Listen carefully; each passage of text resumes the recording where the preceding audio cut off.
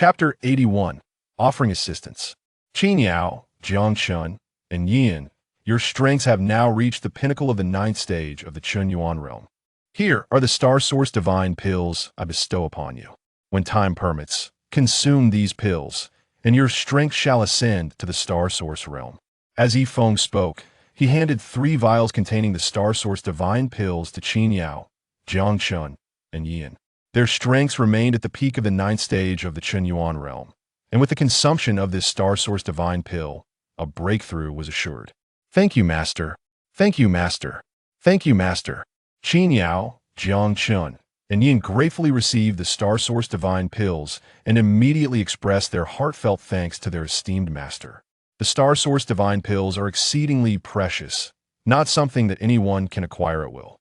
Only their Master could afford such generosity. Others would be reluctant to part with them. In this world where martial prowess is revered, strength is of utmost importance. Remember my words. Before departing, Ye Feng made sure to impart this wisdom. Yes, Master, we shall remember your words, the 5 disciples, including Jian Shun, responded promptly. After delivering his admonition, Ye Feng chose not to linger atop the 10,000 Beasts Peak and departed. It is now time for Ye Feng to elevate his strength to the 5th stage of the Sun and Moon Source realm.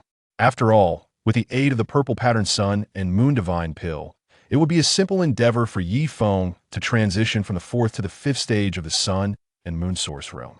Thus, Ye Feng hastened back to his celestial island, focusing his energies on initiating his breakthrough. Now that he had become the domain master of the Sword Domain, unifying the entire realm, surrounded by the domain masters of other regions, he realized that failing to enhance his strength might render the Sword Domain vulnerable to external threats. Atop the 10,000 Beasts Peak, after their master had departed, Jiang Chun spoke, "Esteemed brothers and sisters, I shall enter seclusion to cultivate and strive for a breakthrough to the Star Source realm. I cannot disappoint our master's expectations. Farewell." With that, Jiang Chun left the 10,000 Beasts Peak, returning to his Qianma Peak to commence his seclusion. Brother Jian Shun, Brother Lin Yin, I must return to Phoenix Peak for my seclusion. We shall meet again when I emerge from seclusion, Qin Yao remarked, also departing from the 10,000 Beast Peak. Brother Jian Shun, Brother Lin I, too, shall enter seclusion, Yin declared, proceeding to engage in his seclusion at the 10,000 Beast Peak before his 2 seniors. Lin, let us take our leave as well. To avoid disturbing Yi and seclusion, Jian Shun and Lin voluntarily departed from the 10,000 Beasts Peak. After leaving the 10,000 Beasts Peak, Jian Shun and Lin soared through the skies of the Sword Sect. Lin, I too, must enter seclusion for a while to see if I can achieve a breakthrough. Farewell for now. With that, Jian Shun turned back towards his Qingjian Peak to begin his secluded cultivation. Perhaps I shall also head to Tianhua Peak for seclusion. Observing that his seniors had all entered seclusion, Lin resolved to do the same. Thus, he made his way to his Tianhua Peak. On Tianhua Peak, an elder of the Sword Sect awaited Lin in quiet anticipation. Whoosh! Upon returning to the summit of Tianhua Peak, Lin encountered an elder awaiting his arrival, and he promptly inquired, "Elder, what brings you to seek me?" Lin, I am the elder responsible for the excavation of the Divine Source Mine. At present, the disciples at the Divine Source Mine have encountered some difficulties while mining. The Divine Source Mine below has been encased in ice, making it exceedingly challenging for the disciples to excavate. And as a fire cultivator, you're perfectly suited to resolve this predicament. Thus, I have come to Tianhua Peak to request your assistance. Naturally, such assistance will not go unrewarded. This Qinkuan bag contains 100 million divine sources, along with 10 treasures of the Star Source realm, all of which I now entrust to you as compensation for your help. As the elder responsible for the excavation of the Divine Source Mine spoke, he handed Lin a heavy Qinkuan bag. Lin accepted the weighty Qinkuan bag with a smile, saying, "You are truly too kind, elder. I shall accompany you at once." With that, Lin departed Tianhua Peak alongside the elder, heading towards the Divine Source Mine of the Sword Sect. In the Sword Sect, the Divine Source Mine is renowned for its abundance of divine sources, entirely under the sect's jurisdiction. However, currently, the mine is rendered nearly inaccessible due to its icy entombment. Consequently, The disciples tasked with excavating the divine source mine have ceased their work, quietly awaiting the arrival of the fire cultivator Lin Yin. The ice encasing the divine source mine makes it nearly impossible to excavate. I heard that the elders sought out the sect leader's disciple, Lin Yin, for assistance. As a fire cultivator, he is ideally equipped to address this issue. That would be splendid. The disciples of the divine source mine engaged in fervent discussions about Lin Yin. Just as they were conversing, Lin Yin, accompanied by the elder, arrived at the site. "Look, Brother Lin Yin is here." "Wonderful. Now the icy barriers in the mine can finally be addressed." With Brother Lin Yin present, the ice within the mine will no longer pose a challenge, the excited disciples exclaimed. Although excavating the divine source mine is arduous, the rewards are exceedingly generous, prompting the Sword Sect disciples to eagerly vie for the opportunity to mine. "Lin Yin, please follow me," the elder of the divine source mine beckoned, leading the way. Lin Yin complied and followed closely behind. After a brief journey, Lin Yin entered the depths of the divine source mine. Upon entering the mine, Lin Yin was immediately enveloped by a bone-chilling cold. Shortly thereafter, he arrived before the ice-encased divine source, or the divine source, or was entirely frozen. Due to this encasement, what was once easily excavated had become extraordinarily hard, rendering it virtually impossible for the Sword Sect disciples to extract even a fragment. Hence, the elder responsible for the excavation had sought Lin Yin's assistance. "Lin Yin, these divine source ores are typically quite easy to mine when not encased in ice, but now, due to the freezing, they are exceedingly difficult to excavate. I must ask you to help thaw these ice-encased divine source ores," the elder implored Lin Yin. "Rest assured, elder, with my presence, this issue will be resolved," Lin Yin confidently assured him.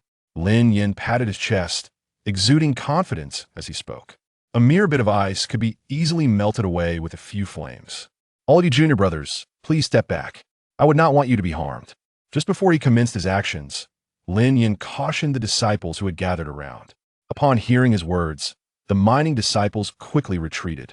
Once he confirmed that the junior disciples had distanced themselves, Lin Yin unleashed the 5 terrifying flames from within him. Chapter 82, The Golden Emperor's Coffin, the Rebirth of the Ancient Emperor, Ye Feng. Within the depths of the divine source mountain mine, 5 distinct flames erupted from Lin Yin's body, causing the temperature of the entire mine to soar precipitously. These 5 flames were the Earth Flame, Beast Fire, Thunder Flame, 9 Profound Ice Flame, and the Ancient Inferno of the Earth's core. The flames blazed fiercely, melting the frost that had sealed the divine source mountain mine. Under the relentless onslaught of these formidable flames, the icy prison encasing the mine was swiftly obliterated. The sound of rushing water echoed as the melted frost cascaded away. What a marvel! The frost is rapidly dissolving. Senior brother Lin Yin is truly formidable. Fire cultivators are indeed powerful. Yes, the challenges we found insurmountable have been effortlessly resolved by senior brother Lin Yin. Once the frost has melted, we shall resume our mining endeavors. Witnessing the frost's swift dissolution, the disciples of the divine source mountain mine erupted in joyous exclamations. Indeed, we chose the right person. The elder in charge of the mine from the Sword Sect stroked his beard with satisfaction, murmuring his approval. Lin Yin, driven by the promise of reward, fervently wielded the 5 flames, continuously directing their searing heat toward the icy barrier of the divine source mountain mine. Under Lin Yin's fervent incineration, the frost that had sealed the mine was completely consumed. The terrifying temperature of Lin Yin's flames evaporated the melted water, transforming it into swirling vapor that dissipated throughout the mine's interior. Mission accomplished. After dissolving the frost, Lin Yin retracted the 5 flames back into his body. "Elder, I have resolved your issue." Lin Yin approached the elder and spoke. "Lin Yin, I cannot thank you enough. Without your assistance, our progress in excavating the divine source mountain mine would have been exceedingly slow." The elder expressed his gratitude, grasping Lin Yin's hands. Simultaneously, as the frost was incinerated, the mining disciples resumed their work with renewed vigor. Sounds of excavation resonated throughout the mine. "You are too kind, elder. I merely fulfilled my duty in exchange for compensation." Lin Yin replied with a smile. "Once again, I am immensely grateful." The elder continued to hold Lin Yin's hands in appreciation. At that moment, a disciple excavating the mine suddenly exclaimed, "Good heavens! There's a golden coffin here. Come quickly and see. It's a golden coffin. My word. It truly is a golden coffin." The disciples, abandoning their tasks, rushed to behold the magnificent sight. Lin Yin and the elder, upon hearing the commotion, hastened to the scene. Indeed, a golden coffin adorned with intricate carvings of true dragons and phoenixes lay serenely within the mine. Quickly, let us unearth this golden coffin from the divine source mountain mine, Lin Yin ordered decisively. At first glance, Lin Yin sensed that this coffin was no ordinary resting place. It was the Golden Emperor's coffin. The individual who could repose within it was undoubtedly exceptional. Thus, Lin Yin promptly commanded its excavation. As you command, the disciples responded, swiftly taking up their tools to begin the extraction of the Golden Emperor's coffin. After a considerable effort, the Golden Emperor's coffin was finally unearthed, resting before Lin Yin. He gently opened the coffin, eager to discover who lay within. As all eyes were fixed upon him, Lin Yin unveiled the Golden Emperor's coffin. Instantly, the scene within was revealed to him. A young boy, seemingly around 15 or 16 years of age, lay quietly within. His complexion was rosy, as if he had merely fallen into a gentle slumber, exuding an aura of ancient vitality. This boy was none other than Ye Feng, the reincarnation of an ancient emperor, who had slumbered within the Golden Emperor's coffin for 1,000,000 years, from a time long past until now. Had it not been for Lin Yan's efforts to dissolve the frost of the divine source mountain mine, he might have remained in eternal slumber. This boy is even younger than I am, Lin Yan remarked upon realizing that Ye Feng was younger than himself. The gravity of the situation compelled him to inform his master. Lin Yin resolved to report this matter to his master without delay. This matter must not be disclosed to anyone. Remember, before departing, Lin Yin admonished the gathered disciples. Yes, rest assured, senior brother Lin Yin, we will not divulge this information. The disciples pledged earnestly. That is for the best. Lin Yin nodded in satisfaction and gently closed the lid of the Golden Emperor's coffin. He then cradled the coffin and swiftly departed from the divine source mountain mine. This coffin and its occupant must be presented to his master. With that, Lin Yin left the divine source mountain mine. Meanwhile, on the Sword Sect's celestial island, Ye Feng, having consumed the purple veined sun and moon divine pill, had ascended from the 4th stage to the 5th stage of the sun and moon source realm. This is the power of the 5th stage of the sun and moon source realm. Should I encounter the poison domain's poison king again, I am confident I can take his head within 3 moves. Ye Feng mused, feeling the fluctuations of his newfound strength. Just as he spoke, a familiar figure rushed towards him. It was his disciple, Lin Yin. At that moment, Lin Yin approached, carrying the Golden Emperor's coffin upon his shoulder. Making his way to the celestial island. With a resounding thud, Lin Yin landed heavily on the island, coming before his master and proclaiming, "Master, behold this Golden Emperor's coffin." Upon hearing this, Ye Feng's gaze swept over the coffin. He noted the intricate carvings of true dragons and phoenixes that adorned its surface. Recognizing that the individual within must undoubtedly be a figure of immense ancient power. Lin Yin, from whence did you acquire this Golden Emperor's coffin? Ye Feng inquired. Turning to his disciple, Master, initially I intended to return to the Fire Peak to cultivate and enhance my strength. However, I was approached by an elder from the Divine Source Mountain Mine who sought my assistance. While aiding them, I discovered this Golden Emperor's coffin being unearthed. I even opened it, revealing a boy within who appears to be a year or 2 younger than myself. Lin Yin recounted the origins of the coffin and how he came upon it. Chapter 83, Ye Feng becomes a disciple. Upon hearing Lin Yin recount the origins of the Golden Emperor's coffin, particularly the revelation of the youthful occupant inside, Ye Feng swiftly and expertly opened the coffin. As the lid was removed, the figure of the boy appeared before Ye Feng. Clad in ancient robes, the boy's eyes were tightly shut as he lay within the coffin. Ye Feng then proceeded to examine the boy closely. Ye Feng, identity, reincarnation of an ancient emperor. Physique, reincarnation saint body. This body allows its possessor to continuously reincarnate. And those who possess this body do not need to cultivate. Their past life's powers will be restored periodically. Most importantly, the individual can summon the power of their ancient emperor self in times of dire need. Companion divine weapon, Golden Emperor coffin. Previous identity, an ancient emperor from a bygone era, who once ruled over the ancient world. Upon further investigation, Ye Feng came to understand the true identity of Ye Feng. The youth lying in the coffin before him was named Ye Feng. He was an ancient emperor from a distant age, who once dominated the ancient world. And he possessed the reincarnation saint body, which enables him to regain his past strength without cultivation. Moreover, the golden coffin in which Ye Feng lay was also his companion imperial weapon, the Golden Emperor coffin. This perfectly aligned with Ye Feng's desire to take on a disciple. Master, do you have a way to awaken him? At that moment, the disciple Lin Yin inquired of his master. I do not. Ye Feng shook his head and replied. Ye Feng had been in a deep slumber for over 100 years, having slept since the ancient era. If Ye Feng were to forcefully awaken him, It might lead to unforeseen consequences. Thus, he refrained from taking such action and instead inquired of the system for a method to awaken Gu Feng. System, do you know how to awaken him? Ye Feng asked his system. It is quite simple. The host only needs to enter Gu Feng's subconscious. Within the subconscious, you can awaken him. The system explained the method for awakening Gu Feng. Armed with this knowledge, Ye Feng turned to his disciple Lin Yan and said, Lin Yan, I must enter his subconscious. During this time, you shall protect me and ensure that no one approaches. Rest assured, Master. With me here, no one shall dare come near you. Lin Yan promptly assured. Following this, Lin Yan unleashed the 5 flames within him, forming an immense fiery barrier to envelop his master, shielding him from any external disturbances. Seeing this, Ye Feng's spirit entered Gu Feng's subconscious, awakening the ancient emperor who had slumbered for 1,000,000 years. Within Gu Feng's subconscious, Ye Feng traversed through a realm of nebulous chaos, where mist swirled ethereally. Amidst this chaos, a young man floated quietly, still in slumber. He was the ancient emperor Gu Feng. Ye Feng approached Gu Feng and spoke. Gu Feng, you have slept for 1,000,000 years. It is time for you to awaken from this slumber. Awakened from his deep subconscious sleep, Gu Feng slowly opened his ancient eyes, imbued with an aura of antiquity. Where's this? He asked, gazing at the surrounding chaos. This is your subconscious. You have been in slumber since ancient times. Over 1,000,000 years have passed. And now it is time for you to awaken. Ye Feng's voice resonated in his ears. Upon hearing this, Gu Feng, who had been dormant for over 1,000,000 years, gradually awakened from his subconscious.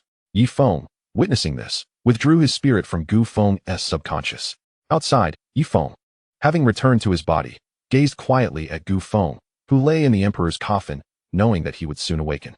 As Lin Yan observed his master's spirit return, he dispelled the fiery barrier and approached the emperor's coffin, looking at Gu Feng within.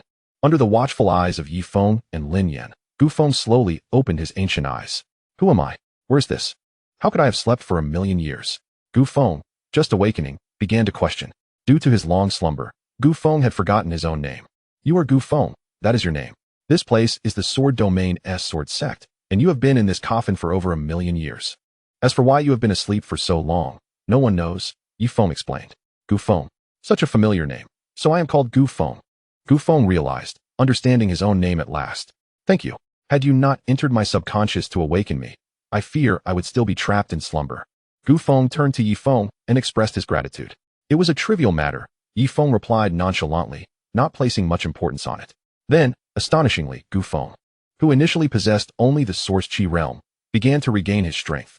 His power surged from the Source Qi realm to the Celestial Source realm, then from the Celestial Source realm to the Stellar Source realm, ultimately reaching the first tier of the Stellar Source realm. Remarkably, this restoration occurred without any cultivation. It was the automatic recovery of his reincarnation saint body. Such was the formidable nature of the reincarnation saint body, allowing for automatic restoration of strength after intervals. This feature was unparalleled by any other physique.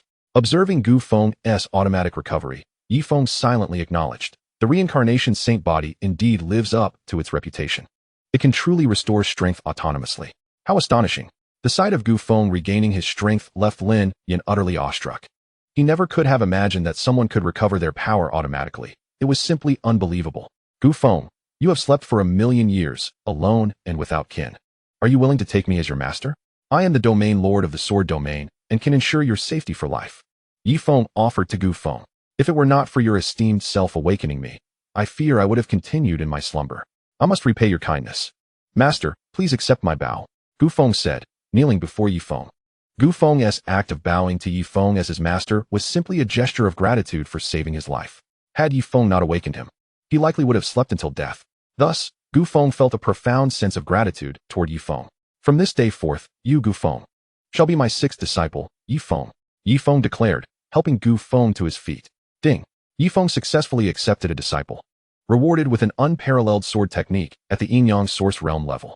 With the successful acceptance of a disciple, Ye Feng received a formidable sword technique as a reward, capable of slaying opponents of equal strength when unleashed. Ye Feng stored this supreme sword technique and introduced Lin Yan to Gu Feng. Gu Feng, this is your second senior brother, Lin Yan. In the future, should you encounter any difficulties, feel free to seek assistance from your second senior brother. Greetings, senior brother Lin Yan. Gu Feng clasped his fists in greeting. Little brother Gu Feng, I will look out for you from now on. If you need anything, do not hesitate to seek me out, Lin Yan said warmly, patting Gu Feng on the shoulder. Thank you, senior brother Lin Yan. In a moment, Gu Feng expressed his gratitude. By the way, junior brother Gu Feng, I shall now take you to meet your other senior brothers and sisters, Lin Yan said, turning to bid farewell to their master, Ye Feng. Master, I will take junior brother Gu Feng to meet brother Jianshun and the others. Lin Yan addressed his master respectfully. Go ahead. Ye Feng permitted with a nod. Thus, with their master's consent, Lin Yan led junior brother Gu Feng away. As they departed from the immortal island, Gu Feng bore the Golden Emperor's coffin upon his back. The sight of Gu Feng trudging along with the coffin was rather amusing from a distance. Observing the departure of his disciples, Ye Feng settled into a meditative state to comprehend the supreme sword technique of the yin-yang source realm. Once mastered, he would be capable of effortlessly slaying opponents of the same rank with a single sword strike. At the Sword Sect's void, brother Lin Yan, how many senior brothers and sisters do I have? Gu Feng inquired, still carrying the Golden Emperor's coffin. You have 4 senior brothers, the eldest, Jianshun, the second myself, the fourth, Jiangshun, and the fifth, Yi. And additionally, there is a beautiful senior sister, Xianxiao. You will understand when you meet her. Lin Yan explained to his 6th junior brother, Gu Feng. Surprised by the revelation of his many senior siblings, Gu Feng felt a surge of anticipation. After slumbering for over 1,000,000 years, the existence of such a familial bond brought him immense joy. Then, brother Lin Yan, which senior brother shall we visit first? Gu Feng asked. Let us first go to Qingjian Peak to see brother Jianshun and ascertain whether he has made any breakthroughs, Lin Yan replied. As Lin Yan and Gu Feng approached Qingjian Peak, Lin Yan suddenly sensed the eruption of a fierce battle. What is happening? He murmured, his eyes narrowing in concern as he perceived the tumultuous energy emanating from the peak. Subsequently, Lin Yan hastened toward Jianshun's Qingjian Peak with his 6th junior brother, Gu Feng. At that moment, Jianshun, Ye Feng's eldest disciple, appeared to have succumbed to madness, enveloped in a frenzied state.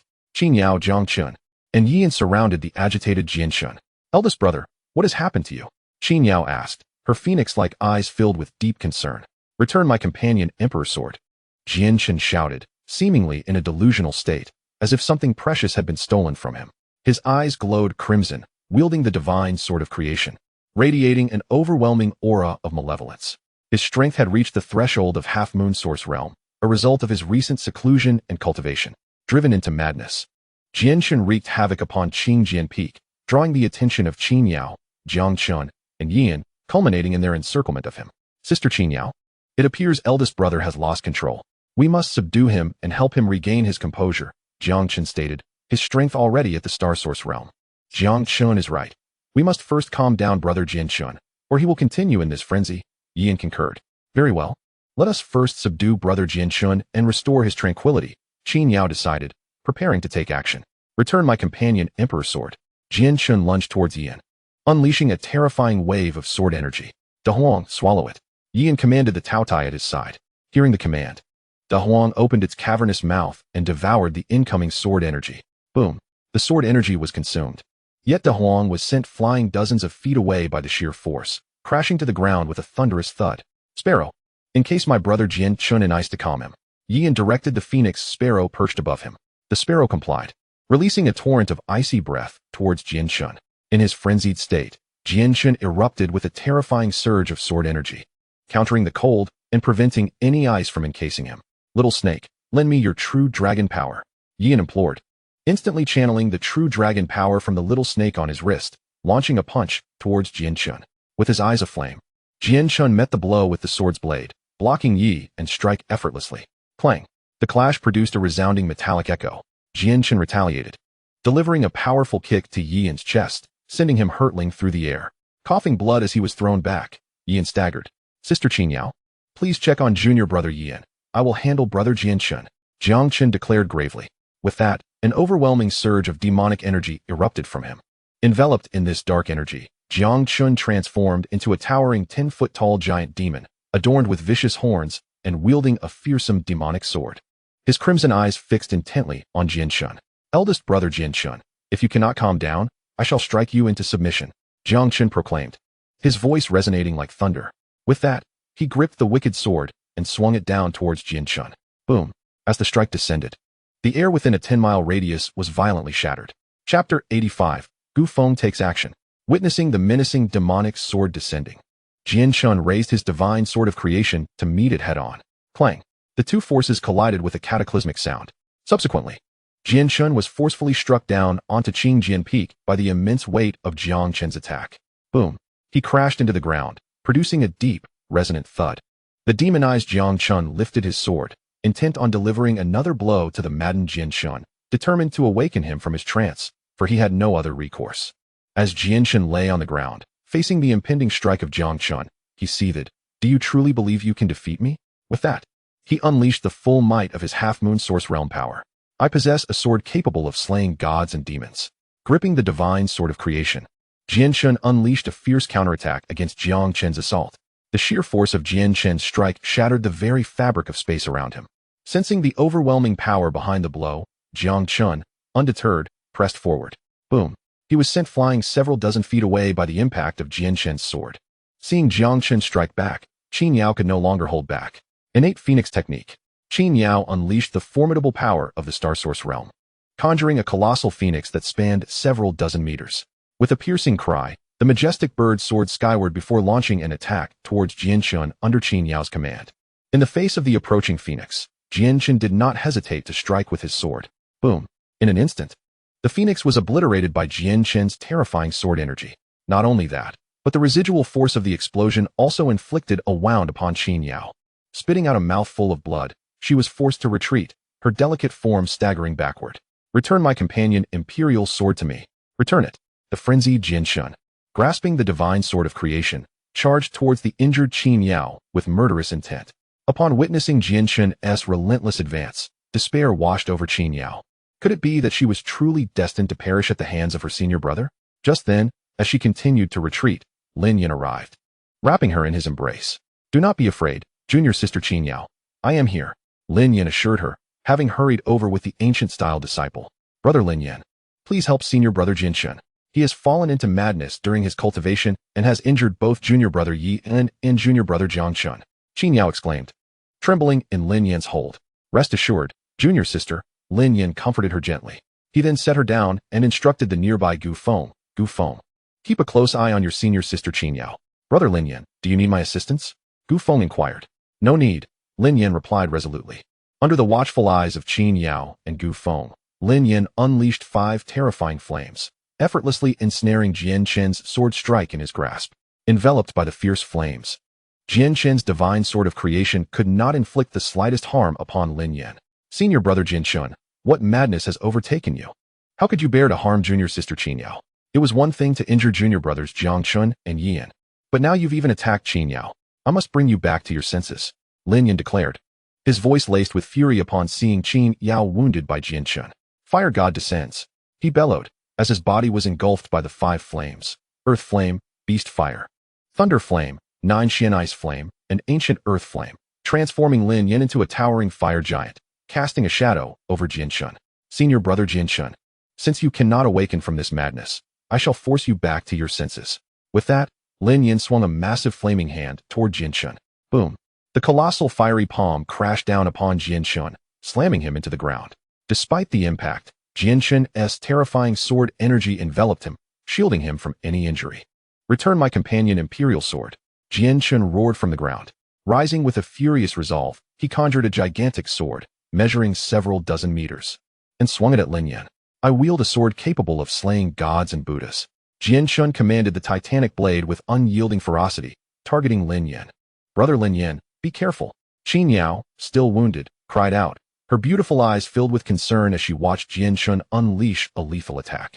"Do not worry, junior sister Qin Yao. Senior brother Jianshun cannot harm me," Lin Yan replied confidently. He then formed a massive fire shield to counter Jianshun's strike. Boom.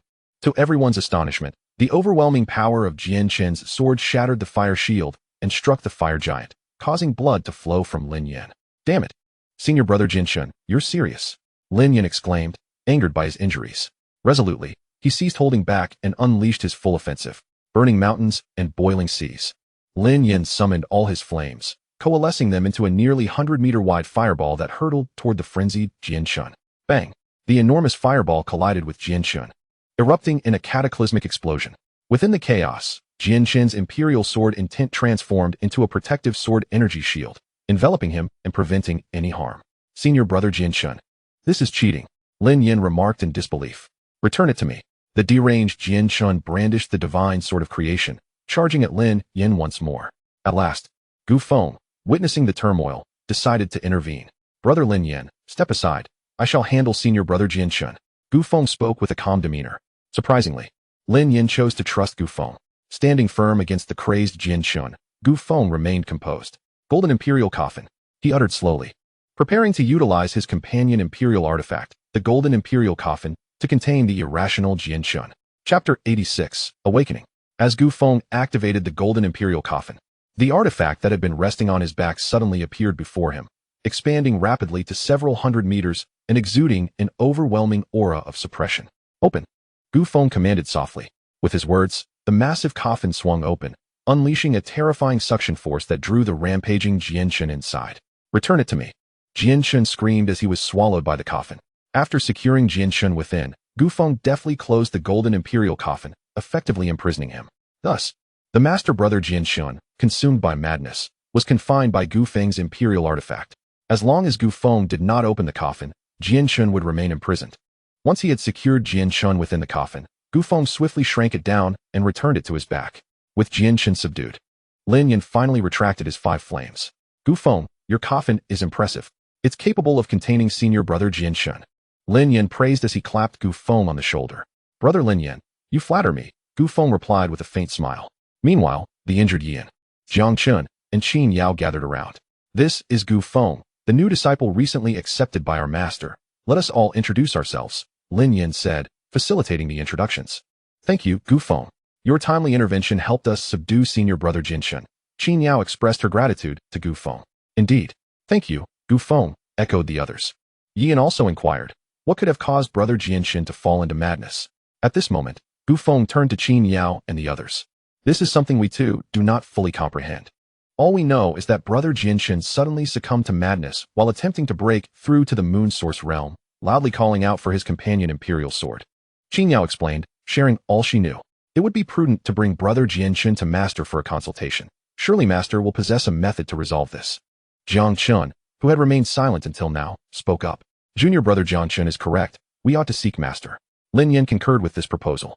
Subsequently, Lin Yin and the others departed from Qingjian Peak, setting off towards the abode of their master, Ye Feng, on the celestial island where the sect leader resided. Ye Feng had just comprehended the supreme sword technique, a skill of immeasurable power capable of slaying opponents of equal rank in an instant. Whoosh, whoosh, whoosh. Lin Yin and the others swiftly arrived at the celestial island from Qingjian Peak. We pay our respects to Master. We pay our respects to Master. We pay our respects to Master. The 5 of them exclaimed upon arrival. Lin Yin, Qin Yao, Jiangchun, Yin, what has happened to you all? You are all injured. Ye Feng, observing the wounds on Lin Yin and the others, save for Gu Feng, immediately inquired as their master. Master, brother Jianshun fell into madness while cultivating atop Qingjian Peak for reasons unknown, repeatedly shouting for his companion Imperial Sword. We attempted to intervene, but we were all injured by brother Jianshun. Even Lin Yin, who arrived later, was injured, but fortunately, junior brother Gu Feng intervened and utilized the Golden Emperor coffin to confine the out-of-control brother Jianshun. Qin Yao recounted all that had transpired to her master. Hearing this, a wave of emotion washed over Ye Feng as he turned to his disciple Gu Feng. Gu Feng, please open the Golden Emperor coffin and allow me to see your brother Jianshun. Yes, master. Gu Feng obediently complied and promptly released brother Jianshun from the confines of the Golden Emperor coffin. Return my companion Imperial Sword to me. The moment the mad brother Jianshun was freed, he howled skyward in fury, swinging the evolution divine sword towards Gu Feng. Witnessing this, Ye Feng's mind stirred, and he forcibly restrained Jianshun. Bound and unable to move an inch, Jianshun was subsequently presented with a consciousness-reviving pill by Ye Feng, a remedy specifically designed to treat various forms of madness. Not long after ingesting the pill, Jianshun's bloodshot eyes finally regained clarity. Once he regained his senses, Jianshun immediately turned to Lin Yin and the others, offering his apologies. Junior brother Lin Yin, junior sister Qin Yao, junior brother Jiangchun, junior brother Yin. I sincerely apologize for my behavior. I truly could not control myself. Jianshun expressed his remorse, burdened with guilt for his previous loss of reason. Brother Jianshun, there is no need for such self-reproach. None of us hold anything against you. Lin Yin and the others reassured him. In their eyes, there was no trace of blame, for they understood that he had been engulfed in madness.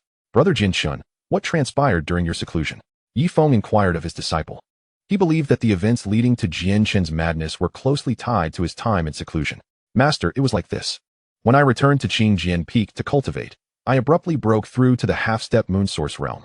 Just as I was about to advance to the first level of the moon source realm, a sword I was deeply familiar with appeared in my mind. I felt as though I had possessed it before, and a voice in my mind kept insisting that it was my companion imperial sword.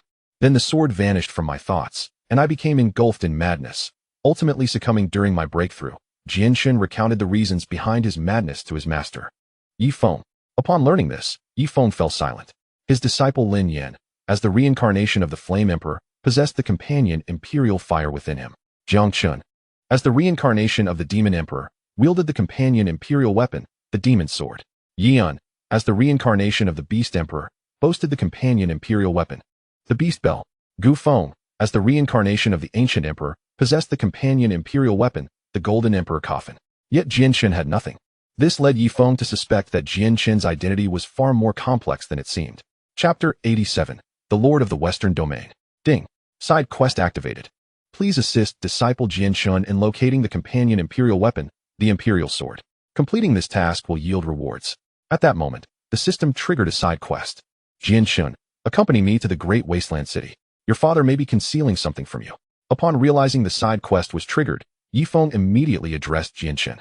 Hearing his master suggest that his father might be hiding something, Jianshen's heart was filled with mixed emotions. Could it be that his father truly had secrets to keep from him? You all take care of your injuries. I will take brother Jianshen out for a while. After instructing his disciples, Ye Feng departed from the Sword Sect with Jianshen. Ye Feng surmised that Jianshen's lack of a companion imperial weapon might be due to his father, Jianxiao, concealing something. As for what exactly was being hidden, Ye Feng knew he would have to inquire directly with Jianshen's father to uncover the truth. Sword Domain. Great Wasteland City. Jian family. Arriving at the main hall of the Jian family after leaving the Sword Sect, Ye Feng was met with respect. I pay my respects to the sect leader of the Sword Sect. Jianxiao, the patriarch of the Jian family, immediately knelt before Ye Feng with deep reverence. Patriarch Jianxiao, you must still be concealing something regarding Jianshen's true identity, Ye Feng stated directly. Feigning ignorance, Jianxiao replied, Sect leader. I do not understand your meaning. Patriarch Jianxiao, where is Jianshen's companion imperial sword? Ye Feng pressed, bringing up Jianshen's companion imperial sword. As the reincarnation of the Sword Emperor, Jianshen must possess it. It had simply fallen into another's hands. As his master, it was Ye Feng's duty to help him reclaim it. Upon hearing the phrase companion imperial sword, Jianxiao's expression shifted. Realizing he could no longer keep hidden the matter he had desperately tried to conceal. Father, what are you truly hiding from me? Jianshen immediately inquired of his father. Jianxiao. Sighing deeply, Jianxiao lamented, I had hoped to keep this matter hidden for a lifetime. In truth, many years ago, I was not without cultivation. I possessed the strength of the first level of the Sun and Moon Source realm. Back then, I traveled through the myriad realms, honing my skills. At last, I found myself amidst a mist-laden forest, where I encountered your mother, who claimed to be lost and had twisted her ankle. Consequently, I carried her upon my back, guiding her out of the foggy woods. At that moment, I was unaware of her true identity as a goddess from the divine realm. Upon our emergence from the misty forest, your mother became quite attached to me, and I fell deeply in love with her. Thus, together we brought forth you into this world. On the day of your birth, a rain of swords descended from the heavens, countless blades swirling around you to serve as your guardians. Furthermore, on that very day, an imperial sword, infused with the essence of majesty, manifested alongside you. Your mother, being well versed in the ways of the world, proclaimed that you were the reincarnation of the ancient Sword Emperor, destined for an extraordinary life. Initially, I was elated. However, fate had other plans, as individuals from the divine realm soon arrived to take your mother away. In her desire not to burden us, she had no choice but to depart. Later, as I prepared to return to the great wilderness city with you, intending to wait until you grew strong enough to rescue your mother, unforeseen circumstances arose. Your imperial sword was discovered by the Lord of the Western region. A fierce battle ensued between me and the Lord of the Western region, culminating in my defeat and grievous injuries. In desperation, I was compelled to relinquish your imperial sword and flee with you. The aftermath of our clash left my meridians shattered, rendering me incapable of further cultivation. Thus, I now find myself as an ordinary clan leader, with your imperial sword seized by the Lord of the Western region. Jianshen, all of this is due to my inadequacy. I failed to protect your imperial sword, and I could not safeguard your mother either. I am but a wretch. As I recounted these events, Jianxiao's face was etched with remorse. Had I not been vanquished by the Lord of the Western region, had I not been so grievously wounded, I would not have lost your imperial sword. Each time I reflect on this matter, an overwhelming sense of guilt consumes me.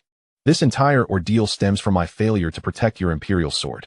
Father, I bear you no blame, Jinshin promptly replied. Through Jinxiao's narrative, Ye Feng came to understand that his disciple Jinshin's imperial sword had indeed been taken by the Lord of the Western region. In light of this, as Jinshin's master, it is imperative that I reclaim the imperial sword. Should the Lord of the Western region refuse to yield it, I would not hesitate to annihilate the Western region. The Western region is merely a small territory, its expanse less than half that of the sword domain. Jinshin, accompany your master to the Western region. I shall assist you in reclaiming your imperial sword, Ye Feng declared. Thank you, master. Jinshin expressed his heartfelt gratitude. With his master by his side, Jinshin believed they would undoubtedly retrieve his imperial sword from the Lord of the Western region. Subsequently, Ye Feng led his disciple Jinshin to the neighboring Western region. The Western region is governed by its lord, a formidable swordsman whose prowess has attained the terrifying 4th tier of the Sun and Moon Source realm. Moreover, this lord possesses an extraordinarily fearsome sword. It is said that he once vanquished a formidable adversary of the 5th tier, surpassing his own strength. Since then, no one has dared to provoke the Lord of the Western region. This knowledge has instilled fear across various territories, for they are aware of the terrifying might of his sword. Surrounding the Lord's abode, countless guards stand vigilant to prevent any intruders from breaching the sacred grounds. At that moment, Ye Feng, having arrived from the sword domain with his disciple Jinshin, approached the outer perimeter of the Western region's sacred grounds. The guards stationed there immediately became alert. Who dares to intrude upon the Lord's domain? They demanded. In response, Ye Feng snapped his fingers, unleashing a terrifying force from the Sun and Moon Source realm that crushed the disrespectful guards. Boom, boom, boom. The guards were obliterated, transforming into a mist of blood that scattered into the void. Sword Domain Lord, what do you mean by slaying my guards? The furious Lord of the Western region bellowed from within the sacred grounds. The incursion by the Sword Domain Lord was a blatant affront to his authority, an insult he could not endure. Your guards deserve their fate, just as you do. I now offer you a chance at survival. Surrender my disciple's imperial sword, and perhaps I shall spare your life, Ye Feng declared, addressing the newly appeared Lord of the Western region. Though the Lord's strength reached the 4th tier of the Sun and Moon Source realm, and he wielded Jinshin's imperial sword, Ye Feng regarded him with disdain. With his current power, Ye Feng was capable of slaying the Lord of the Western region with a single stroke. Oh, so the infant who bore the imperial sword is your disciple. Upon hearing Ye Feng's words, the Lord of the Western region finally took notice of Jinshin and spoke. Years ago, when passing through, he had seized Jinshin's extraordinary imperial sword, claiming it for himself and retaining possession of it ever since. I owe my possession of this imperial sword to your disciple. Without his birth, it would not have come into my grasp, the Lord of the Western region boasted, brandishing the imperial sword in triumph. I owe my acquisition of this sword to you. He taunted Jinshin with an air of arrogance, just as he flaunted his prize. The imperial sword in his grasp suddenly trembled violently. In an instant, it broke free from his hold, soaring towards Jinshin with a swift whoosh.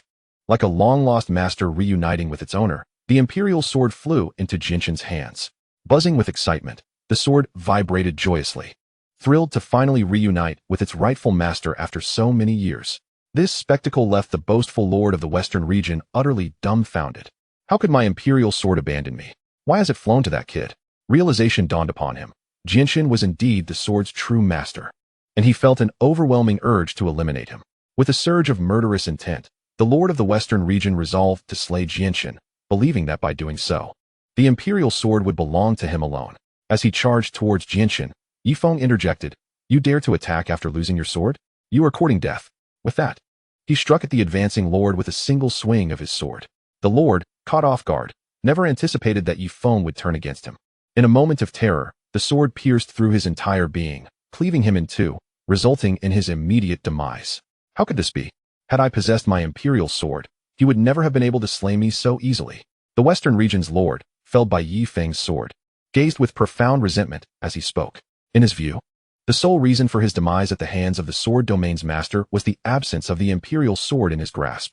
Had he possessed the imperial sword, he was certain he would not have suffered such a dismal fate. Ding. The host has completed a side quest, assisting his disciple in reclaiming his accompanying imperial sword. Reward: the divine ability 1 Qi, transforming 3 clears. This ability, once activated, allows the user to manifest 2 clones of themselves. Upon completing the side quest, Ye Feng also received a divine reward.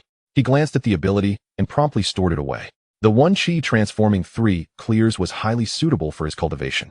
Once he returned to the sword domain's Sword Sect, he was determined to master it. With the accompanying imperial sword in hand, Xianxian experienced a meteoric rise in strength, ascending from the realm of half-step moon source to the first level of moon source. Ding! The host's disciple has advanced in cultivation, rewarding the host with a 9 transformation Xian pill. As Xianxian reached the moon source realm, Ye Feng instantaneously received his reward. Thank you, Master, for bringing me to the western region and helping me reclaim my accompanying imperial sword. Xianxian expressed his gratitude towards his esteemed mentor. Were it not for his master, he feared he would never have regained his imperial sword. Concurrently, Xianxian silently vowed to diligently cultivate and grow stronger, aspiring to ascend to the divine realm and rescue his mother, reuniting with her. Xianxian, you are the reincarnation of the Sword Emperor and possess the rarest imperial sword bone in the world. If you continue at this pace, you shall undoubtedly reach the Emperor realm within a millennium. By then, rescuing your mother will be well within your grasp. Ye Feng encouraged his disciple. Rest assured, Master, I will cultivate diligently. One day, I will bring my mother back from the divine realm. No one shall stand in the way of our reunion. Xianxian declared. Now that you have secured your accompanying imperial sword, there is little reason to linger in the western region. We should take our leave. With that, Ye Feng led his disciple Xianxian away from the western region. With the loss of its lord, the western region quickly descended into chaos. A headless dragon as various factions vied for dominance, resulting in a fierce struggle among the powers of the western region. In the sword domain, at the Sword Sect, Brother Lin Yan, has your chest injury healed? Inquired his younger disciple Ye Feng, who was shouldering his accompanying imperial artifact, the golden imperial coffin. While Lin Yan was in the midst of recovery. It's nearly healed, Lin Yan replied. The injury on Lin Yan's chest had been inflicted by Xianxian during a moment of madness.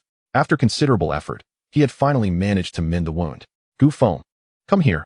I have something to discuss with you. Lin Yan beckoned his younger disciple, who promptly approached him. Brother Lin Yan, did you summon me for something? Ye Feng asked, scratching his head in confusion. Does your accompanying imperial artifact, the golden imperial coffin, possess the ability to traverse space? For instance, can it transport you from the Sword Sect to the Fire Domain's worship of Fire Sect? Lin Yan inquired of his earnest younger disciple. He had recently learned that the worship of Fire Sect housed the 9 heavens fire. If he could stealthily steal and refine this fire, his power would significantly increase. Thus, Lin Yan aimed to utilize his younger disciple Ye Feng's golden imperial coffin to infiltrate the worship of Fire Sect and seize the 9 heavens fire. Yes, however, it is quite taxing on one's source energy, Ye Feng promptly responded. That's splendid news, Lin Yan exclaimed. His spirits lifted upon hearing that his younger disciple's golden imperial coffin could indeed traverse space.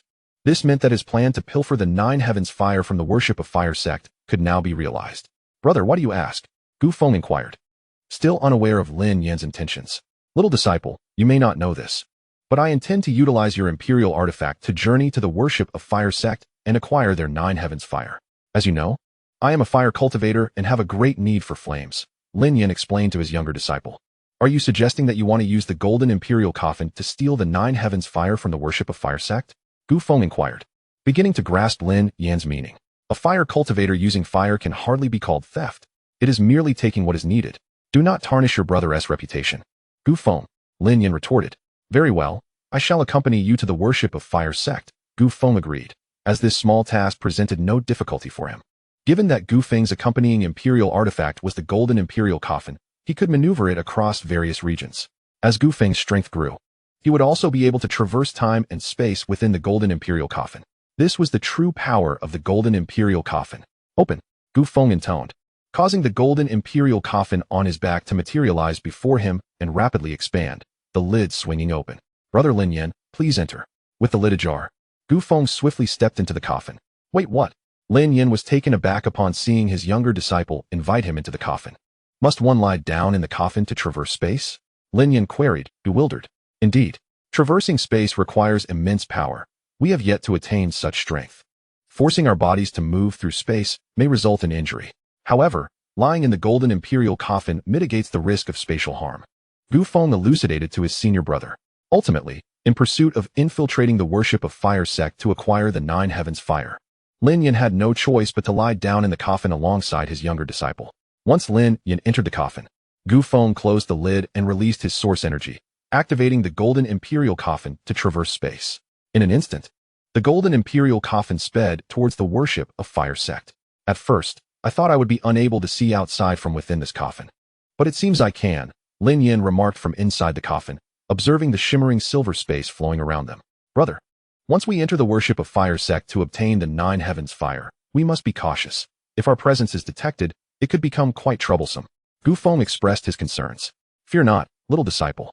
I have prepared for this, Lin Yin asserted, producing 2 concealment pills. These will suppress our auras. As long as we do not reveal ourselves, the people of the worship of Fire Sect will not notice our presence.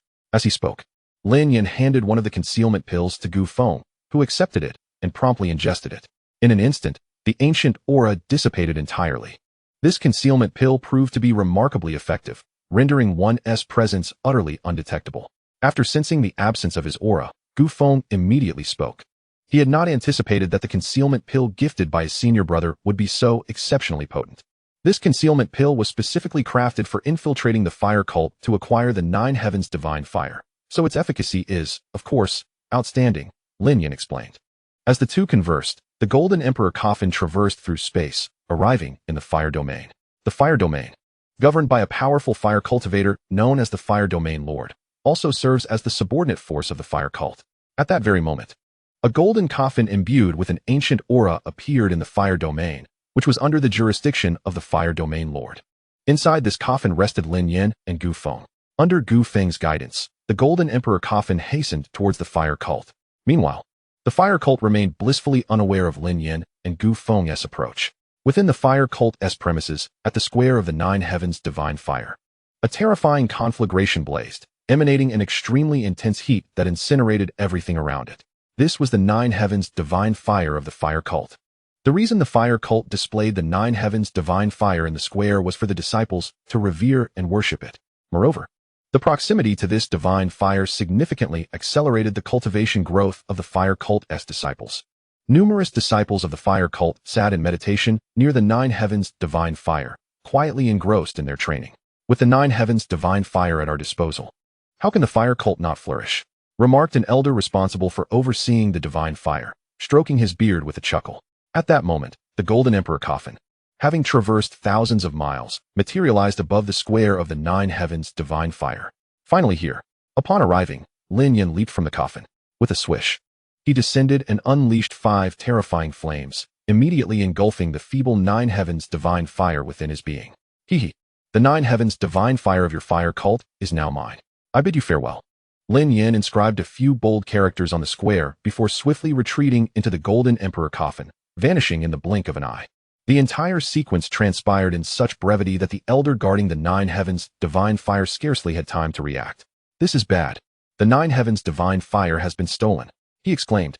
As soon as the words left his lips, the sect leader and ancestors of the fire cult appeared, relentlessly pursuing the Golden Emperor coffin.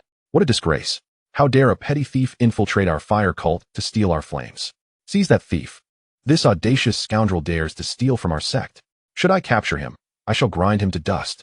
The elders of the fire cult raged, channeling their energy in pursuit. Never before had anyone dared to steal flames from the fire cult. Lin Yin was undoubtedly the first. Chapter 90, Refining the 9 Heavens Divine Fire, breaking through to the first level of the Moon Origin Realm. Inside the Golden Emperor coffin, Lin Yin, noticing the relentless pursuit of the fire cult's ancestors, turned to his junior disciple Gu Feng. Gu Feng, do you think they will catch up to us? Lin Yin inquired. Rest assured, senior brother, they will certainly not catch us. My Golden Emperor coffin is an innate imperial artifact, Gu Feng replied confidently. After all, the Golden Emperor coffin was an innate imperial weapon. As long as he did not halt, the ancestors of the fire cult would never catch up. Then I shall refine the 9 heavens divine fire at once, Lin Yin declared, settling into a meditative posture within the Golden Emperor coffin. He began to manipulate the 5 flames: Earth Flame, Beast Fire, Thunder Flame, 9 Profound Ice Flame, and Earth Core Ancient Flame, to devour and refine the 9 heavens divine fire. As these 5 flames relentlessly refined the 9 heavens divine fire, the initially obstinate fire ultimately succumbed to their power. Thus, the 9 heavens divine fire was successfully refined by Lin Yin. With the successful refinement, Lin Yan's strength surged, breaking through to the first level of the Moon Origin Realm. What a delight, Lin Yin exclaimed, opening his eyes wide in exhilaration. Goodness, the elders of the fire cult are quite stubborn. It's merely their 9 heavens divine fire I took. Must they pursue us all the way from the fire domain to the sword domain? Lin Yin remarked as he observed the relentless pursuit from the fire cult's ancestors behind him. Currently, the Golden Emperor coffin had reached the sword domain, while the pursuing ancestors of the fire cult continued to hastily channel their energies, showing no signs of letting up. Behind the Golden Emperor coffin, the pursuers, upon realizing that the nine heavens' divine fire had been refined by Lin Yin, erupted in fury. This little thief is too brazen. How dare he escape while refining our nine heavens' divine fire? They fumed. That scoundrel must be captured at all costs. Otherwise, my heart will not rest easy. The three elders, each at the first level of the sun and moon origin realm, expressed their ire.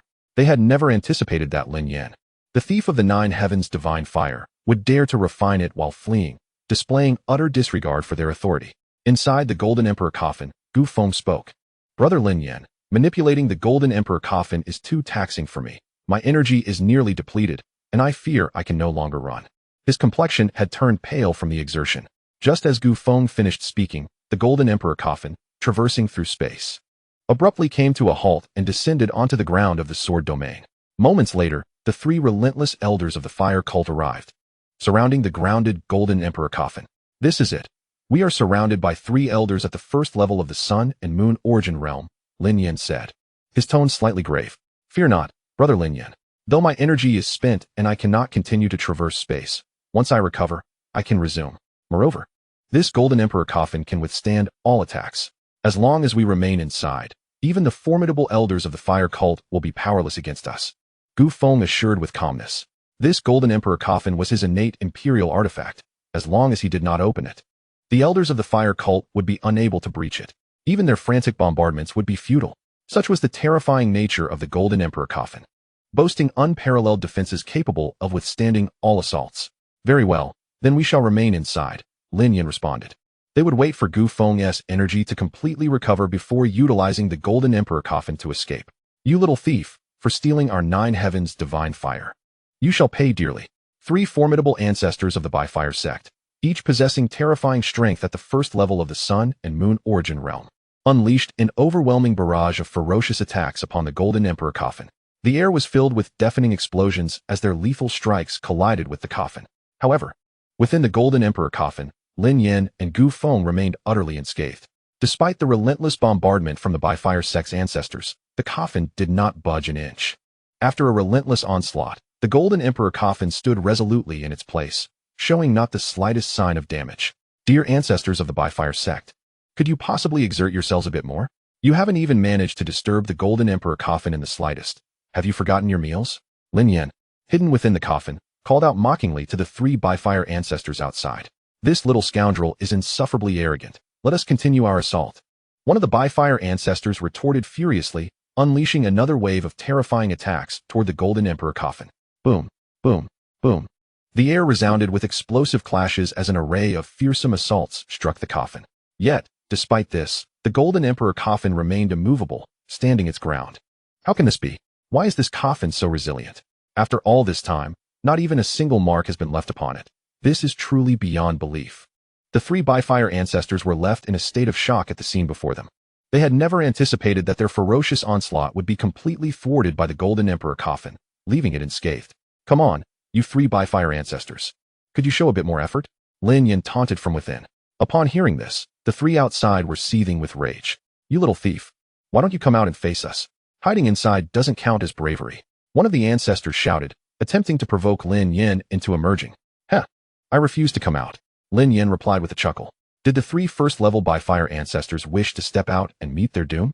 Upon hearing his words, the three ancestors were incensed once more, unleashing yet another series of terrifying strikes against the Golden Emperor coffin. Just as the Bi-Fire ancestors intensified their assault, Ye Feng, having returned from the western regions, suddenly sensed the presence of Lin Yin and the others. Why is Lin Yan's aura fluctuating here? Ye Feng pondered, filled with curiosity. He then urged his eldest disciple, Jin Shun, to follow him forward and discover what had transpired. Chapter 91. The Domain Lord of the Fire Domain. Lin Yin, hiding within the Golden Emperor coffin, instantly sensed the aura of his master, Ye Feng. It's the Master's aura. Wonderful. We are saved. Lin Yin exclaimed with excitement from within the coffin. At the same time, his junior disciple, Gu Feng, had similarly regained his strength. Brother Lin Yin, my energy has been restored. I can now control the Golden Emperor coffin to escape, Ye Feng informed his senior brother. Escape? The ones who should be fleeing are not us, but them, Lin Yin replied with a smile. Hearing this, Ye Feng scratched his head in confusion, wondering if his senior brother had devised a way to deal with the Bi-Fire Sect's ancestors. Just then, a familiar voice echoed throughout the realm. You Bi-Fire Sect have such audacity to come to the sword domain and harm my disciple. The voice belonged to their master, Ye Feng. Upon hearing his master's voice, Ye Feng promptly opened the lid of the Golden Emperor coffin, revealing his master alongside his senior brother Jianshun standing before the coffin. We pay our respects to the master. Both Lin Yin and Ye Feng exclaimed in unison. Are you two unharmed? Ye Feng inquired, looking at Lin Yin and Ye Feng. Rest assured, master, we are fine. With the protection of this coffin, they cannot harm us, Ye Feng assured him, learning that his disciples were safe.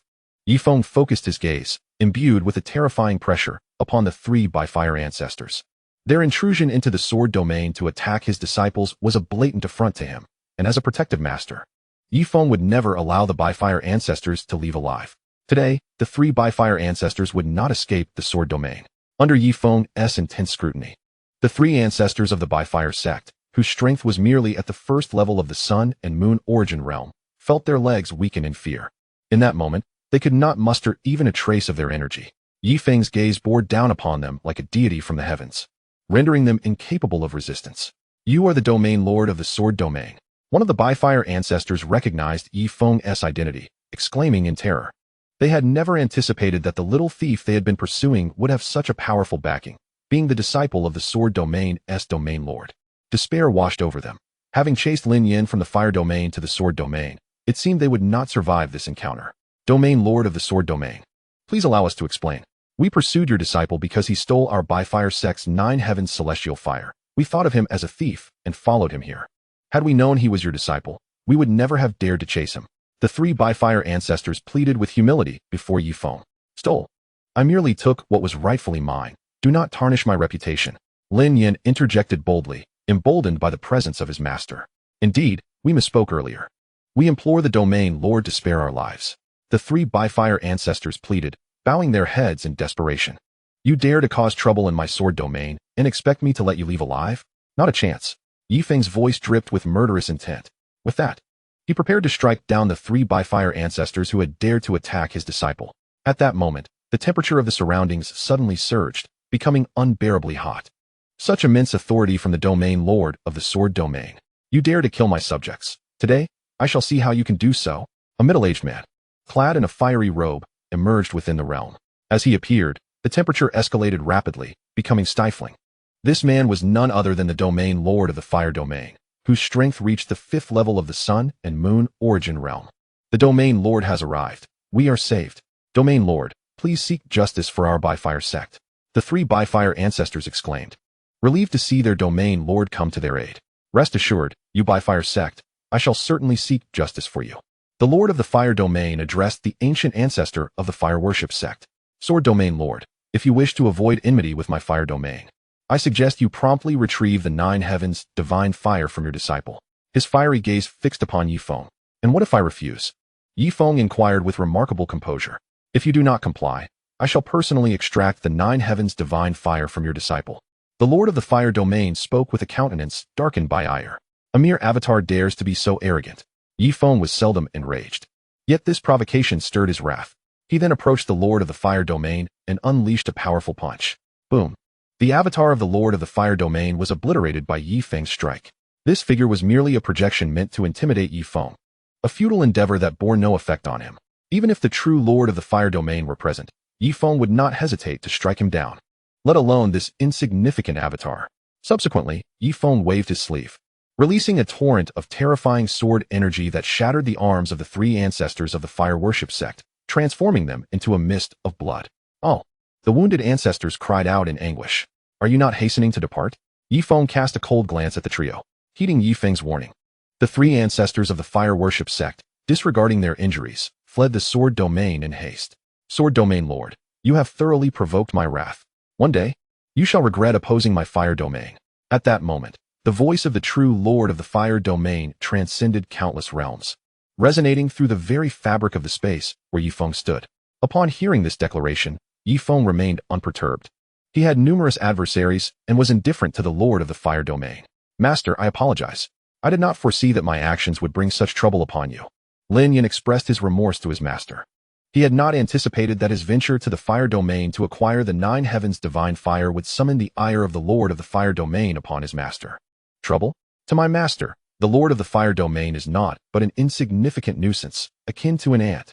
Fortunately, he sent only an avatar today, otherwise I would have dispatched him with a single sword stroke. From now on, do not hesitate to stir up trouble, even if the heavens were to collapse. I would shield you, Ye Feng declared with formidable authority. Chapter 92, The God of Misfortune. Hearing his master's words, Lin Yin was filled with profound admiration for his master. Truly, his master was magnificent and imposing. Brother Jinshin, have you found your accompanying imperial sword? Lin Yin inquired of his elder brother Jinshin, who stood nearby.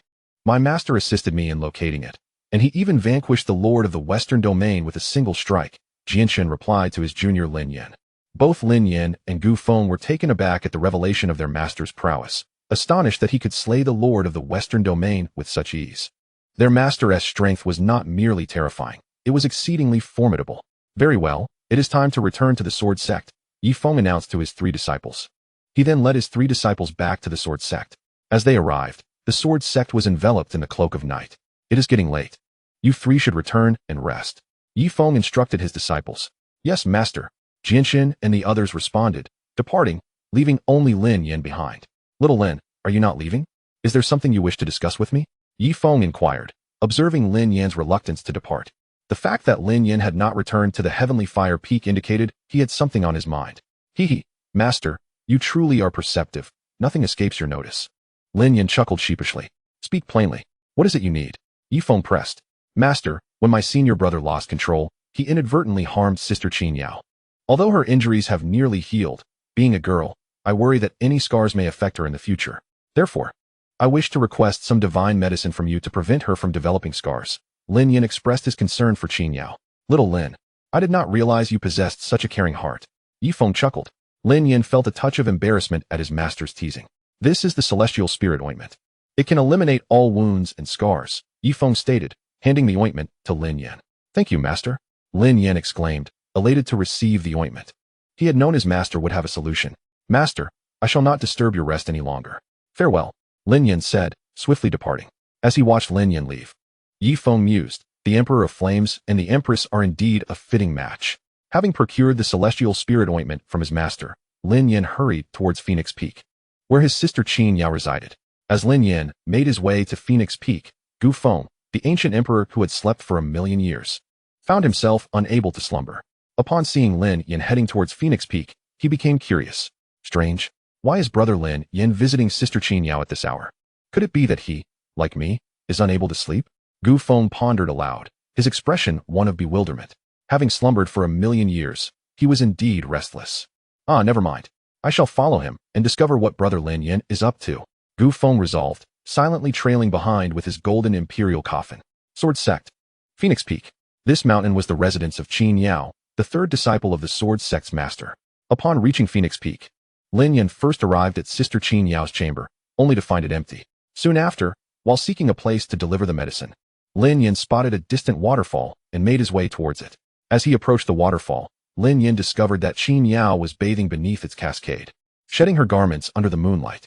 Hiding behind a large rock, Lin Yin gazed transfixed at the enchanting sight of Xianxiao, his cheeks flushed. Sister Xianxiao possesses an exquisite figure, Lin Yin muttered, feeling his face turn crimson. Brother Lin Yin, what are you looking at? At that moment, Gu Feng, having caught up, inquired. Nothing, Lin Yin stammered, flustered. Noticing his brother's discomposure, Gu Feng peered over the rock and beheld Xianxiao bathing under the night sky. Brother Lin Yin, you are actually peeping at Sister Xianxiao bathing. In a moment of clarity, Gu Feng realized that his senior brother Lin Yin had ventured out in the dead of night to secretly observe Sister Xianxiao while she bathed. Junior brother Gu Feng, do not misunderstand. I merely came to deliver medicine to Sister Xianxiao, and it was by mere happenstance that I discovered her bathing. I am not the sort to indulge in voyeurism, Lin Yin explained as he produced the ethereal medicinal ointment to elucidate his intentions. Upon seeing the ointment in Lin Yin's hand, Gu Feng began to believe that his senior brother had no malicious intent. By the way, junior brother Gu Feng, what are you doing awake at this hour? Lin Yin inquired of his young disciple. Senior brother Lin Yin, I have been asleep for 1,000,000 years and find myself unable to slumber again. I noticed you heading towards Sister Xianxiao's abode on Phoenix Peak. So I quietly followed, Gu Feng explained earnestly. You truly are a night owl, trailing behind me at such an hour, Lin Yan remarked. Senior brother, should we not step out and clarify to Sister Xianxiao that we are here to deliver medicine? Gu Feng suggested with an innocent sincerity. Are you seeking death? If Sister Xianxiao discovers that we were peeking at her while bathing, she would surely slay us both, Lin Yan cautioned. As Lin Yan and Gu Feng conversed, Sister Xianxiao, still in her bath, sensed the presence of a golden coffin behind the stone. She hastily donned her garments and, with an icy tone, inquired, Who is behind the stone? It is I, Sister Xianxiao. Senior brother Lin Yan came to deliver medicine, and upon discovering you bathing, he hid behind the stone to wait until you were done before giving you the medicine. You must understand, he did not intend to spy on you. Gu Feng earnestly defended. Junior brother, are you attempting to lead me to my doom? Lin Yan whispered to Gu Feng in a hushed tone. At that moment, a figure transcending countless rivers of time appeared in the void above Phoenix Peak. Xianxiao, I have traversed the expanse of over a millennium to finally locate you, declared the god of misfortune, Xianxiao's nemesis from a past life, as he hovered in the air above. The god of misfortune had crossed a millennium to find Xianxiao, only to discover that the curse he had placed upon her had been broken, a revelation that left him utterly astounded. Moreover, this avatar of the god of misfortune had expended considerable power during the journey, now reduced to merely the 5th tier of the sun and moon origin realm. Nevertheless, he believed he could still eliminate Xianxiao and obliterate his long-standing foe. Upon seeing the god of misfortune, Xianxiao was immediately consumed by a profound hatred, as if their enmity had been etched into her very soul in a past life. Hiding behind the stone, Lin Yan and Gu Feng, upon realizing someone intended to harm Xianxiao, immediately revealed themselves, positioning Xianxiao behind them for protection. Rest assured, Sister Xianxiao, with me, Lin Yan, here, no one shall harm you, Lin Yan assured her, slightly turning his handsome face towards her. I have traversed over a millennium to find you. Today, no one shall save you, the god of misfortune proclaimed, emanating an aura of overwhelming misfortune. Misfortune unleashed. The god of misfortune unleashed a devastating attack towards Xianxiao and her companions. Seeing this, Gu Feng stepped forward, wielding his golden imperial coffin to counter the onslaught. The force of the attack was met with a resounding clash, causing Gu Feng to be violently thrown against a nearby boulder. Be cautious, senior brother Lin Yan. This foe's power is formidable. Even with the golden imperial coffin shielding us, the residual force is beyond our capacity to withstand, Gu Feng warned. In that moment, the god of misfortune conjured enormous hands of misfortune. Die, he bellowed as he brought his hand crashing down towards Lin Yan and the others. Incinerate, Lin Yan roared, transforming into a colossal figure enveloped in 6 terrifying flames, radiating an intense and fearsome heat. If you wish to harm my sister Xianxiao, you must first contend with me, he declared, standing resolutely against the god of misfortune's attack. How can this boy withstand my strike? The god of misfortune mused, incredulous. Junior brother Gu Feng, why do you stand there? Quickly deploy your golden imperial coffin, Lin Yan urged. Gu Feng, understanding the command, swiftly responded, Golden imperial coffin, arise. The coffin expanded dramatically, enveloping the god of misfortune within its confines.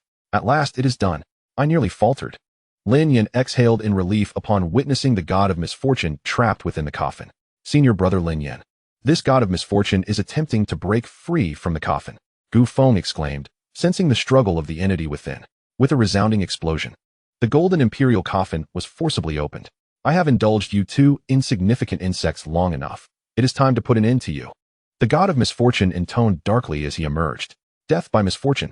In an instant, the god of misfortune unleashed 3 lethal curses of misfortune aimed at Lin Yan and his companions, ensuring that if struck, they would succumb to misfortune and perish.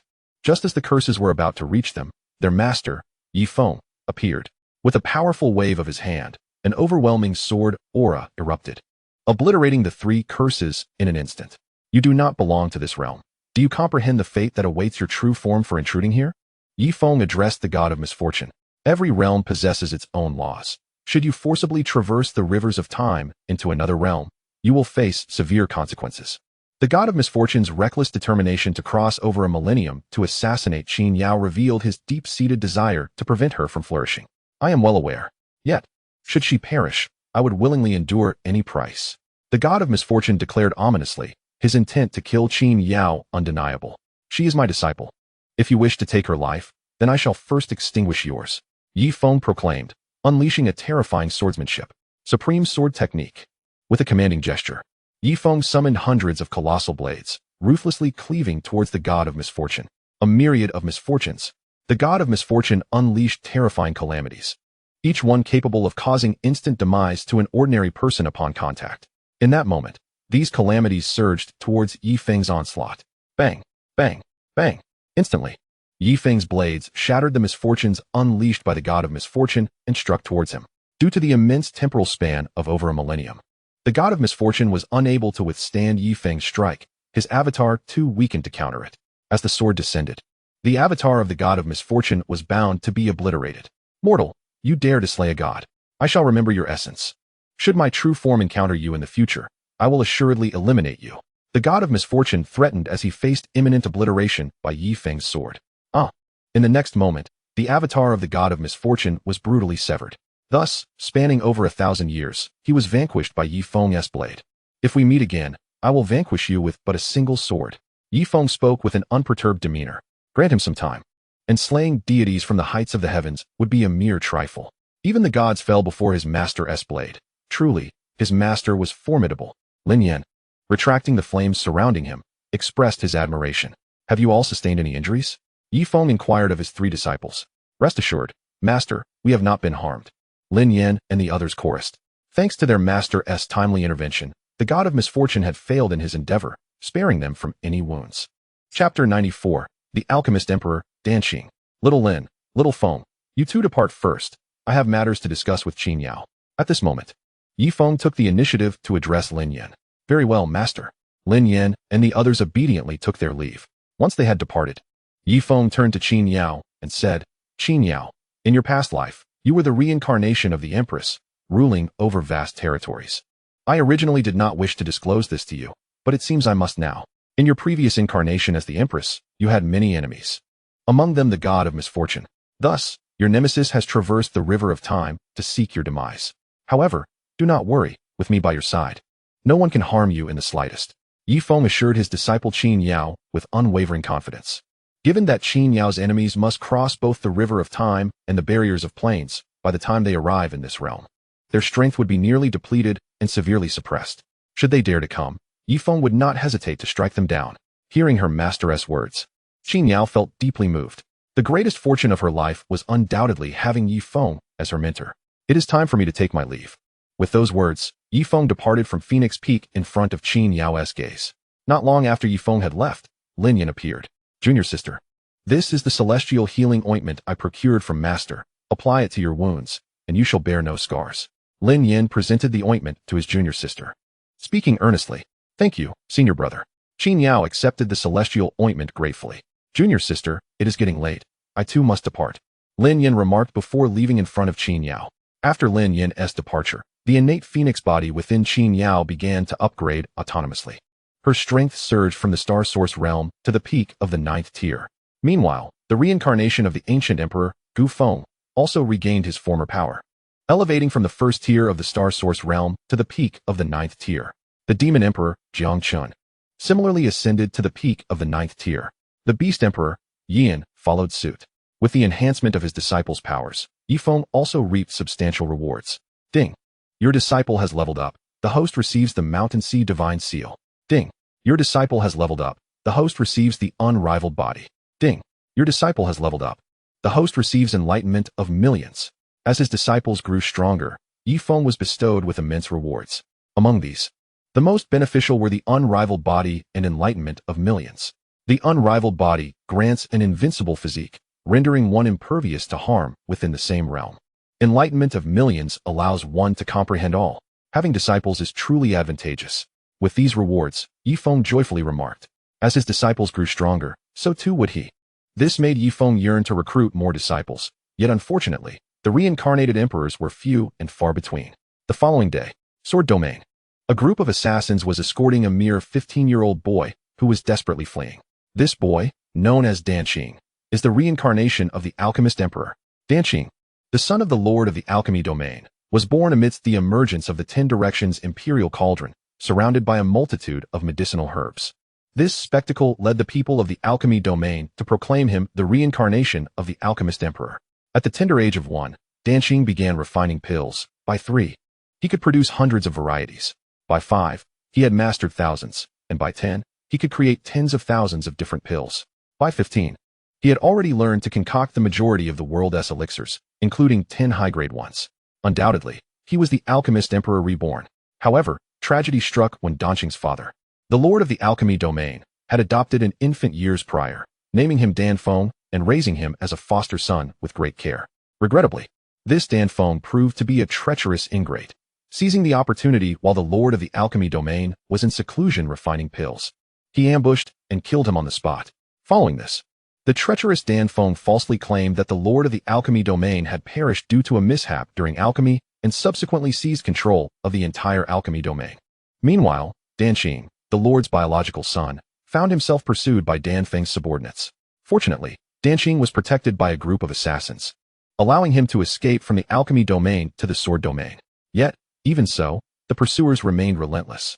Dan Feng, my father regarded you as his own, investing every resource in your training.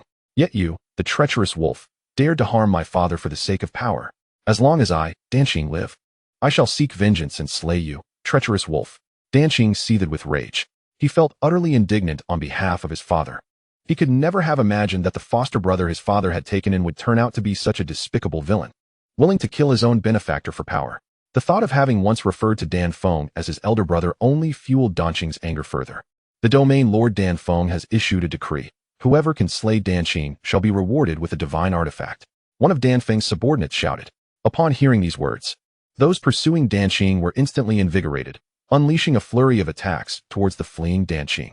The steadfast guardians accompanying Danqing, upon witnessing this alarming turn of events, immediately addressed their master. Master, we have now entered the sword domain. From here on, you must reach the Sword Sect for your safety.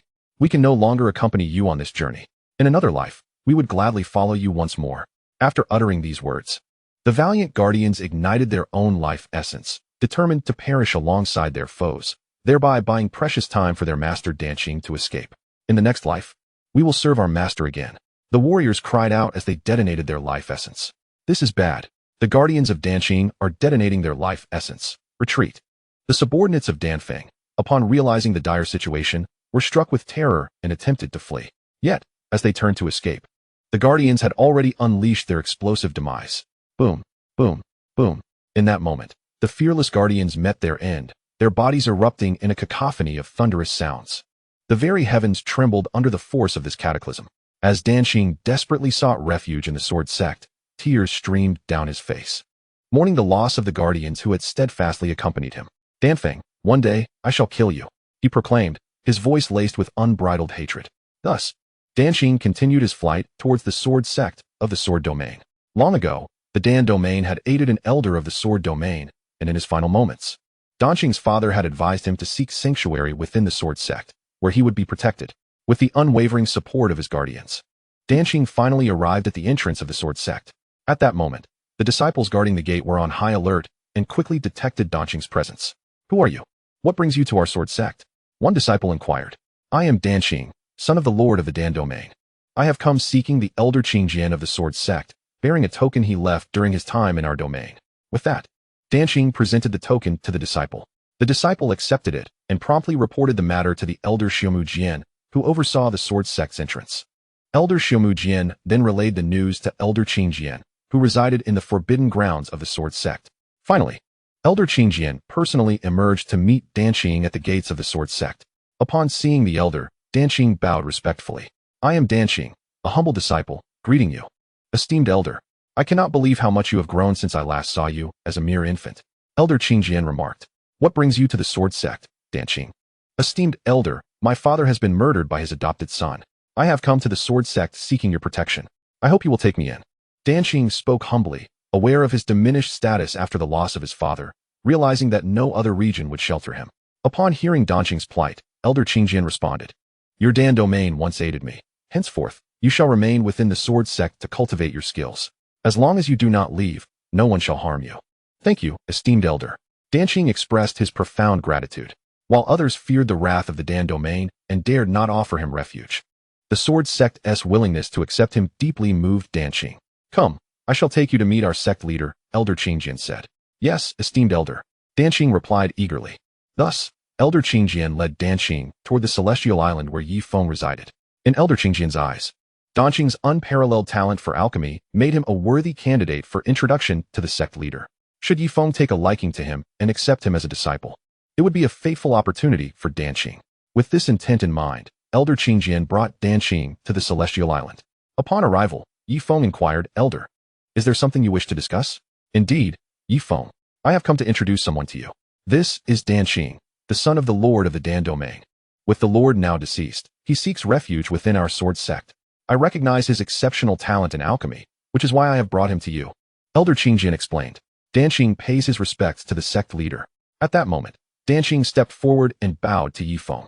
He was astonished to find that the sect leader was so remarkably young. While other sect leaders were often ancient figures nearing a century in age, Ye Feng appeared to be in his early 20s. This revelation left Danqing both surprised and impressed, pondering the extraordinary capabilities of such a youthful leader. Ye Feng scrutinized Danqing, assessing his potential. Danqing, identity, reincarnation of the Dan Emperor, accompanying imperial artifact, Feng Emperor Cauldron.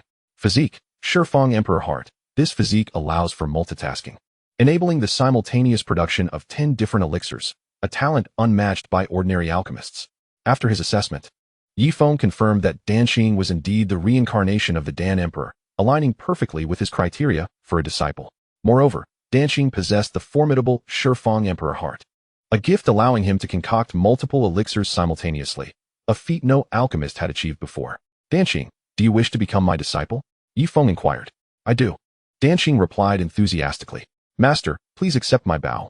With excitement, Danqing knelt before Ye Feng, performing the customary bow of apprenticeship. In the face of relentless pursuit from the Dan domain, being accepted as a disciple by the sect leader felt like a stroke of fortune for Danqing. "Rise, my good disciple. From this moment forth, you are now my disciple, Ye Feng." Ye Feng gently assisted Danqing to his feet, his tone warm and encouraging. "Ding. The host has successfully accepted a disciple, and rewards have elevated his strength from the 5th to the 6th level of the Sun and Moon Source realm." Following the successful acceptance of his disciple, the system promptly upgraded Ye Feng's strength. "Thank you, Master." Danqing expressed his heartfelt gratitude to Ye Feng. "I am also grateful to you, Elder, for bringing me such an outstanding disciple." Ye Feng turned to express his appreciation to Elder Qingjian. "Your humility is commendable, but it is indeed a stroke of fortune for this young lad to have you as his master," remarked the venerable Qingjian Laozu with a smile. "Now that Danqing has taken you as his mentor, I feel assured and must take my leave." With that, Qingjian Laozu departed before Ye Feng and Danqing. "Danqing, shortly you will meet your other senior brothers and sisters," Ye Feng informed Danqing while beckoning his other disciples to gather. Before long, Ye Feng's other disciples arrived in a flurry. With a swift motion, Jianshan and the others appeared on the immortal isle, their curious gazes fixed upon their newly acquired junior brother. "Danqing, these are your senior brothers and sisters," Ye Feng introduced. "Esteemed senior brothers and sisters, I am Danqing. It is an honor to meet you." Danqing greeted respectfully, bowing to his seniors. "Do not be so formal, little junior brother. From this day forth, we are all family," Lin Yin said warmly, giving Danqing a friendly pat on the shoulder. "Indeed, Lin Yin speaks true. We are one family," Gu Feng added as he approached Danqing. After a brief period of acquaintance, Danqing became familiar with the names of his senior brothers and sisters. "Your junior brother Danqing possesses unparalleled talent in alchemy, reputed to be the finest in the ancient Lan realm. He can concoct 10 different pills simultaneously. Danqing, showcase your skills to them," Ye Feng encouraged his disciple. Upon hearing this, Jianshan and the others turned their astonished gazes towards Danqing, who had unexpectedly revealed himself as a master alchemist. Their shock was particularly evident when they learned that Danqing could concoct 10 types of pills at once, a feat that left them utterly astounded. "Esteemed senior brothers and sisters, please state the pills you require, and I shall assist you in their creation," Danqing offered to his seniors. "Since Master has encouraged you to demonstrate your prowess, do so," Ye Feng urged. "Junior brother Danqing, please concoct a pill that enhances comprehension for me," Jianshan requested, stepping closer. "Junior brother Danqing, I would appreciate a pill that rapidly restores energy," Lin Yin chimed in. "Little junior brother, could you create a pill that grants everlasting youth for me?" Qin Yao added. "Junior brother, I have been struggling with sleep lately. Could you concoct a sleeping aid for me?" Gu Feng also requested. After noting the request from his 6 senior brothers and sisters, Danqing nodded and said, "I have recorded your requests, and I shall commence the alchemical process now." With that, Danqing unleashed a formidable surge of spiritual energy. 10 Directions, Emperor Cauldron. He summoned his innate 10 Directions, Emperor Cauldron, which promptly manifested 10 cauldrons, each exuding a rich aroma of medicinal herbs, swirling around him in a captivating dance. After releasing the cauldrons, Danqing retrieved various medicinal materials from his spatial ring. One by one, the fragrant ingredients were cast into the cauldrons.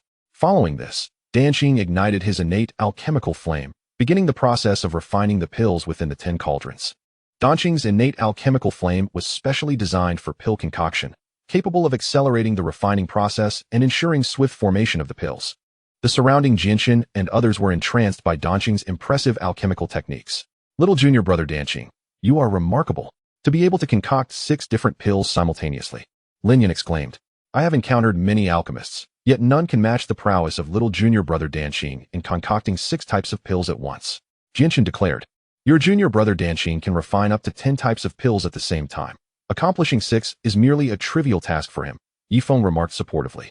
Danqing's alchemical abilities are beyond the reach of any ordinary alchemist. As Ye Feng and the others conversed, 6 distinct pills were successfully refined by Danqing. The fragrant aroma wafted from the 6 cauldrons, enveloping the entire immortal isle, a scent that captivated all present. Senior brothers and sisters, I have completed the pills you requested, Danqing announced, presenting the freshly concocted 6 pills to his seniors. Little junior brother Danqing, you have truly opened our eyes today, Linyan said, receiving the pills with admiration. Indeed, your alchemical skills are simply extraordinary, little junior brother Danqing, Gu Feng echoed in agreement. To be able to concoct 6 types of pills simultaneously is a feat that only a select few can achieve. Surely, only Danqing could accomplish such a task. With their praises, Danqing felt a bit bashful, scratching his head. For him, creating 6 pills at once was merely a simple technique, as he was capable of producing 10. Danqing, I shall arrange for you a mountain peak at the Sword Sect for your residence.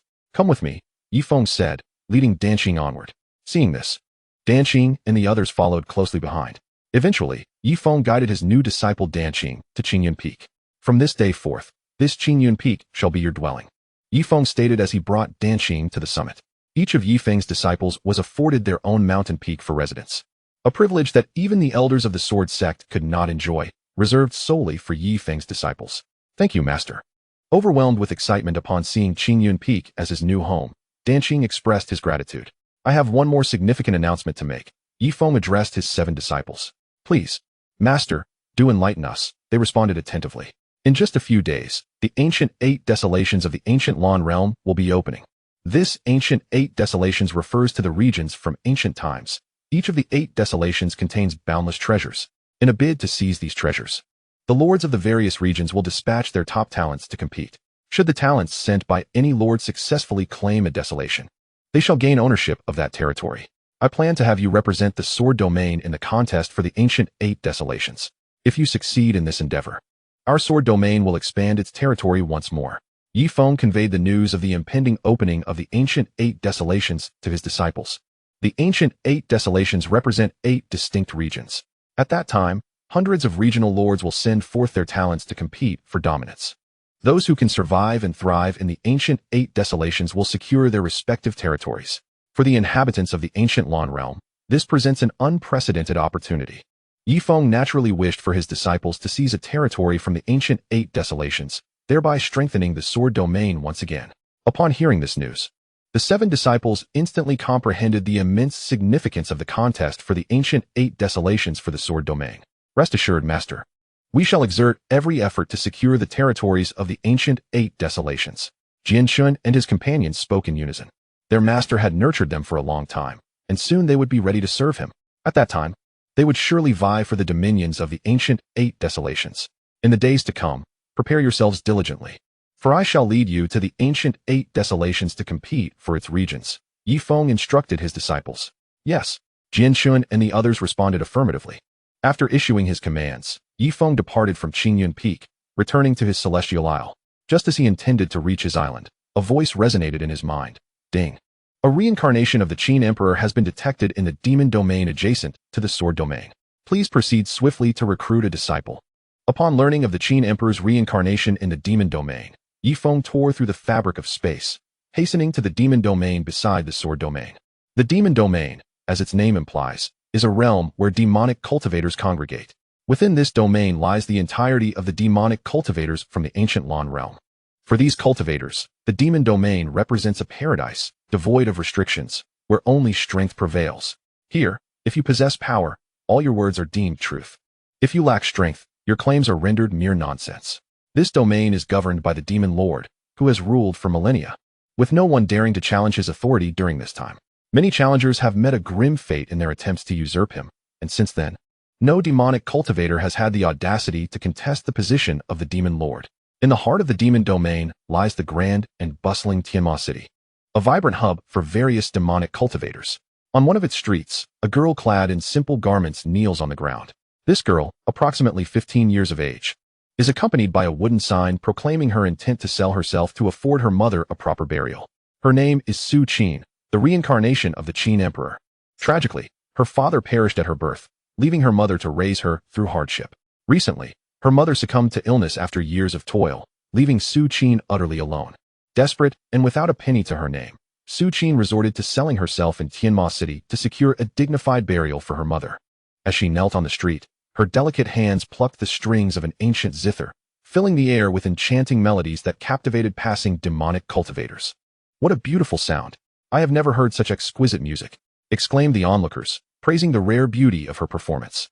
Though she had no formal instruction in playing the zither, Su Qin was a natural talent. Just then, Ye Feng, having arrived from the sword domain, approached her.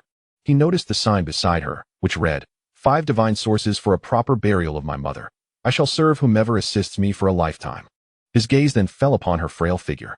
Su Qin, identity, reincarnation of the Qin Emperor, associated imperial weapon, Heavenly Emperor Zither, physique, Heavenly Zither Emperor's body. The music produced can unleash devastating power capable of annihilating the universe. Currently dormant. Physical condition, meridians blocked, temporarily unable to cultivate source qi. Upon this discovery, Ye Feng realized that Su Qin was indeed the person he sought.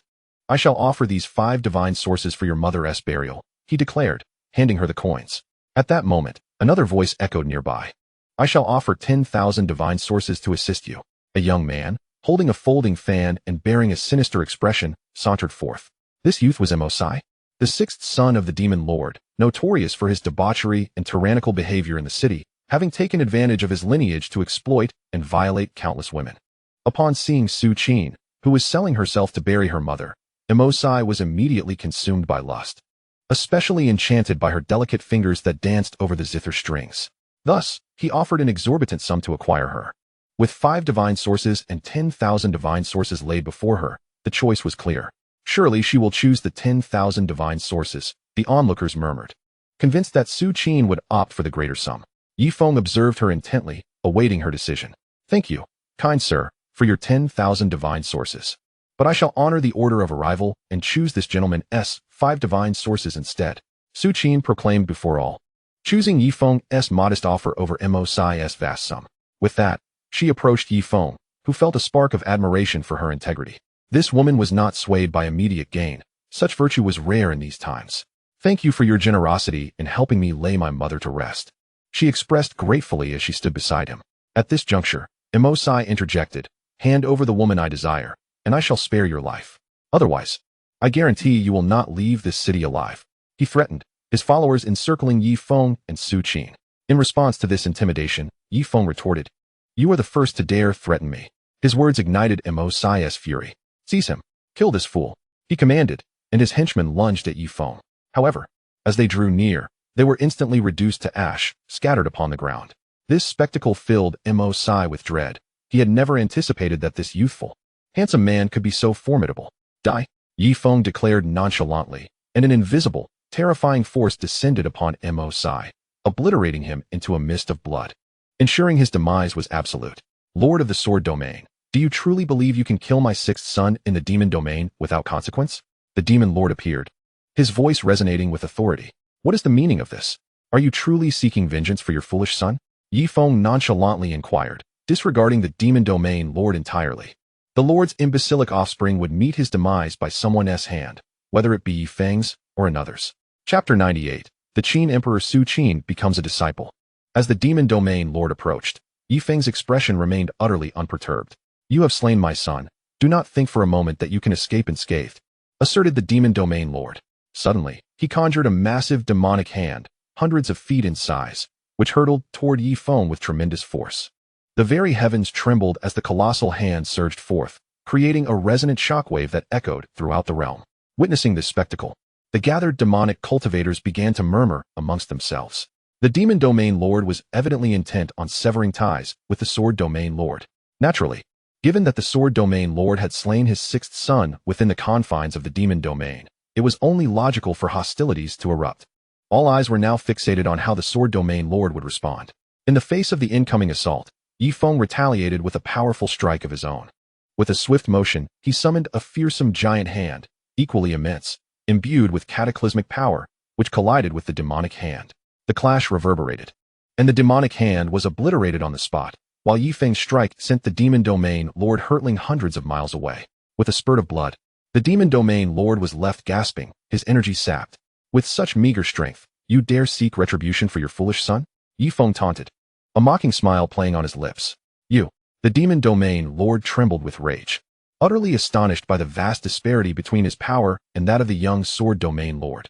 This revelation ignited a flicker of fear within him. The Sword Domain Lord was not to be trifled with. Impressive. Su Qin, standing beside Ye Feng, gazed up at him with admiration sparkling in her exquisite eyes. She had not anticipated that this handsome man, who had offered to assist her in laying her mother to rest, would possess such formidable strength, effortlessly injuring the Demon Domain Lord with a single blow. Her admiration for Ye Feng deepened as she realized the renown of the Sword Domain Lord was indeed well-deserved. The onlooking demonic cultivators gasped in astonishment at the sight of Ye Feng's overwhelming prowess. The image of him injuring the Demon Domain Lord would be etched into their memories forever. Sword Domain Lord, we have forged a grudge today, declared the Demon Domain Lord, turning to depart in front of all the gathered cultivators. Recognizing that he was no match for Ye Feng, he wisely chose to retreat, fearing further humiliation. After witnessing the Demon Domain Lord's departure, Ye Feng led Su Qin away from the Demon Domain. Soon, they arrived at a location of exceptional geomantic fortune, where Ye Feng interred Su Qin's mother. Thank you for your kindness in laying my mother to rest. Su Qin expressed her profound gratitude, kneeling before Ye Feng. Su Qin, you are a gem that should have been cherished in the palm of someone's hand. Yet, due to certain circumstances, you have been concealed. I am willing to take you as my disciple. Do you wish to accept me as your master? Ye Feng inquired, leaning down to address the kneeling Su Qin. Can I truly? Su Qin asked, her voice tinged with self-doubt. She could hardly believe that the illustrious and powerful Sword Domain Lord would wish to take her as a disciple, filling her with joy, yet also a sense of unworthiness. If I say you can, then you can, Ye Feng reiterated. Su Qin, do you wish to kneel before me as your master? I do, she replied eagerly. The opportunity to become a disciple of the Sword Domain Lord was a monumental chance for her. Countless others aspired to this privilege, but never had the fortune to attain it. Now, this golden opportunity lay before her, and she was determined to cherish it. Master, I humbly bow to you, Su Qin proclaimed, performing a deep bow before Ye Feng. Once she completed her act of reverence, Ye Feng extended a hand to assist her in rising, declaring, from this day forth, Su Qin, you shall be my 8th disciple. Ding. The system notified Ye Feng of his newly acquired disciple, enhancing his strength in the process. Furthermore, as Su Qin became his disciple, the system also unblocked her previously constricted meridians. With her channels cleared, Su Qin's previously dormant energy began to surge forth, propelling her strength to unprecedented heights. Source Energy Realm, Qin Source Realm, Star Source Realm, Moon Source Realm. With her meridians unblocked, Su Qin soared to the first stage of the Moon Source Realm. As her power ascended, Ye Feng also received various rewards in the form of divine abilities and weapons. She transformed from a humble sparrow into a phoenix soaring across the skies. Master, I have source energy, Su Qin exclaimed, exhilarated by the newfound energy coursing through her body as she turned to her master. These are your rightful gifts, Ye Feng replied to his 8th disciple. And this ancient zither of yours is no ordinary instrument. It is your innate imperial weapon, the Heavenly Emperor Zither. Now that you can cultivate source energy, it is time for this zither to reveal its true form. As he spoke, Ye Feng tapped the zither, which had been disguised as an ordinary instrument. With a single touch, the Heavenly Emperor Zither unveiled its magnificent essence, radiating an aura of imperial might before Su Qin's wide eyes. This imperial weapon had concealed its true identity, knowing that revealing itself while Su Qin was weak would only bring her trouble. Now, with her source energy awakened and her strength at the first stage of the Moon Source Realm, it chose this moment to manifest its true form. This zither, known as the Heavenly Emperor Zither, is your innate imperial weapon. Now, try to unleash its power. Ye Feng encouraged, handing the zither to Su Qin. Taking her master's words to heart, Su Qin accepted the Heavenly Emperor's zither, seated herself cross-legged, and placed it upon her knees, beginning to pluck its strings. As her fingers danced across the strings, a razor-sharp sound erupted, cleaving a nearby mountain into two halves. Chapter 99, The Rush to the 100 Domains. This scene left Su Qin utterly astounded. She had never imagined that the ancient zither she had played throughout her life could possess such extraordinary might. Light, like the blade of a zither, cleaved a towering mountain of 100 zhang in twain. Such terrifying power, if unleashed upon an adversary, could surely lead to their immediate demise. Ye Feng discerned the awe reflected in Su Qin's beautiful eyes and spoke. This is not the true might of your Heavenly Emperor zither. In time, as you grow, a single strum could obliterate an entire world. Upon hearing her master's words, Su Qin realized that the potential of the Heavenly Emperor zither in her grasp had not yet fully manifested. This revelation filled her heart with profound gratitude towards her master. Had she not been favored by him, she might have been sold by the sixth son of the demon domain's lord, reduced to a mere plaything beneath his whims, thereby commencing a woeful existence. Her master had transformed her from an ordinary individual into a cultivator capable of harnessing source energy, thus altering her destiny. For all this, she owed her deepest thanks to her master.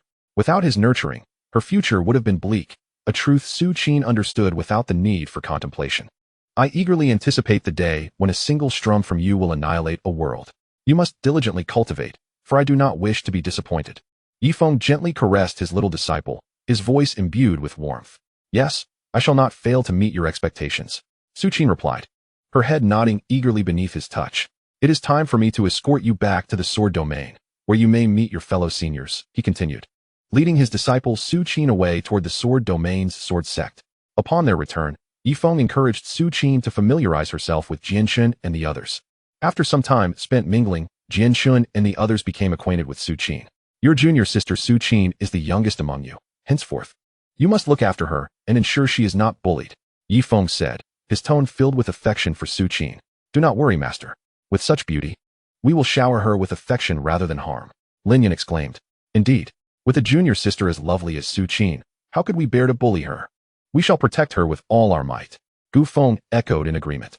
That is for the best, Ye Feng replied, then turned to Su Qin. From this day forth, this ancient zither peak shall be your abode. Thank you, master. Su Qin expressed her gratitude for the gift of the ancient zither peak. In 3 days, the ancient 8 desolations will open.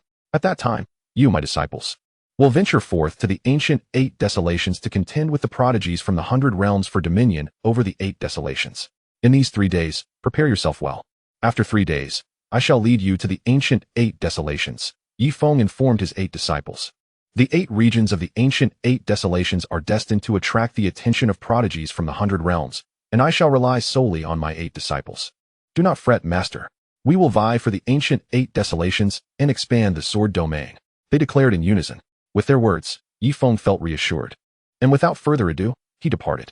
Following his exit, Jianxun, Lin Yan, and the others returned to their respective peaks, utilizing the final 3 days to enhance their strength, aiming to shine brilliantly in the ancient 8 desolations and bring glory to their master. Jianxun, upon returning to the Qingjian Peak, advanced from the first to the pinnacle of the Moon Source Realm, while Lin Yan achieved the same feat upon his return to the Tianhua Peak. Qin Yao at the Phoenix Peak experienced an automatic ascent to the 6th tier of the Moon Source Realm. Jiangchun at the Demon Peak was enveloped in a torrent of demonic energy, elevating him to the 8th tier of the Moon Source Realm. Yan at the Beast Peak also reached the 8th tier of the Moon Source Realm. Gu Feng at the Daegu Peak restored his strength to the 9th tier of the Moon Source Realm. Danqing's spirit reached a formidable level within the Moon Source Realm. Su Qin, through her cultivation, also achieved the 6th tier of the Moon Source Realm. As Ye Feng's disciples enhanced their powers, he himself received numerous rewards and advancements in strength atop the Immortal Island. For merely the progress of his disciples, he garnered over 100 rewards. His power surged from the 7th to the pinnacle of the Sun and Moon Source Realm, reaching an astounding 9th tier. At this moment, Ye Feng's strength had attained the pinnacle of the Sun and Moon Source Realm. The 8 regions of the ancient 8 desolations are destined to be ours, Ye Feng declared, now possessing formidable strength at the pinnacle of the Sun and Moon Source Realm. In the blink of an eye, 3 days had passed. On this day, the lords of the hundreds of regions within the ancient Lan realm led their respective prodigies toward the ancient 8 desolations. This ancient 8 desolations a remnant from the ancient era, comprises 8 regions. These regions are not governed by any single domain. Thus, a millennium ago, the lords of the hundreds of realms conspired to gather their prodigies to seize the domain tokens from the ancient 8 desolations today. Within these 8 regions, there exist 8 domain tokens, relics from antiquity. Securing a token grants 1 dominion over a region.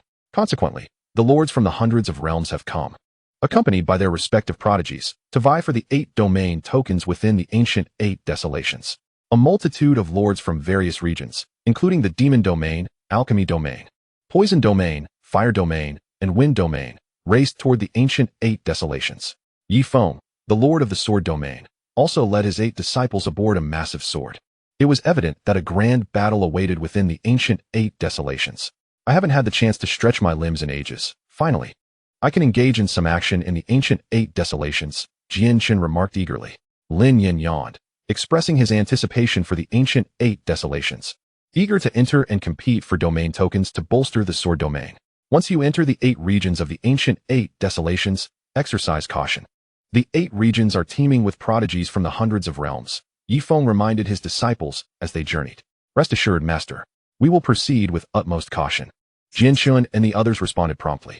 As they spoke, Ye Feng led his 8 disciples toward the ancient 8 desolations of the ancient Lan realm. Before them, the 8 regions of the ancient 8 desolations began to materialize in the space ahead. Chapter 100, The Contest of the 8 Desolations. These regions of the ancient 8 desolations are sealed within this space. Due to a cataclysmic battle that erupted in ancient times, the regions were thrust into the air, leaving some suspended in space. The domain tokens within the 8 desolations can restore the regions to their place within the ancient Lan realm. But one must first obtain the tokens. Now, a congregation of prodigious talents from the hundreds of realms had gathered before the space of the ancient 8 desolations. Their purpose singular, to vie for the domain tokens, expand their territories, and bring glory to their respective lords. Among them were also formidable rogue cultivators, eager to stake their claim. The scattered cultivators also aspire to vie for the domain tokens, eager to establish their own sects and create a regional influence. Consequently, numerous solitary practitioners have come to witness the ancient contest of the 8 wastelands, arriving at the hundreds of domains within the ancient 8 wastelands. The sheer number of participants exceeds 1 million, creating a scene reminiscent of a sea of humanity. Master, is that space sealing off the 8 major regions of the ancient 8 wastelands? Lin Yin inquired of his master. Indeed, within that space, 8 regional domains are sealed. These 8 regions are remnants from the ancient times, the legendary 8 wastelands, Ye Feng replied, gazing at the 8 regions within the space. The ancient 8 wastelands evokes a sense of familiarity within me. The reincarnated Ancient Emperor, Gu Feng, remarked, his gaze fixed upon the 8 regions in the space, expressing a poignant connection as if he had once ruled over the ancient 8 wastelands. At that moment, the first desolate domain of the ancient 8 wastelands slowly opened before everyone. Boom! The first desolate domain emitted a thunderous roar as it gradually opened in the presence of the 100 domain lords. Upon the opening of the first desolate domain, tens of thousands of prodigies surged toward it. This first desolate domain must belong to my wind domain. My gun domain will seize the first desolate domain. The first desolate domain is destined for my axe domain. The prodigies from various regions clamored as they rushed into the first desolate domain. Seeing this, Jianxun clasped his hands in respect toward his master, declaring, Master, I shall undoubtedly secure the domain token of the first desolate domain. I believe in you. Ye Feng responded, Junior brother, junior sisters, I shall enter first. Jianxun announced before stepping into the first desolate domain on a wave of sword energy. Go, Jianxun. Lin Yin and the others cheered for him as he entered the first desolate domain. In an instant, hundreds of thousands of prodigies surged into the first desolate domain. Each desolate domain of the ancient 8 wastelands could only accommodate tens of thousands of individuals, and now the first desolate domain was filled to capacity, leading to the swift closure of its spatial gate. As the spatial gate of the first desolate domain closed, the gate to the second desolate domain gradually opened. Boom! The moment the gate to the second desolate domain opened, it resonated with a series of thunderous sounds. After the second desolate domain opened, Lin Yin boldly declared, Master, please observe my performance from outside. The domain token of the second desolate domain shall belong to my sword domain. He turned to Qin Yao, saying, Sister, I shall enter first. With a final farewell to Qin Yao, Lin Yin swiftly entered the second desolate domain. Swish, swish, swish. Following him, Hundreds of thousands of prodigies surged into the second desolate domain like a relentless tide. In mere moments, the second desolate domain was filled with prodigies, and its spatial gates soon closed. Then, the third desolate domain of the ancient 8 wastelands opened. Master, I will not disappoint your expectations. I shall obtain the domain token of the third desolate domain. Xianxiao exclaimed confidently, raising her small fist.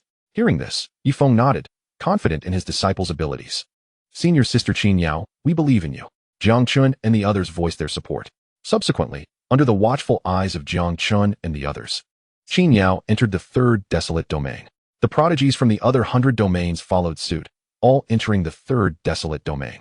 As the spatial gate of the third desolate domain closed, the gate to the fourth desolate domain opened. Master, I'm going in, Jiang Chun said tersely before turning to enter the fourth desolate domain. The Lord of the Demon Domain, witnessing this, instructed his 5 sons. The lad who just entered the fourth desolate domain is the disciple of the Sword Domain Lord. You must eliminate him within the fourth desolate domain. Father, rest assured. We will surely kill the Sword Domain Lord's disciple in the fourth desolate domain. The 5 sons vowed. They then harnessed their demonic energy and entered the fourth desolate domain. Before long, as the fourth desolate domain closed, the fifth desolate domain opened. Master, I shall enter first, Yan said, bringing his little companions, the sparrow and the yellow snake, into the fifth desolate domain. With Yan entering the fifth desolate domain, the sixth desolate domain followed suit. Master, you can rest assured. I will certainly obtain the domain token of the sixth desolate domain, Gu Feng proclaimed, shouldering his golden coffin as he entered the sixth desolate domain. Not long after, the sixth desolate domain closed, and the seventh desolate domain opened. Dan Qing, as an alchemist, use your wits. Do not act recklessly. Ye Feng cautioned Dan Qing just before his departure. Master, don't worry, I will be wise, Dan Qing assured him. Subsequently, under the watchful gaze of his master, Ye Feng, Dan Qing entered the seventh desolate domain. Upon entering the seventh desolate domain, Dan Qing encountered Dan Xiao, a subordinate of the Dan Domain Lord, who had also entered the seventh desolate domain. Unexpectedly, you two have entered the seventh desolate domain. Once inside, it will be your demise, Dan Qing. I shall present your head to Lord Dan Feng as a reward, Dan Xiao taunted. Oh, really? Dan Qing scoffed, disregarding Dan Xiao as he stepped into the seventh desolate domain. Soon after, the seventh desolate domain reached capacity, and the final eighth desolate domain slowly opened. Su Qin, your senior brothers and sisters have all entered. You are the last. Please be cautious as you enter the eighth desolate domain. Ye Feng affectionately patted his youngest disciple, Su Qin, on the head. Among his 8 disciples, Su Qin was the youngest and the most cherished. Thank you for your concern, Master. I will be careful. Su Qin replied obediently, nodding in response. With that, Su Qin rose and entered the 8th desolate domain.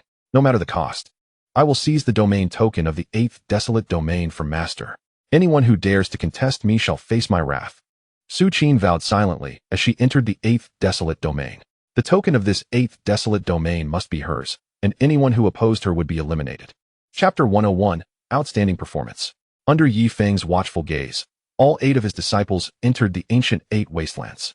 Subsequently, the scenes from the first desolate domain were projected, appearing in the ethereal expanse above. Seeing this, the lords of the 100 domains raised their heads, gazing at the projected image of the first desolate domain. Ye Feng too lifted his gaze toward the scene of the first desolate domain. Within the first desolate domain, Jianqin immediately spotted a token, suspended in the air, exuding an aura of ancient antiquity. That token was none other than the domain token of the first desolate domain. Securing the domain token of the first desolate domain would grant dominion over the entire region, expanding one's influence. All prodigies who entered the first desolate domain were driven by the desire to claim this coveted token. Look, that is the domain token of the first desolate domain. The domain token of the first desolate domain is mine. Whoever dares to contest me for it shall meet their end. Countless prodigies from various realms surged forth into the void, driven by an insatiable desire to seize the domain token of the first wasteland. At that very moment, a terrifying blade aura erupted, annihilating those who rushed towards the token. This domain token of the first wasteland rightfully belongs to my sword domain. Should any of you dare to advance another step, the fate of the fallen shall be your own. Grasping the accompanying Emperor's sword, Jianqin swiftly dispatched over 100 prodigies, arriving before the token to issue a stark warning to the crowd. His voice resonated throughout the expanse of the first wasteland, instilling fear in the hearts of all present. The mere ability to slay 100 prodigies with a single stroke rendered them pale with terror. However, some formidable prodigies from various regions dismissed Jian Qin's warning with contempt. You may intimidate them, but you cannot intimidate my spear domain. A young man wielding a long spear materialized before Jian Qin. My wind domain fears you not. Another youth, riding a tempest, made his presence known. You can only frighten those from smaller domains. If you wish to intimidate my axe domain, you shall find no success. A robust youth wielding dual axes also appeared swiftly. The strength of these three had attained the first tier of the Moon Source realm. In comparison to the prodigies from other regions at the Star Source realm, they were significantly more powerful. Thus, they held no fear of Jian Qin. Naturally, they remained oblivious to Jian Qin's formidable prowess. Were they to realize the extent of his terrifying strength, they would not dare to confront him head-on. The audacity to step forward with merely first-tier Moon Source realm strength shows how little you comprehend my terrifying power, Jian Qin declared, as he swung his sword towards the three prodigies from various domains. The might of this stroke could reach the pinnacle of the 9th tier of the Moon Source realm. Could it be that he is at the pinnacle of the 9th tier of the Moon Source realm? Spare us. We renounce our claim to the domain token. We are frightened. Upon sensing the overwhelming sword aura emanating from Jian Qin, they turned pale with horror. They had never anticipated that Jian Qin from the sword domain would be so formidable, his power reaching the pinnacle of the 9th tier of the Moon Source realm. This far exceeded the expectations of the three. Ignoring their pleas for mercy, Jian Qin allowed the blade aura to descend upon the trio. Swoosh, swoosh, swoosh. The three were instantly eradicated by the terrifying sword aura, their heads rolling to the ground. In that instant, the remaining prodigies, who had harbored any thoughts of contention, fell silent as if struck by a chilling wind. Who else dares to contest the domain token with my sword domain? Who else dares to step forward? At that moment, the terrifying power of the 9th tier of the Moon Source realm erupted from Jian Qin, overwhelming the assembly. The prodigies from the Star Source realm dared not utter a single word. Jian Qin's strength, reaching the fearsome pinnacle of the 9th tier of the Moon Source realm, was a force they could not contend with. They had never imagined that Jian Qin from the sword domain could be so fearsome. Although they longed for the domain token, they prioritized their lives above all else. After all, besides life, everything else is merely trivial. Understanding this, none among the prodigies dared to step forward and contest Jian Qin for the domain token. Jian Qin, who had subdued the entire assembly, claimed the domain token of the first wasteland. Master, I have not let you down. After securing the domain token, Jian Qin spoke. He then departed from the first wasteland, eager to share the good news of his acquisition with his master. Observing the scene from the first wasteland, Ye Feng's face lit with satisfaction. His disciple Jian Qin had indeed exceeded his expectations. From this day forth, the first wasteland shall belong to my sword domain. Whoosh! Jian Qin emerged from the wasteland and stood beside his master. Master, here is the domain token I obtained from the first wasteland. With that, Jian Qin presented the token to his master. Jian Qin, you have done exceptionally well. Ye Feng praised as he accepted the domain token of the first wasteland.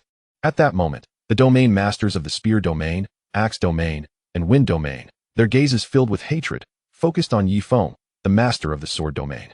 Ye Feng paid their animosity no heed. Should they wish to act, he would not hesitate to strike them down before the eyes of hundreds of domain masters. In the presence of Ye Feng, who had reached the peak of the 9th tier of the Sun and Moon Source realm, they were akin to mere ants.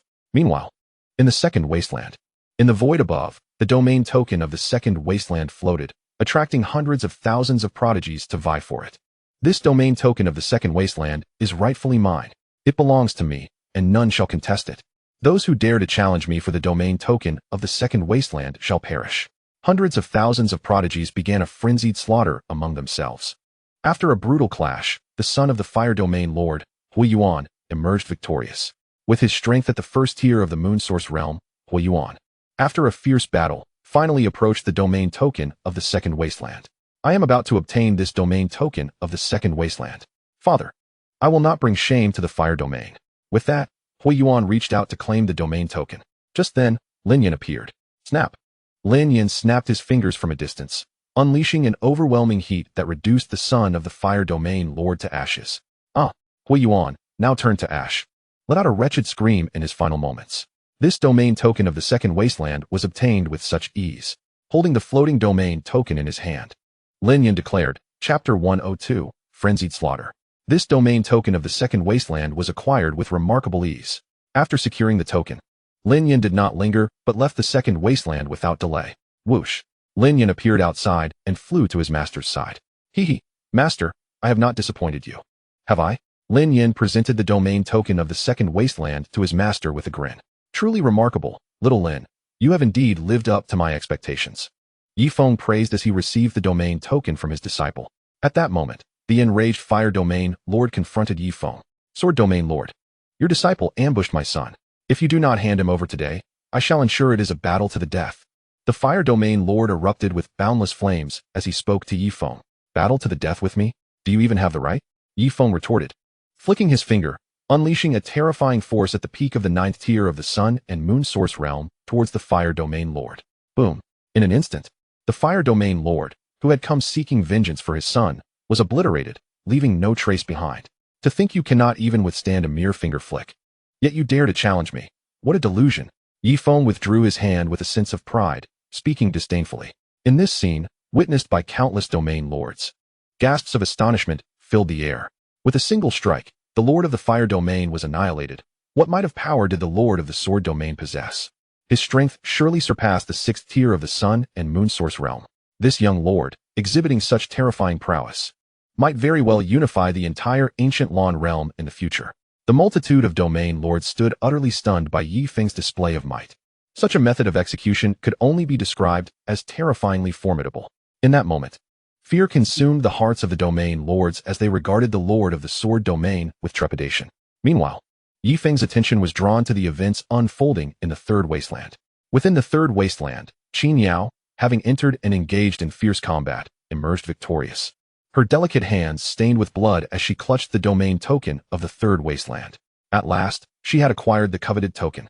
With a radiant smile illuminating her charming face, she exclaimed her joy, relieved that she had not disappointed her master. After securing the token, Xianxiao departed the Third Wasteland. Outside, upon exiting the Third Wasteland, Xianxiao promptly presented the bloody domain token to her master. Master, this is the domain token from the Third Wasteland, she said, handing it over to Ye Feng. You have worked hard, Ye Feng acknowledged as he took the token, noting the effort she had expended. She had slain over 1,000 foes to acquire it.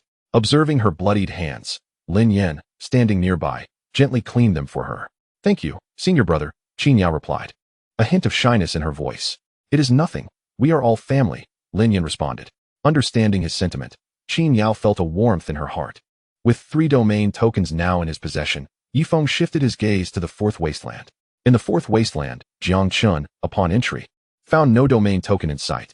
Unlike the other wastelands, the token here would not materialize until 10 days had passed. Consequently, anyone seeking to claim the token must wait until that time elapsed. Shortly after Jiangchun's arrival, the 5 young lords of the demon domain surrounded him, each possessing the strength of the 1st tier of the Moon Source realm. They believed that united, they could easily slay Jiangchun. Brat, your master has killed my 6th brother. Now you shall pay the price. The 5 young lords declared as they charged at him.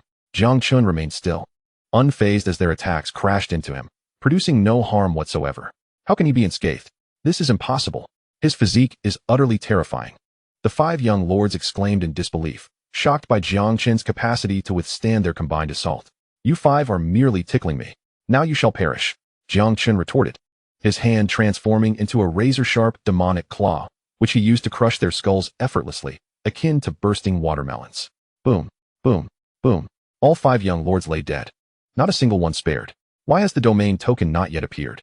Ah, well, since it is not yet available, I shall wait for its emergence to claim it. For now, I will eradicate all the talented individuals of this 4th wasteland. Thus, when the token appears, I shall be the sole contender for it. The Demon Emperor Jiangchun proclaimed. With that, he transformed into a massive, fearsome demon towering 10 zhang high.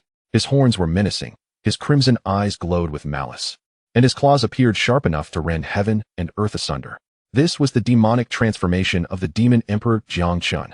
In this state, he was a bloodthirsty fiend, slaying on sight. Eradicate all in the wasteland, he commanded, his claws tearing into the ranks of the talented, causing them to burst into clouds of blood mist. In an instant, Jiangchun's claws had obliterated over 1,000 gifted individuals, scattering their essence throughout the air. Seemingly reveling in the spectacle, he continued his rampage, his goal singular, to annihilate every last one of the hundreds of thousands of talents in the 4th wasteland. Thus, when the domain token finally appeared, none would be left to contest it. Run for your lives. This giant demon is a nightmare. We renounce the token, just spare us. Countless talents cried out in panic as they fled, terror gripping their hearts.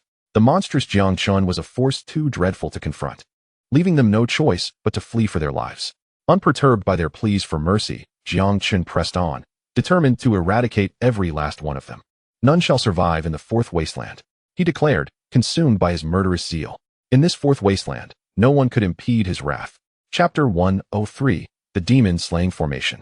Within the fourth wasteland, the Demon Emperor Jiang, in a mere half-hour, had slaughtered a staggering 10,000 talents. Given a little more time, he could obliterate every last one of the talented individuals in this realm without leaving a single survivor. As he continued his rampage, Jiang cornered those from the demon domain who had conflicts with the sword domain, forcing them to the edge of a precipice. Below lay an abyss. A fall would spell certain doom. At this moment, thousands of demon cultivators found themselves trapped against the cliff. Why have you stopped running? None who bear enmity towards my sword domain shall escape this fourth wasteland. Today, it is your turn. Soon, the others will follow. Jiang, now a colossal demon, bellowed, his voice reverberating with murderous intent. The faces of the demon cultivators reflected despair as they realized they had come to the fourth wasteland seeking tokens, only to be faced with annihilation at the hands of Jiang, the giant demon of the sword domain. My brothers of the demon domain, we have no chance left.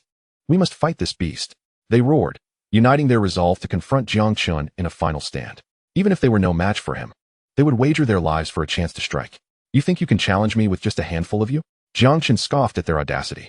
In the next moment, his countenance darkened with an insatiable bloodlust as he summoned a massive demonic hand, coalescing the dense demonic energy into a strike aimed at the throng of demon cultivators. Before the colossal demonic hand, thousands of cultivators from the demon realm were engulfed in profound despair. Before they could muster the strength to resist, the immense hand of demonic energy swiftly reduced them to mere pulp. In this harrowing instant, they could not even utter a scream.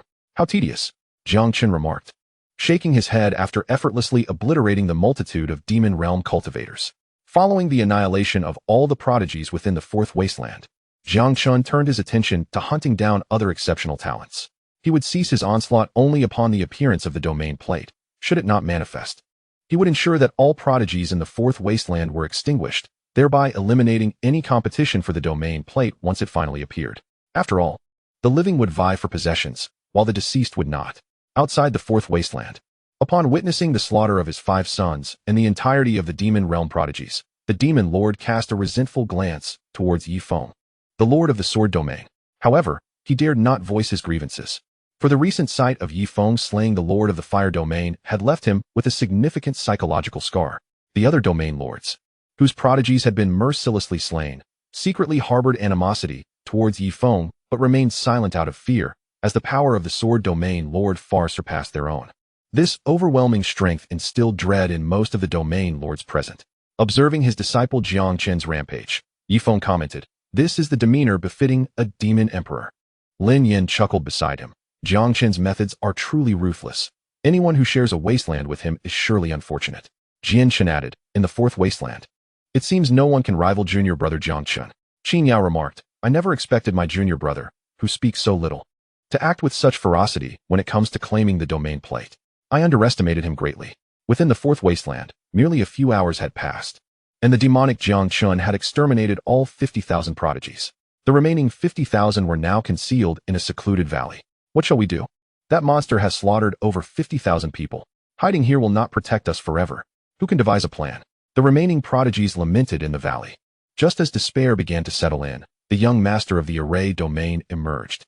"Esteemed cultivators, I am Nangang, the young master of the array domain, and I have a plan to deal with that demon." The elegantly attired young master addressed the gathered prodigies, who placed their hopes in him. "Pray tell, what plan do you propose to confront that demon?" they implored. "I am highly skilled in the arrangement of formations and possess a powerful demon extermination array. This array has previously vanquished a peak 9th-tier demon of the moon source realm. If I set it up in this valley and lure the demon inside, we can activate the array together, ensuring his demise." Nangang proclaimed confidently. He had previously utilized this array to successfully slay an injured demon, which had solidified his renown. Upon hearing his words, the prodigies instantly placed their trust in Nangang. "What shall we do next, young master Nangang?" one inquired. "I will set up the demon extermination array in the valley. One of you must draw the demon to us. Once he enters, this valley will become his grave," Nangang instructed. Hearing this, the prodigies were gripped by fear, hesitant to draw Jiang's attention. Ultimately, One individual was selected to lure the demon. Outside the valley, Xianxian advanced step by step, following the aura in the air that led him toward the gathering of prodigies. As he approached, the chosen prodigy, terrified, turned and fled. They are clearly trying to draw me in. There must be an ambush waiting in that valley, Xianxian discerned instantly. His crimson demonic eyes locked onto the valley, where he swiftly perceived the hidden trap.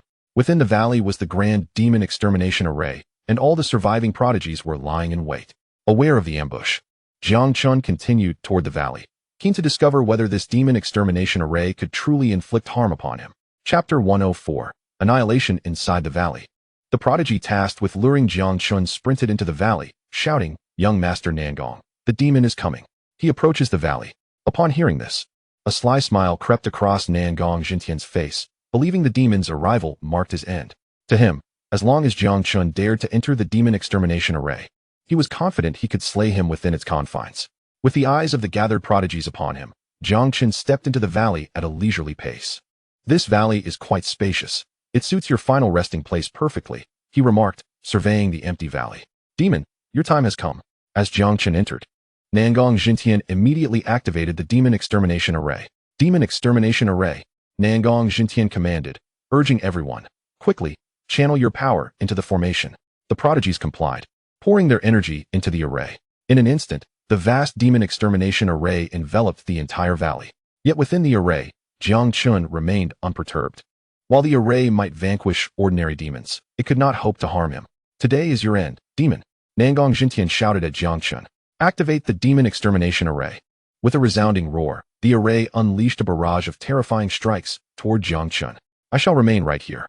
Let us see if your demon extermination array can truly harm me," Xianxian declared, standing resolute as the onslaught rained down upon him. Boom, boom, boom. The array unleashed its catastrophic assaults, each strike landing upon Xianxian's form with thunderous explosions. "Excellent. The demon has been struck. Ha ha ha, he is doomed." "The demon extermination array is indeed formidable," Nangong Jintian exclaimed, reveling in his perceived victory. "Young Master Nangong is truly formidable."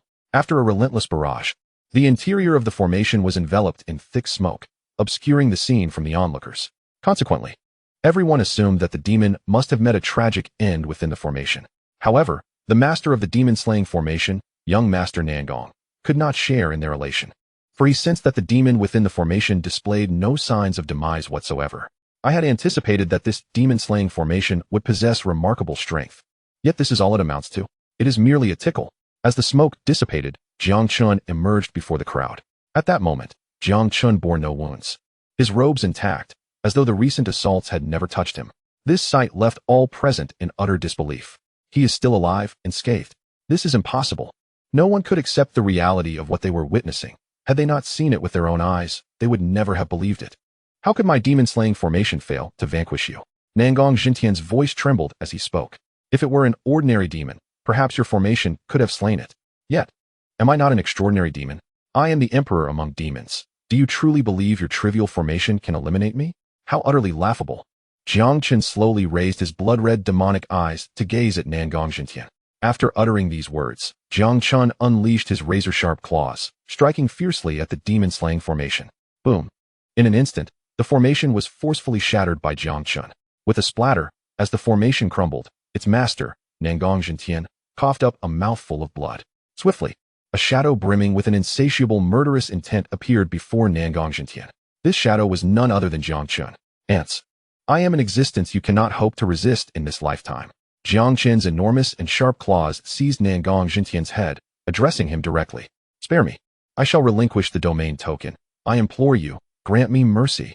I am willing to become your follower, devoted to you for all eternity." In a desperate bid for survival, Nangong Jintian pleaded with Xianxian, attempting to secure his own safety. "You, a mere ant, lack the qualifications to follow me." With that, Xianxian, in full view of all the talented individuals present, crushed Nangong Jintian's skull with a decisive snap, akin to the shattering of a watermelon. After dispatching Nangong Jintian, Xianxian's gaze swept across the remaining elites. "Now it is your turn." With this proclamation, Xianxian's blood-soaked claws began to wreak havoc, relentlessly slaying the surrounding talents. "Flee for your lives. Quick, someone save us." The elites being slaughtered by Xianxian cried out in panic as they ran. In that moment, those who had ventured into the fourth wilderness regretted ever sharing this domain with the demon Xianxian.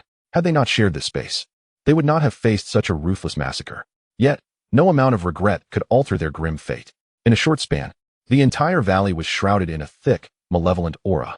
After several hours of carnage, all the elites within the Fourth Wilderness were exterminated, leaving not a single survivor. Ultimately, the Fourth Wilderness lay silent and desolate, with only Jiang Chun remaining alive. This domain token of the Fourth Wilderness belongs solely to me, Jiang Chun proclaimed. With all the elites of the Fourth Wilderness slain, he stood as the sole survivor. Thus, Jiang Chun settled into meditation within the Fourth Wilderness, patiently awaiting the emergence of the domain token. 10 days later, the domain token of the Fourth Wilderness indeed manifested in the void.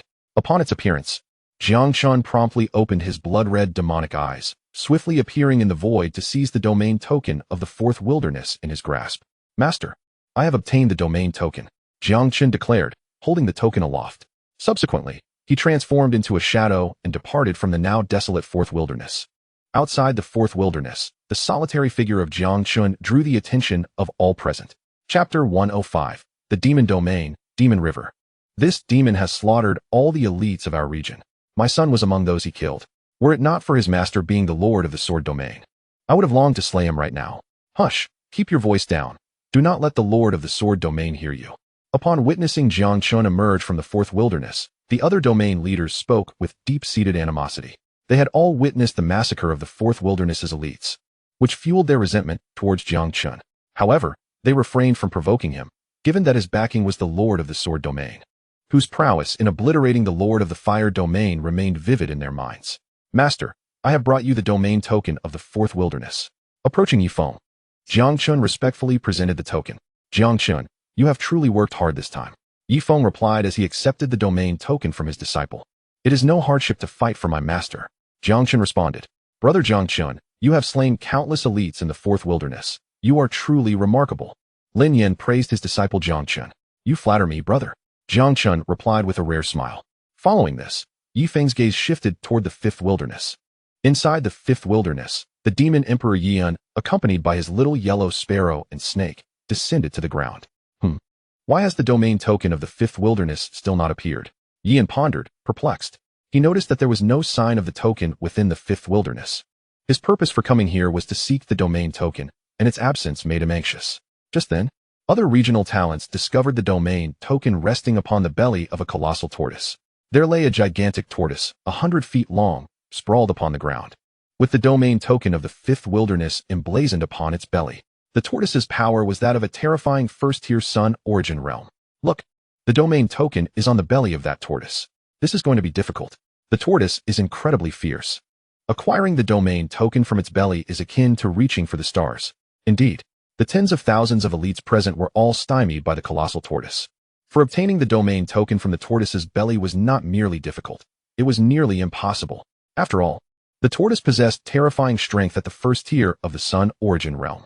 Who could defeat it and claim the token? This was evidently unattainable. Just as everyone found themselves in a predicament, Yan approached with his little yellow sparrow. Yan approached the massive tortoise with calm determination. What is that fool up to? Does he intend to deliver a meal to the tortoise with that bird and dog? What a foolish child. The audacious youth approached the formidable Xuanwu giant turtle, a move that was deemed certain to lead to his demise. All the prodigies present unanimously believed that Yan's venture towards the Xuanwu giant turtle would end in catastrophe. Upon reaching the colossal creature, Yan extended his hand to gently caress the turtle's immense shell, uttering, little turtle, be obedient and hand over the domain token." To the astonishment of all, the once fearsome Xuanwu giant turtle softened at his words. Remarkably, the turtle, rarely known to speak, responded affirmatively to Yan. In a stunning display, it voluntarily retrieved the domain token from its belly and delivered it into Yan's hands. Seeing the Xuanwu giant turtle bestow the token upon him, Yan affectionately remarked, "Thank you, little turtle." With that, he tucked the token securely into his robe. Possessing the unique ability known as the 10,000 Beasts Body, Yan commanded the loyalty of countless beasts, effortlessly acquiring the token before the astonished eyes of all present. The onlookers were left in utter shock. How could this be? Why had the Xuanwu giant turtle willingly surrendered the token to him? Who was he to command such obedience from the mighty creature? The throngs of prodigies numbering in the hundreds of thousands gasped in disbelief. They were utterly astounded by the spectacle, wherein Yan, with but a single phrase, compelled the Xuanwu giant turtle to willingly relinquish the domain token. Had they not witnessed it with their own eyes, they would have never believed it. The commotion reverberated not only within the fifth wasteland, but also beyond its borders. Good heavens! That young man, with merely a phrase, has persuaded the Xuanwu giant turtle, a being of the Sun origin realm, to willingly yield the domain token. He is undoubtedly no ordinary individual.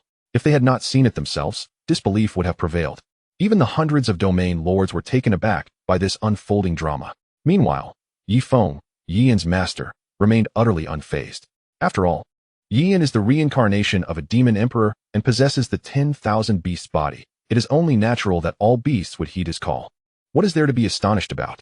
Yian, my junior brother, is truly formidable. To secure the domain token with but a single utterance is nothing short of extraordinary. Lin Yan exclaimed in admiration. Indeed, Yian has never failed to impress, Jianchen chimed in. Among the four who had acquired domain tokens, Yian's achievement was the most effortless, as he had compelled the Xuanwu giant turtle to willingly hand over the token with just a few words. Such power was indeed remarkable. Within the fifth wasteland, having obtained the domain token from the Xuanwu giant turtle, Yian was preparing to depart when he was suddenly halted by an unexpected voice. You there, hand over the domain token. You are not capable of wielding it. Give it to me, and I shall ensure its proper use. Emerging from the shadows was the young master of the demon domain, Yao Jiang, leading 1,000 fierce beasts, encircling Yi and to prevent his escape. Yao Jiang, renowned for his mastery over beasts, was hailed as an unparalleled prodigy in this regard, though this was only because he had yet to encounter Yi and jealous of Yi and's acquisition of the token. Yao Jiang sought to claim it for himself. Young man, the depths of this domain token are beyond your comprehension. Quickly relinquish it to me. Yao Jiang insisted. And what if I refuse? Yi encountered, turning to face him. If you do not comply, do not expect to leave the fifth wasteland alive. Yao Jiang threatened. I shall grant you 3 breaths to consider. Should you fail to surrender the token, my 1,000 beasts shall rend you to pieces, and you will become their feast. The threats continued to pour forth from Yao Jiang. Chapter 106. Yian's Might. If you do not hand over the domain token, my 1,000 beasts will tear you apart, turning you into their meal. Yao Jiang incessantly menaced. Surely not. Is someone truly attempting to unleash beasts upon me? How terrifying. Yian feigned fear, his expression one of mock trepidation. The large yellow dog beside him could not contain its laughter. Yian, are you trying to make me die of laughter? Yao Jiang, infuriated by Yian's disregard for his threats and the mockery he faced, fumed. Do you know whom you have provoked? Whom have I provoked?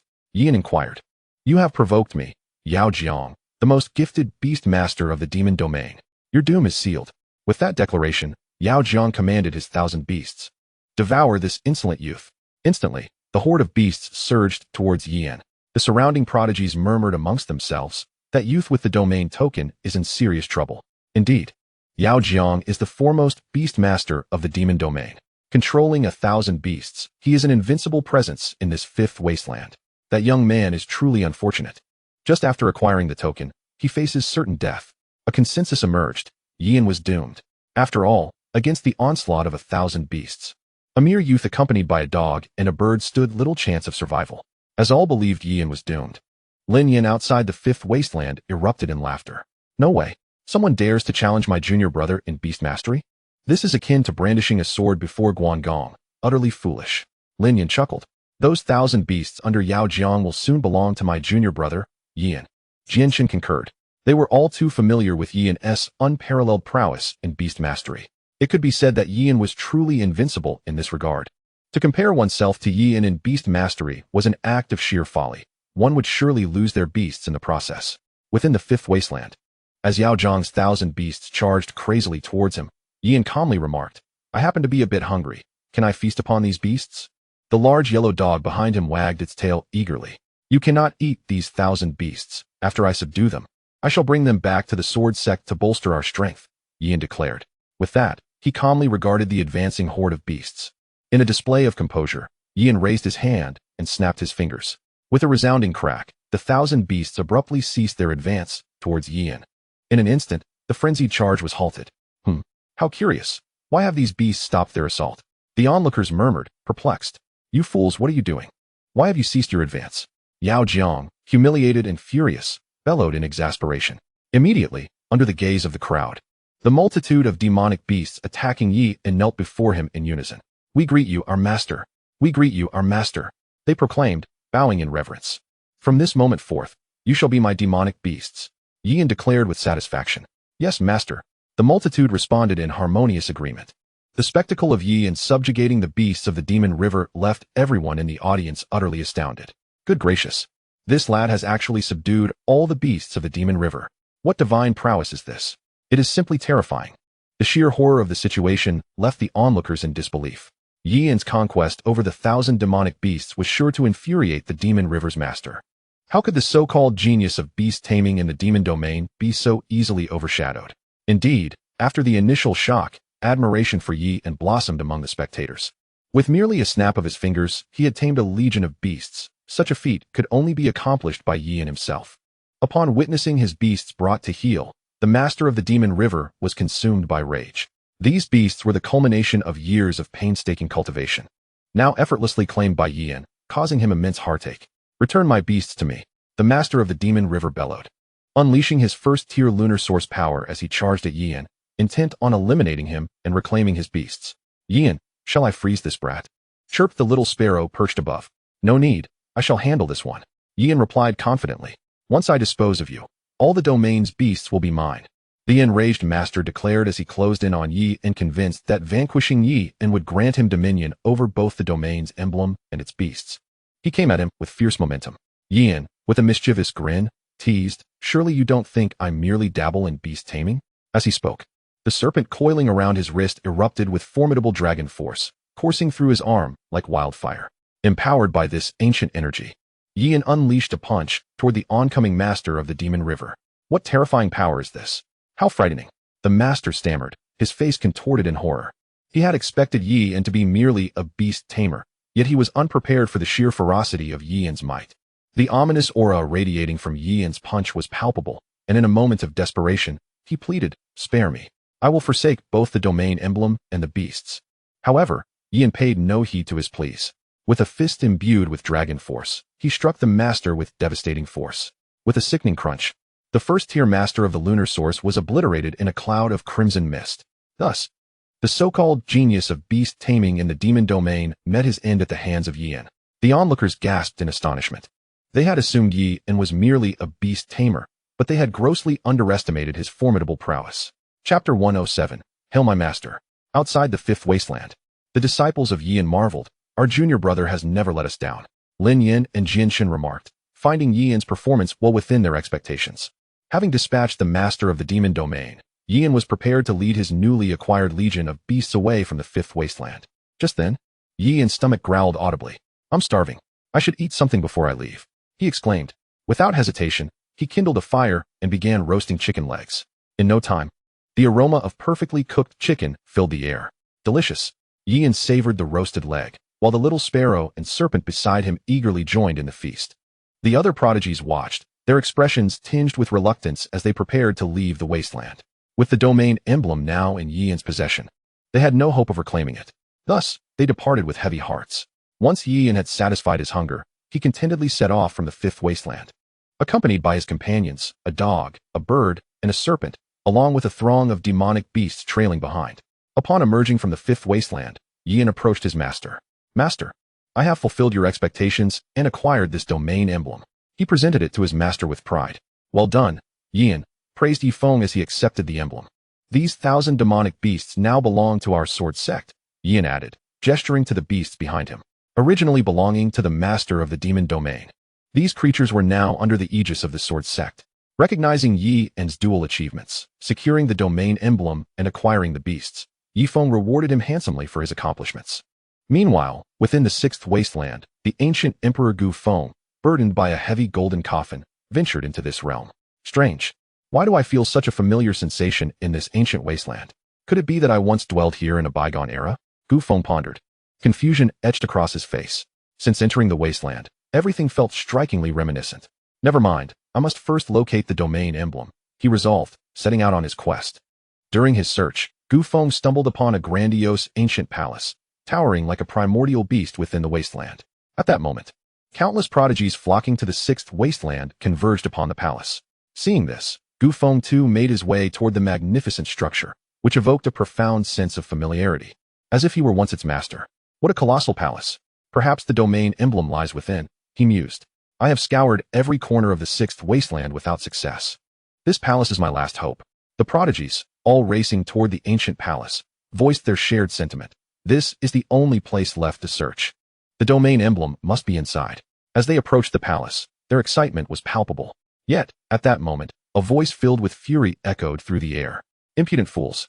How dare you intrude upon the ancient emperor's palace? Those who dare to intrude upon the ancient emperor's palace shall face death. Suddenly, a squad of spectral guards, tasked with safeguarding the grand entrance of the ancient hall, materialized. Clad in armor from a bygone era, each of these spectral sentinels emanated an aura steeped in antiquity.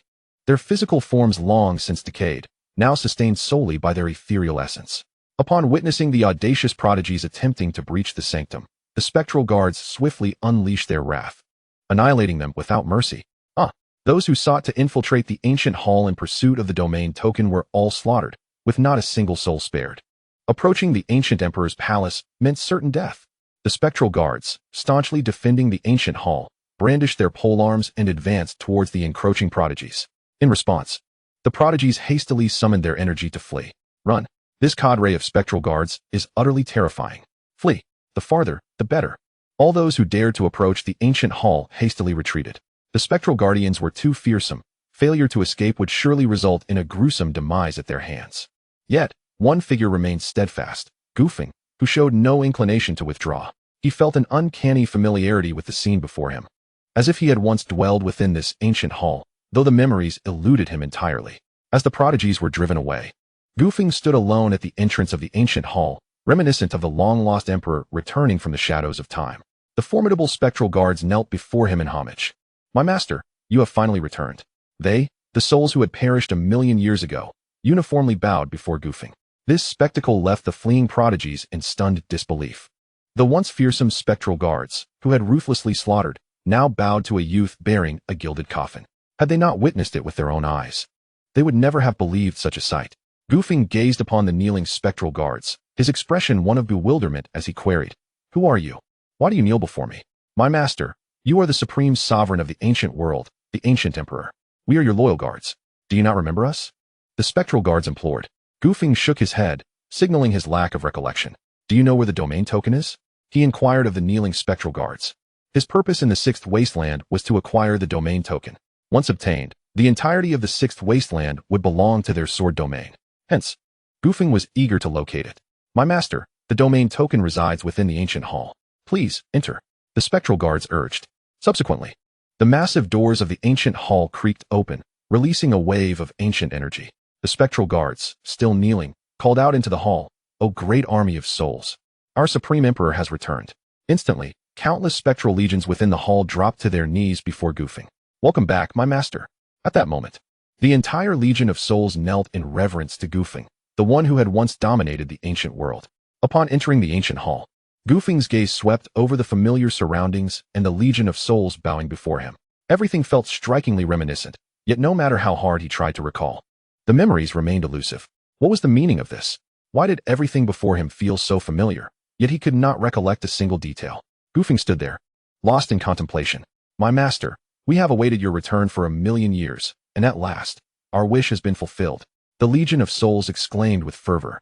They had lingered in the sixth wasteland for eons, anticipating Ye Feng's arrival. "Is this the palace I once resided in?" Ye Feng inquired of the legion. "No, my master. This is merely a temporary palace you erected for your sojourn in the wasteland. It is quite humble, so please do not hold it against us," the legion replied. The grand and imposing hall before him was not Ye Feng's true residence, but rather a temporary abode erected for leisure. Even as a temporary residence, its magnificence revealed Ye Feng's exalted status in ancient times. "My master, here is the domain token you seek. I now present it to you." With that, the legion handed the domain token of the sixth wasteland to Ye Feng. The moment he grasped the token, it felt astonishingly familiar, as if it had once belonged to him. Since entering the sixth wasteland, everything had resonated with familiarity, yet he could not remember a single fragment. "My master, to see you again after 1,000,000 years fills our hearts with contentment. Should there be a next life, we shall gladly follow you again to reign over the ancients. Farewell, my master." Upon uttering these words, the legion of souls assumed a posture of reverence, their essences dissolving into wisps of ash, vanishing within their armor.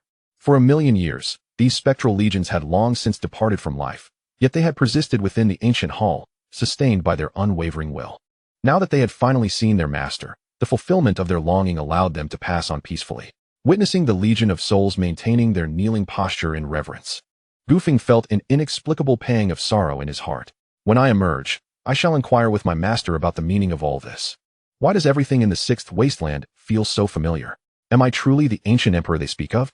Ye Feng pondered, before closing the grand doors of the ancient hall, allowing the departed souls to find their tranquility. Finally, Ye Feng stepped out of the ancient hall. Outside, Wang Chun, the young master of the ink domain, awaited Ye Feng in silence. Wang Chun, a reincarnation of an ancient supreme, was marked by celestial phenomena at birth, accompanied by the emergence of a divine weapon. He was heralded by the Wang family as the most likely candidate to ascend as an emperor. The people of the ink domain often proclaimed, "Our young master Wang Chun possesses the bearing of an emperor." Through such declarations, Wang Chun, originally merely a reincarnation of an ancient supreme, was lauded as the reincarnation of the ancient emperor. Presently, Wang Chun awaited Ye Feng, intent on seizing the domain token from him. As the prodigies beheld Wang Chun, they erupted with excitement. "Look, that is Wang Chun, the reincarnation of the ancient emperor. My heavens, it truly is the reincarnation of the ancient emperor." The presence of Wang Chun, the reincarnation of the ancient emperor, was such that none could withstand his aura. Truly deserving of his lineage, Wang Chun exudes an extraordinary charisma. All the prodigies fixated their attention on Wang Chun, engaging in fervent discussions about him. After all, Wang Chun, celebrated as the reincarnation of the ancient emperor, was now in their midst, naturally drawing the gaze of countless onlookers. Outside the wilderness domain, the lord of the ink domain, elated by the flattery of his son, reveled in the praises bestowed upon him. The adoration only bolstered his belief that his offspring was indeed the reincarnation of the ancient emperor. How audacious for a mere impostor to claim such a grand title. Soon, my junior brother Ye Feng shall ensure his demise, Lin Yan proclaimed. Within the sixth wilderness domain, Ye Feng emerged from the ancient palace, as ever, bearing his golden coffin upon his back, and approached Wang Chun. "Stand aside," Ye Feng coldly commanded upon encountering Wang Chun, who obstructed his path. "How dare you speak to me, the heir of the ink domain, in such a manner? Do you comprehend the stature of my identity? I am the reincarnation of the ancient emperor. You truly court death by demanding that the emperor yield to you." One of Wang Chun's sycophants retorted. "The reincarnation of the ancient emperor? Merely an ancient canine that has ascended to supremacy dares to claim such a title?" Ye Feng discerned Wang Chun's ancient supreme form with a single glance and voiced it aloud. At his words, the typically composed Wang Chun erupted in fury. For Ye Feng had struck a nerve. The truth was that his ancient form was indeed that of a dog demon reincarnated, a revelation to which he was highly sensitive. Thus, when Ye Feng unveiled this truth, his wrath was ignited. "Today, you shall not leave the sixth wilderness domain alive." Wang Chun seethed. With a furious shout, God-slaying spear, Wang Chun summoned his companion artifact and thrust it towards Ye Feng. Unfazed, Ye Feng grasped the God-slaying spear with a firm grip, rendering it immovable.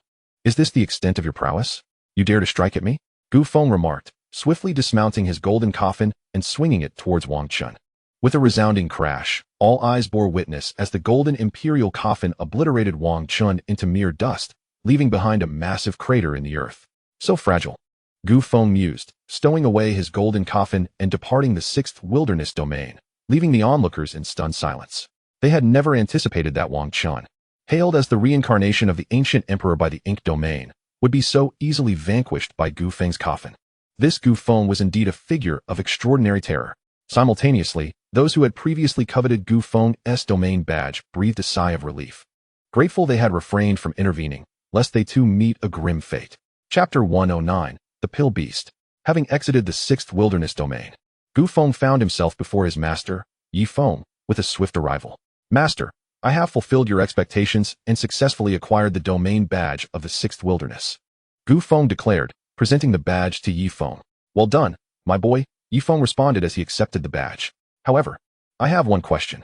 Am I truly the reincarnation of the ancient emperor?" Ye Feng voiced his inner turmoil to his master. "In this world, if you are not the reincarnation of the ancient emperor, who else would dare to claim such a title? Only those shameless enough, like the ink domain, would assert their kin as the reincarnation of the ancient emperor, only to become convinced by their own lies," Ye Feng elucidated. The people of the ink domain incessantly boasted of their young lord as the reincarnation of the ancient emperor, yet when faced with confrontation, their supposed ancient emperor faltered against his own disciple's strike. This alone sufficed to reveal the authenticity of the ink domain's claims. Upon hearing his master's words, Ye Feng felt a sense of conviction swell within. He was indeed the reincarnation of the Ancient Emperor. As for the inability to recall past memories, that troubled him greatly. Do not dwell on what you cannot remember. Overthinking can lead to unnecessary distress, Ye Feng advised, perceiving his disciple's unease. Indeed, Brother Lin Yan, let us not linger on this. Rather, let us focus on the performance of our junior brother, Dan Qing. Ye Feng's close ally, Lin Yan, interjected, encouraging a shift in focus. Very well. With Lin Yan's urging, Ye Feng redirected his attention towards the 7th wilderness domain. Within the 7th wilderness domain, upon entering, Dan Qing found himself swiftly encircled. His assailants were none other than the subordinates of the domain lord of the Pill domain, Dan Feng, led by Dan Xiao. Dan Xiao, a first-tier moon origin realm expert, commanded a group of Pill domain prodigies, intent on eliminating Dan Qing to claim their reward from their lord. Dan Qing. It has been a while. The scenery of the 7th wilderness domain is quite splendid, indeed fitting for your burial site. Dan Xiao grinned maliciously. His intent to slay Dan Qing was unwavering, bolstered by the many talents gathered at his command. You dogs of Dan Feng truly believe you can kill me? Dan Qing scoffed, unimpressed. Though a master alchemist, he was not without the means to defend himself. The assailants before him appeared to be courting their own demise. How will you know unless you try? Dan Xiao sneered. Farewell, Dan Qing. With that, he led the charge of Pill domain prodigies towards Dan Qing. Come forth, you curs. Dan Qing bellowed. 10 Directions, Emperor Cauldron. Dan Qing unleashed his artifact, the 10 Directions Emperor Cauldron, subduing all of Dan Xiao and his cohorts within its confines. Boom, boom, boom. The onslaught aimed at Dan Qing was swiftly quelled as they were imprisoned within the cauldron. As the cauldron was Dan Qing's companion imperial weapon, those trapped within, no matter their struggle, found it impossible to escape. Dan Qing, if you possess the ability, release us from this cauldron. What merit is it to suppress us with this artifact? The captives clamored in protest. Ignoring their pleas, Dan Qing declared, my father treated you traitors well in life. Yet after his demise, you turned your backs and allied with that beast, Dan Feng. Now, I shall settle the score. With that, Dan Qing summoned his companion Pill Fire, igniting the 10 Directions Emperor Cauldron. The wretched cries of Dan Xiao and the others echoed as the searing heat engulfed them. Dan Qing, spare us. They screamed. We were coerced by Dan Feng. Please, have mercy. They pleaded. Unmoved by their desperate cries, Dan Qing continued to incinerate the cauldron. After a relentless assault, the 10 Directions Emperor Cauldron glowed a fierce crimson, and Dan Xiao and his cohorts were reduced to ashes, leaving not a single survivor. Father, one day I shall personally slay that traitor Dan Feng, avenging you, Dan Qing proclaimed, gazing skyward after vanquishing his foes. Subsequently, Dan Qing stowed away the 10 Directions Imperial Cauldron and commenced his search for the domain token of the 7th wilderness. While in pursuit of this token, he observed a multitude of prodigies gathered not far from his location. Sensing the situation, Dan Qing hastened towards them to uncover the cause of this congregation. Ahead, upon a stretch of desolate land, he beheld a primordial beast, a creature that had survived since ancient times, clutching the domain token of the 7th wilderness. This beast was colossal, measuring several dozen zhang in size and possessing strength that reached the sun origin realm. Its fur was thick and fluffy, resembling a large sphere. For a medicinal pill to transform into such a beast, it must be an imperial pill, indicating that the creature before him was indeed born of an imperial pill. Do you desire this domain token? The beast, crafted from the imperial pill, possessed remarkable intelligence and found it effortless to articulate human speech. Indeed, the assembled prodigies collectively responded. You may acquire this domain token, but you must first agree to a condition. Whoever can concoct the 10 specified medicinal pills within 5 hours shall claim the token as their own. Furthermore, I shall recognize that individual as my master, declared the beast. The beast's intent was simple, to find a powerful alchemist to follow, believing that by doing so, it would eventually transform into a human and attain the path of enlightenment. Upon hearing this, the gathered prodigies were taken aback. Amongst the tens of thousands present, very few were alchemists. At that moment, however, the hidden alchemists among the crowd began to step forward voluntarily. In an instant, over 100 alchemists emerged. Look, that is Machin, the Pill King. It is said that he could concoct thousands of medicinal pills by the age of 15. The appearance of this renowned alchemical prodigy stirred lively discussions among the onlookers. In no time, all the prodigies began to gather around the Pill King Machin, engaging in fervent discourse about him. Chapter 110, Pill King Machin. Machin, basking in the attention, proudly raised his head, reveling in the gazes cast upon him. Noticing the mere 100 alchemists that had surfaced, the beast called out again, all alchemists may step forward. Should you successfully concoct the 10 specified medicinal pills within 5 hours, the domain token will be yours. Amidst the beast's proclamations, Danqing, who had been delayed in arriving, finally squeezed his way through the throng. Please make way, he requested with great effort, finally positioning himself before the beast. Due to Danqing's habitual seclusion for alchemical studies and his father's apprehension of exposing his extraordinary talent, the news of Danqing being the foremost alchemist in the ancient Lan realm had remained concealed without a whisper.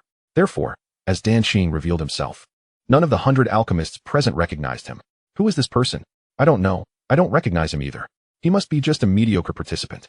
Indeed, the alchemists, completely unaware of Danqing's identity, dismissed him as inconsequential.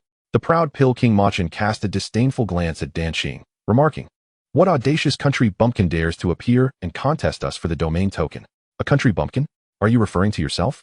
Danqing retorted calmly. "You." Machin was rendered speechless by this response. "Do you have any idea who you are addressing? This is Machin, the Pill King. He could concoct thousands of medicinal pills at the age of 15.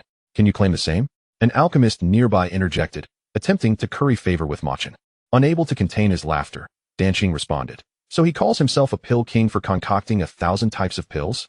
I began crafting thousands of pills at the age of 10 and could create tens of thousands by 15, including 10 high-tier medicinal pills. By comparison, this Pill King Machin is simply incomparable." The only reason his exceptional talent had remained undisclosed was due to his father's desire to shield him from potential threats. "You dare mock Pill King Machin? What qualifies you to do so? How many types of medicinal pills can you concoct?" An irate alchemist questioned Danqing. With an air of nonchalance, Danqing replied, "I can concoct every type of medicinal pill that each of you here can produce." This statement provoked a chorus of derisive laughter from the gathered alchemists. This fellow is quite the braggart. Indeed, I almost thought he was a reincarnation of a pill emperor. Ha! The competition hasn't even started, and he's already boasting. The young alchemists laughed in unison, convinced that Danqing was merely seeking attention. Engaging in a serious discussion with someone like you is a disgrace to the dignity of Pill King Machin, the Pill King arrogantly declared. At that moment, the beast overseeing the alchemical contest interjected, "Enough bickering.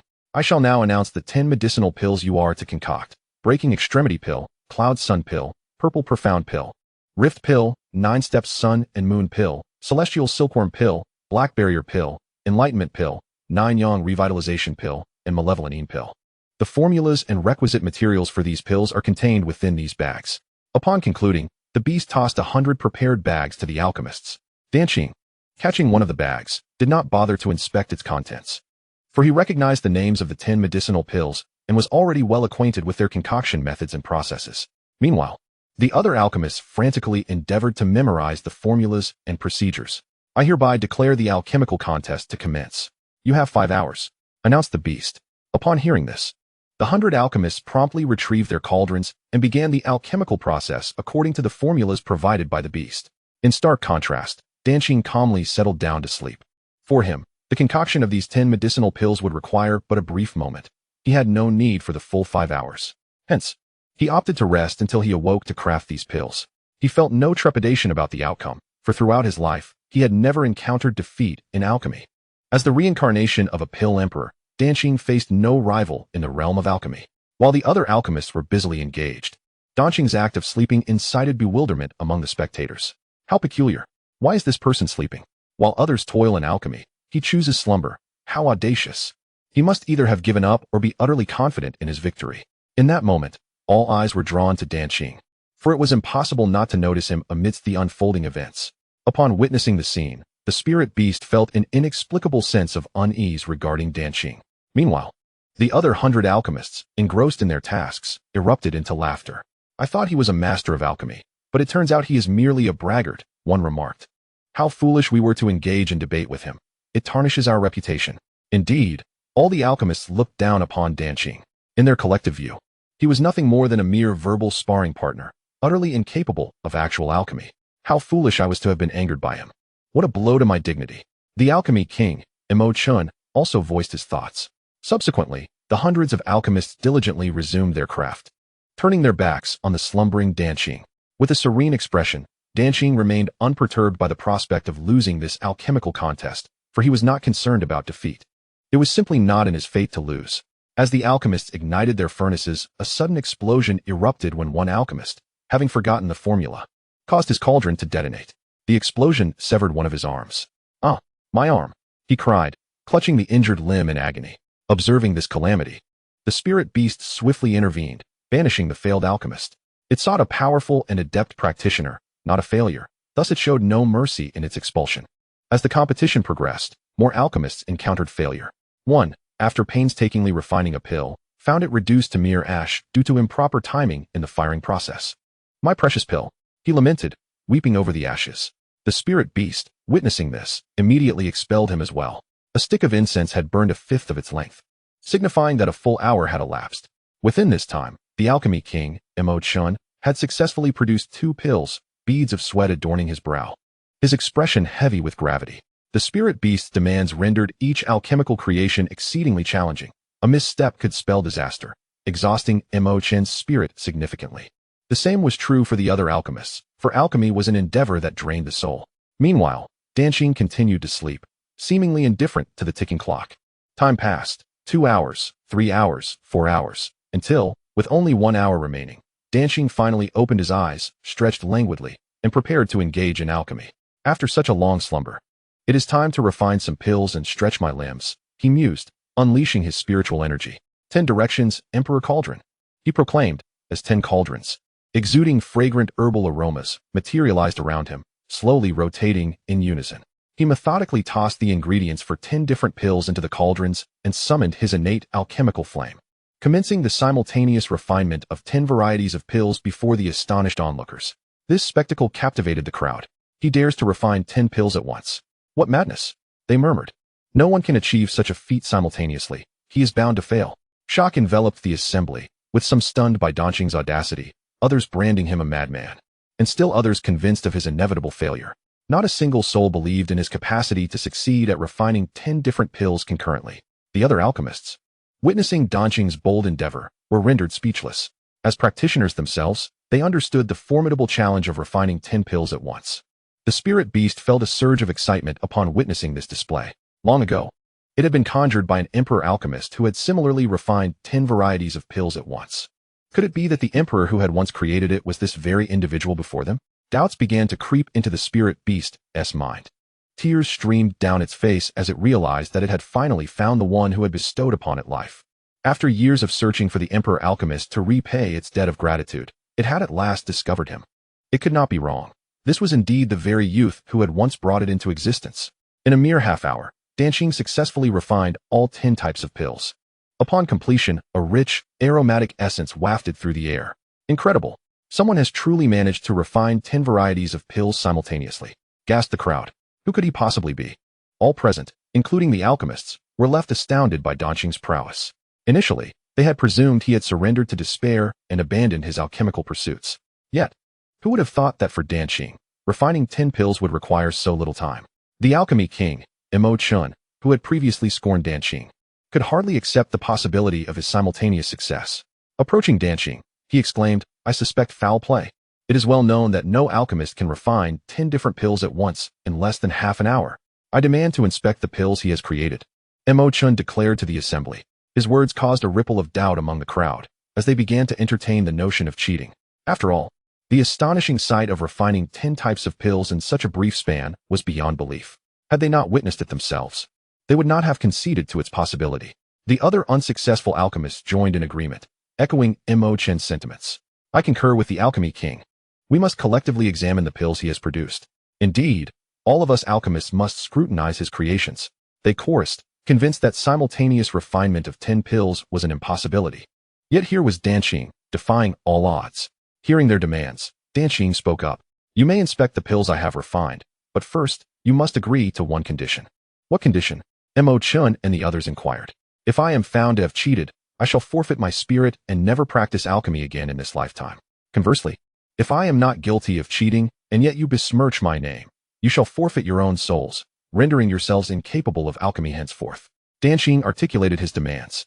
"Very well, we acquiesce to your request," replied the Dan King Mo Chun and his companions. "Now, surrender the 10 types of elixirs you have concocted." Mo Chun and the others insisted. With a grand gesture, Danqing presented the 10 elixirs to Mo Chun and his cohort. Upon receiving the 10 elixirs crafted by Danqing, the Dan King and the hundreds of alchemists were momentarily struck dumb with astonishment. For the 10 elixirs produced by Danqing were nothing short of the finest among the finest. Each elixir radiated an ethereal aura, a phenomenon exclusive to superior-grade elixirs, and the alchemist they had previously underestimated had indeed achieved this feat. I have been refining elixirs since childhood and have never encountered such exquisite concoctions. Such elixirs can only be crafted by a Dan Emperor. Yet he has achieved this on his own. Such elixirs are a rarity in the mortal realm. If I could craft even one of these elixirs in my lifetime, I would have no regrets. All the alchemists were in awe of the elixirs created by Danqing. Chapter 112, The Six-Fingered Qianxian Demon. The Dan King Mo Chun was left speechless, frozen in disbelief. Upon their scrutiny, it became evident that there were no signs of cheating in the 10 elixirs created by Danqing. These were entirely the result of his own abilities. Realizing Danqing had not cheated, Dan King Mo Chun quietly addressed the other alchemists. Gentlemen, though he has not cheated, for the sake of our futures, we must assert that he has. Otherwise, we risk self-dismemberment of our souls and shall never again practice alchemy, becoming mere shells of our former selves. The other alchemists nodded in understanding, responding, we comprehend. For the sake of their own prospects, even if Danqing had not cheated, they would still declare him guilty. They could only blame Danqing for being too exceptional. After all, who could concoct 10 types of elixirs simultaneously? Often, excellence can be a curse. Upon our examination, Danqing, you have cheated. Dan King Mo Chun immediately accused him. Indeed, you have resorted to cheating for the sake of victory, bringing shame upon our profession. Humph. To have someone like you among our ranks is a misfortune for all alchemists. I cannot believe I competed alongside you, only to discover you are such a person. You are unworthy of being an alchemist. Strip him of his soul. Indeed, let this disgrace of the alchemical world be purged. The hundreds of alchemists united in their slander and defamation against Danqing. At that moment, the Dan Beast interjected. Enough, you wretched disgrace of the alchemical realm. How dare you conspire against my master? I shall annihilate you all, the Dan Beast declared, unleashing the terrifying power of the Sun Source realm upon the alchemists who had slandered Danqing. Boom, boom, boom. The overwhelming force of the Sun Source obliterated the entire group of alchemists, leaving not a single one alive. After vanquishing them, the Dan Beast approached Danqing and knelt before him. Master, please take this domain token. The kneeling Dan Beast presented the domain token to Danqing. Danqing accepted the token and tucked it into his robe. Are you certain you wish to follow me? Danqing inquired of the Dan Beast. Absolutely. It is my honor to follow my master, replied the Dan Beast. Very well, henceforth you shall be my subordinate, Danqing declared. Subsequently, Danqing mounted his Dan Beast and swiftly departed from the 7th wasteland, while the other prodigies dared not impede his passage. After all, with a Dan Beast of such formidable strength, anyone who dared to obstruct him would meet their demise. This time, not only had he acquired a domain token, but also a powerful Dan Beast as a companion, truly a fortuitous outcome. Danqing expressed with delight. Before long, Danqing exited the 7th wasteland and, riding his loyal Dan Beast, arrived before his esteemed mentor. Master, here is the domain token from the 7th wasteland. Danqing respectfully presented the token to his mentor, Ye Feng. You have done exceptionally well. Acquiring both the domain token and a formidable Dan Beast, Ye Feng commended. As Danqing's mentor, Ye Feng instantly recognized the extraordinary nature of the Dan Beast. This creature was transformed from an imperial elixir, possessing remarkable cultivation. With its companionship, Danqing's safety in the future was assured. Thank you for your praise, Master, Danqing replied. At present, among the 8 wastelands of the ancient era, they had secured the domain tokens of 7 regions, leaving only the token of the 8th wasteland to obtain. Ye Feng remarked, directing his gaze to the scene unfolding in the 8th wasteland. Danqing and the others also looked on, eager to see the fate of their little junior sister. In the ancient 8 wastelands, within the 8th wasteland, a remarkably powerful rogue cultivator had emerged, the 6-fingered Qianxian demon. This 6-fingered Qianxian demon, in search of its master, had come to the 8th wasteland of the ancient 8 wastelands upon the guidance of a sage. The sage had informed the 6-fingered Qianxian demon that it could find its master in this very domain. Thus, upon arriving in the 8th wasteland, the 6-fingered Qianxian demon seized the domain token. Standing atop a mountain peak in the 8th wasteland, the 6-fingered Qianxian demon brandished the token, addressing the gathered prodigies. Whoever can play the celestial demon Qianxian in my hand shall claim this domain token. Upon hearing this proclamation, the hundreds of thousands of prodigies erupted into discussion. Is such fortune truly possible? I thought obtaining a domain token would be challenging, yet it seems all one must do is play the Qin. How exceedingly simple. The prodigies could scarcely believe that the means to acquire a domain token could be so effortless. Consequently, hundreds of prodigies stepped forward to attempt their skills. The 6-fingered Qianxian demon, having sought its master for years, placed its hopes for finding its master upon these individuals. Its master was the Xianxian Emperor, yet tragically, the master had perished long ago. This misfortune had driven the six-fingered Xianxian demon to seek its master relentlessly for years without success. Even in the absence of success, the six-fingered Xianxian demon did not relent. The hundreds of prodigies gathered before the celestial demon Xianxian, attempting to play its strings. However, none could produce a single note. Witnessing this, the six-fingered Xianxian demon became furious. "If you cannot play, then perish," it exclaimed in rage, plucking the strings, unleashing a terrifying force that annihilated all the prodigies who had come to try. Why? Why can no one play this celestial demon Xianxian? Where in the world is my master? The six-fingered Xianxian demon lamented, driven to madness by years of searching.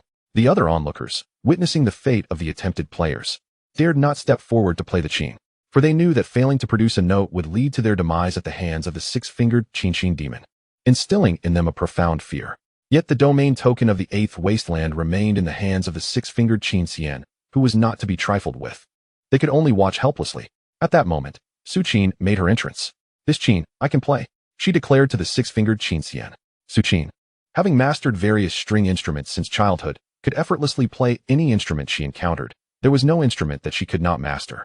Upon hearing her words, the frenzied gaze of the six-fingered Xianxian suddenly calmed. He sensed a long-lost familiar aura emanating from Su Qin, reminiscent of his fallen master from years gone by.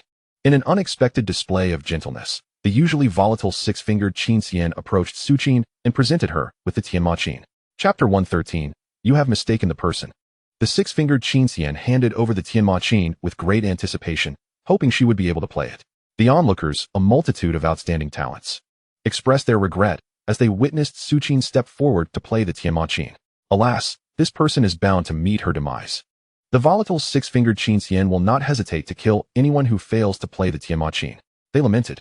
Initially believing that acquiring the domain token from the Eighth Wasteland would be effortless, only to discover the arduous challenge it posed. As Su Qin took her seat in the void and began to play the Tianma Qin, the once intractable strings of the instrument were deftly plucked. The air resonated with melodious strains. The six-fingered Xianxian, upon hearing the enchanting music, was engulfed by an overwhelming excitement. "It cannot be mistaken. She is the reincarnation of my master," he exclaimed, unable to contain his joy.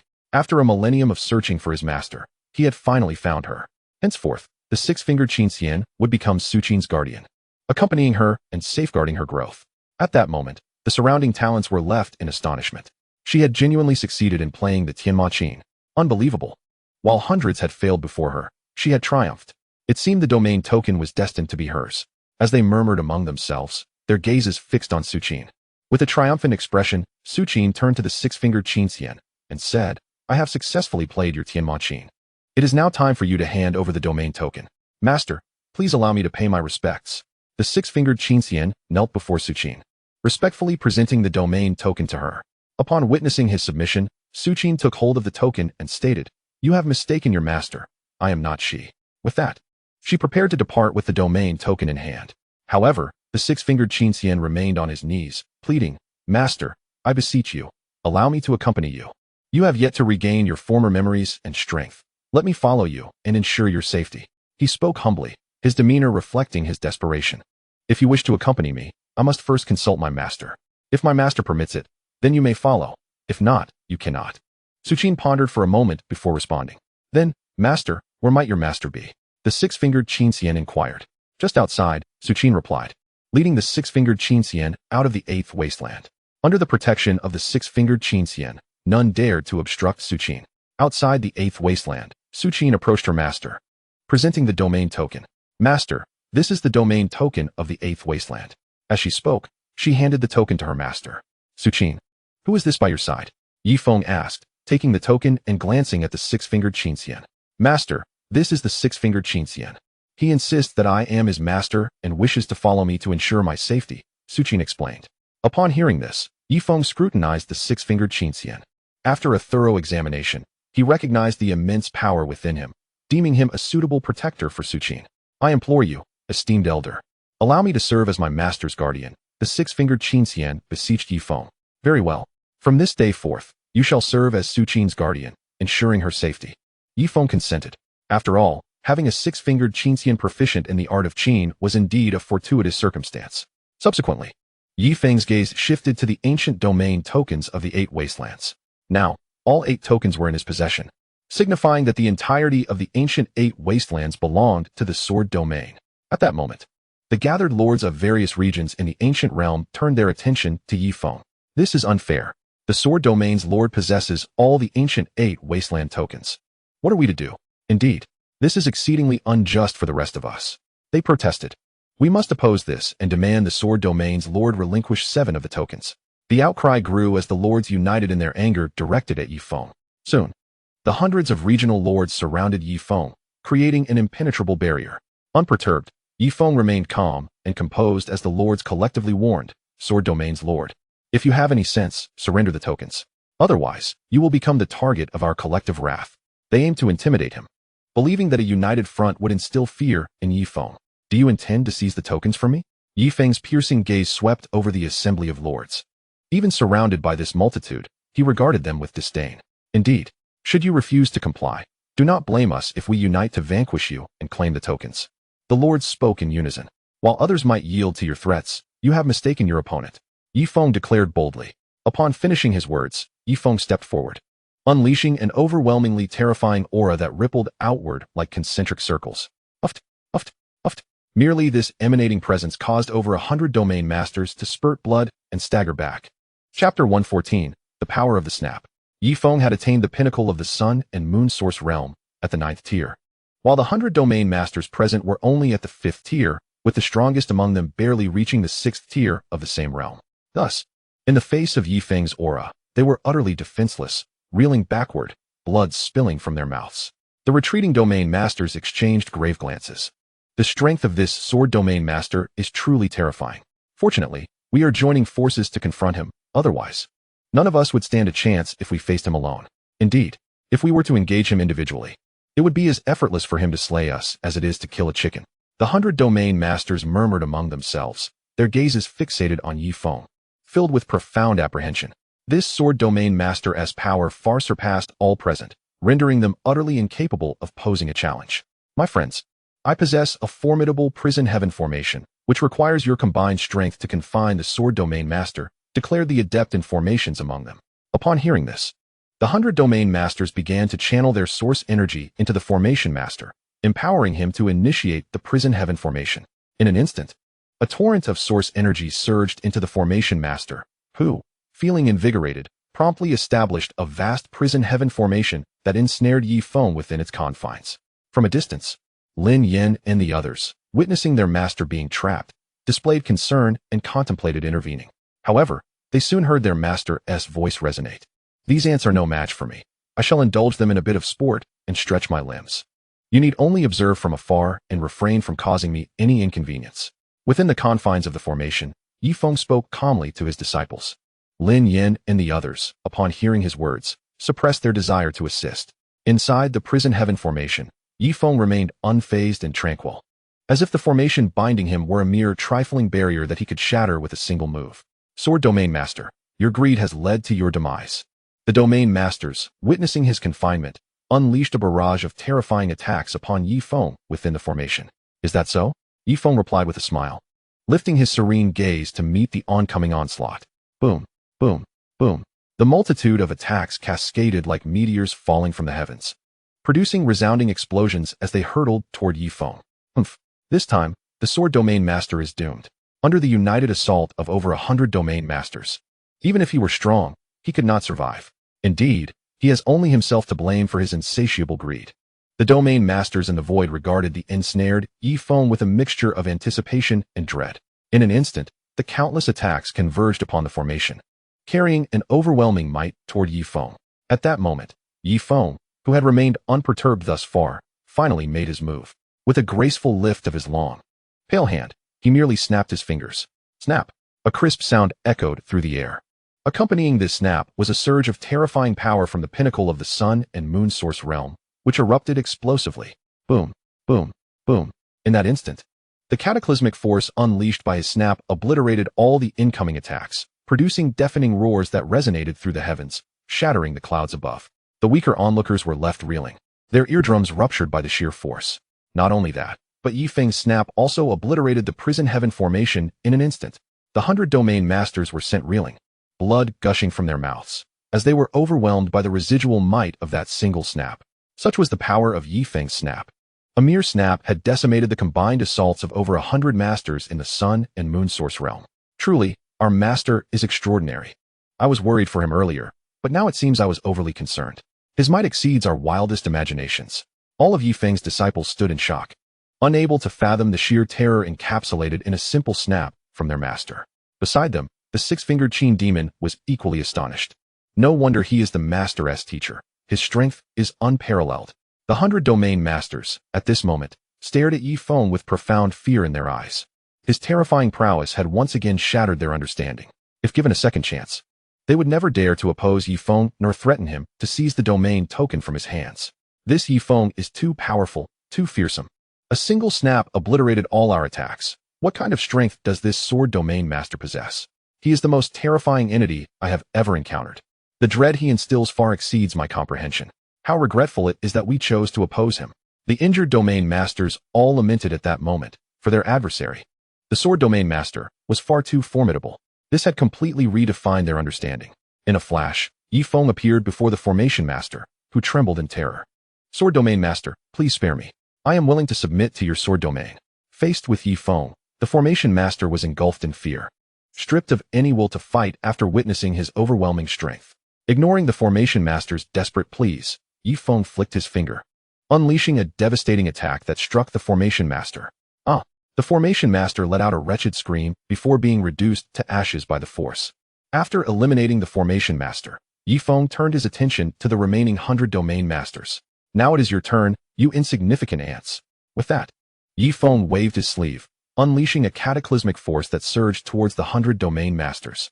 Upon witnessing the impending assault, the domain masters were filled with horror. They sensed a palpable aura of death emanating from this attack. If it struck them, their fate was sealed. Chapter 115. The Grand Elder of the Ancient Lan's Sacred Land.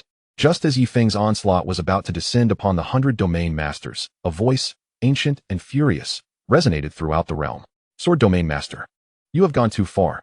Accompanied by an ancient voice resonating through the air, a formidable presence of the pinnacle 9th level of the Sun and Moon Source realm descended upon this realm. Before Ye Feng appeared a stooped figure, an elderly man grasping a cane, who was none other than the Grand Elder of the Ancient Lan Sect. The Ancient Lan Sect oversees countless territories, with the lords of these regions all under its dominion. Now, as Ye Feng sought to eliminate these regional lords, the Ancient Lan Sect, as the sovereign of the Ancient Lan realm, would naturally not permit such an act. Upon the Grand Elder's arrival, he lifted his murky, lifeless eyes to confront the frenzied assault launched by Ye Feng. With a mere flick of his cane, he effortlessly shattered the powerful attacks stemming from the pinnacle of the Sun and Moon Source realm. Boom! Ye Feng's assault exploded in an instant. The regional lords, shielded by the Grand Elder, immediately knelt before him in reverence. We pay our respects to the Grand Elder. We pay our respects to the Grand Elder. We pay our respects to the Grand Elder. These lords, rulers of their respective domains, bowed deeply before the Grand Elder of the Ancient Lan Sect. Simultaneously, the regional lords felt an immense relief that the Grand Elder had arrived just in time to save them from certain death. Had it not been for his intervention, they would have undoubtedly perished before the attack of the Sword Domain's Lord. Sword Domain Lord, why do you not kneel before me? The Grand Elder inquired, directing his ire towards Ye Feng. As all territories in the Ancient Lan realm fall under the jurisdiction of the Ancient Lan Sect, the defiance exhibited by the newly appointed Sword Domain Lord infuriated the Grand Elder. You lack the qualifications to demand my submission, Ye Feng retorted, his disdain evident. While the Sword Domain was indeed under the Ancient Lan Sect's control, Ye Feng bore no fear of this sect. In his eyes, he believed he could usurp the Ancient Lan Sect itself. Among the hundreds of domains governed by the Ancient Lan Sect, your arrogance as the Sword Domain Lord is truly remarkable. The Grand Elder was thoroughly incensed. He had not anticipated such brazen defiance from the Sword Domain Lord, which only fueled his fury further. The regional lords, upon witnessing Ye Feng's audacity towards the Grand Elder, felt a surge of delight. This meant that the Sword Domain was poised to become an enemy of the Ancient Lan Sect. In such a scenario, once the Ancient Lan Sect annihilated the Sword Domain, the territories would be ripe for the taking.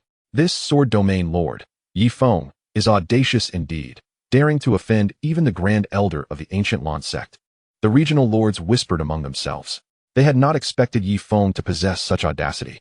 especially when the Grand Elder commanded the terrifying power of the pinnacle 9th level of the Sun and Moon Source realm, capable of obliterating a domain with a mere thought. At this moment, the Sword Domain Lord's transgression against the Grand Elder led the regional lords to believe that Ye Feng's fate was sealed. Prepare to meet your demise. Sword Domain Lord, declared the Grand Elder as he unleashed the full force of his 9th level power, a torrent of source energy sweeping across the arena. Heavenly Withering Palm. The Grand Elder conjured a colossal palm, hundreds of feet in size, aimed directly at Ye Feng, capable of shattering the very earth beneath it. Should it connect with a human target, the consequences would be unimaginable. In response, Ye Feng unleashed his own 9th level power, summoning a massive seal imbued with destructive might, countering the Grand Elder's palm. Boom! The two formidable attacks collided, resulting in a thunderous explosion. As the clash reverberated, the Grand Elder's heavenly withering palm was obliterated by Ye Feng's seal, which then struck the Grand Elder himself. Uffed! The Grand Elder spewed forth blood, propelled back several dozen feet. He possesses the pinnacle 9th level of the Sun and Moon Source realm. The Grand Elder exclaimed in disbelief. Having lived for nearly a millennium and cultivated for over 900 years to achieve such power, he could hardly fathom that this young Sword Domain Lord had reached the same pinnacle at such a tender age. The scene of the Sword Domain Lord injuring the Grand Elder left all the regional lords astounded. The Sword Domain Lord was indeed a prodigy, capable of wounding the Grand Elder with a single strike. They were taken aback, realizing that the Sword Domain Lord's strength was on par with that of the Grand Elder. If he were to train for another 10 years, he might become invincible in the world. At that moment, the regional lords were left in awe by Ye Feng's terrifying prowess, which surpassed their wildest imaginations. This youth was formidable. If he was not dealt with today, he would undoubtedly pose a significant threat to the ancient Lan sect in the future. The injured Grand Elder's gaze grew somber as he resolved to eliminate Ye Feng today. Prepare to meet your end. For I need but a single sword to take your life, Ye Feng declared, gripping the ancient divine sword tightly. As he spoke, he began to channel his source energy into the sword with fervor. He then swung the sword towards the Grand Elder. With this strike, a massive sword aura erupted, surging toward the Grand Elder. Swish! This formidable sword energy, imbued with the power to cleave through the heavens, approached the Grand Elder with terrifying speed. Realizing the gravity of the situation, the Grand Elder summoned all his source energy to defend against the impending attack. Yet he remained unaware of the sheer terror embodied in Ye Feng's strike, which was beyond his capacity to withstand. Ancient Source Shield. The Grand Elder conjured a gigantic shield, hundreds of feet in size, in a desperate attempt to block Ye Feng's blow. At that moment, under the watchful eyes of all present, Ye Feng's terrifying sword energy crashed into the ancient source shield. Crack! As the sword energy descended, the shield shattered instantly. Boom! In the next moment, the ancient source shield could no longer withstand the force and exploded into fragments. How could this be? The Grand Elder exclaimed, his eyes wide with terror. He had never anticipated that this incoming sword energy would be so fearsome, obliterating the shield he had painstakingly crafted. Following the destruction of the ancient source shield, the massive sword energy, relentless and unyielding, struck the Grand Elder with devastating force. Uffed! The Grand Elder was cleaved into a mist of blood, scattering into the void. Thus, a formidable warrior at the pinnacle of the Sun and Moon Source realm, a 9th-tier powerhouse, met a gruesome demise at the hands of Ye Feng. Despite the Grand Elder of the ancient Lan sacred land possessing strength equal to that of Ye Feng, the latter's dual cultivation in both swordsmanship and martial arts rendered him an invincible figure within the same realm. Any warrior who practiced either martial arts or swordsmanship in isolation stood no chance against Ye Feng. His prowess, stemming from the dual mastery of both disciplines, was not merely terrifying, it was exceptionally fearsome. Upon slaying the Grand Elder of the ancient Lan sacred land with a single stroke of his sword, the domain lords present were left pale with shock. He had actually killed the Grand Elder. If even the Grand Elder could not contend with him, how utterly terrifying must he be? This was disastrous. The lords of over 100 domains showed their dread, their faces drained of color. If the Grand Elder of the ancient Lan sacred land could be slain by the master of the sword domain, what hope did they, mere minions, have? It is your turn now, Ye Feng declared, as he swung his sword towards the 100 domain lords. Bang! Bang! Bang! All the lords were obliterated in an instant by Ye Feng's strike. However, he chose to spare the lord of the Dan domain, refraining from killing him immediately. This lord had covertly murdered the father of his disciple, Dan Qing, who harbored a deep grudge against him. Therefore, Ye Feng decided to leave this lord's fate in Dan Qing's hands. The spared lord, believing he had been granted mercy, immediately bowed in gratitude to Ye Feng. Thank you, master of the sword domain, for your benevolence. Dan Feng expressed his profound thanks. I will not kill you, but my disciple will, Ye Feng replied, unleashing a stream of sword energy that shattered all of Dan Feng's meridians and cultivation. Ah, my cultivation, Dan Feng cried out in despair as his power was obliterated. Dan Xing, your father's murderer is now in your hands, Ye Feng said, turning to his disciple. Upon hearing this, Dan Xing stepped forward in fury. Dan Feng, do you still recognize me? He demanded. Of course, I recognize you. I truly regret not killing you back then. Had I done so, you would not have become the disciple of the master of the sword domain, and I would not be facing this fate, Dan Feng replied, fully aware of his impending death, yet unafraid. Back when you were still an infant, my father raised you as his own and granted you status and power. Why did you have to kill him? What wrong did he do to you? Dan Xing questioned, gripping Dan Feng's collar in anger. Your father did me no wrong. If anything, he was too kind. From childhood, he indulged my every whim. But one day, he suddenly refused my request. I sought the position of Lord of the Dan domain, and he denied me. He deserved to die. His demise was warranted. Had he granted me that position, I would not have resorted to assassination. Everything is his own fault, Dan Feng declared with a heart of malice. Dan Feng exemplified the notion of ingratitude. Having been raised with kindness by Dan Xing's father, who had fulfilled his every request. Yet, when Dan Feng demanded the lordship of the Dan domain, he was met with rejection, igniting a deep-seated resentment within him. Thus, one must be cautious of how much kindness is bestowed upon others, for it may lead to one's own detriment. Of course, this varies with individuals. Some, like Dan Feng, are simply ungrateful. Enraged by Dan Feng's words, Dan Xing struck him fiercely across the face. Just because my father refused your request, you sought his life? Are you even human? Have you forgotten all the kindness he showed you since childhood? Dan Xing shouted, now fully aware of the reasons for his anger. Kindness? I, Dan Feng, do not remember kindness. I only hold grudges. I regret not killing you back then. Had I done so, none of this would have occurred, Dan Feng responded, showing no signs of remorse. Dan Xing, I know my end is near, but do not rejoice too soon. After my death, prepare to face the wrath of the ancient Lan's sacred land.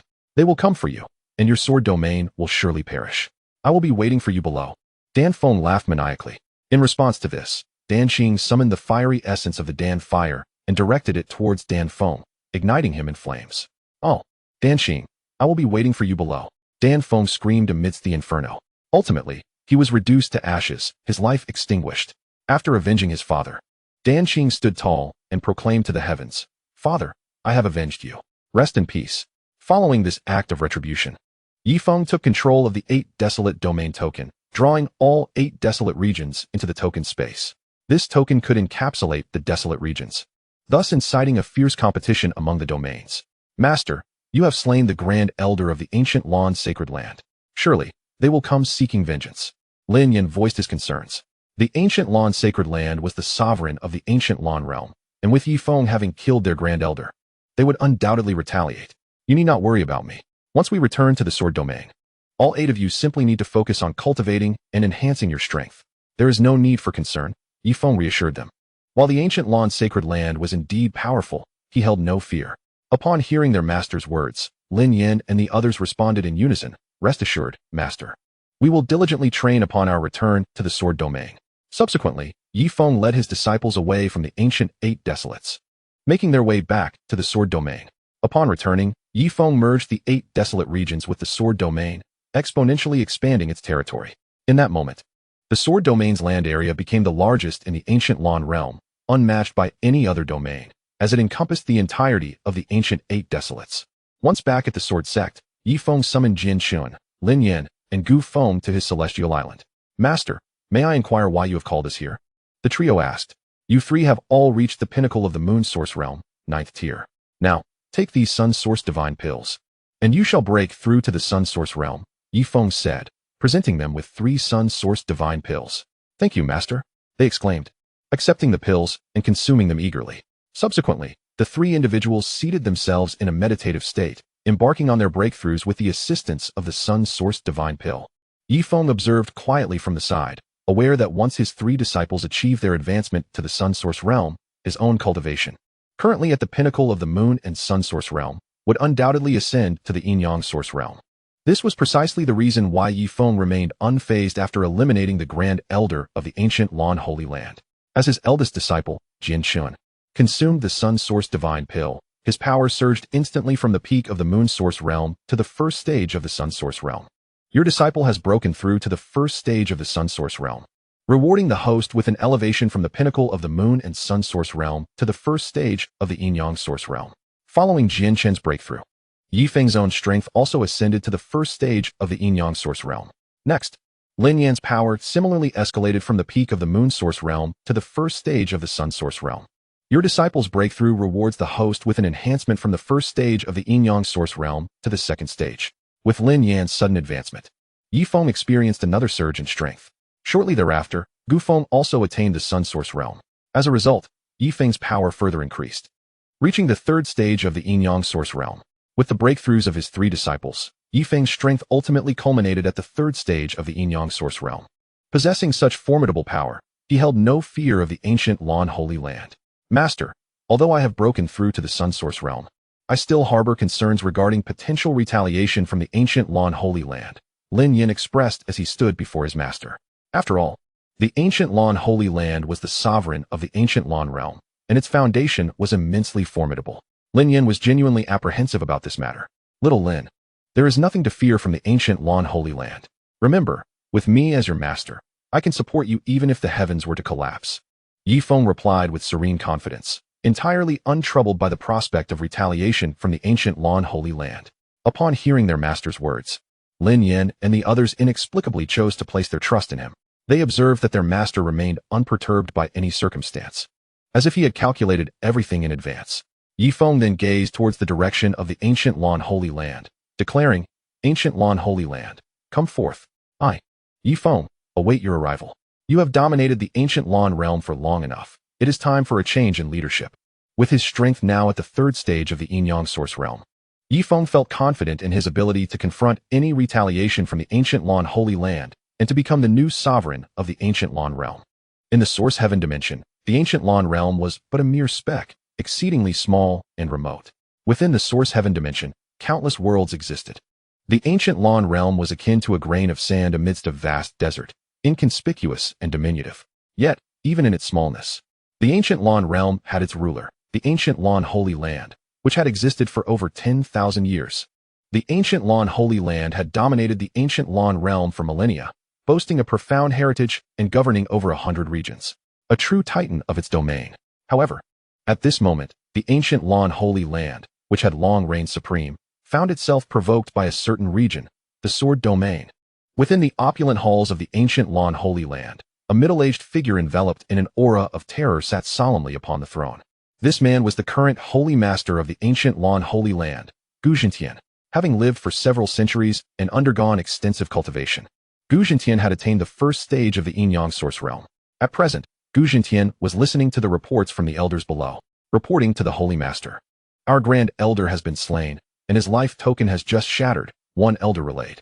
The shattering of a life token generally indicated the demise of its owner. "Which faction dares to lay hands on our Grand Elder?"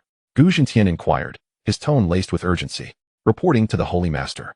"The Grand Elder did not perish at the hands of another holy land, but rather by the hands of those within our jurisdiction. The one who killed our Grand Elder is named Ye Feng, the Lord of the Sword Domain. Moreover, this Lord of the Sword Domain has not only slain the Grand Elder, but has also killed over 100 regional lords, effectively wiping out nearly all the lords in the ancient Lan realm," the elder informed his Holy Master. Upon hearing the news of the Grand Elder's demise at the hands of Ye Feng, Gu Zhentian erupted in fury. "This Lord of the Sword Domain possesses tremendous audacity. How dare he murder our Grand Elder? This is a blatant disregard for the ancient Lan Holy Land." Enraged, Gu Zhentian shattered the chair beside him with a single blow, sending splinters flying throughout the Grand Hall. "Holy Master, what shall we do next?" the elder inquired of his leader. "Crush the Sword Domain. I want everyone to know that our Grand Elder is not someone who can be easily killed by just anyone. The Sword Domain shall bear the brunt of our wrath," Gu Zhentian declared, seething with anger. He had never anticipated that someone would dare to attack the Grand Elder within the realm governed by the ancient Lan Holy Land. Such an action was an outright provocation. As the sovereign of the ancient Lan realm, the ancient Lan Holy Land could not simply endure such a challenge. The Sword Domain must be eradicated. Otherwise, the resentment in Gu Zhentian's heart could never be quelled. Chapter 118. There is no need to resurrect the ancestor. Soon after, the ancient Lan Holy Land launched over 1,000 warships into the sky, laden with its disciples. Disciples, follow your Holy Master to obliterate the sword domain. The Holy Master proclaimed from the lead ship. We are willing to follow the Holy Master to avenge the Grand Elder. The disciples shouted in unison, their voices filled with fervor. The murder of their Grand Elder was an affront they could not tolerate, especially since the perpetrator hailed from the sword domain, which fell under the jurisdiction of the ancient Lan Holy Land. This was a tremendous humiliation for them. The sword domain must not be spared. It must be eradicated. In the next moment, Gu Zhentian, leading the 1,000 warships, set sail towards the sword domain within the ancient Lan realm. As the ancient Lan Holy Land mobilized, the hundreds of regions under its control erupted in excitement. Look, the ancient Lan Holy Land is on the move. Excellent. They are about to strike at the sword domain. With the ancient Lan Holy Land's intervention, the sword domain is doomed. The Lord of the sword domain has killed our lords. Retribution is finally at hand. The ancient Lan Holy Land is taking action. The insignificant sword domain shall surely perish. Indeed, the ancient Lan Holy Land had governed the ancient Lan realm for over 10,000 years, and its holy master boasted strength at the Yin-Yang source realm. This meant the doom of the Lord of the sword domain was inevitable. Let us go and witness this. In a flurry, beings from hundreds of regions followed closely behind to observe the spectacle of the ancient Lan Holy Land's campaign against the sword domain. Meanwhile, within the sword domain's Sword Sect, the two ancestors were well aware of the impending approach of the ancient Lan Holy Land's Holy Master, who was leading 1,000 warships to annihilate the sword domain. Upon learning of this matter, the venerable ancestors, Qing Jian and Sheng Jian, immediately approached Ye Feng. Ye Feng, the sovereign of the ancient Lan Holy Land, has personally intervened in this matter. He possesses the strength of the Yin-Yang source realm. Should we awaken our ancestors to assist our sword domain in overcoming this crisis? They inquired earnestly. At present, Ye Feng stood as the supreme leader of the sword domain, and even the actions of the two ancestors required his approval. Unnecessary. Ye Feng replied with remarkable composure. As long as I am here, there is no need to revive our ancestors. He regarded the sovereign of the diminutive ancient Lan Holy Land with utter disdain. However, should the ancestors remain dormant, he would be facing Gu Zhentian, the sovereign of the ancient Lan Holy Land, whose terrifying power could effortlessly wield the forces of Yin and Yang to obliterate entire realms. Ye Feng, you must contemplate this seriously, the two ancestors said gravely. To reassure them, Ye Feng unleashed the power of the Yin-Yang source realm from within him. Instantly, an overwhelming force of Yin and Yang emanated from his being, causing the two ancestors of the Sword Sect to be taken aback with astonishment. This is indeed the aura of the Yin-Yang source realm. When did you reach this level? Both the Sword Saint and Qing Jian asked in unison, utterly shocked that their own sect leader had attained such a formidable state. No wonder Ye Feng had insisted that there was no need to revive the ancestors. It was clear that his strength had surpassed the threshold into the Yin-Yang source realm, rendering him fearless in the face of the sovereign of the ancient Lan Holy Land. In response to their inquiries, Ye Feng did not offer an answer but instead posed a question to the two ancestors. With my presence, is there still a need to revive our ancestors? Upon hearing this, Qing Jian and Sheng Jian replied in unison, no need. The ancestors do not need to be revived. Ye Feng, you have truly surprised us. The two ancestors expressed with excitement. Facing the impending assault from the ancient Lan Holy Land, they had initially been filled with trepidation, but now, with Ye Feng's strength having ascended to the terrifying heights of the Yin-Yang source realm, they felt emboldened. With Ye Feng among them, the sword domain had no reason to fear the ancient Lan Holy Land, and they might even seize its position to dominate the ancient Lan realm. After today, the ancient Lan Holy Land shall cease to exist. The throne of dominion over the ancient Lan realm is due for a change. With his eyes radiating an overwhelming pressure, Ye Feng pierced through layers of void, gazing towards the distant figure of Gu Zhentian, who was leading 1,000 warships toward them. Subsequently, Ye Feng, accompanied by countless disciples of the sword domain, stepped onto their blades and gradually ascended, quietly awaiting the arrival of Gu Zhentian and his forces above the void of the sword domain. Before long, under Ye Feng's watchful gaze, Gu Zhentian, accompanied by his fleet of warships, slowly approached the void above the sword domain. The ancient Lan Holy Land has arrived. Finally, it is time to engage in a grand battle. The multitude of disciples behind Ye Feng declared fearlessly. With their sect leader present, they felt no fear, even in the face of the ancient Lan Holy Land as sovereign, for their domain leader had also reached the realm of Yin-Yang source. Observing Gu Zhentian leading the fleet of warships toward him, Ye Feng fixed his gaze upon the sovereign. After a moment of scrutiny, he discerned Gu Zhentian's true strength, merely the first tier of the Yin-Yang source realm. In contrast, Ye Feng stood at the third tier, rendering Gu Zhentian no match for him. Only if an elder from the ancient Lan Holy Land appeared could there be any semblance of a challenge. Otherwise, this Gu Zhentian was no contender. Are you the one who personally slayed the Grand Elder of my ancient Lan Holy Land in the ancient 8 desolations? Gu Zhentian immediately focused his attention on Ye Feng, his tone inquisitive. He sensed an enigmatic aura emanating from Ye Feng, as if the strength of the sword domain leader far surpassed his own. Indeed, that was I. Ye Feng responded calmly, locking eyes with Gu Zhentian from a distance. How audacious you are, sword domain leader, to slay the Grand Elder of my ancient Lan Holy Land. Today, if I do not personally eradicate your sword domain, how shall I retain my face? Gu Zhentian declared, his fury palpable. The death of their Grand Elder was a profound disgrace for the ancient Lan Holy Land, which had dominated the ancient Lan realm for millennia. No matter the cost, they must obliterate the sword domain to quell the rage within Gu Zhentian. Where are the disciples of the ancient Lan Holy Land? Gu Zhentian called out loudly. Present. The disciples behind him responded in unison. You shall annihilate this sword domain. Leave the sword domain leader to me. With that, Gu Zhentian charged toward Ye Feng. Chapter 119, A Single Strike to Annihilate. As Gu Zhentian surged toward the sword domain leader, the disciples of the ancient Lan Holy Land aboard their warships began to channel their energies. Rushing toward the sword domain below. Fight for the sword domain. Annihilate them. As long as we are here, no one shall dare to desecrate the sword domain. Attack. The disciples of the sword domain, standing resolutely upon their blades, roared as they charged at the disciples of the ancient Lan Holy Land.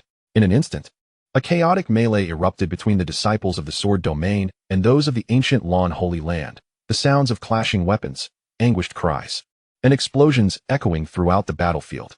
Meanwhile, Ye Feng stood firm in the void, observing the advancing Gu Zhentian. Today, I shall personally crush your skull, sword domain leader, so you may comprehend the consequences of opposing my ancient Lan Holy Land.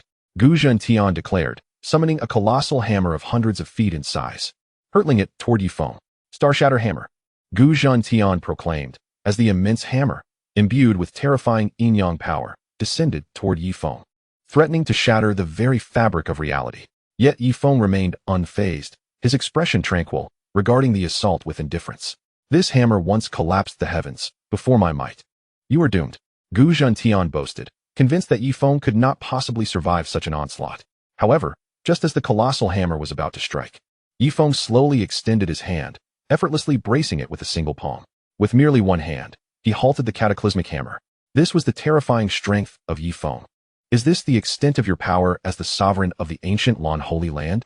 You have greatly disappointed me, Ye Feng exclaimed, before suddenly exerting force with his single hand, crushing the massive hammer into fragments. Boom. The colossal hammer shattered into countless shards, scattering across the sky. How could he have caught my attack with his bare hands and obliterated it? Gu Zhentian gasped in shock, astonished by the display of power. He never anticipated that the Lord of the Sword Domain would possess such formidable strength, effortlessly shattering his attack with bare hands. While the Holy Master of Gulan was still in shock, Ye Feng spoke up. It is my turn to take action now. Allow me to demonstrate the disparity between us. With that, Ye Feng began to gather the forces of yin and yang with his bare hands, fervently condensing them. Under Ye Feng's relentless condensation, an enormous celestial seal, hundreds of feet in size, materialized in his grasp. The celestial seal. Ye Feng unleashed the seal towards the Holy Master of Gulan, its immense form hurtling forward at an indescribable speed, poised to strike. What a terrifying aura of danger. How could a mere lord of the sword domain unleash such a dreadful offensive? As the celestial seal bore down upon him, the Holy Master of Gulan exclaimed in astonishment. He could hardly believe that the lord of the sword domain could unleash such a horrifying attack. This revelation was utterly unexpected for him. Earth Dragon Armor. Just before the celestial seal was about to collide with him, the Holy Master of Gulan knew he could not evade it, and he suddenly summoned the protective armor of his body. This Earth Dragon Armor was bestowed upon Gu Zhentian by the ancestors of the Holy Land, and was capable of withstanding any deadly onslaught. Typically, Gu Zhentian would only don it in life and death situations. Instantly, a shimmering armor adorned with dragon scales enveloped his entire being. This was his life-saving armor, the Earth Dragon Armor. Then, under the terrified gaze of the Holy Master of Gulan, the massive celestial seal crashed violently into his body. Boom. The colossal celestial seal struck the Holy Master of Gulan into the ground, creating a deep pit nearly 100 feet wide. Crack. In that moment of impact, the Earth Dragon Armor shattered completely. Yet, thanks to its protection, the Holy Master of Gulan, who would have been reduced to ashes, was left battered and on the brink of death. As the dust settled in the deep pit, the condition of the Holy Master of Gulan became apparent to all. They beheld him, bloodied and torn, his robes reduced to tatters before the might of Ye Feng's strike. Master! The disciples of the Gulan Holy Land cried out in despair upon witnessing their Holy Master in such a dire state. The disciples of the Sword Domain, seeing their Lord nearly vanquish the Holy Master, erupted with boundless battle fervor, charging recklessly towards the disciples of the Gulan Holy Land. Our Master is so powerful, we, as his disciples, cannot fall behind. Sword Dust, Ye Feng's disciple, exclaimed as he unleashed a torrent of sword intent upon the disciples of the Gulan Holy Land. Lin Yan also ignited an inferno, burning fiercely, due to Ye Feng's near-fatal blow to the Holy Master of Gulan. The myriad disciples of the Sword Domain surged with uncontainable battle spirit, charging towards their foes. In contrast, the morale of the disciples of the Gulan Holy Land plummeted, their previous fervor extinguished. Meanwhile, the Holy Master of Gulan lay in the deep pit, coughing up blood. He could not fathom that the Lord of the Sword Domain possessed such terrifying power, nearly ending his life with a single strike. Were it not for the protection of the Earth Dragon armor, he would undoubtedly have perished before the might of the Lord of the Sword Domain. His strength far surpassed my own. If I continue to battle him, my demise is inevitable. I must escape this place. The gravely injured Holy Master of Gulan contemplated. However, Ye Feng perceived his thoughts with a single glance. You shall not leave this place alive under my watch, Ye Feng declared as he swiftly appeared before the Holy Master of Gulan. Prepare to meet your end, Ye Feng announced to the Holy Master of Gulan. Following this, Ye Feng flicked his fingers, unleashing a terrifying force of yin and yang aimed at the Holy Master of Gulan. In his wounded state, the Holy Master of Gulan possessed no capacity for resistance. Should this force strike him, he would surely perish. You cannot kill me. I am the Holy Master of the Gulan Holy Land. If you slay me, our ancestors will not spare you. The Holy Master of Gulan shouted in abject terror as the ominous force approached. Yet, Ye Feng paid no heed to the Holy Master's desperate words. Bang! Ultimately, before the eyes of all present, Ye Feng flicked his fingers, and the battered Holy Master of Gulan was obliterated into a mist of blood. Thus, the Holy Master of the Gulan Holy Land, Gu Tian, met his demise at the hands of the Lord of the Sword Domain, Ye Feng. Chapter 120. The Unmatched Body, Invincible in Flesh. He actually killed the Holy Master. The Holy Master was slain. Our Holy Master of the Gulan Holy Land was murdered. At that moment, with the fall of the Holy Master, the expressions of all disciples of the Gulan Holy Land turned ashen. They could not fathom that the Holy Master, who had led them to annihilate the Sword Domain, was so easily vanquished by the Lord of the Sword Domain. What level of strength does this Lord possess? How could he be so terrifyingly powerful? This left the disciples of the Gulan Holy Land filled with an overwhelming sense of dread towards Ye Feng, the Lord of the Sword Domain. The Lord is too strong, too terrifying. Truly worthy of the title, he has never disappointed us. The Lord's might has once again surpassed our understanding. The countless disciples of the Sword Domain erupted into cheers. They had all witnessed Ye Feng's annihilation of the Holy Master of Gulan.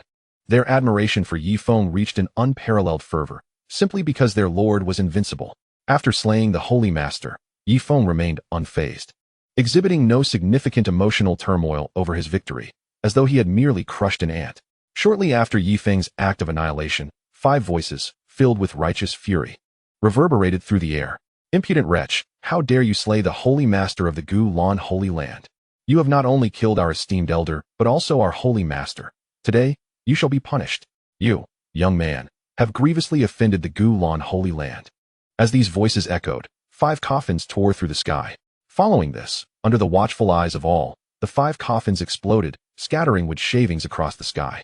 With the explosion of the coffins, 5 ancestors of the Gulan Holy Land emerged, radiating terrifying auras of yin and yang at the 3rd tier of the origin realm, surrounding Ye Feng completely. These 5 elders, having lived for thousands of years, only appeared when the Gulan Holy Land faced a grave crisis. Now, compelled by the slaying of their Holy Master by Ye Feng, they had no choice but to show themselves to eradicate him. As the utterly demoralized disciples of the Gulan Holy Land beheld their 5 ancestors manifest, they erupted in exclamations of joy. It's the ancestors. The ancestors have appeared. This is wonderful. With the ancestors here, the Sword Domain is doomed. The disciples of the Gulan Holy Land exclaimed with elation. The 5 venerable ancestors of the ancient Gulan Holy Land possess strength that has reached the 3rd stage of the yin-yang origin realm. With their esteemed presence, they are destined to slay the Lord of the Sword Domain, exacting vengeance for their fallen sovereign. Meanwhile, The multitude of disciples from the sword domain gazes with concern, their eyes filled with apprehension for their leader, who is about to confront 5 formidable ancestors from the ancient Yuan Holy Land. This is no trivial matter. In the vast expanse overhead, even as Ye Feng finds himself encircled by the 5 ancestors, he remains composed and unperturbed. I had intended to personally eliminate you at the ancient Yuan Holy Land, yet here you are, delivering yourselves to me, Ye Feng declared boldly, devoid of any trepidation. Possessing the unparalleled dominant body, his physique is deemed invincible at his level, rendering him impervious to harm. Though the 5 ancestors also stand at the 3rd stage of the Yin-Yang origin realm, their combined efforts pose no threat to him. And thus Ye Feng harbors no fear towards them. Audacious! You dare to be so arrogant even when surrounded by us 5, exclaimed one of the irascible ancestors of the ancient Yuan Holy Land, taken aback by Ye Feng's audacity. Do not waste words with him. Let us strike together and eliminate him. The other 4 ancestors concurred, launching a coordinated assault. Swift as lightning, their lethal onslaught surged towards Ye Feng. Yet, he remained steadfast, unyielding in his stance. The potency of their attacks, unable to breach the defenses of his dominant body, was merely a tickle to him. This was Ye Feng's audacious leverage. With resounding explosions, the 5 strikes impacted Ye Feng's form, eliciting a cacophony of sound. The disciples of the sword domain below grew increasingly anxious for their leader, their expressions mirroring concern. As the tension escalated, Ye Feng's familiar voice echoed through the void. Is this all you have? Are you merely tickling me? It does not hurt in the slightest. His demeanor remained indifferent, for the attacks had not inflicted any damage upon him, not even a tear in his robes. How can it be that our combined assault has failed to harm him?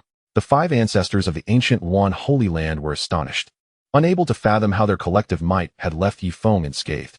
What manner of creature is this lord of the sword domain? In the realm of Yin-Yang origin, none can harm me. Your combined efforts are futile.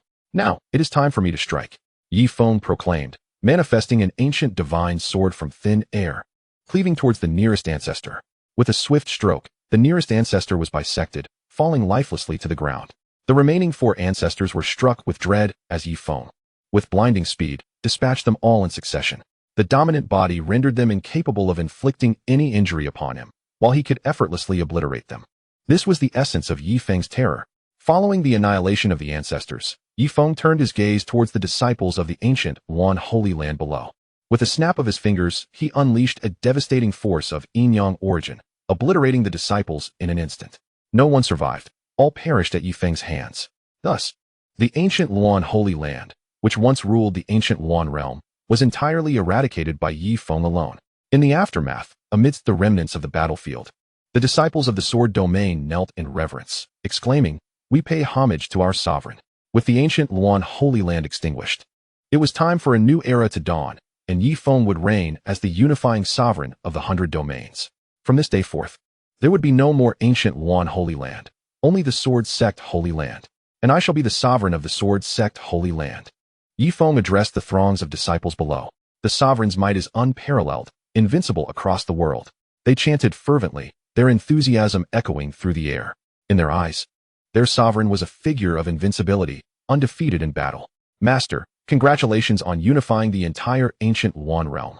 Ye Feng's disciples gathered to celebrate their esteemed mentor's monumental achievement, recognizing the significance of their master's triumph, which would compel the myriad territories of the ancient Yuan realm to pay tribute to the Sword Sect Holy Land. Witnessing his disciples reveling in joy, Ye Feng's expression softened with a hint of pleasure. With the destruction of the ancient Yuan Holy Land, the ancient Yuan realm now belonged to the Sword Sect. The Sword Sect would henceforth be known as the Sword Sect Holy Land, replacing the ancient Yuan Holy Land. As the sovereign of the Sword Sect Holy Land, Ye Feng received tributes from the 100 territories, seeking the protection of his newfound dominion. The resources bestowed upon the Sword Sect Holy Land were allocated to its disciples, further enhancing their strength. In the heavenly fire peak of the Sword Sect Holy Land, after a period of intensive cultivation, Ye Feng's disciple Lin Yan had ascended to the 6th stage of the Day Source realm. Having reached the 6th stage, it is time to seek vengeance against the general, Lin Yan declared, his crimson eyes ablaze with fury. His father, the emperor, had fallen victim to a rebellion led by the general, resulting in the massacre of his royal lineage, leaving him as the sole survivor who fled to the Sword Sect of the ancient Yuan realm, where he became Ye Feng's disciple. Now, having attained the 6th stage of the Day Source realm, it was time to confront the general and avenge his family. Before I proceed, I must inform my master, Lin Yan thought, directing his attention to the residence of his mentor, vanishing in an instant towards the celestial island where Ye Feng resided. Shortly thereafter, Lin Yan arrived at the celestial island. Disciple pays respects to master, he exclaimed, kneeling before Ye Feng in deep reverence. Ah, little Lin, I see you have made remarkable progress, reaching the 6th stage of the Day Source realm, much to my delight, Ye Feng responded, acknowledging his disciple's growth with appreciation. With a beaming smile, Ye Feng addressed his disciple Lin Yan. During Lin Yan's recent ascension to the 6th tier of the Sun Source realm, Ye Feng had reaped numerous rewards. You flatter me, master, Lin Yan replied humbly. Little Lin, you must have come with something to discuss, Ye Feng said, already sensing Lin Yan's intentions. Master, I humbly report that my strength has reached the 6th tier of the Sun Source realm. I wish to return to the great Lin dynasty to seek vengeance against the Grand General. Lin Yan declared his purpose. Do you require assistance from the sacred ground of the Sword Sect? Ye Feng inquired. The Sword Sect, now a formidable force, could easily obliterate any faction, let alone a mere dynasty. Destroying a dynasty is a trivial matter. I am grateful for your goodwill, master. But this is a personal matter I wish to resolve on my own, Lin Yan responded earnestly. In that case, I shall refrain from using the power of the sacred ground to assist you, Ye Feng replied. Thank you for your understanding, master. Lin Yan expressed his gratitude. Master, I take my leave, he said, quickly departing before Ye Feng. As Ye Feng watched Lin Yan's figure vanish, he understood that Lin Yan had buried his hatred deep within. And now, having grown stronger, it was time for him to return to the great Lin dynasty to exact his revenge. Having left the ancient Lan realm, Lin Yan was enveloped in blazing flames as he made his way to the Sun and Moon realm. In this realm, the sacred ground of the Sun and Moon governed over countless dynasties, including the great Lin dynasty. Years ago, Lin Yan had fled from the Sun and Moon realm to the ancient Lan realm. Now, as he returned, memories of his past persecution flooded his mind. Back then, he had been weak and had to endure, but now, having reached the 6th tier of the Sun Source realm, he was powerful enough to seek vengeance against the Grand General of the great Lin dynasty. Grand General, I, Lin Yan, have returned. Your time of reckoning has come, he proclaimed, determined to personally slay the Grand General and avenge his deceased father and elder brother. Fueled by hatred, Lin Yan journeyed relentlessly toward the great Lin dynasty. After an arduous journey, Lin Yan finally arrived at the frontier fortress of the great Lin dynasty. Approaching the gates of the fortress, he declared, Mo Bay City.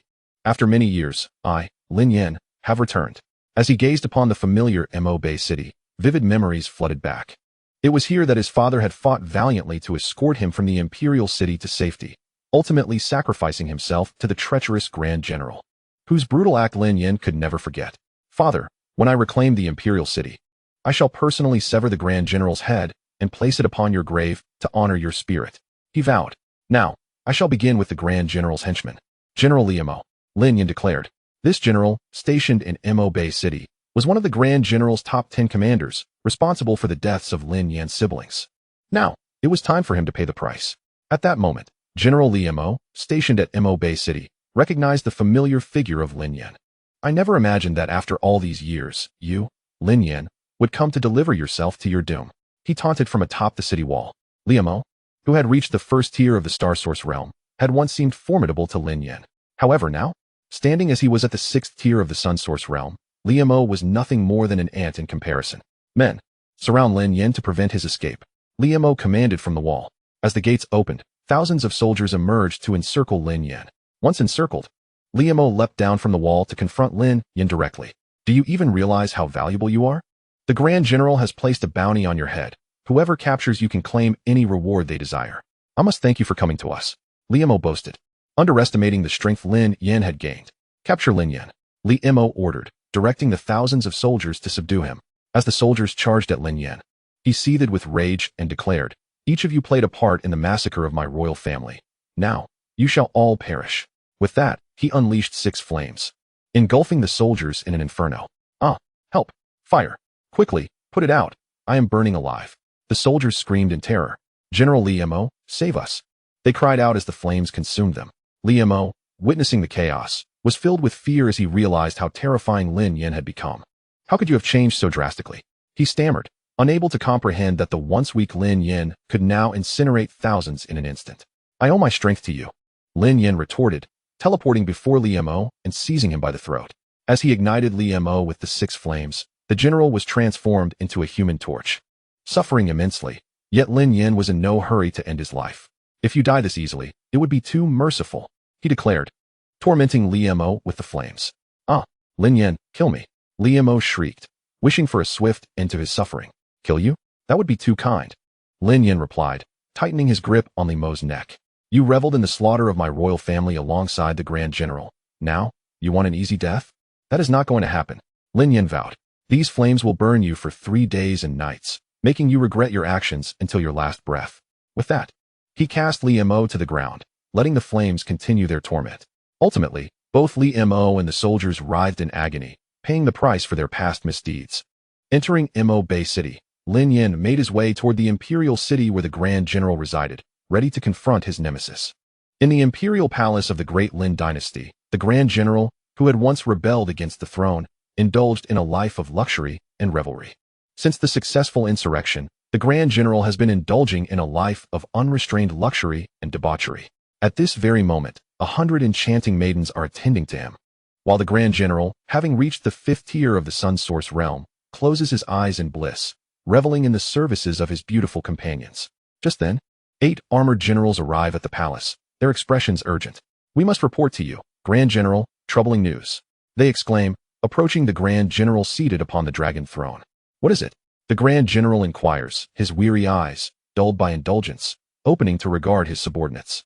According to intelligence from spies in Mo Bay City, the remnants of the royal family, Lin Yin, have returned.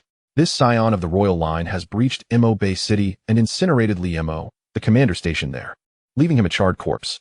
Lin Yin is now hastening towards the imperial city. The 8 generals relay, their faces grave. From the reports, Lin Yin possesses formidable strength, at least reaching the Sun Source realm. Upon hearing this, the Grand General's intoxicated gaze sharpened slightly. This scion is indeed a troublesome foe, he responds darkly. He laments that had he exterminated the entire royal family of the Lin dynasty back then, he would not be facing such complications now. The fact that Lin Yin still lives and has grown exceedingly powerful is a source of considerable vexation for the Grand General. Such is the case. Mobilize the 1,000,000 soldiers within the imperial city and set up a great formation to annihilate that scion Lin Yin. He commands his 8 generals. Yes, they respond, swiftly retreating. As his subordinates depart, the Grand General once again embraces the beauty beside him, resuming their revelry. My general, are you not concerned that the scion Lin Yin may invade the imperial city? The beauty inquires. I command 1,000,000 soldiers. What can that scion use to breach the imperial city? He is just as reckless as his useless father. The Grand General scoffs, dismissing Lin Yin as a threat.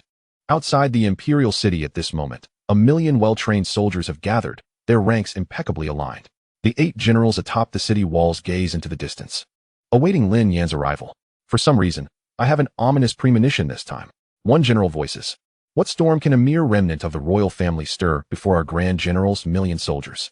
Another retorts disdainfully, indeed, even if he is strong, it is of no consequence against our 1,000,000 soldiers. A third general chimes in. As they converse, the temperature within the entire imperial city suddenly spikes. What is happening? Why has the temperature risen so acutely? The 8 generals exclaim in unison. Soon, a familiar figure slowly emerges. It is none other than Lin Yin, the prince of the Lin dynasty, who has traversed from Mo Bay City.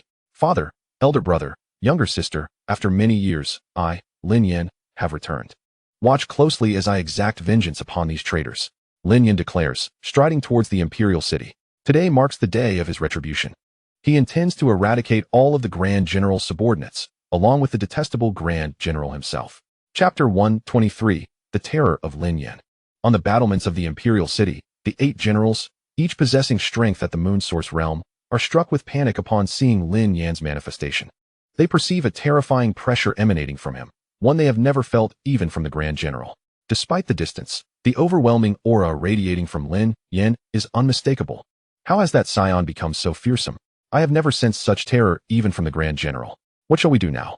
The 8 generals are thrown into disarray. Stay calm. We still have the Grand General's 1,000,000 soldiers, and being within the imperial city, we can utilize their battle intent to activate the War Sky Great Formation. Before this formation and our 1,000,000 soldiers, no matter how strong Lin Yin is, it will be futile, one general asserts forcefully. Upon hearing this, the other flustered generals regain their composure. Lin Yin, you deserve to die 1,000 deaths. Today is your end. 1,000,000 soldiers, prepare for battle. The 8 generals issue their commands. Yes, the 1,000,000 soldiers respond in thunderous unison, their voices resounding like a tempest, causing the very earth to tremble beneath their feet. As Lin Yan approaches, he dismisses the million soldiers with indifference. It was this very army that the Grand General had used to invade the imperial city and massacre his own royal family, and now he intends to annihilate them all without leaving a single survivor. War Sky Great Formation, coalesce. The 8 generals harness the battle intent of the million soldiers, swiftly forming an enormous formation towering 100 feet high, barring Lin Yan's entry. This formidable War Sky Great Formation absorbs the collective battle intent, standing resolute in the heavens. Lin Yan, meet your demise. The 8 generals command the formation, unleashing a barrage of terrifying offensive strikes towards Lin Yan. As the onslaught approaches, Lin Yan remains composed, betraying no hint of anxiety. Boom, boom, boom. The War Sky Great Formation unleashes its terrifying assault, rapidly closing in on Lin Yan. In response, Lin Yan channels 6 kinds of incredibly potent flames from within, which, upon their emergence, incinerate all incoming attacks to nothingness.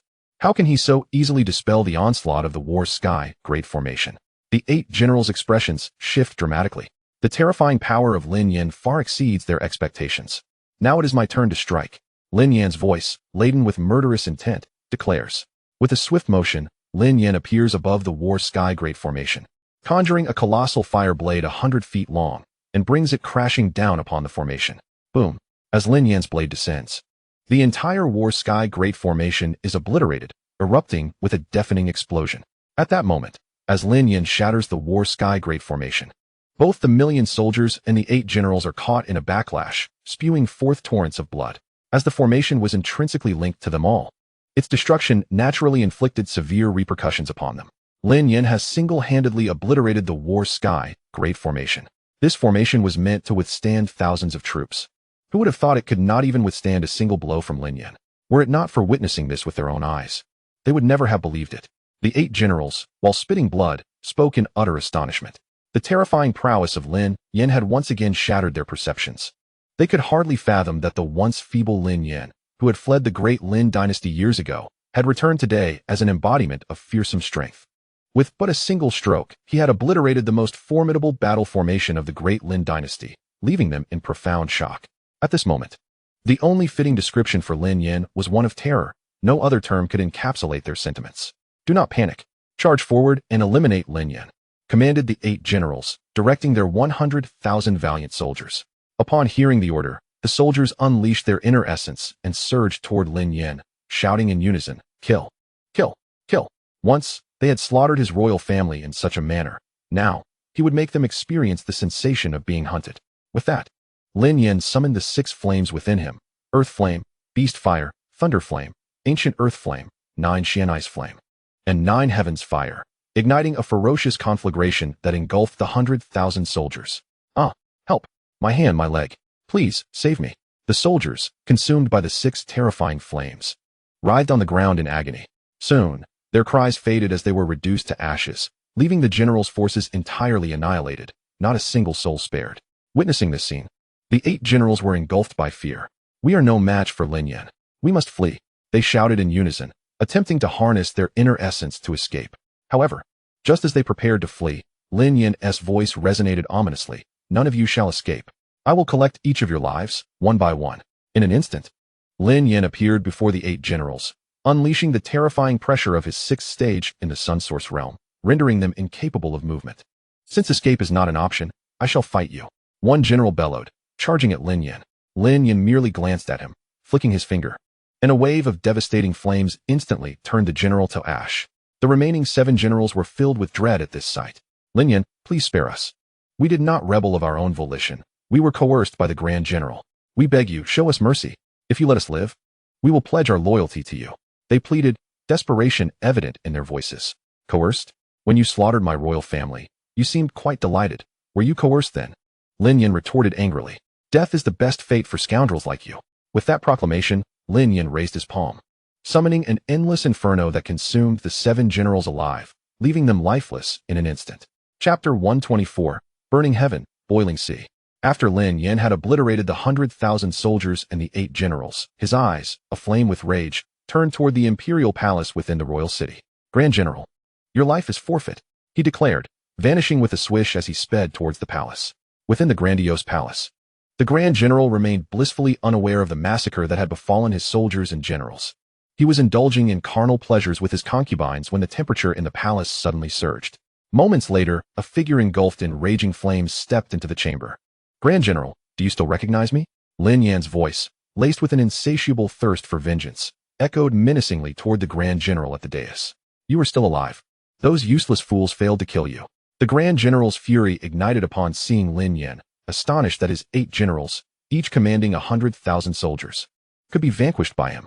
The concubine attending to the Grand General fled in terror at the sight of Lin Yan, leaving the 2 adversaries alone in the palace. They locked eyes from a distance, each reflecting boundless animosity, both yearning to eliminate the other. "I truly regret not having eliminated you when I had the chance. Had I done so, I would not be facing this multitude of troubles now." The Grand General glared at Lin Yan, filled with rage. "What grievance do you hold against my father? Why did you rebel?" Lin Yan questioned the treacherous leader. "The rebellion was solely instigated by me. Your father did nothing wrong. I merely coveted his throne," the Grand General replied darkly, revealing his ambition that had brewed since he seized military power. "You have betrayed my father's trust. I shall avenge him by taking your life," Lin Yan declared, his aura erupting with the terrifying essence of the 6th stage in the Sun Source realm. "Do you think I fear you?" The Grand General roared defiantly. "Heaven-slashing blade." With a concentrated effort, he summoned a massive blade imbued with killing intent, aimed directly at Lin Yan. "Lin Yan, prepare to die." As the blade descended, Lin Yan raised his hand to meet it, catching it barehanded. Clang! The blade struck Lin Yan's palm with a resounding metallic clash, leaving him unscathed, as the flames enveloping his hand rendered him impervious to harm. "I shall now demonstrate the vast chasm that separates us," Lin Yan stated, flames surging from his palm as he began to incinerate the Grand General's weapon. Under the relentless inferno unleashed by Lin Yan, the blade transformed into molten iron in an instant. "How can this be? My heaven-slashing blade is forged from dark iron. How could he so easily reduce it to liquid?" The Grand General exclaimed in panic, utterly astonished by Lin Yan's overwhelming power. As Lin Yan melted the Grand General's weapon, he vanished from sight, reappearing before the Grand General with a ferocious punch. The sheer force of Lin Yan's strike was unfathomable. Upon impact, the Grand General's chest was pierced through, propelling him several dozen feet away. Gurgling, the Grand General coughed up a torrent of blood. His internal organs crushed as he crumpled to the ground. The aura of the Grand General diminished, his complexion turning pale and weak. With just a single punch, his life was nearly extinguished. "Now you shall die?" Lin Yan raised his palm, and a terrifying blaze erupted from his hand, engulfing the Grand General in flames. At that moment, when the Grand General's life hung by a thread, an ancient figure from the sacred land of Sun and Moon appeared before him. "Old One, how dare you slay a dynasty under the protection of the sacred land of Sun and Moon?" The elder, whose strength reached the realm of Sun and Moon, rebuked Lin Yan fiercely. He then extended his palm, effortlessly extinguishing Lin Yan's raging flames. Seeing the elder from the sacred land arrive to save him, the Grand General's face lit up with gratitude. "Elder, your timing is impeccable," he remarked, realizing that had the elder arrived even a moment later, he might have been reduced to ashes by Lin Yan's fire. "Old fool, get away from me." Lin Yan roared in fury upon seeing someone obstruct his attempt to slay the Grand General. "You dare commit violence within the sacred land of Sun and Moon and still act so brazenly? You clearly disregard the authority of our sacred land. Today, I shall take your life." With that, the elder unleashed his power, causing the very palace to tremble. 9 Sun's palm. The elder conjured a colossal palm imbued with the energy of the Sun and Moon, aimed directly at Lin Yan. "You are doomed, Lin Yan. With an elder of the sacred land here, your death is inevitable." The Grand General shouted gleefully from the side. "Is that so?" Lin Yan replied with a cold smirk. In the next instant, he activated his trump card, the Imperial Fire. "Today, no one shall save you," he declared. "Imperial Fire, arise." Lin Yan bellowed to the heavens, the dormant Imperial Fire within him bursting forth, incinerating the very fabric of the world. "Annihilate." Lin Yan commanded the Imperial Fire, incinerating the elder's massive palm in an instant. Burning heaven, boiling sea. Lin Yan conjured a massive fireball, hundreds of feet in diameter, and hurled it towards the Grand General and the elder of the sacred land. "You shall all perish. No one shall escape," he proclaimed. A chilling aura of death surrounded him, despite only being at the 6th stage of the Sun realm. How could he unleash such a terrifying assault? The elder from the sacred land felt a pang of panic. Had he known Lin Yan could unleash such a dreadful force, he would never have intervened. In the next moment, the enormous fireball struck the elder and the Grand General, reducing them to ashes without a single cry of despair. The might of the imperial fire was unparalleled. Chapter 125, The Master of Sun and Moon. Thus, Lin Yan avenged his father, brother, and sister by slaying his sworn enemy. The Grand General. Father, brother, sister, I have finally avenged you, Lin Yan proclaimed, forcing back the weakness within him as he looked skyward. Yet at that moment, a thunderous voice resounded. You insolent wretch! Not only did you commit murder within the sacred land of Sun and Moon, but you also dared to slay one of our elders. You shall not leave this place alive. Accompanying this voice, a figure of formidable presence, at the first stage of the Yin-Yang realm, emerged in the heavens. This was none other than the master of the sacred land of Sun and Moon. Upon his arrival, the master of the sacred land conjured a gigantic sun, hundreds of feet in size, and hurled it down upon Lin Yan. Gazing up at the descending sun, Lin Yan felt utterly helpless. Just as despair enveloped him, a familiar voice echoed through the air. Master of Sun and Moon, what immense power you wield, even daring to slay my disciple. This voice belonged to Ye Feng, the master of the Sword Sect. With a graceful leap, Ye Feng appeared before Lin Yan, shielding him from harm. He then flicked his finger, shattering the colossal sun with a resounding explosion. Boom! The massive sun created by the master of Sun and Moon burst apart, scattering energy throughout the heavens. Master, you've come, Lin Yan exclaimed, nearly moved to tears upon seeing his mentor. Had it not been for Ye Feng's timely arrival, he would likely have fallen victim to the master of Sun and Moon. Little Lin, you've expended considerable energy using the imperial fire. Take this source energy pill to replenish your strength, Ye Feng said, handing Lin Yan a source energy pill. Thank you, master. Lin Yan accepted the pill and swiftly consumed it, beginning to restore his energy. Meanwhile, the master of Sun and Moon, upon witnessing Ye Feng's arrival, was not inclined to let Lin Yan escape. Sword Sect Master, your disciple has committed violence within my sacred land. If you wish to avoid enmity with us, surrender him at once. Unbeknownst to the master, Ye Feng was notoriously protective of his disciples. The idea of surrendering Lin Yan was utterly absurd. Ye Feng chuckled at the audacity of the master. You are the first to speak so recklessly to me. With that, Ye Feng flicked his finger, unleashing a torrent of lethal sword energy towards the master. What level of power does the master of the Sword Sect possess to unleash such dreadful sword energy? The master of Sun and Moon, sensing the overwhelming aura of death emanating from Ye Feng's attack, was stricken with horror. Instantly, he released various magical artifacts and shields in a desperate attempt to defend against the sword energy. However, these efforts proved futile, as they were effortlessly pierced through. In a moment of sheer terror, the sword energy pierced through the master of Sun and Moon's body. Boom! In an instant, the master was obliterated into a mist of blood, scattering into the void.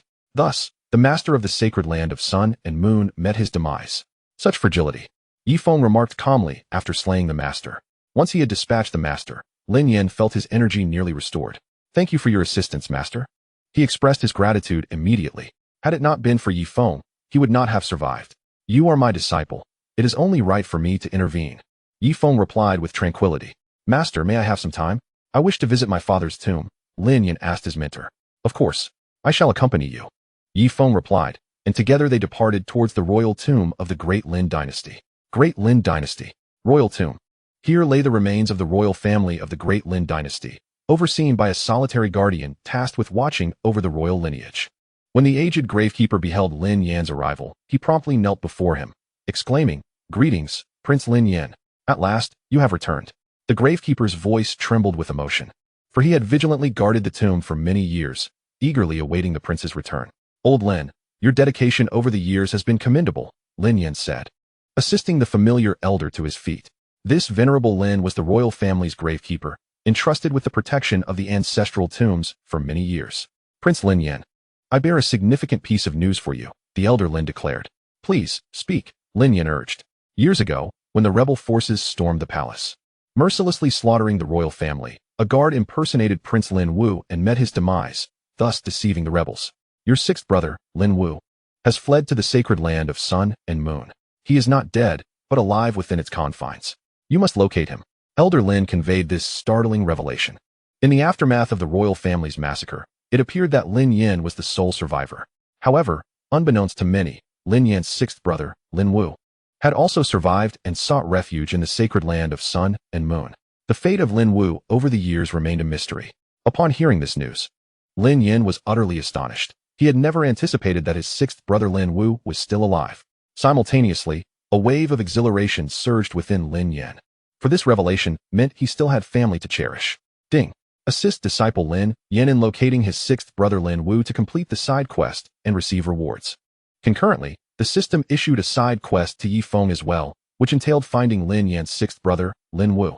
With newfound determination, Lin Yan pledged before his father's tomb, "Rest assured, Father, I shall find my sixth brother Lin Wu." After rising from his father's grave, Lin Yan's mentor, Ye Feng, addressed him, "Little Lin, now that your sixth brother Lin Wu has escaped to the sacred land of sun and moon, I shall accompany you there to assist in your search." "Thank you, Master." Lin Yan expressed his heartfelt gratitude, appreciating his mentor's willingness to accompany him on this arduous journey. Subsequently, Ye Feng led his disciple Lin Yan towards the sacred land of sun and moon. Chapter 126. Lin Wu, the reincarnation of the martial emperor. In the sacred land of sun and moon, within a vast arena designated for the fierce contests between warriors and demonic beasts, a throng of disciples gathered to witness the spectacle. Among them, a youth bearing a striking resemblance to Lin Yan stood resolute. This was Lin Yan's sixth brother, Lin Wu. Lin Wu, robust and resolute, had narrowly evaded death when a guard impersonating him perished, allowing him to escape into the sacred land of sun and moon, where he was compelled to engage in relentless battles against demonic beasts. The brutal encounters left Lin Wu adorned with scars, yet they also forged him into a formidable warrior, reaching the pinnacle of the Moon Source Realm's 9th tier. Moreover, Lin Wu was the reincarnation of the martial emperor, wielding an unparalleled martial prowess that rendered ordinary warriors no match for him. This was the primary reason he had survived in the arena for so many years. Had he been an average warrior, he would have been torn apart by the ferocious beasts long ago. I have fought against 999 demonic beasts in this arena. Once I defeat this final foe, the Grand Elder of the sacred land of sun and moon has promised me my freedom. Brother Lin Yan, once I vanquish this last beast, I will seek you out. Together, we shall avenge our fallen kin," Lin Wu declared with unwavering determination. His ability to triumph over the countless beasts stemmed from a resolute belief in his survival and the desire to reunite with his brother Lin Yan. Just one more battle stood between him and his liberation, a promise made to him by the Grand Elder of the sacred land. Lin Wu was renowned as the martial god, having never suffered defeat in his numerous clashes with demonic beasts. Indeed, while other warriors might celebrate a mere 10 victories, he had amassed an astonishing record of 990 victories. The disciples in the viewing seats eagerly speculated about Lin Wu's prowess, for his reputation as the martial god was unparalleled within the arena.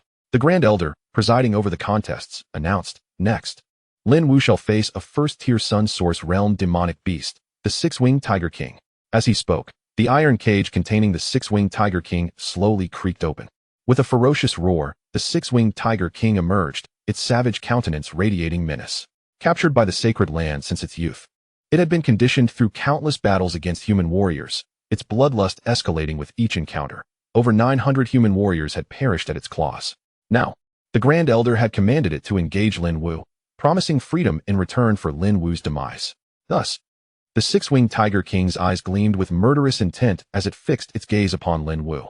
"Human, should you fall, I shall be free," it snarled. "Coincidentally, I share that sentiment," Lin Wu retorted. Even from a distance, he could sense the palpable malice radiating from the beast, a testament to the countless warriors it had slain.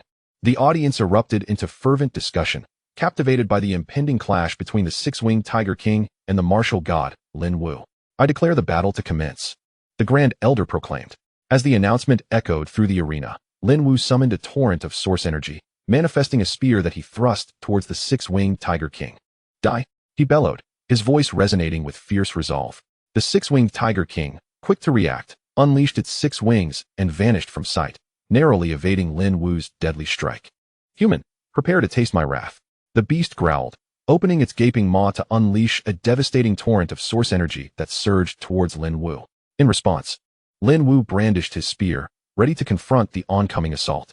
Bang! The terrifying onslaught of the Six-Winged Tiger King from the Sun Source Realm shattered the long spear in an instant and sent Lin Wu flying several dozen zhang away. As Lin Wu landed, blood spewed forth from his mouth. He had not anticipated that this first-tier Six-Winged Tiger King would possess such a terrifying offensive prowess. "Humans, meet your demise." The Tiger King then unleashed a barrage of devastating strikes toward Lin Wu. Faced with this onslaught, Lin Wu began to evade frantically. After a harrowing series of dodges, he found himself in a dire state, for the power of this Six-Winged Tiger King was overwhelming. It seemed that he had no choice but to summon his accompanying battle armor. Steadying himself, Lin Wu gazed up at the six-winged Tiger King in the void above and commanded, accompanying battle armor, arise. With a fierce shout, the armor materialized from within him, enveloping Lin Wu in a protective embrace. He was now cloaked in armor, radiating an overwhelming force that threatened to rend the heavens and earth asunder. Six-winged Tiger King, your time has come. Upon uttering these words, Lin Wu launched himself toward the Tiger King. Whoosh! He propelled himself onto the back of the Tiger King and unleashed a flurry of punches aimed at its head. Thud, thud, thud. The sound of heavy strikes echoed resoundingly. This pain will be the end of me. The Tiger King howled in agony as it plummeted to the ground. Clad in armor, Lin Wu resembled a deity of war, furiously pummeling the six-winged Tiger King with violent strikes. Despite the Tiger King's desperate struggles, it could not escape the relentless fate of being battered by Lin Wu. Blood streamed from the Tiger King's 7 orifices as it cried out in desperation. I will not accept this. Just before its death, the six-winged Tiger King roared skyward. Ultimately, after delivering a final barrage of furious blows, Lin Wu succeeded in annihilating the six-winged Tiger King. Chapter 127, Reunion of Brothers. Perched atop the lifeless body of the six-winged Tiger King, Lin Wu had unleashed over 10,000 punches to secure its demise. The spectators who had been watching the fierce battle erupted into cheers. Lin Wu is simply ferocious, even more so than the beasts themselves. Incredible. Lin Wu has single-handedly slain the six-winged Tiger King. He is truly formidable. This Tiger King was a whole tier above Lin Yan, and yet, it was no match for him. With this victory, Lin Wu had achieved a total of 1,000 consecutive wins. The crowd was left in astonishment at Lin Wu's prowess. Though he possessed only the peak 9th stage of the Moon Source realm, he had defeated a first-tier Tiger King from the Sun Source realm. Such an accomplishment seemed possible only for Lin Wu. After vanquishing the six-winged Tiger King, Lin Wu turned his gaze toward the elder he had once made a promise to. Elder, I have achieved 1,000 consecutive victories. You promised that if I could accomplish this, I would be granted my freedom. The time has come for you to fulfill your promise. Lin Wu spoke earnestly to the elder, who stood not far away. Having fulfilled the elder's requirement of 1,000 victories, he believed it was time to be released from the arena. You misunderstood. I said you must win 10,000 consecutive matches before you can leave. Keep striving and win another 9,000, the elder retorted, backtracking on his previous statement. Upon hearing this, Lin Wu realized he had been deceived by the elder of the Sun and Moon Sacred Land. Filled with indignation, he confronted the elder. Why do you go back on your word? You clearly promised that if I could achieve 1,000 victories, I would be free from this arena. I have done so. Yet you have betrayed your word. Lin Wu's anger flared as he glared at the elder. He had never expected that the elder's promise of his release had merely been a ruse. You are nothing but a slave of this arena, Lin Wu. Slaves can only leave in death. There is no possibility of departing alive. Have you ever seen a slave leave this arena alive? The elder declared disdainfully. Lin Wu came to understand that escaping the Sun and Moon's sacred land alive was an impossibility. With this grim realization, his furious gaze remained fixed on the elder. I will fight you. Clad in armor, Lin Wu charged at the elder, intent on battling him. The elder, unimpressed, scoffed. A mere slave dares to raise a hand against me? If you wish to leave, I shall grant your wish by ending your life. He would not tolerate any provocation against himself. As Lin Wu charged forward, the elder struck him fiercely with a palm to his chest. Boom. The forceful blow, imbued with terrifying power, struck Lin Wu squarely, causing him to cough up blood as he was sent reeling backward. Thud! Lin Wu crashed to the ground, creating a massive crater several dozen zhang deep. Thanks to the protection of his accompanying armor, he sustained only minor injuries, merely spitting blood. Rising slowly from the pit, Lin Wu fixed an unyielding glare upon the elder. How peculiar. This Lin Wu has not succumbed, the elder remarked in astonishment. His palm had contained the fearsome might of the Sun and Moon Source realm, and any ordinary first-tier warrior would have been obliterated upon impact, reduced to nothing more than a mist of blood. Yet, Lin Wu, at the peak 9th stage of the Moon Source realm, had merely coughed up blood without suffering significant damage. This perplexed the elder. It seems the armor provides remarkable protection. As the elder prepared to strike again, Ye Feng, accompanied by his disciple Lin Yan, entered the arena of the Sun and Moon Sacred Land. Upon entering, Ye Feng's attention was immediately drawn to Lin Wu. Lin Wu. Identity: reincarnation of the War Emperor. Physique: 9 transformations Emperor body. This physique can unleash 9 forms of martial power, remarkably terrifying. Currently, it has yet to be activated.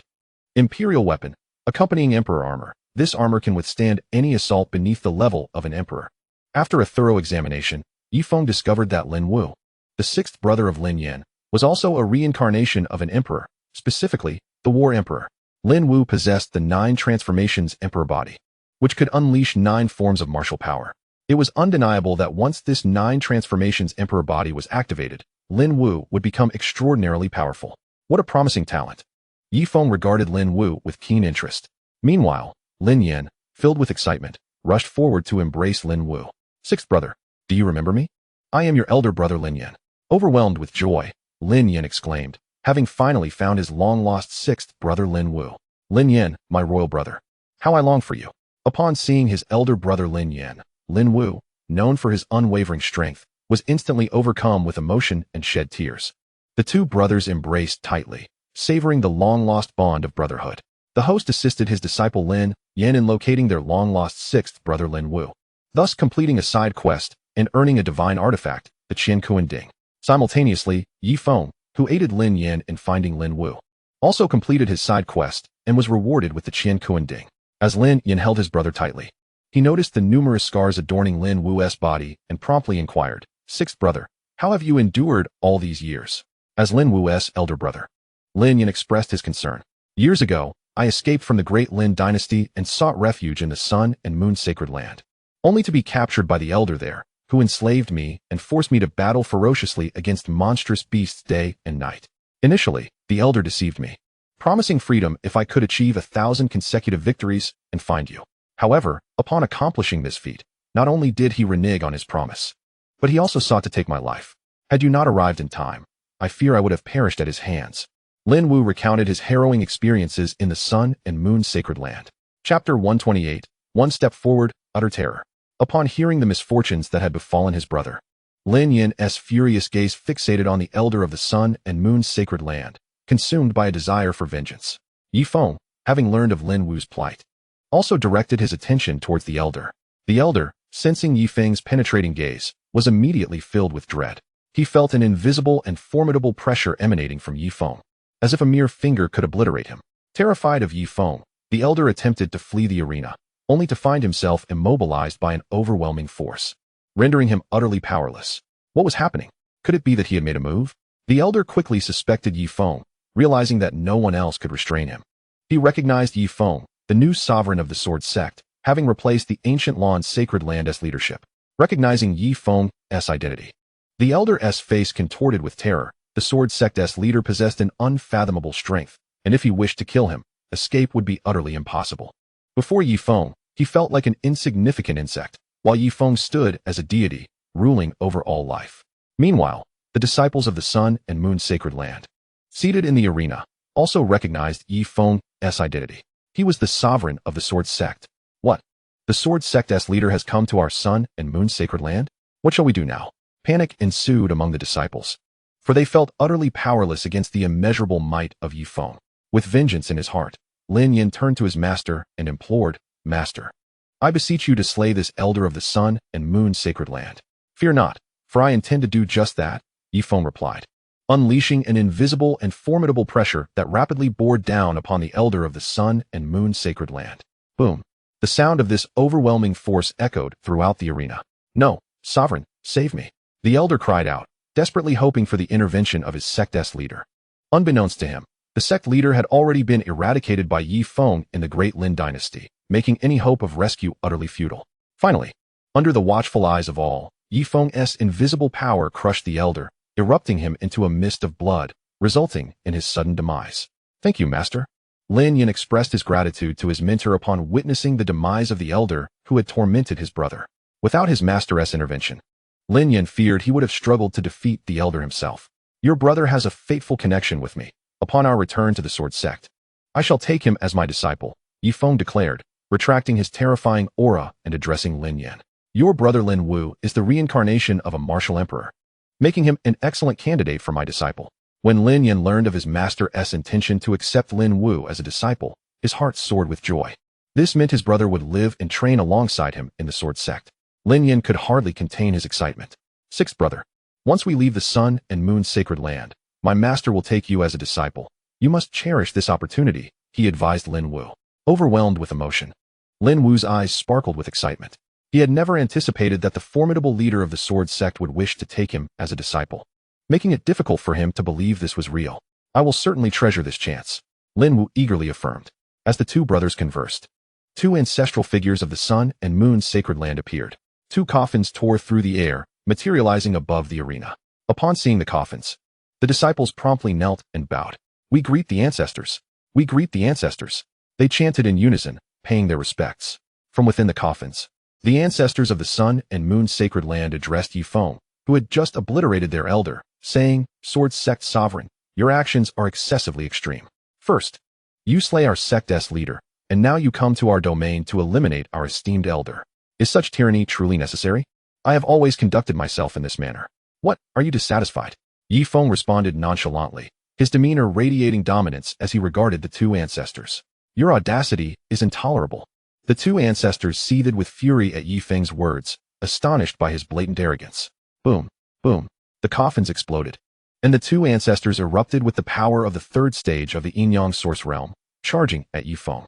"Today, if we do not take your life, how can our sun and moon's sacred land retain its dignity?" they declared, filled with wrath as they attacked. They had resolutely decided in their hearts to eliminate Ye Feng. "Do you truly believe you possess the ability to take my life?" Ye Feng gazed disdainfully at the two ancestors of the sun and moon's sacred land charging towards him, scoffing at their audacity. To think that mere cultivators at the third level of the Yin-Yang origin realm would dare to kill him was utterly ludicrous. "I shall now demonstrate the staggering disparity between us."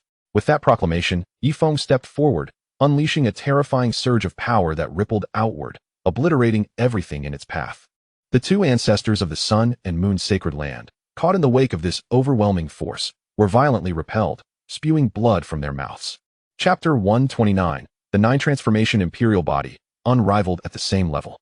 With a splatter, the two elders of the sun and moon's sacred land simultaneously expelled blood. They had never anticipated that Ye Feng, the lord of the Sword Sect, despite being at the same cultivation level of the third tier of the Yin-Yang origin realm, could exude such terrifying might. The mere act of stepping forward inflicted substantial injuries upon them. If he were to attack, they feared he could effortlessly extinguish their lives. The realization filled their hearts with an overwhelming dread towards Ye Feng, who stood before them. This lord of the Sword Sect was a being they must not provoke further. Ye Feng, enveloped in an aura of terrifying pressure emanating from his third-tier Yin-Yang origin realm power, instilled a profound sense of futility in them. "You cannot even withstand a breath of my presence. Truly, the two of you from the sun and moon's sacred land are utterly inept." With that, Ye Feng resolved not to linger any longer within the sun and moon's sacred land, as it would be a waste of precious time. In a swift motion, he departed with his disciples, Lin Yin and Lin Wu, leaving the elders of the sun and moon's sacred land to watch in helpless disbelief. Unable to make any attempt to stop him, the sheer strength of Ye Feng was overwhelming. As they awaited Ye Feng's departure, one elder remarked, "This Lord Ye Feng of the Sword Sect is far too formidable. We must not provoke him." Indeed, the other elder nodded in agreement. Thus, both elders of the sun and moon's sacred land were left in submissive awe of Ye Feng's might. In the ancient Lan realm, at the Sword Sect, Ye Feng swiftly returned to his dwelling on the Immortal Island, accompanied by Lin Yin and Lin Wu. On the island, Ye Feng turned to Lin Wu and inquired, "Lin Wu, you possess extraordinary talent. Do you wish to take me as your master?" Upon hearing Ye Feng's offer, Lin Wu was overwhelmed with excitement and promptly knelt before him. "I, Lin Wu, wish to become your disciple.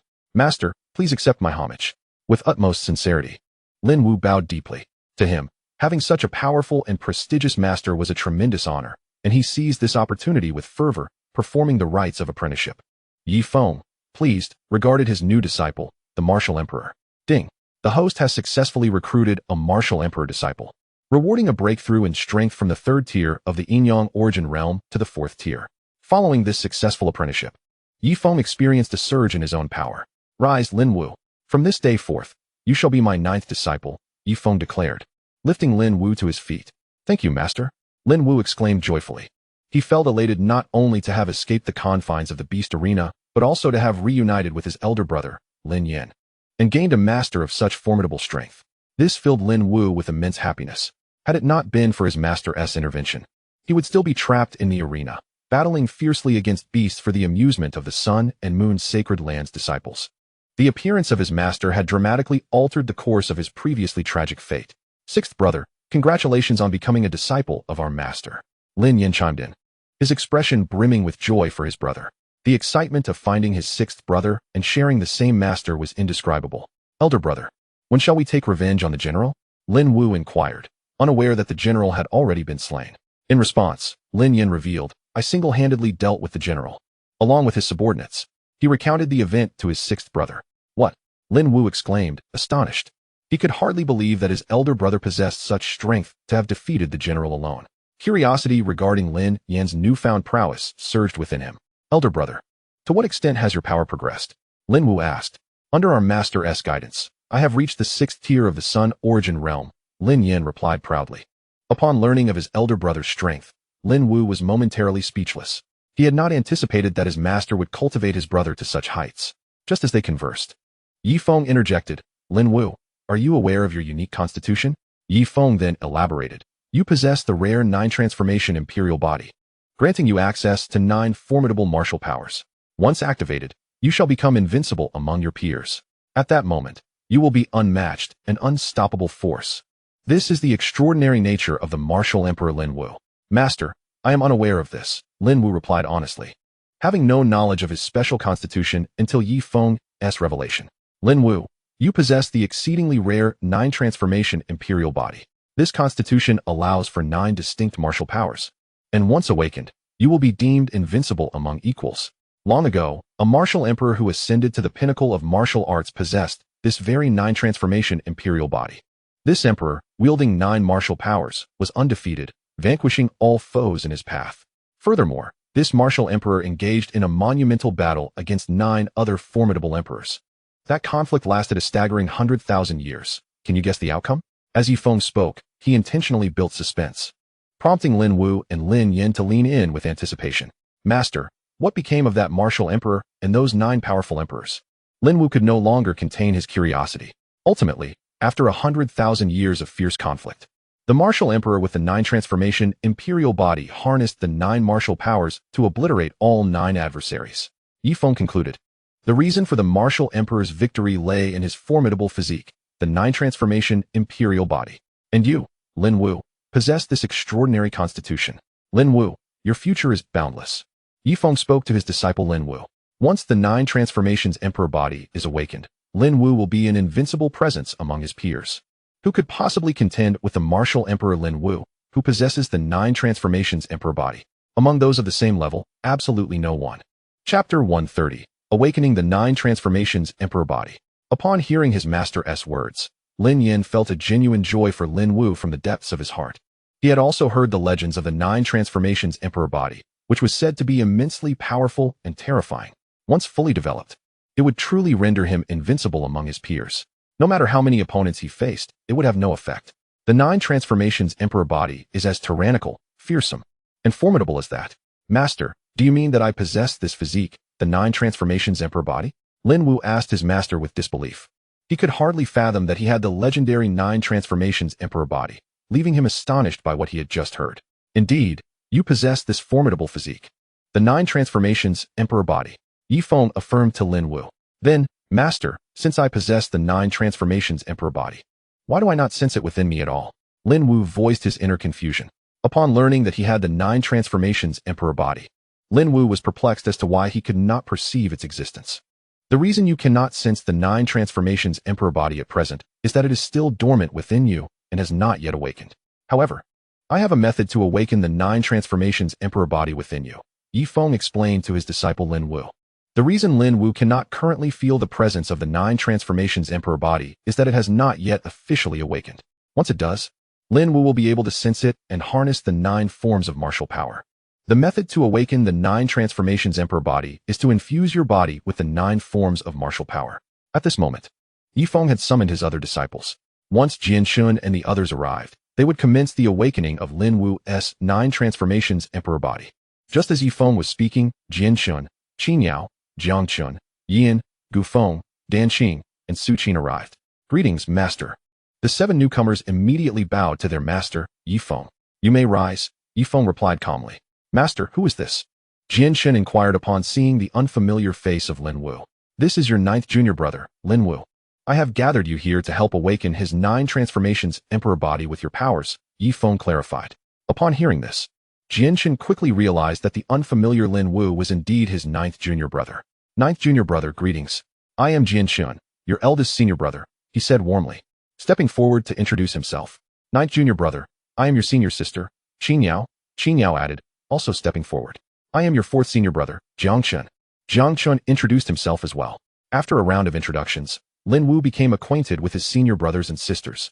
What impressed Lin Wu the most was senior sister Qin Yao, who exuded an irresistible charm that captivated him instantly. The allure of Qin Yao stemmed from her innate phoenix body. Once Lin Wu had familiarized himself with his senior siblings, Ye Feng spoke again. Lin Wu, I will now have your senior brothers and sisters assist in awakening your 9 transformations emperor body by infusing you with the 9 forms of martial power. Are you prepared? Ye Feng inquired of Lin Wu. Replying to Master, I am fully prepared, Lin Wu replied, sitting cross-legged on the ground. Seeing Lin Wu ready, Ye Feng turned to Jianxun beside him. Jianxun, infuse your sword power into Lin Wu. Understood. Jianxun responded promptly. He then began to channel his sword power, transforming it into a radiant beam that continuously flowed into Lin Wu's body. The sword power swiftly entered Lin Wu, who absorbed it eagerly.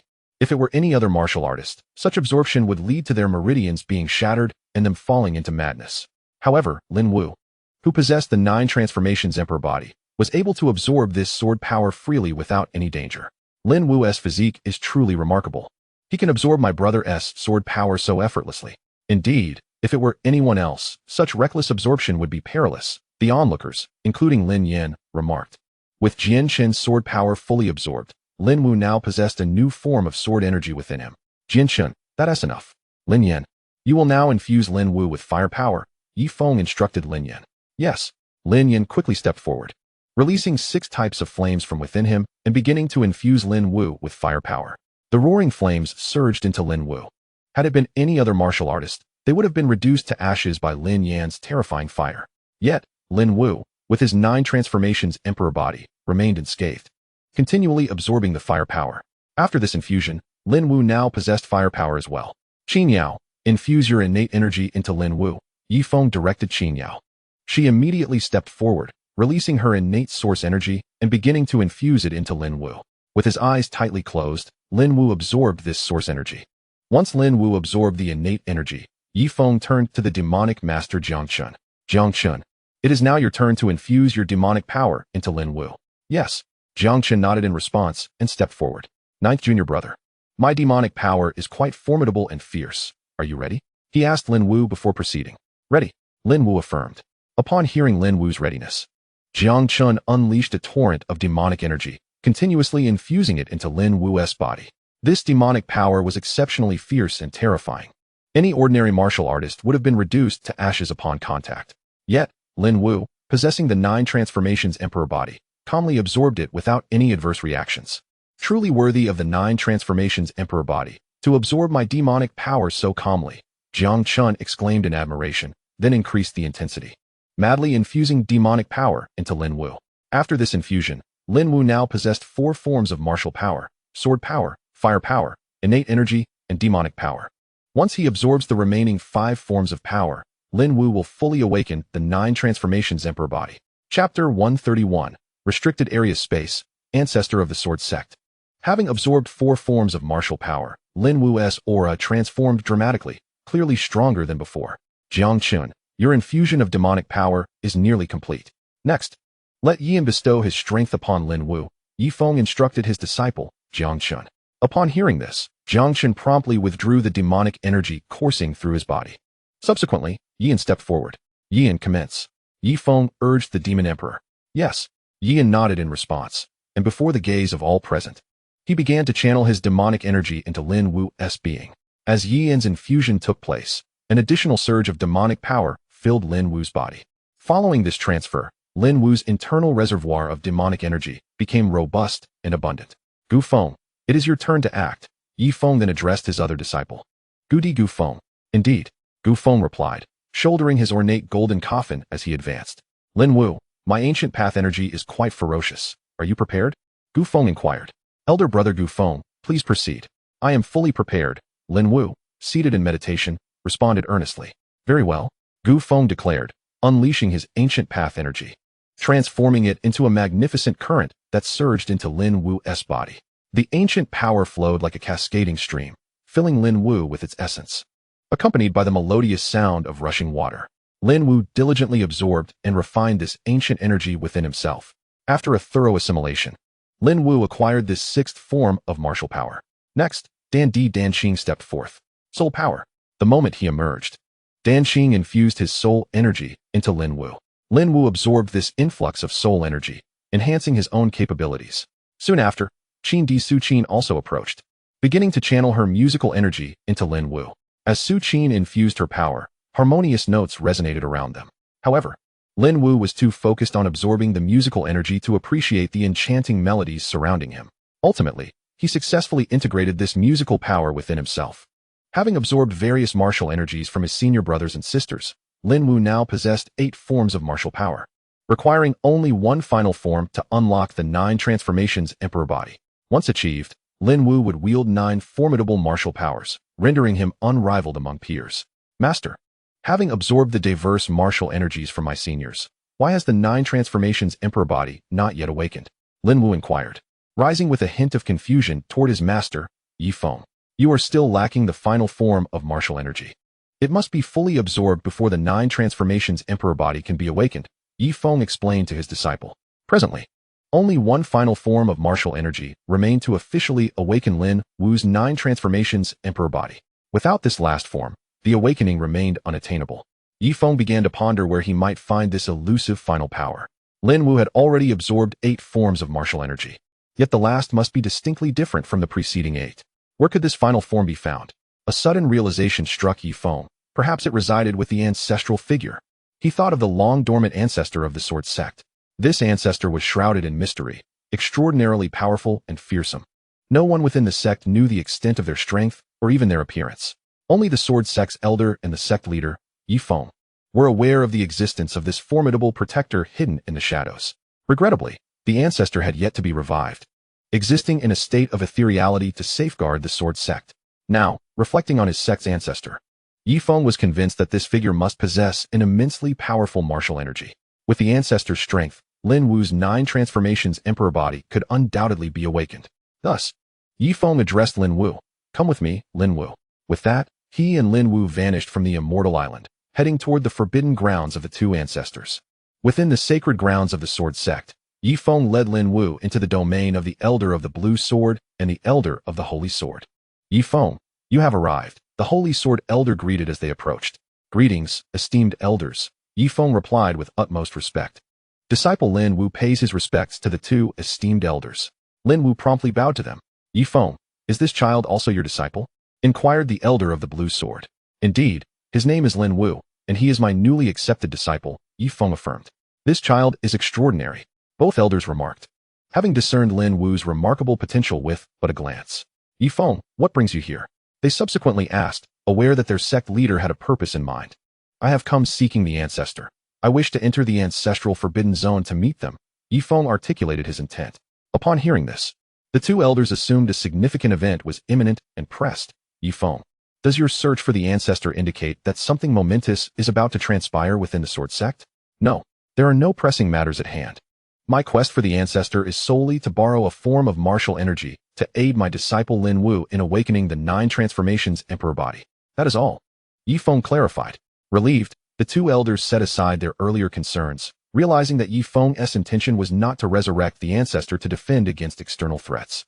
In that case, we shall open the space of the ancestor's forbidden zone for you, the Elder of the Blue Sword declared, and together with the Holy Sword Elder, they initiated the opening of the ancestral space.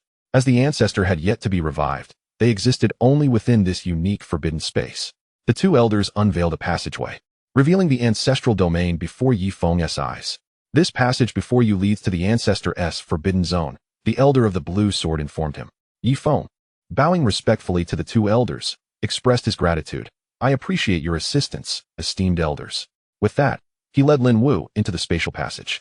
After observing Ye Feng enter the passage, the Elder of the Blue Sword remarked, Ye Feng truly embodies the aura of the ancestor who once dominated the realm. The Holy Sword Elder concurred, indeed. If all goes as expected, Ye Feng is likely to surpass his progenitor in the future. The 2 ancient ancestors engaged in a discussion, reminiscing about the formidable strength of the Sword Sect's progenitor from years past, who single-handedly wielded a sword to ascend to the 9th heaven, causing cataclysmic upheavals and instilling terror in both gods and demons alike. Whenever they recalled those bygone days, Qing Jian and Sheng Jian could hardly contain their excitement. Regrettably, their progenitor now languishes within the confines of the Forbidden Zone. Entering the Forbidden Zone, Ye Feng led his disciple Lin Wu. The moment they arrived, Ye Feng bowed deeply towards the progenitor.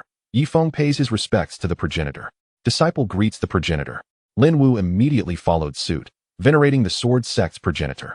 Before them sat a figure enveloped in ethereal mist, meditating in the void of the Forbidden Zone. This being was none other than the Sword Sect's progenitor. Currently in a state of consciousness, the progenitor could only exist within this special space of the Forbidden Zone. Departing from it would spell his end. At this moment, the progenitor held a fishing rod, casting it into a river that was not merely a river, but the river of time itself. He was fishing within the currents of time, though what he sought remained a mystery to all. With his other hand, he was engaged in a game of chess, using the universe as his board and all living beings as his pieces. Each piece he placed birthed countless souls, while removing one led to the demise of innumerable beings. The progenitor, shrouded in mist, was as unfathomable as a bottomless abyss. Before Ye Feng could articulate his purpose, the progenitor spoke. Ye Feng, I am already aware of your intentions. Within this river of time, there exists a poisonous toad that escaped from another realm. This toad possesses venomous powers that your disciple requires. However, it is imperative that your disciple enters the river of time to engage in battle with the toad. This is the order of the river of time, which every individual must abide by. Pray tell, progenitor, what is the strength of this poisonous toad? Ye Feng inquired. It possesses the power of the first tier of the day source realm. The progenitor replied calmly. Lin Wu, do you have the confidence to slay this poisonous toad and acquire its venomous powers? Ye Feng asked his disciple. Master, I am confident. Lin Wu responded eagerly. Such a trifling toad does not instill fear in me. Then let us begin, progenitor. Ye Feng declared. Upon hearing this, the progenitor instantly transported Lin Wu into the river of time. In an instant, Lin Wu vanished from sight. Shortly after his disappearance, a massive poisonous toad emerged within the river of time, grotesque in appearance and exuding lethal miasma, with streams of saliva dripping from its maw. This toad had survived in the river of time for many years. Now, Lin Wu would confront this very creature. Upon seeing Lin Wu, the toad's eyes gleamed with gluttonous desire, its enormous tongue flicking in anticipation of devouring him. After all, it had endured years of hunger in the river of time, and now it could finally feast. How could it not be excited? Human, prepare to become my meal. The miasma-emitting toad croaked greedily. Without hesitation, the toad unleashed a torrent of poisonous gas towards Lin Wu. Lin Wu, however, stood resolutely in place, allowing the poisonous onslaught to strike him. Boom. The venomous assault collided with Lin Wu's body, producing a thunderous sound. Upon impact, Lin Wu absorbed the venomous energy into his being, refining it within. After a period of absorption and refinement, the toxic power was successfully assimilated. At that moment, Lin Wu's body unlocked the 9 transformations of the Emperor's body. As the 9 transformations activated, his strength surged to the first tier of the day source realm. Instantly, as Lin Wu's power escalated, Ye Feng, as his master, also experienced a boost, elevating his own strength from the 4th tier of the yin-yang source realm to the 5th, several times stronger than before. In the river of time, Lin Wu, now empowered with 9 martial energies, was undeniably invincible at the 1st tier of the day source realm. No one could rival him at this level. I can finally feel the 9 martial energies within me, Lin Wu exclaimed, casting a fierce gaze upon the poisonous toad. It was time to test his skills against this creature and see how long it could endure his onslaught. With a fist imbued with 9 martial energies, Lin Wu struck at the toad. How could he possess 9 martial energies? The toad gasped in disbelief, taken aback by the terrifying transformation of the human before it. As the toad stood in shock, Lin Wu's fist collided violently with its body. Boom. The toad, now at the 1st tier of the day source realm, was obliterated into a mist of blood by Lin Wu's strike. After vanquishing the toad, Lin Wu exited the river of time and rejoined his master. Ye Feng, your disciple has acquired 9 martial energies and unlocked the 9 transformations of the Emperor's body. It is time for you both to leave, the progenitor announced. Apologies for the disturbance, progenitor, Ye Feng said as he led his disciple out of the Forbidden Zone. As they departed, the progenitor gazed into the river of time, where powerful beings from other realms had arrived, intent on slaying Ye Feng's imperial disciples. Flame Emperor, I have finally reached your realm. Qin Emperor, I have arrived as well. Sword Emperor, after traversing the river of time for millennia, I have finally made it to your domain, proclaimed the enemies from Ye Feng's disciples' past lives, elated at their discovery. The progenitor, still engaged in fishing within the river of time, spoke slowly. A motley crew of fish seeks to enter the source heaven realm to wreak havoc. With that, he lifted his fishing rod and struck at the would-be invaders. Boom. With a single sweep of his rod, All those who had crossed the river of time were annihilated, leaving not even a trace of their souls behind. The progenitor dwelled in the forbidden zone, awaiting foes from other realms. Whenever an adversary crossed the river of time, he would strike them down. Over time, the count of those he had slain from other realms became unknown to him. He simply knew that anyone daring to cross over to harm Ye Feng's disciples would meet their demise. As the progenitor dispatched these invaders, the ethereal mist enveloping him began to dissipate gradually. As the ethereal mist gradually dissipated, a closer inspection would reveal that the visage of the ancient ancestor bore a striking resemblance to Ye Feng. Subsequently, the ancient ancestor resumed his fishing, surveying the river of time before him, safeguarding this realm from the encroachment of adversaries from other dimensions seeking to eliminate Ye Feng's yet-to-mature disciples. He is the venerable ancestor of the Sword Sect, the elderly figure fishing in the river of time. Chapter 133. Invincible at the same level, the 9 Transformation Emperor Body. Upon departing from the ancestral forbidden zone, Ye Feng appeared alongside his newly awakened disciple, Lin Wu, who had just unlocked the 9 Transformation Emperor Body. Upon seeing Ye Feng emerge, the elder of the blue sword immediately inquired, "How did it go? Did the ancient ancestor intervene to assist your disciple in awakening the 9 Transformation Emperor Body?" "The ancient ancestor did lend a hand," Ye Feng replied. "As of now, my disciple Lin Wu has officially awakened the 9 Transformation Emperor Body and possesses 9 distinct martial powers. Within the first tier of the Sun Origin realm, he is truly an invincible entity," Ye Feng elaborated to the blue sword elder. The elder of the sacred sword and the elder of the blue sword, upon hearing this, directed their venerable, weathered gazes towards Lin Wu, who had unlocked the 9 Transformation Emperor Body. In that fleeting moment, both elders sensed the terrifying fluctuations of 9 martial powers emanating from Lin Wu's form. Once unleashed, these powers would render him utterly unmatched among his peers. What an exceptional talent! The elder of the sacred sword regarded Lin Wu with admiration. The master's discerning eye for selecting disciples is indeed astute. Each one is remarkable in their own right. I hold great respect for our master. The elder of the blue sword expressed with profound admiration. "You flatter me excessively," Ye Feng responded with a gentle smile. "It is truly an honor for our sword sect to have you as our leader," the elder of the sacred sword added sincerely. Under Ye Feng's guidance, the sword sect had evolved from a modest sect in the Azure domain to the present-day holy land of the sword sect, unifying over 100 regions. All credit for this monumental growth belongs to Master Ye Feng. "You are too kind," Ye Feng replied amicably. Afterward, Ye Feng bid farewell to the 2 elders and exited the forbidden zone. On the celestial island, Lin Wu, having awakened the 9 Transformation Emperor Body, accompanied his master to the island. Upon his arrival, his fellow disciples gathered around, eagerly inquiring, "Lin Wu, has your 9 Transformation Emperor Body been awakened?" "They are quite concerned about this matter," Ye Feng informed his disciples. "Lin Wu has indeed awakened the 9 Transformation Emperor Body, and at this moment, he wields 9 martial powers, rendering him invincible among his peers within the first tier of the Sun Origin realm. This is no exaggeration, it is an undeniable fact.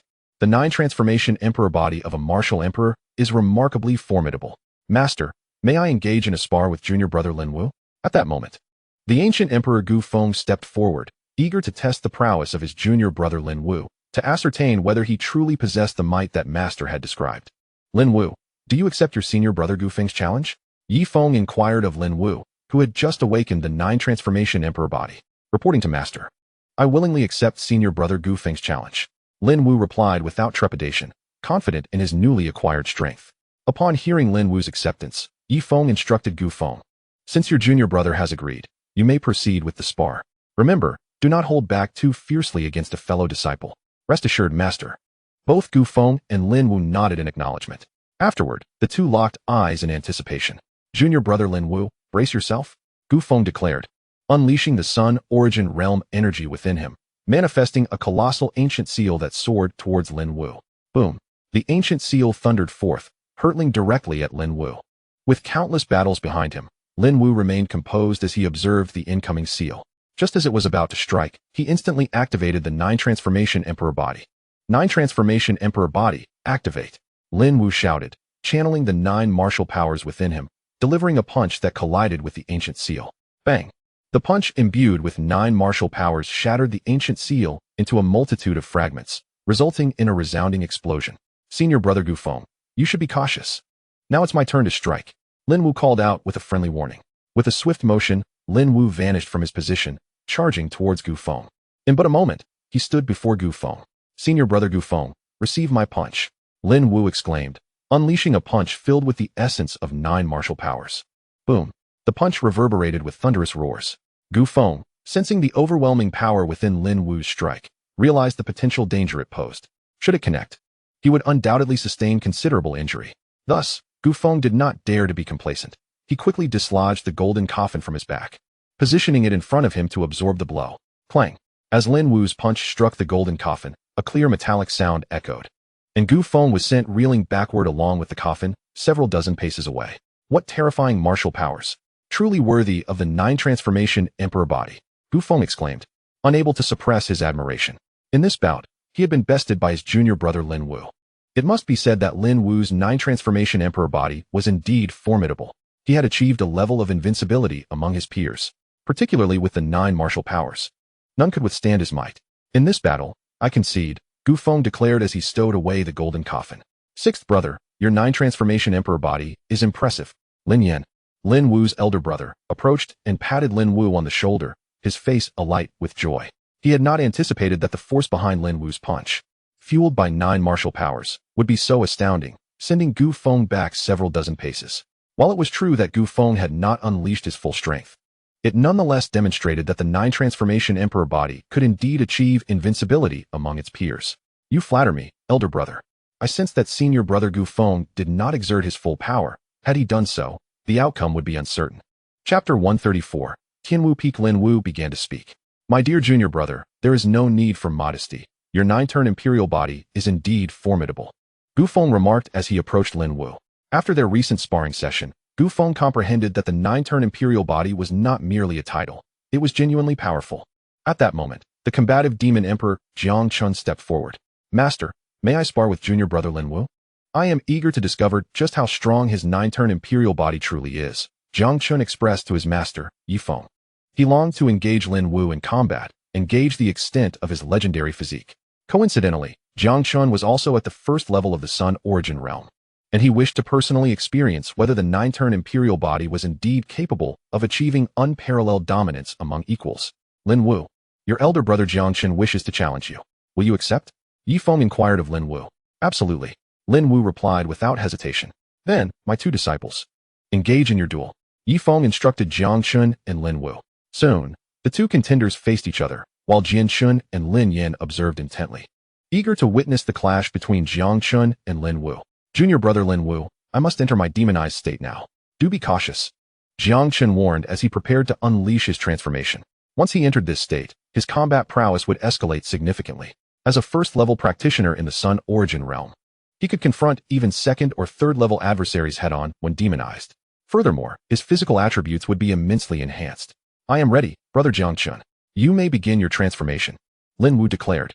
Upon hearing Lin Wu's readiness, Xianxiaaudiobooks erupted with a torrent of demonic energy.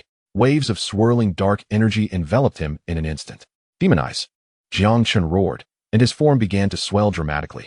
In the blink of an eye, he transformed into a monstrous giant, towering several dozen feet high, before the eyes of all present. At that moment, Xianxiaaudiobooks sported fearsome demonic horns, blood-red eyes that sent shivers down spines, and razor-sharp claws capable of rending mountains asunder. This was the demonized Xianxiaaudiobooks. On his back rested a menacing demonic sword. With its power, he could battle opponents of the 3rd level in the Sun origin realm. However, in this sparring match with his junior brother, Xianxiaaudiobooks had no intention of utilizing the sword's strength. Junior brother, receive my claw, Xianxiaaudiobooks proclaimed, swinging his fearsome claws toward Lin Wu with tremendous force. The impact of such a strike could level a mountain, and the power contained within was terrifying. Sensing the formidable energy emanating from Xianxiaaudiobooks' claw, Lin Wu exhibited no signs of trepidation. 9-turn imperial body, he called forth, unleashing the 9 formidable martial powers coursing through him. Fight, Lin Wu declared, filled with martial fervor. With that proclamation, he struck out with a punch aimed at the incoming claw. Boom! Lin Wu's fist collided with the claw, shattering it into fragments. Following that, he unleashed the 9 martial powers once more, coalescing them into a colossal martial fist that surged toward the demonized Xianxiaaudiobooks. Bang! The colossal fist struck Xianxiaaudiobooks' monstrous form with tremendous force, obliterating his towering physique. The giant form of Xianxiaaudiobooks shattered, reverting him back to his original appearance. At that moment, a trickle of blood appeared at the corner of Xianxiaaudiobooks' mouth. Through this confrontation, he had genuinely recognized the terrifying prowess of Lin Wu's 9-turn imperial body. Among equals, those 9 martial powers were indeed unrivaled. Brother Jiangchen, are you alright? Lin Wu inquired with concern. How could I be harmed? Jiangchen replied with a rare smile. Possessing an immortal demonic body, he could endure without succumbing to death. And the minor injuries sustained in his encounter with Lin Wu were inconsequential. Following the clash between Gu Feng, Jiangchen, and Lin Wu, Jianxun and the others had witnessed the terrifying power of the 9-turn imperial body. Now that you have all witnessed the might of Lin Wu's 9-turn imperial body, it is time for me to arrange accommodations for him, Ye Feng stated. Turning to Lin Wu, he continued, Lin Wu, follow your master. I shall provide you with a residence. With that, Ye Feng led his young disciple Lin Wu away from the celestial island. Jianxun and the others followed closely behind. In the sacred land of the Sword Sect, there stood a mountain peak suspended in the void. This peak was perpetually shrouded in source energy, making it an ideal location for cultivation. Ye Feng presented this mountain to Lin Wu as his new residence. Lin Wu, this mountain is called Tianwu Peak. From now on, this shall be your dwelling, Ye Feng announced to his disciple. Thank you, Master, Lin Wu replied, thoroughly satisfied with Tianwu Peak and expressing his gratitude to his master. I still have some sect affairs to attend to, so please get along well with your senior brothers and sisters, Ye Feng instructed Lin Wu before departing from Tianwu Peak. Hearing this, Lin Wu nodded. After arranging his disciple's residence, Ye Feng took his leave from Tianwu Peak. Master is truly kind to our junior brother, providing him with a peak abundant in source energy. I can't help but envy him, Yan remarked. Indeed, the source energy at junior brother Lin Wu's peak is far more abundant than that of the peaks we reside in. Sister Xianxiao added as she sensed the rich source energy surrounding Lin Wu's peak. Junior brother, now that you have no other matters at hand, why not join us in visiting the peaks of your senior brothers and sisters? Jianxun suggested, eager to show Lin Wu around their residences. Sounds good. Lin Wu readily agreed, curious to discover the locations of his senior brothers and sisters' peaks. Junior brother Lin Wu, I shall now take you to visit my Qingjian Peak, Jianxun announced, leading his junior brother toward Qingjian Peak. The other senior brothers and sisters followed closely behind. Chapter 135, The Fire of Nirvana. Rebirth through Nirvana. After a while of traveling, Jianxun led Lin Wu to Qingjian Peak. This is the mountain where I, your senior brother, usually reside, Jianxun introduced to Lin Wu. Upon hearing this, Lin Wu gazed at Qingjian Peak, noting the sharp sword aura that enveloped it, an ideal habitat for his elder brother Jianxun. After visiting the Qingjian Peak, Jianxun escorted Lin Wu to the Tianhua Peak, where Lin Yan resided. At Tianhua Peak, not a blade of grass could be seen, and even from a distance, one could feel the searing heat, reminiscent of being inside a furnace. Sixth brother, this is the Tianhua Peak where your royal brother resides. This place is unsuitable for most martial artists, yet it is perfectly suited for fire cultivators, Lin Yan remarked beside him. Fire cultivators ought to dwell in places like volcanoes, and his Tianhua Peak was akin to an active volcano, radiating intense heat, rarely visited by others. After touring his royal brother's Tianhua Peak, Lin Wu proceeded to visit senior sister Qin Yao's Fenghuang Peak. The environment there was exquisite, with lush vegetation that was a delight to behold from afar.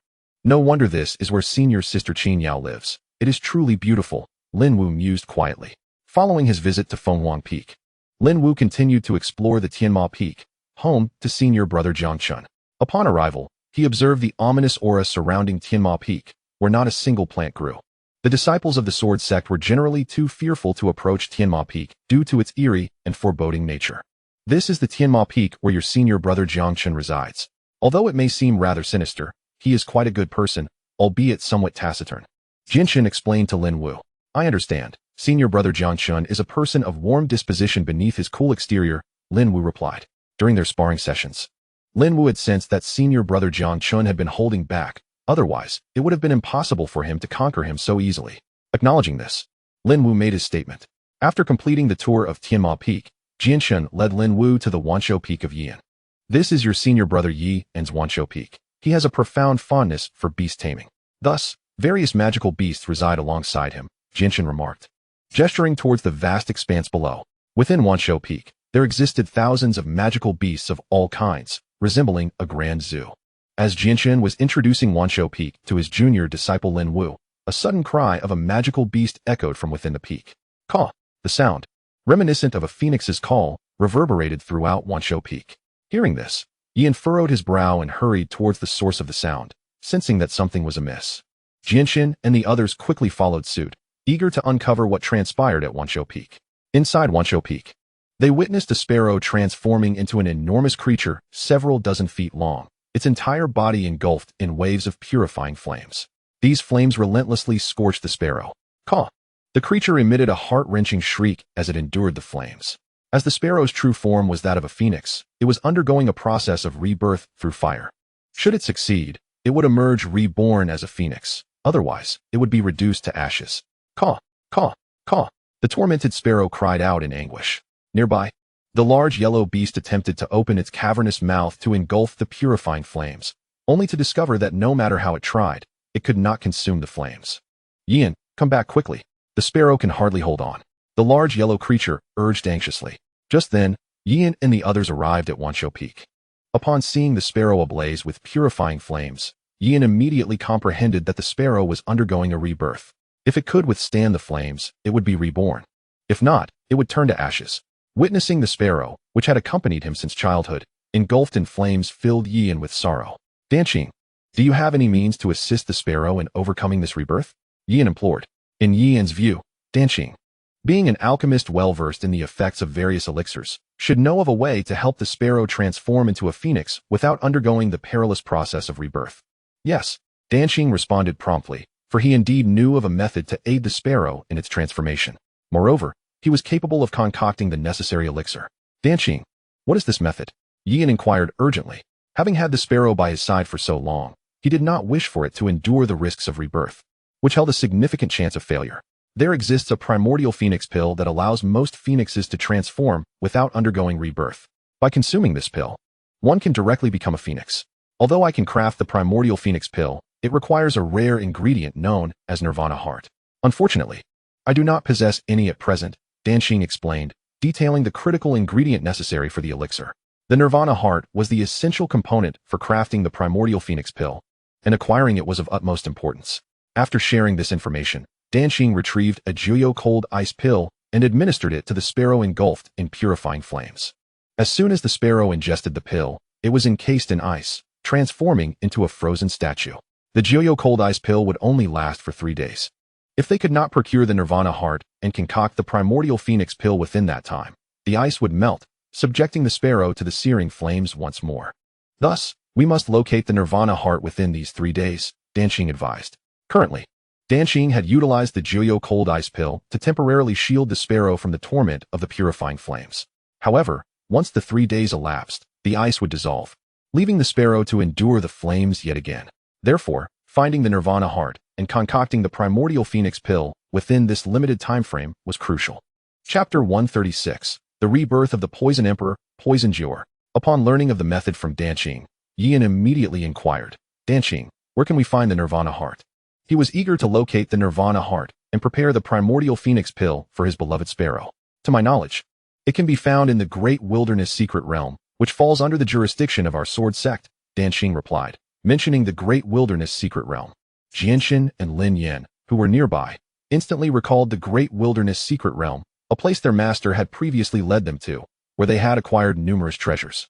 Since its opening, the Great Wilderness Secret Realm had remained accessible, attracting many martial artists seeking various treasures and opportunities. I am quite familiar with the Great Wilderness Secret Realm along with senior brother Jianshan, Lin Yan chimed in. Rest assured, junior brother Yan. With both Lin Yan and myself here, we will undoubtedly locate the Nirvana Heart within the Great Wilderness Secret Realm, Jianshan reassured his companion. Since senior brother Jianshan and senior brother Lin Yan are well acquainted with the Great Wilderness Secret Realm, let us set forth at once, Danqing promptly suggested.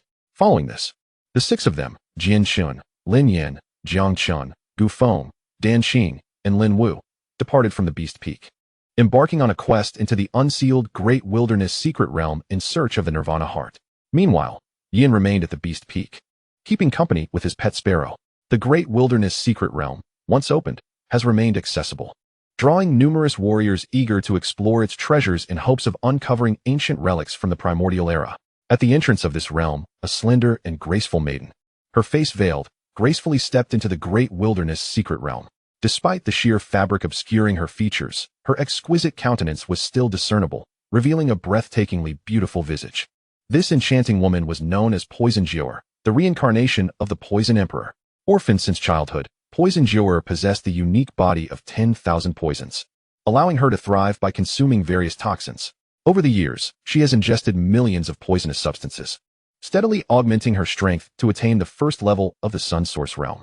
Although her extraordinary body enables her to grow stronger through the absorption of toxins, excessive consumption leads to a buildup within her system, which can erupt if not managed.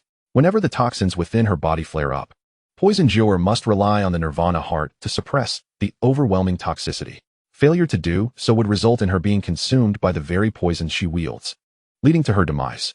Thus, she tirelessly seeks the Nirvana Heart while simultaneously enhancing her power through toxic consumption.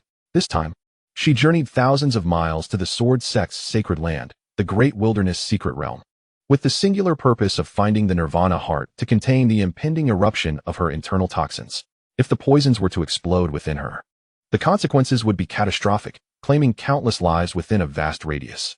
Shortly after Poison Joer entered the Great Wilderness Secret Realm, a group of rogue cultivators, each possessing strength at the Star Source realm, took notice of her. "What a stunning beauty!" one exclaimed. "Even with the veil, it is evident that she is an unparalleled beauty. Who would have expected to find such a captivating maiden in our quest for treasures?" The rogue cultivators gazed hungrily at Poison Joer, their eyes glinting with desire. Fearing she might escape, they swiftly encircled her. "Little sister, why hide your beauty behind a veil? Remove it for us to admire." One reckless rogue reached out to unveil her. However, before he could touch her veil, a piercing scream escaped his lips. "Ah!" In an instant, he transformed into a puddle of blood before the astonished eyes of his companions. As he disintegrated, the others who had surrounded Poison Joer met the same fate, becoming mere splatters of blood upon the ground. Possessing the body of 10,000 poisons, Poison Joer was lethal. Merely approaching her could result in a swift and gruesome end.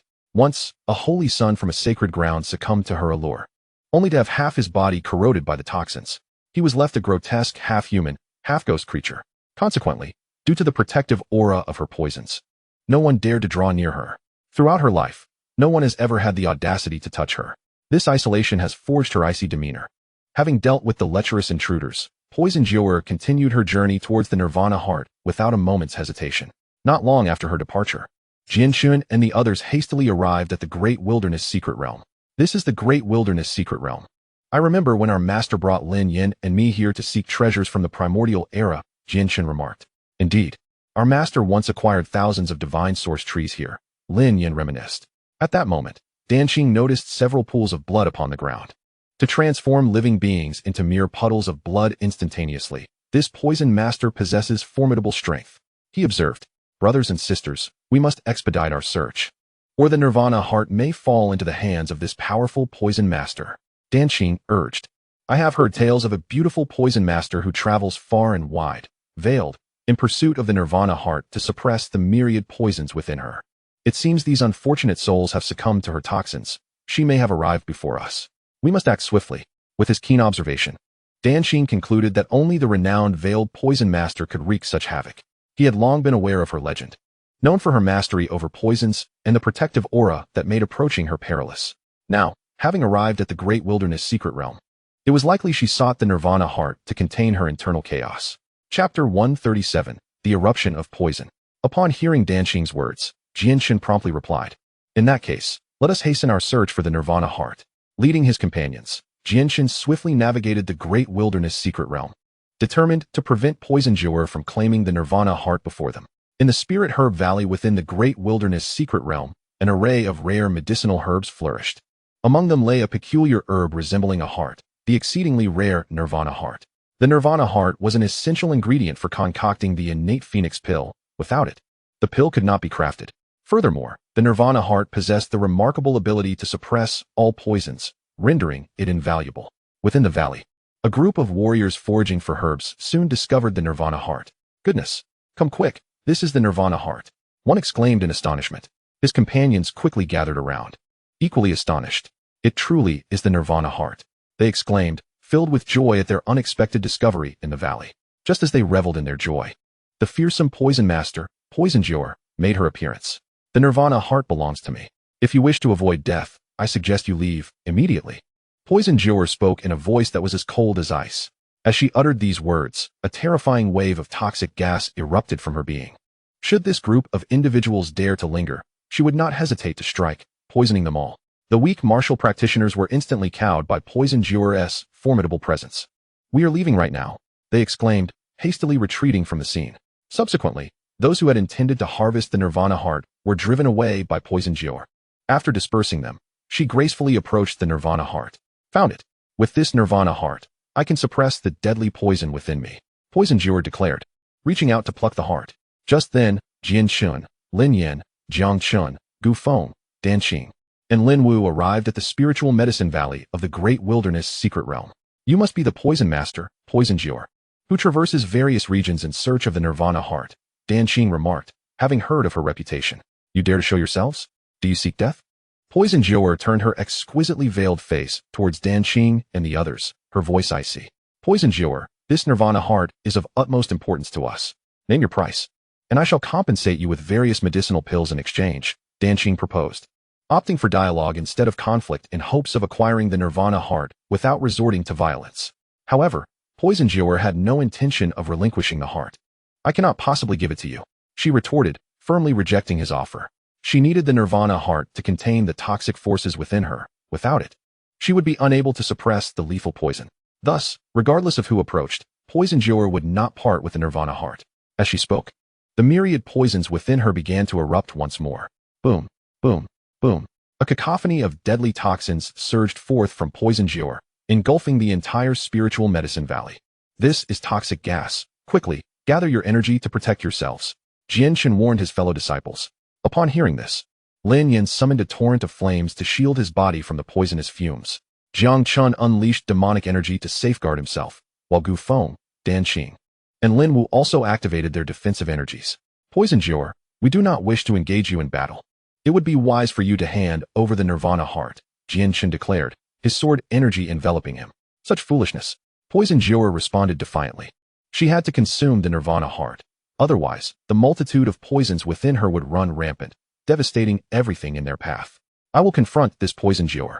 You all focus on harvesting the Nirvana heart, Jian Shun, the elder brother, stated resolutely. Be careful, elder brother. This Poison Jior wields countless deadly toxins. She is extremely dangerous. Dan Qing cautioned Jian Shun. I will be cautious, Jian Shun replied, nodding. In the next moment, he, having reached the 8th level of the Sun Origin realm, conjured a terrifying sword formation that enveloped Poison Jior in an instant. Poison Jior, my sole intention is to acquire the Nirvana heart. I do not wish to harm you. Once my disciples have harvested the heart and departed, this sword formation will dissipate automatically, Jian Shen assured her. Hearing this, Poison Jior, trapped within the sword formation, coldly retorted. You have forced my hand. With that, she ceased to contain the myriad poisons within her, unleashing them with a vengeance, spreading chaos across the realm. The overwhelming toxins surged forth from her delicate form, eroding the sword formation. Ultimately, the toxic onslaught proved too potent, and Jian Shen's formation was corroded away. Such fierce toxins, they have the power to dissolve my sword array, Jian Shen remarked, his gaze sharpening. The unleashed poisons, like a tempest, began to ravage the Great Wilderness Secret Realm. In mere moments, they had engulfed the entire area. As the source of these toxins, Poison Jior, having neglected to utilize the Nirvana heart to suppress the poisons within her, succumbed to unconsciousness after releasing the toxic wave. The myriad poisons continued to flow forth from her being. Observing this, Gu Feng promptly opened his Golden Emperor coffin. At this juncture, the only means to temporarily suppress Poison Jior's toxic emissions lay within the Golden Emperor coffin. Golden Emperor coffin, open, Gu Feng commanded, swiftly placing the unconscious Poison Jior inside. The moment the coffin opened, she was sealed within. The incessant toxic gas emanating from her body was instantly contained by the Golden Emperor coffin. This Poison Jior harbors deadly toxins. Should we allow them to unleash, they would surely pose a threat to our Sword Sect sanctum. For now, we must secure her within the coffin and later present her to our master upon our return. Surely, our master will have a solution, Gu Feng said as he closed the coffin.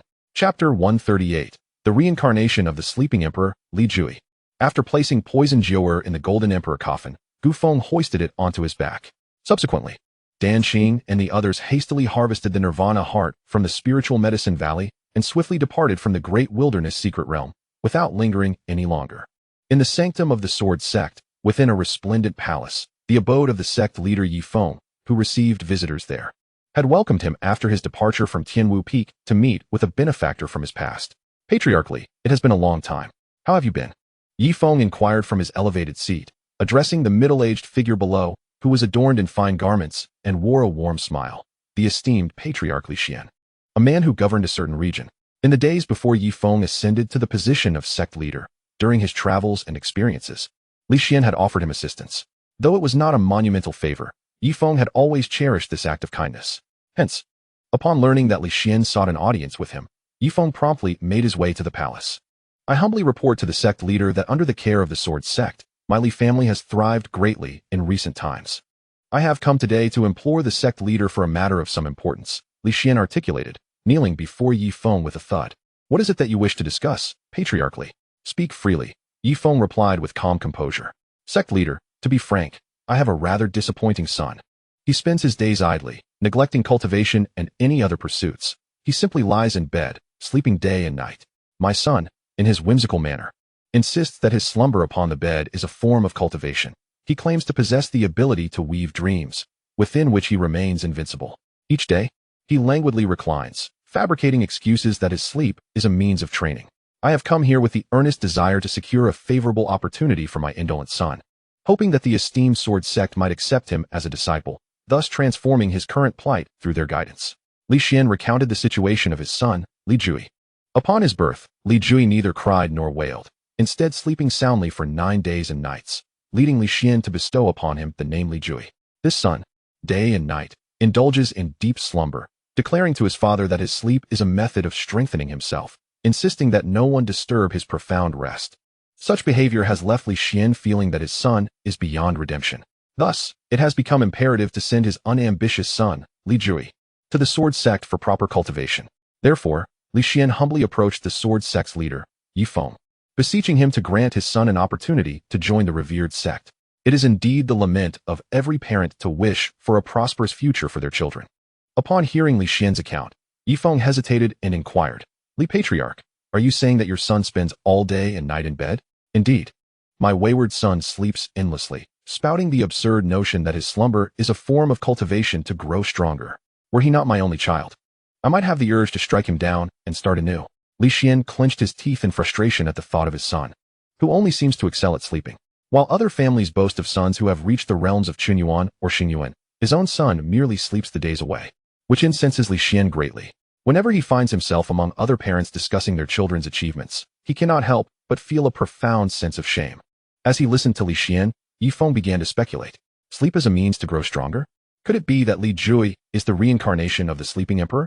The chances are high that Li Jui is indeed the reincarnation of the sleeping emperor, for it is only the legendary figure recorded in ancient texts who could gain strength through sleep. None other could accomplish such a feat, to his astonishment. Li Jui may very well be the reincarnation of the sleeping emperor. With this realization, Ye Feng surmised that the son of Li Patriarch very likely possessed the characteristics that met his criteria for an apprentice. Li Patriarch, bring your son, Li Jui, to me tomorrow.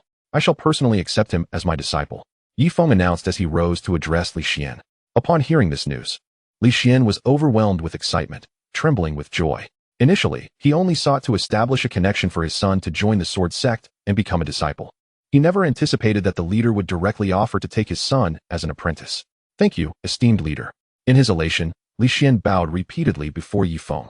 There is no need for such excessive courtesy, for your son Li Jui is truly talented. It is merely that certain factors have obscured his potential. Once you entrust him to me, I shall ensure that he shines brightly, Ye Feng reassured Li Xian. Thank you ever so much, esteemed leader. Li Xian could hardly contain his eagerness to bring his son Li Jui to the Sword Sect, eager for him to become Ye Feng's disciple. Esteemed leader, you are ever so busy, so I shall not disturb you further. I promise to bring my unambitious son tomorrow. With that, Li Xian clasped his fists in respect as he prepared to depart. Go on, Ye Feng replied. Subsequently, Li Xian departed swiftly from the grand palace under Ye Feng's watchful gaze. To grow stronger through sleep. How intriguing this sleeping emperor is, Ye Feng mused softly. Meanwhile, within the Sword Sect, Gu Feng and his companions, who had hurried from the great wilderness secret realm, arrived at the Sword Sect. Upon arrival, Gu Feng addressed his fellow disciples. You all should proceed to concoct the innate phoenix pill. I shall take this coffin containing the poisonous jewel to our master. His great powers shall surely resolve the lethal toxins within her. With that, Gu Feng continued to carry the golden coffin bearing the poison jewel, seeking out his master Ye Feng. Chapter 139. The acceptance of the poisonous jewel as a disciple. Seeing this, Jian Xun and Lin Yin led their fellow disciple Dan Xing to the Beast Peak to concoct the innate phoenix pill. Gu Feng, burdened with the golden coffin, made his way to the palace where his master resided. Inside the palace, as Ye Feng attended to various matters, he suddenly sensed the arrival of his sixth disciple, Gu Feng. In a swift motion, Gu Feng entered the palace, carrying the massive golden coffin. Disciple pays respects to master. He exclaimed upon his entrance. My dear Fengzi, what brings you here to seek me? Ye Feng inquired, raising his gaze toward Gu Feng. Master, while I was gathering nirvana hearts in the great wilderness secret realm with senior brother Jianxun, we encountered a formidable female poison master. She is enveloped in toxins and relentlessly released various poisonous gases, attempting to engulf the Sword Sect. Realizing the peril, I confined her within this golden coffin. Gu Feng recounted his experience in full.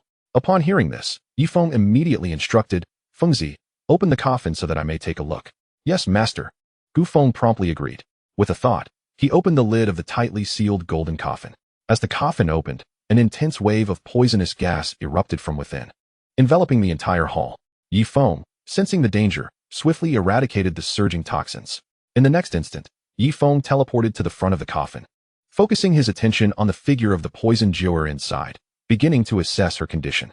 Poisonous Jiaoer. Identity: reincarnation of the Poison Emperor. Physique: 10,000 poison body. This body can grow stronger by absorbing myriad toxins and is protected by a shield of toxins. Anyone who dares to touch will be instantaneously poisoned into a pool of pus and blood. Inherent imperial weapon: the Poison Sutra. Words of poison mean death. Strength: Day Source Realm, first stage. As Ye Feng gazed at the unconscious figure of the Poison Master, Du Jiaoer, he instantly recognized her as the reincarnation of the Poison Emperor. At this critical moment, the myriad toxins within her were erupting uncontrollably. Without intervention, Du Jiaoer would surely meet her demise through the violent explosion of poison. Thus, Ye Feng promptly resolved to take action.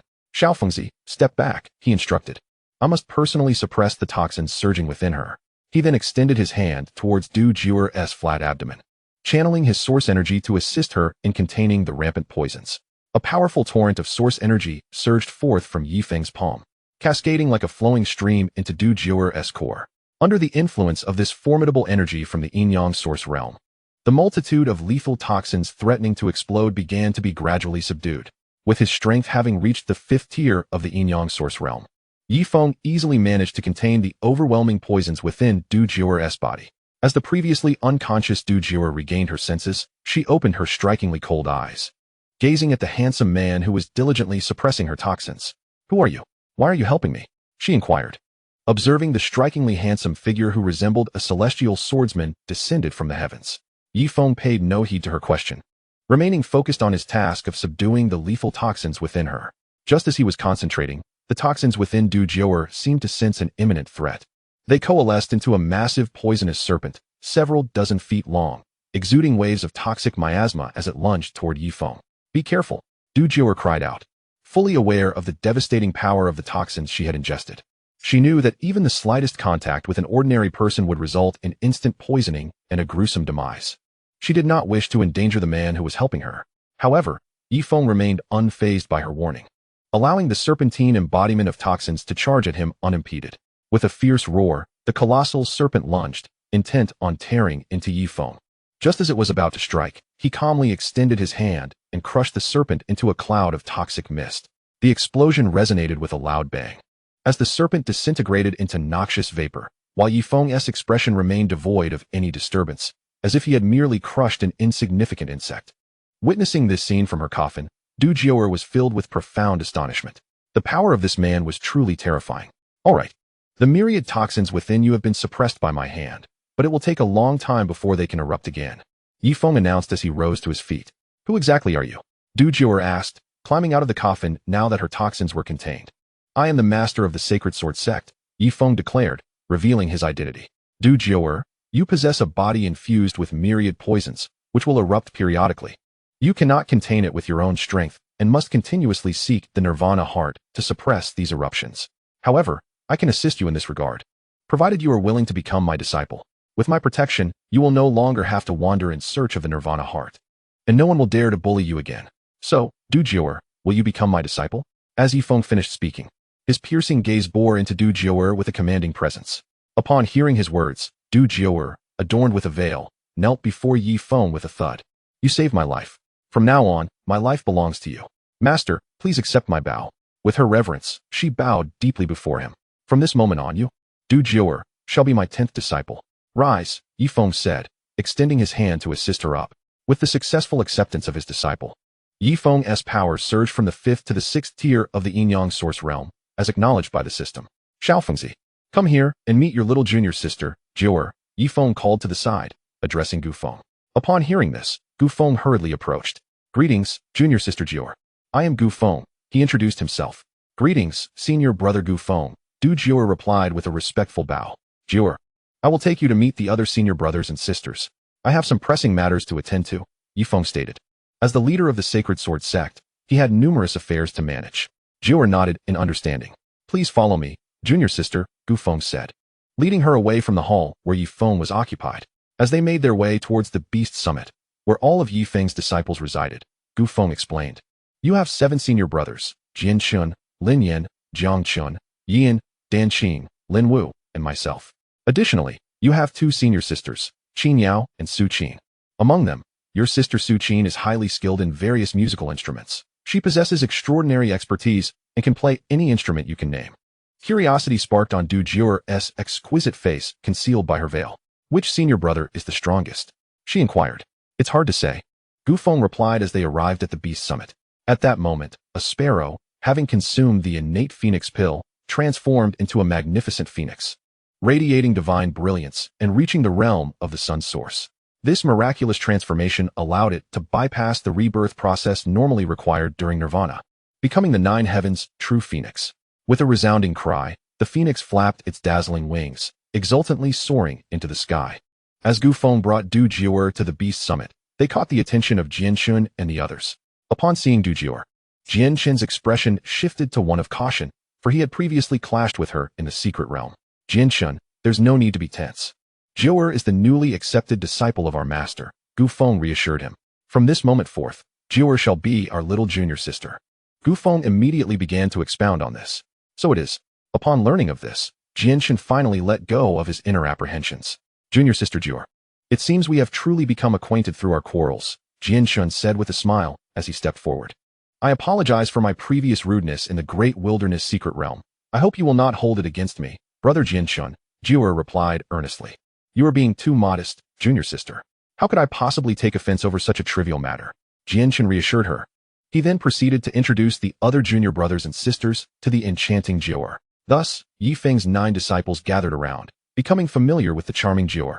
Having grown up without family or friends, Jiuer found a sense of long-lost familial warmth amidst her interactions with her senior brothers and sisters. This realization filled her with gratitude for having chosen Ye Feng as her master, allowing her to experience a bond she had never known before. Meanwhile, in the Li family, within the chamber of the young master, Li Jui, within these walls, a remarkable youth lay sprawled upon a bed, deep in slumber.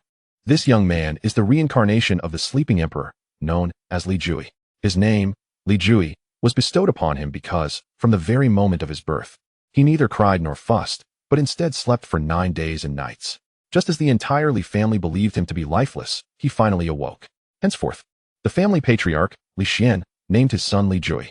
From a young age, Li Jui was unlike other children. While they played, he slept. While they ate, he continued to slumber. While they cried, he remained undisturbed. And while they trained their vital energy, he still dozed peacefully. For over a decade, Li Jui had devoted himself solely to sleep.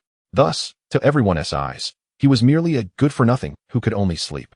Consequently, Li Xian sought to grant his son a favor by approaching the Sword Sect's sacred grounds, hoping to secure a place for Li Jui within its ranks.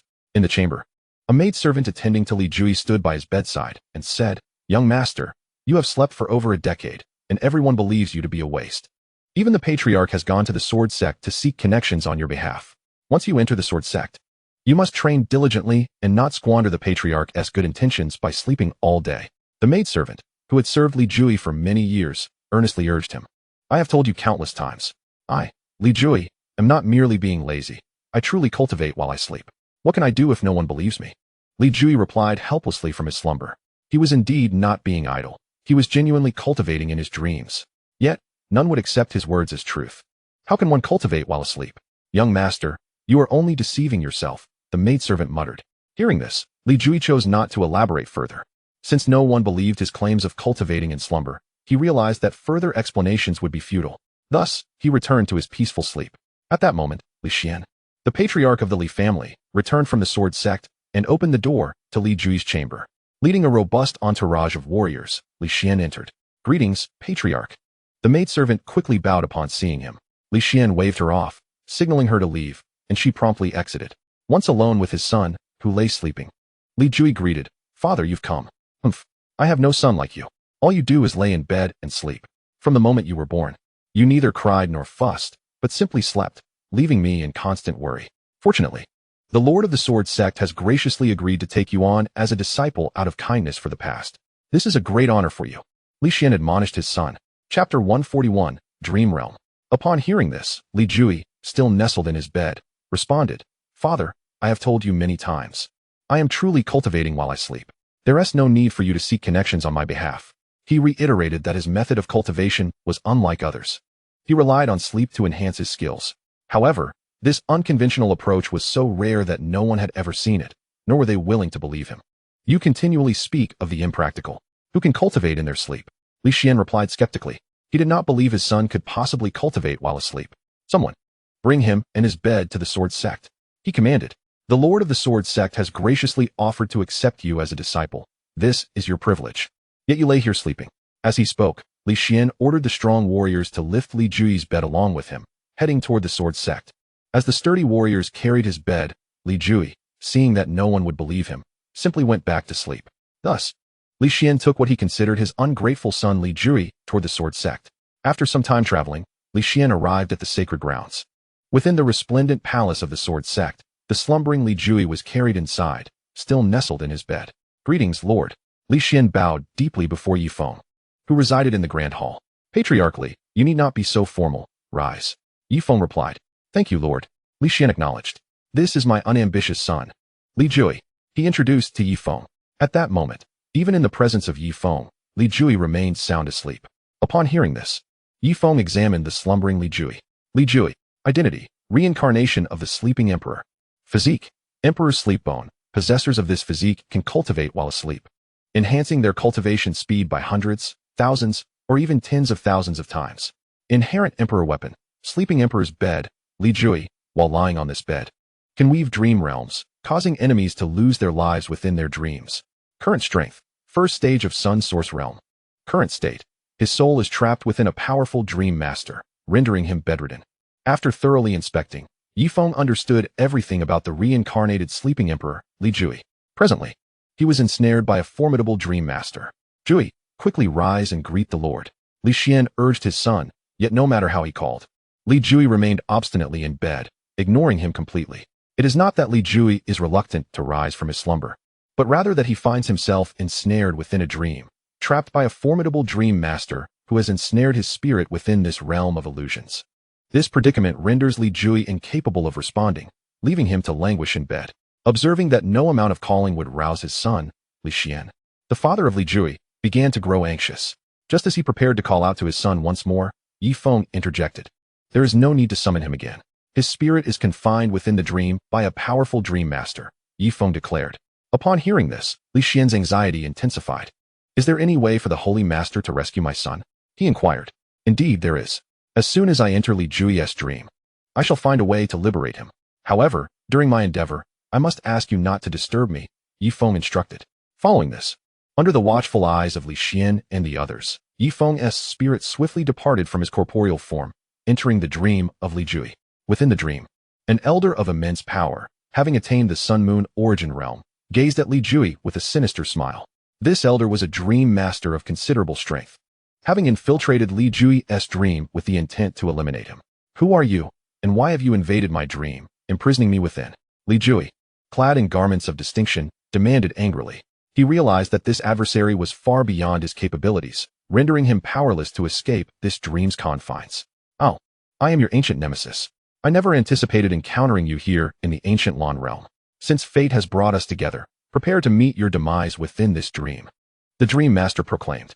In a past life, he had been vanquished by the sleeping emperor, Li Jui, leaving behind only a fragment of his spirit, which fled to the ancient Lan realm.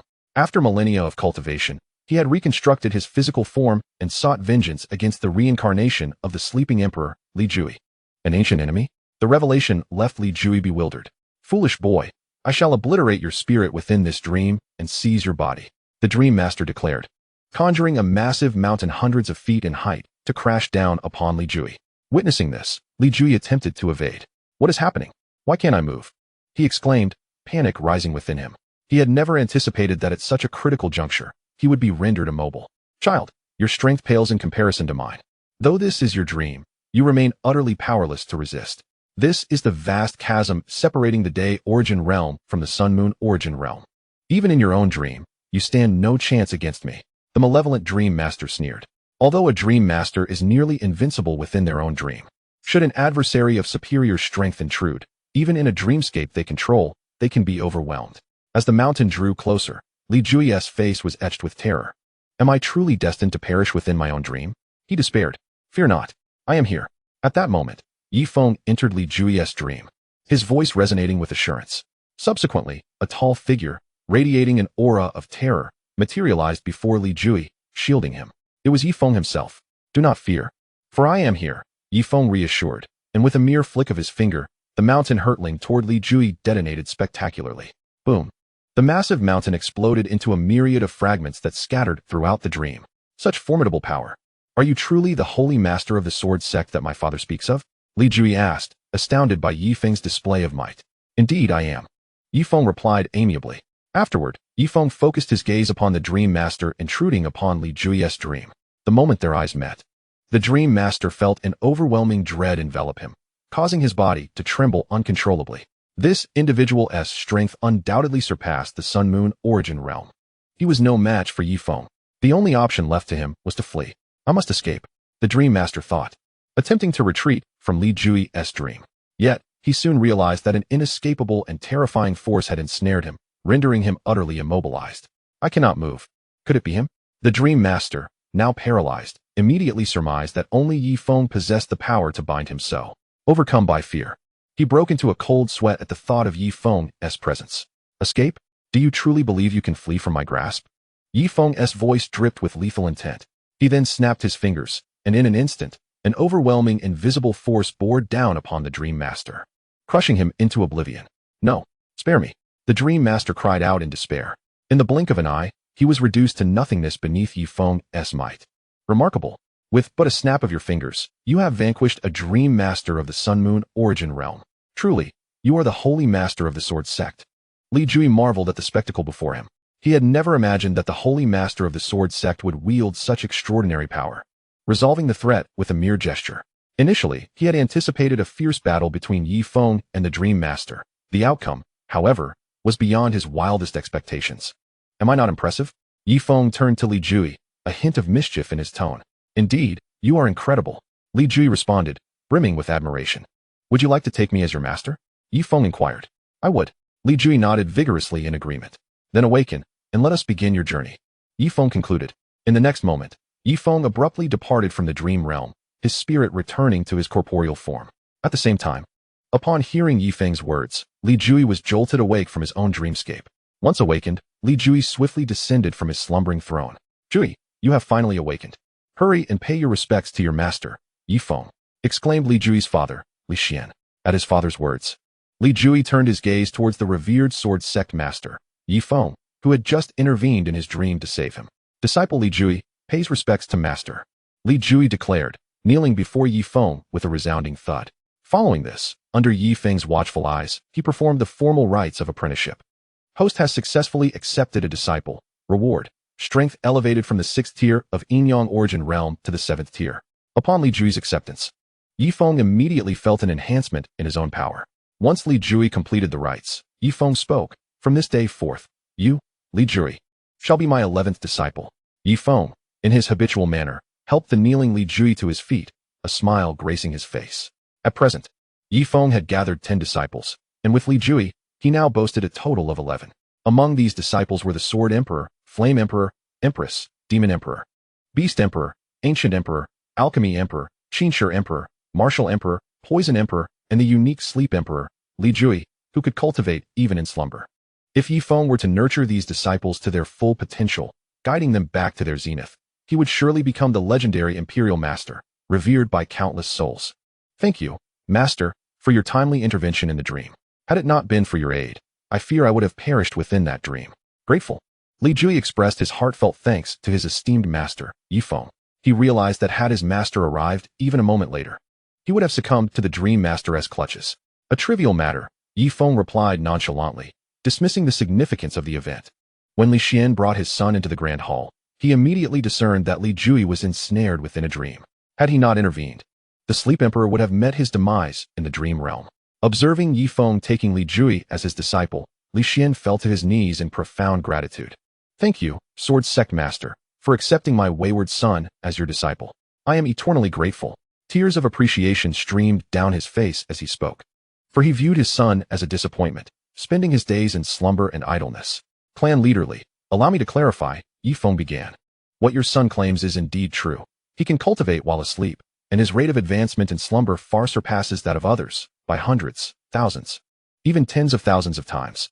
Therefore, you must understand that his daily slumber is not mere laziness, but genuine cultivation. Ye Feng took it upon himself to enlighten Li Jui's father, Li Xian, about his son's true capabilities. Indeed, father, I truly am cultivating in my sleep. You simply refuse to believe me. Li Jui lamented, expressing his exasperation to his father. Witnessing his master, Ye Feng, advocate on his behalf, filled him with gratitude.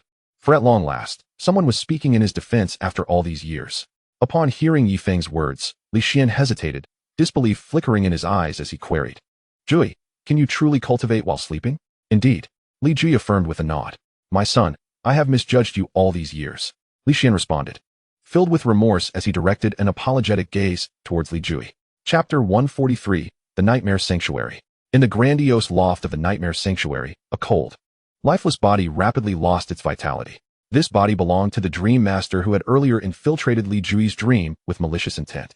Serving as the Grand Elder of the Nightmare Sanctuary, he was also the mentor of the Sanctuary's heir. Now, with his soul extinguished in the dream realm, he too met his end in the waking world. The Grand Elder has been slain within the dream.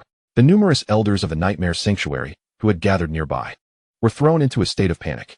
They had never anticipated that an adept in the art of dreams would fall victim to death within the very realm he commanded. Had they not witnessed it with their own eyes, they would scarcely have believed such a scene. The heir of the Nightmare Sanctuary, upon learning of his mentor's demise, was consumed by rage. I must enter my master's dream and discover who has slain him. The dreaming prince of the Nightmare Sanctuary declared furiously. Having been taught the intricacies of dream manipulation by the Grand Elder over many years, he shared a close bond with him. Now, with the Grand Elder's death, he felt that the Nightmare Sanctuary had been insulted. Thus, the dreaming prince sat down cross-legged, projecting his soul into the deceased Grand Elder's dream to uncover the truth of what had transpired. The surrounding elders of the Nightmare Sanctuary gathered close, ready to protect their prince. Within the Grand Elder's dreamscape, after thorough investigation, the dreaming prince discerned that his mentor had been slain by the Sword Sect Master. Sword Sect Master, since you have taken my master's life, I shall exact my vengeance upon your disciples within the dream. The dreaming prince seethed. He resolved to quietly infiltrate the dreams of the Sword Sect Master's disciples once they were fast asleep. With that, the dreaming prince patiently awaited the approach of nightfall within the dream realm. Meanwhile, at the Sword Sect, after witnessing his son's successful apprenticeship, Li Xian chose not to linger further and departed the Sword Sect. As Li Xian left, Ye Feng began assigning living quarters on the mountain peaks to his disciples, starting with Poison Jiao. Jiao, this poison peak shall be your home from this day forth, Ye Feng announced, gesturing towards the peak. Thank you, master. Poison Jiao replied, bowing respectfully, her face veiled. Next, Ye Feng arranged a residence for Li Jui, the Sleep Emperor. Jui, this mountain shall be known as Sleep Peak. From now on, you shall dwell here, Ye Feng directed, pointing to the designated peak. Thank you, master. Li Jui expressed his gratitude with a clasped fist. With his two disciples settled, Ye Feng then took his leave, returning to his designated abode. Soon, the vast night enveloped the Sword Sect. On Sleep Peak, Li Jui positioned his slumbering throne and commenced his cultivation in sleep. In the dream realm, Li Jui diligently practiced, his strength rapidly ascending. However, feeling a twinge of monotony, he pondered aloud. Wait a moment, the night has descended, and my senior brothers and sisters must be asleep. Perhaps I shall delve into their dreams and observe? Perfectly bored, he thought it an opportune moment to explore their dreamscapes. Being a dream master, Li Jui possessed the ability to effortlessly traverse into the dreams of others. Thus, he first ventured into the dream of his elder brother, Jian Chun. Within Jian Chen's dreamscape, at this moment, Xianxian was immersed in dreams. In his slumber, he wielded the Emperor's sword, engaged in a fierce battle against gods and demons. Indeed, this senior brother was a battle fanatic. Even in dreams, he fought with divine entities. Li Jui glanced over and found it rather dull, subsequently departing from the dreamscape. He then delved into Lin Yan's dream. Within Lin Yan's dream, he was joyously marrying countless brides, his happiness radiating from ear to ear. Lin Yan, you truly deserve this, Li Jui remarked upon witnessing the scene. Choosing not to disturb Lin Yan's matrimonial bliss and quietly withdrew. Next, Li Jui entered Qin Yao's dream. In her dream, Qin Yao was the supreme empress, ruling over billions of lives with an unmatched authority. Sister Qin Yao, how impressive to see you as an empress in your dreams, Li Jui exclaimed in astonishment before hastily exiting. Following this, he slipped into the dream of the demon emperor Jiangchen. In Jiangchen's dream, he stood atop countless divine heads, with myriad Buddhas bowing before him. Jiangchen transformed into a colossal titan, commanding the life and death of countless deities. The grandeur of Jiangchen's dream was truly overwhelming. Remarkable. To slay deities and have Buddhas kneel, my senior brothers are indeed extraordinary, Li Jui praised after witnessing Jiangchen's dream. With idle time on his hands, Li Jui continued to peep into the dreams of his senior brothers and sisters. He stealthily entered the dream of the demon emperor Yan. In this dream, Yan commanded multitudes of demonic beasts, with a colossal Taotai behind him, devouring the cosmos, and a majestic true phoenix above him, striking fear into the hearts of countless malevolent beings. Beneath him soared a true dragon, surveying the world from heights of 9,000 miles. This awe-inspiring spectacle unfolded before Li Jui's eyes.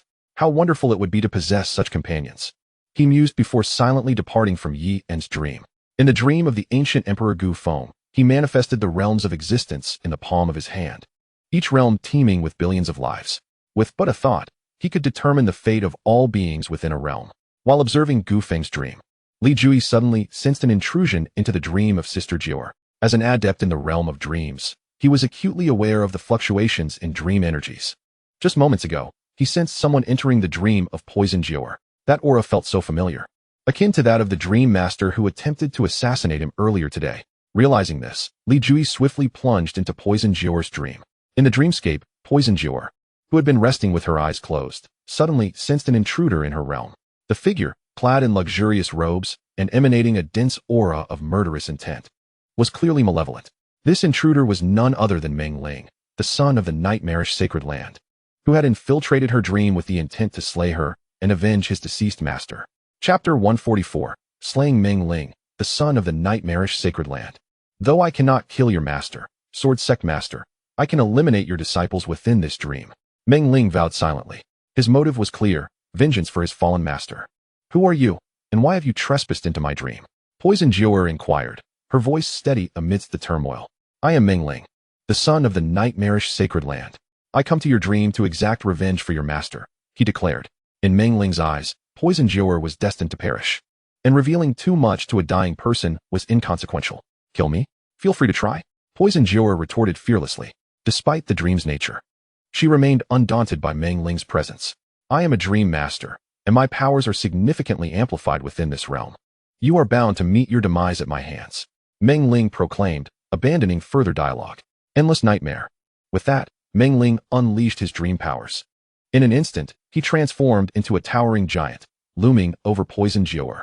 You mere mortals stand no chance against dream masters in this realm, he boasted.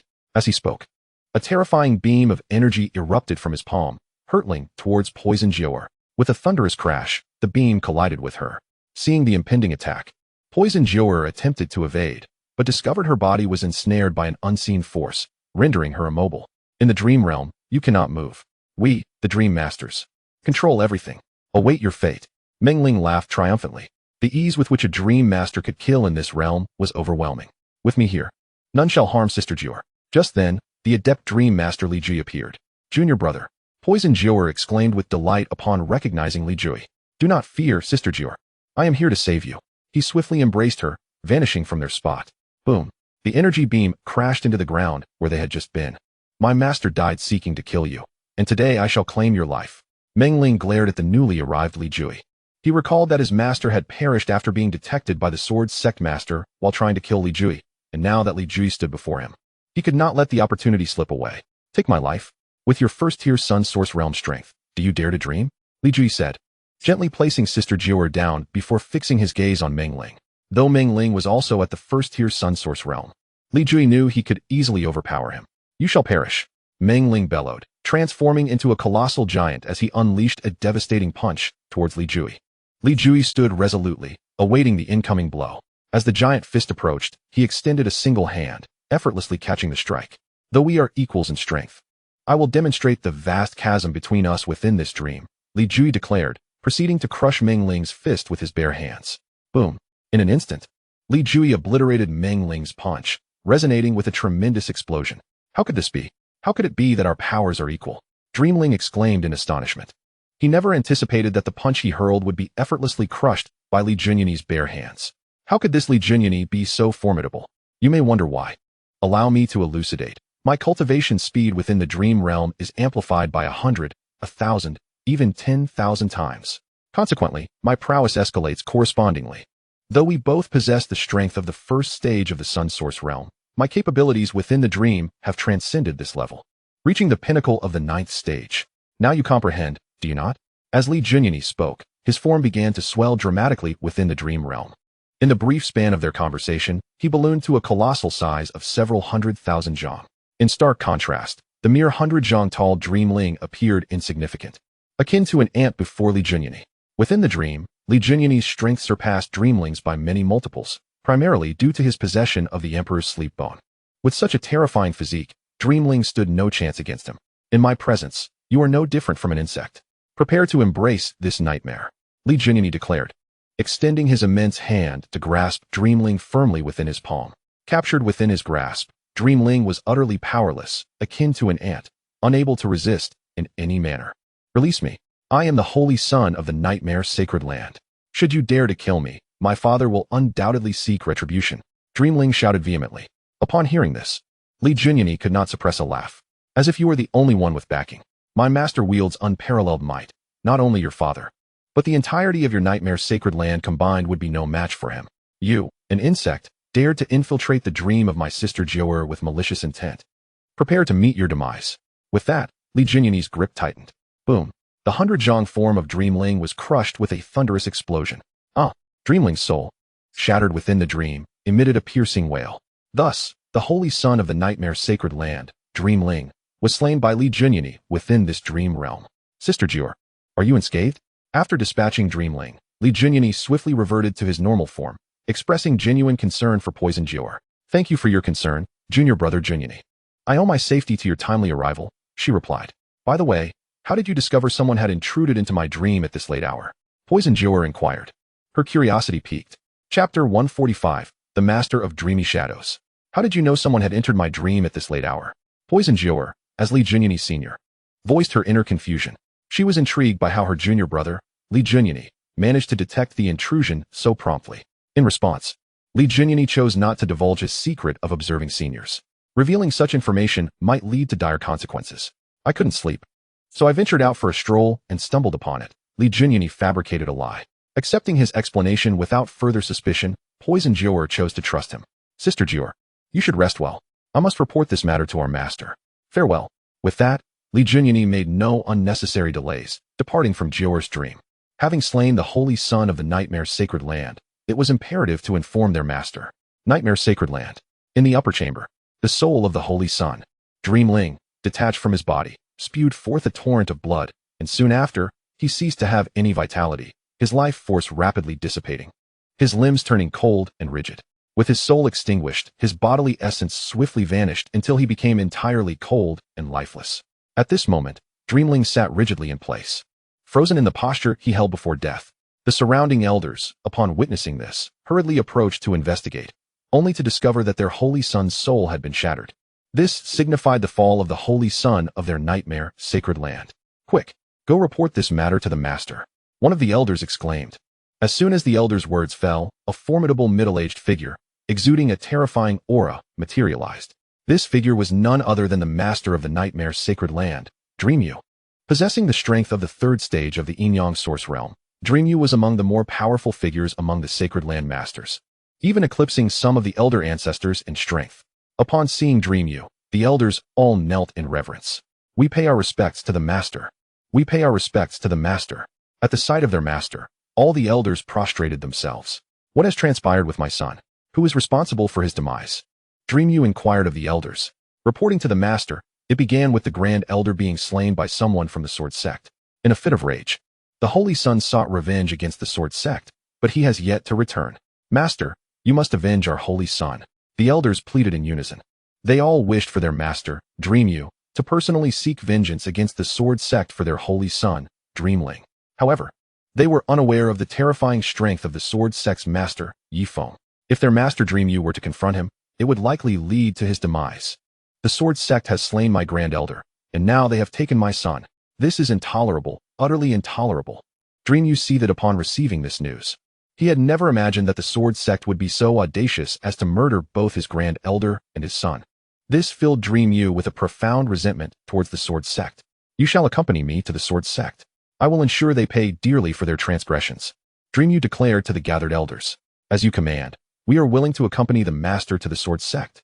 The elders responded eagerly. Sword Sect, you have gone too far, Dreamyu muttered, directing his gaze towards the Sword Sect's direction. Subsequently, Dreamyu opened a spatial passageway leading to the Sword Sect, leading the elders into it. Whoosh. As the elders entered, Dreamyu took the lead, followed closely by them. Sword Sect. On the celestial island where Sword Sect Master Ye Feng resided. Whoosh. Li Junyi appeared on his master's celestial island with a swift motion. Disciple greets master. Upon his arrival, Li Junyi immediately bowed to his master, Ye Feng. Junyi, you performed admirably by slaying that holy son of the nightmare sacred land within the dream realm. Ye Feng remarked, gazing at his disciple with approval. In regard to the events transpiring within the sacred land of the Sword Sect, Ye Feng was fully aware. Not a single occurrence could elude his keen perception. Even the clandestine intrusion of Li Junyi into the dreams of his fellow disciples did not escape his notice. Master, are you aware of everything? Li Junyi inquired, turning to his mentor, Ye Feng. Ye Feng nodded affirmatively, signaling that he was indeed privy to all that transpired. Upon this revelation, doubts began to creep into Li Junyi's mind. It seemed his master might also be aware of his dream-snooping escapades. At that moment, the dreamy Sect Master, having journeyed from the distant nightmare sacred land, arrived at the mountain gate of the Sword Sect, accompanied by a cohort of elders. Sword Sect Master, come forth. The dreamy Sect Master bellowed from outside. In response, Ye Feng, alongside his disciple Li Junyi, vanished from the celestial isle, appearing at the mountain gate. The disciples guarding the Sword Sect's mountain gate tightened their grips on their weapons, adopting a defensive posture as they cast wary glances toward the approaching dreamy Sect Master and his entourage. Moments later, Ye Feng and Li Junyi materialized before the mountain gate, gazing down at the dreamy Sect Master and his assembly. As Ye Feng, the Sword Sect Master, emerged, the gathered forces of various sacred lands began to murmur amongst themselves. Even at his mere appearance, I can sense an overwhelming suffocating aura emanating from the Sword Sect Master. He has grown considerably stronger, they whispered. Though the dreamy Sect Master has attained the third stage of the Yin-Yang origin realm, it remains uncertain whether he is a match for the Sword Sect Master. It seems improbable, for the Sword Sect Master's abilities are shrouded in mystery. No one has ever witnessed the true extent of his power. From the ethereal shadows, numerous forces of sacred lands clustered around, discussing the implications of the situation. Ye Feng, elevated above the dreamy Sect Master, regarded him with indifference, showing little concern for the multitude of elders he brought along. Have you gathered all these people to seek vengeance for your ineffectual son? Ye Feng inquired derisively. You Sword Sect have gone too far. First, you slaughter my esteemed elder, and now you have taken my son. This time, I demand justice. The dreamy Sect Master retorted, glaring fiercely at Ye Feng. I seek justice. The dreamy Sect Master, resolute in avenging his deceased son, directed a furious gaze at Ye Feng. The latter, however, remained unfazed. Your esteemed elder and your son met with their just deserts. Your elder intruded upon my disciple's dreams with the intent to murder him and was rightfully slain by my hand. Your insolent son, in his ignorance, sought to avenge his father by attempting to harm my disciple within the dream realm. Surely, as the master of the nightmare sacred land, you cannot be oblivious to these facts. Or perhaps you are aware yet chose to turn a blind eye, only to come seeking justice after your son fell? You permit your people to commit transgressions while forbidding others from doing so. Your double standards as the leader of the nightmare sacred land are glaringly evident. Ye Feng articulated with piercing clarity, laying bare the sequence of events. The dreamy Sect Master's countenance darkened as the truth of his elder and son's actions was publicly laid out, exposing the hypocrisy of the nightmare sacred land. The onlookers from various sacred lands began to murmur among themselves, realizing that the dreamy sacred land had initiated the conflict. It appears the nightmare sacred land has been caught in their own duplicity, they whispered. They deem it acceptable for their own to err, but not for others. They are truly unfortunate to have crossed paths with the Sword Sect. Indeed, the Sword Sect Master, Ye Feng, is notorious for his domineering nature. It is unlikely the dreamy Saint Master will leave the Sword Sect unscathed, they speculated. The dreamy Saint Master, undeterred by the scrutiny of the gathered sacred lands, declared furiously, "Regardless of the opinions of others, my son was slain by your Sword Sect, and you shall pay the price." With that, a terrifying aura, emanating from the third stage of the yin-yang origin realm, erupted from the dreamy Saint Master, sweeping across the surroundings with a terrifying force. The earth trembled violently in response to this surge of power. Sword Sect Master, if you wish to avoid war with my nightmare sacred land, you must surrender the one who killed my son. Otherwise, I shall lead my elders into battle against you. The dreamy Saint Master unleashed his full might, attempting to pressure Ye Feng into compliance. The elders behind him, sensing the tension, also summoned their own powers, ready for confrontation. You dare to exert pressure on me with your meager third-stage yin-yang origin realm strength? Do you truly believe yourself formidable? Ye Feng scoffed, surveying the dreamy Saint Master with disdain. In this era, to provoke me with such paltry power is laughable. Perhaps it is time to eliminate this weakling and deter any other foolish souls from testing their luck. You underestimate me at your peril. I shall now demonstrate my might. The dreamy Saint Master seethed, summoning forth a colossal gate of nightmares, towering hundreds of feet high.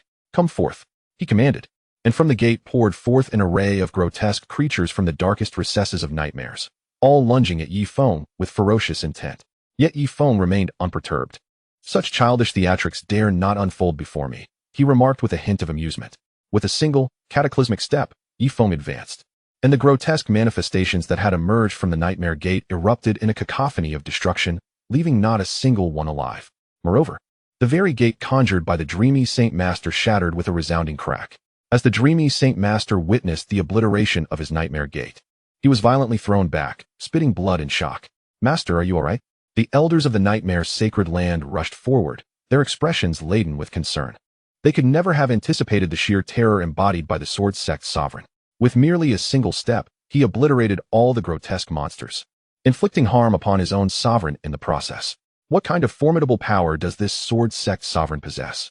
The injured nightmare sovereign, his face etched with fear, gazed at Ye Feng, utterly shocked by the realization that this Sword Sect sovereign's strength far surpassed his own. With just one step, he was compelled to spit out a mouthful of blood. If the Sword Sect sovereign were to attack, his demise would be inevitable. Contemplating this, the nightmare sovereign found his fighting spirit dissipating into thin air. The onlookers from the various sacred lands, witnessing the clash of sovereigns, gasped in astonishment. The Sword Sect sovereign's might was undeniably superior to that of the nightmare sovereign. What could the nightmare sovereign possibly wield to contend against him? It seemed highly improbable that the nightmare sovereign would leave the Sword Sect's domain alive. Indeed, the Sword Sect sovereign was a figure of unparalleled dread. All the sacred lands began to extol the virtues of the Sword Sect sovereign. "Let us depart. This place is no longer safe." The injured nightmare sovereign urgently instructed the elders of his sacred land. Subsequently, he attempted to turn and leave the Sword Sect's territory. Yet, just as he was about to make his exit, Ye Feng's voice resonated through the air. "Did you truly believe that my Sword Sect is a place where any Tom, Dick, or Harry can come and go as they please?" As he spoke, an aura of terrifying power, emanating from the seventh stage of the yin-yang origin realm, enveloped the nightmare sovereign and his companions, rendering them utterly immobile. Boom, boom, boom. The elders accompanying the nightmare sovereign, being far too weak, were immediately crushed and obliterated by this overwhelming force, transforming into a mist of blood that scattered throughout the void of the Sword Sect. Chapter 147, The Ancestor of Nightmares. Gulp. Witnessing his elders being annihilated by Ye Feng's power, the nightmare sovereign swallowed hard, gripped by fear. He had not anticipated encountering such a formidable Sword Sect sovereign while seeking vengeance for his son. Initially, he had assumed that the Sword Sect sovereign's strength would be comparable to his own, and under his pressure, he believed the perpetrator of his son's murder would be handed over. However, he could never have foreseen that this Sword Sect sovereign was not only fiercely protective, but also possessed terrifying strength. This realization plunged the nightmare sovereign into despair, and he regretted provoking the Sword Sect sovereign. If only he had remained calm and refrained from antagonizing such a formidable opponent, how different things could have been. Alas, no amount of remorse could alter his fate, for there exists no remedy for regret in this world. Every individual must bear the consequences of their actions. Just moments ago, he had been so arrogant, demanding that I hand over the culprit and imposing pressure upon me. Now, why does he not continue? Ye Feng advanced step by step toward the terrified Nightmare Sovereign, addressing him directly. Sovereign of the Sword Sect, this matter is my fault. Could you perhaps spare me? And we can put an end to our respective grievances? In a desperate bid for survival, the Nightmare Sovereign spoke in a tone of utter humility. You are not in a position to negotiate terms with me, Ye Feng retorted sharply. His eyes, filled with a lethal intent, were fixed upon the Nightmare Sovereign. Under such a gaze, the Nightmare Sovereign was instantly drenched in cold sweat, trembling uncontrollably. The overwhelming aura of murderous intent emanating from Ye Feng sent waves of fear coursing through him. Sovereign of the Sword Sect, what must I do to earn your mercy? I am willing to pay any price. The Nightmare Sovereign stammered, struggling to maintain composure despite his overwhelming fear. Those who provoke my Sword Sect shall not live, Ye Feng declared with chilling clarity. The Nightmare Sovereign could not possibly escape the Sword Sect alive. His demise was certain. At that moment, an ancestor from the Nightmare's sacred land made his appearance. Clad in a voluminous robe, this elder possessed a pair of ancient, malevolent eyes that were fixed upon Ye Feng. This ancestor, known as the Ancestor of Nightmares, wielded power at the 5th stage of the Yin-Yang origin realm. His reputation for cruelty was renowned among the sacred lands, as he had the ability to ensnare his enemies in nightmares, eliminating them within that terrifying realm. Many of his foes had met their end within the confines of their own nightmares. Now, the Ancestor of Nightmares had emerged to rescue his sovereign. Ancestor, you have finally appeared, the Nightmare's sovereign exclaimed, tears of relief streaming down his face. The arrival of his ancestor signified hope for his survival. The onlookers from the various sacred lands began to murmur upon recognizing the infamous Ancestor of Nightmares. Who would have thought the dreaded Ancestor of Nightmares would show himself? This powerful figure is rumored to excel in creating nightmares, slaying his enemies within them. With him present, the Nightmare Sovereign might yet be saved. Indeed, it would be exceedingly difficult for the Sword Sect Sovereign to eliminate the Nightmare Sovereign under the watchful eye of the Ancestor of Nightmares. Following the emergence of this fearsome figure, the gathered forces began to discuss amongst themselves. Ye Feng shifted his gaze toward the Ancestor of Nightmare's frail form. While the 5th stage of the Yin-Yang origin realm might seem formidable to others, in Ye Feng's eyes, he was but a mere insect. Sovereign of the Sword Sect, might you grant me a favor and spare the life of my Nightmare Sacred Land Sovereign? The Ancestor of Nightmares addressed Ye Feng, his aged face betraying a hint of desperation. And what if I choose not to grant you that favor? Ye Feng countered, his tone challenging. The mere 5th stage of the Yin-Yang origin realm may intimidate others, but before Ye Feng, who stood at the 7th stage, he was insignificant. To expect him to yield? It was a ludicrous notion. Sovereign of the Sword Sect, you are exceedingly young. I advise you not to act too rashly. For making too many enemies among the sacred lands will certainly not bode well for your Sword Sect. The Ancestor of Nightmare's gaunt face twisted in anger as he warned Ye Feng. His fearsome reputation typically commanded respect. Yet this Sword Sect Sovereign was refusing to grant him even a modicum of dignity, inciting his ire. Do you truly expect me to give you face? Let us first see if you can withstand a single blow from me, Ye Feng declared, snapping his fingers at the Ancestor of Nightmares. As he did so, an immensely terrifying force, emanating from the 7th stage of the Yin-Yang origin realm, took form as a beam of light that shot toward the Ancestor of Nightmares. Do not presume that I cannot withstand a single strike. Even 100 would be trivial. The Ancestor of Nightmares scoffed, confident in his ability to endure what he perceived as a mere triviality. Yet, what he failed to comprehend was that Ye Feng's seemingly innocuous flick of a finger harbored the power to obliterate worlds. He was utterly unprepared for the annihilation that awaited him. The Ancestor of Nightmares extended his hand, bracing himself to receive the strike. As the beam of light surged forth with great intensity, the nightmarish ancestor suddenly sensed an overwhelming aura of death emanating from this attack. The fluctuations of this power revealed that it was at the 7th tier of the Yin-Yang source realm. The nightmarish ancestor, filled with dread, exclaimed in his heart. At that moment, he realized with startling clarity that the seemingly youthful master of the Sword Sect before him possessed a terrifying strength that reached the formidable 7th tier of the Yin-Yang source realm. This strike was far beyond his capacity to withstand. In the face of such an onslaught, his demise was inevitable. Then, under the watchful gaze of everyone present, the minuscule yet unassuming beam emitted from Ye Feng's fingertip instantly pierced through the nightmarish ancestor's body. Bang! In that fleeting moment, the infamous nightmarish ancestor was obliterated, transforming into a cloud of blood mist that drifted downwards. Ancestor! The nightmare holy master cried out in despair. He had never anticipated that the master of the Sword Sect, Ye Feng, could annihilate their revered nightmarish ancestor with a mere flick of his finger, leaving not even a trace of his soul behind. With a single strike, the nightmarish ancestor was vanquished. What level of terrifying power did this young master of the Sword Sect truly possess? The other sacred factions could not help but gasp in astonishment. Every observer present was left utterly shocked by Ye Feng's prowess. With just one attack, he had dispatched the notorious nightmarish ancestor. Who among them could possibly replicate such a daunting feat? Surely, aside from Ye Feng himself, no one else could achieve such a remarkable accomplishment. By heavens, the nightmarish ancestor of the Nightmare Holy Realm was at the 5th tier of the Yin Yang Source Realm. Yet Master resolved him with a single strike. How utterly terrifying is my master's strength. Li Jiyue, standing behind Ye Feng, was left speechless, his surprise palpable. Meanwhile, the Holy Master of the Nightmare Realm was drenched in cold sweat. If their nightmarish ancestor had been so easily dispatched, what hope did he have? You ought to join your ancestor now, Ye Feng remarked, fixing his gaze upon the Nightmare Holy Master. As he did so, an intangible and formidable force bore down upon the Nightmare Holy Master. Ah! Overwhelmed by this invisible yet potent power, the Nightmare Holy Master erupted in blood, letting out a series of anguished screams. Finally, with a resounding pop, the Holy Master of the Nightmare Realm self-destructed, dissolving into a mist of crimson. With just a glance, Ye Feng had dispatched the Nightmare Holy Master, and he addressed the remaining sacred factions. Should any other sacred faction dare to challenge my Sword Sect, the fate of the Nightmare Holy Land shall be your own. With that, Ye Feng vanished from the sight of the assembled factions, leaving them to murmur amongst themselves. After this incident, it was clear that none would dare provoke the Sword Sect again. The master of the Sword Sect was indeed terrifying beyond measure. To obliterate a 5th-tier Yin Yang Source Realm practitioner with a single strike meant that the master of the Sword Sect must be at least above the 5th tier. It was undeniable, otherwise he could never have accomplished such a feat. Who could have imagined that the young master of the Sword Sect had already attained strength surpassing the 5th tier? Truly, a prodigious talent. The various sacred factions buzzed with discussions about the vanished Ye Feng. He was not merely frightening, he was utterly fearsome. As the subject of much speculation, Ye Feng returned to his sacred isle. Just as he settled in to rest, the system's voice reverberated within his mind.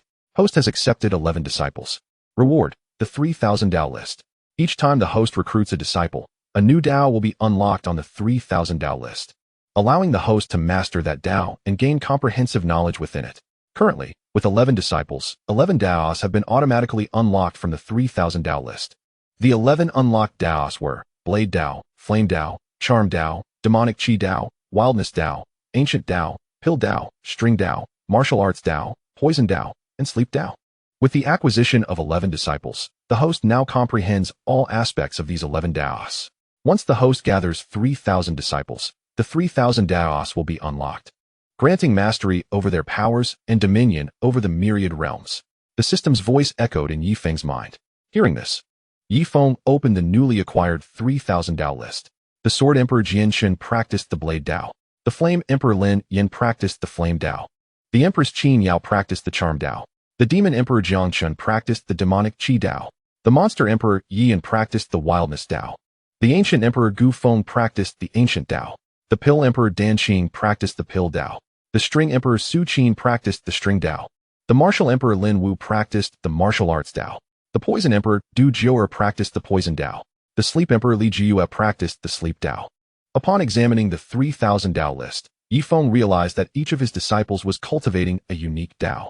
As their master, he had unlocked 11 Daos from the list, which meant he was an unparalleled existence, possessing profound knowledge and mastery over all aspects of these Daos. Ye Feng, adept in these 11 Daos, could guide any of his disciples when they encountered obstacles in their cultivation, providing invaluable insights. This was the true advantage of possessing the 3,000 Dao list. Imagine the experience of mastering 3,000 Daos. It was clear that this would bestow an invincible existence, transcending all laws of the world. System, why did you only now present me with the 3,000 Dao list? Ye Feng inquired, securing the list carefully. Ahem. The system data synchronization was slow, causing the delay. Please forgive me. The system explained. It is just like you, Ye Feng replied, acknowledging the system's response. He then shifted his focus to the 11 Daos he now commanded. Meanwhile, back at the Sleep Peak, Li Jiyue returned to his spacious Sleep Emperor's bed and attempted to close his eyes for a nap. However, after a considerable time, he found himself utterly unable to sleep. How could I be experiencing insomnia? What shall I do? He exclaimed in a panic. For someone like Li Jiyue, who cultivated strength through sleep, The inability to rest was a profound torment. No, I must try again. This time, I will surely fall asleep. Having spoken, Li Junyi closed his eyes and lay upon his bed of slumber, attempting to drift back into sleep. Yet, regardless of how tightly he shut his eyelids, sleep eluded him persistently. What could be the cause of this? Why am I unable to sleep? He murmured solemnly as he rose from his bed. For Li Junyi, the inability to sleep signified an insurmountable obstacle to his cultivation, a most dreadful predicament indeed. Wait, my master. Surely, my master possesses a solution to my sleepless plight. Yes. Without a doubt, my master has a remedy. I shall seek my master's guidance to resolve this issue forthwith. With this thought in mind, Li Junyi departed from the peak of slumber, determined to find his esteemed master, Ye Feng. Chapter 149. The Sleepless Emperor of Slumber, Li Junyi. Having left the peak of slumber, Li Junyi hastened towards the celestial isle where his master, Ye Feng, resided. Whoosh! In an instant, Li Junyi materialized upon the isle. Ye Feng, who had been meditating with his eyes closed, opened them to behold a youth radiating an air of lethargy, his own disciple, Li Junyi. At that moment, Li Junyi's countenance was marred by worry. Master, you must help me, he implored, his face etched with distress. Unbeknownst to him, the only one capable of alleviating his sleeplessness was his master. Speak, Ye Feng commanded. Master, I have just returned from the peak of slumber, preparing to sleep when, to my utter astonishment, I found myself unable to do so. This is truly catastrophic for me. Master, please assist your wretched disciple.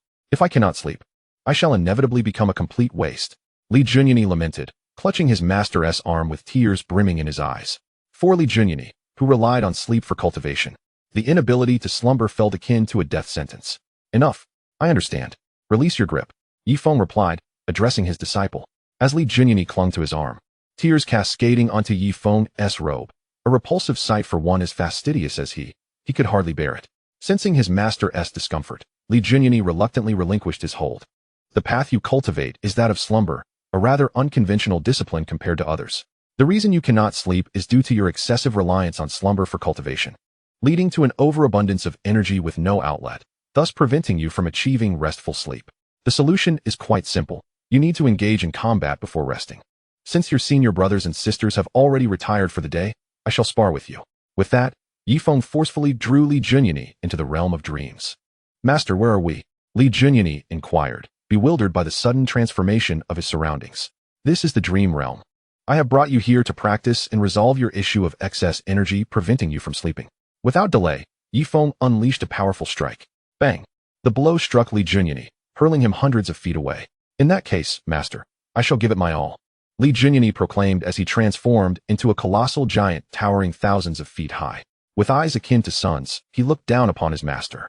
In this dream realm, one could freely alter their size, and Li Junyi's transformation into a gigantic form was merely a trivial feat. Master, prepare to receive my punch. The enormous Li Junyi swung a fist that blotted out the sky, aimed at Ye Feng.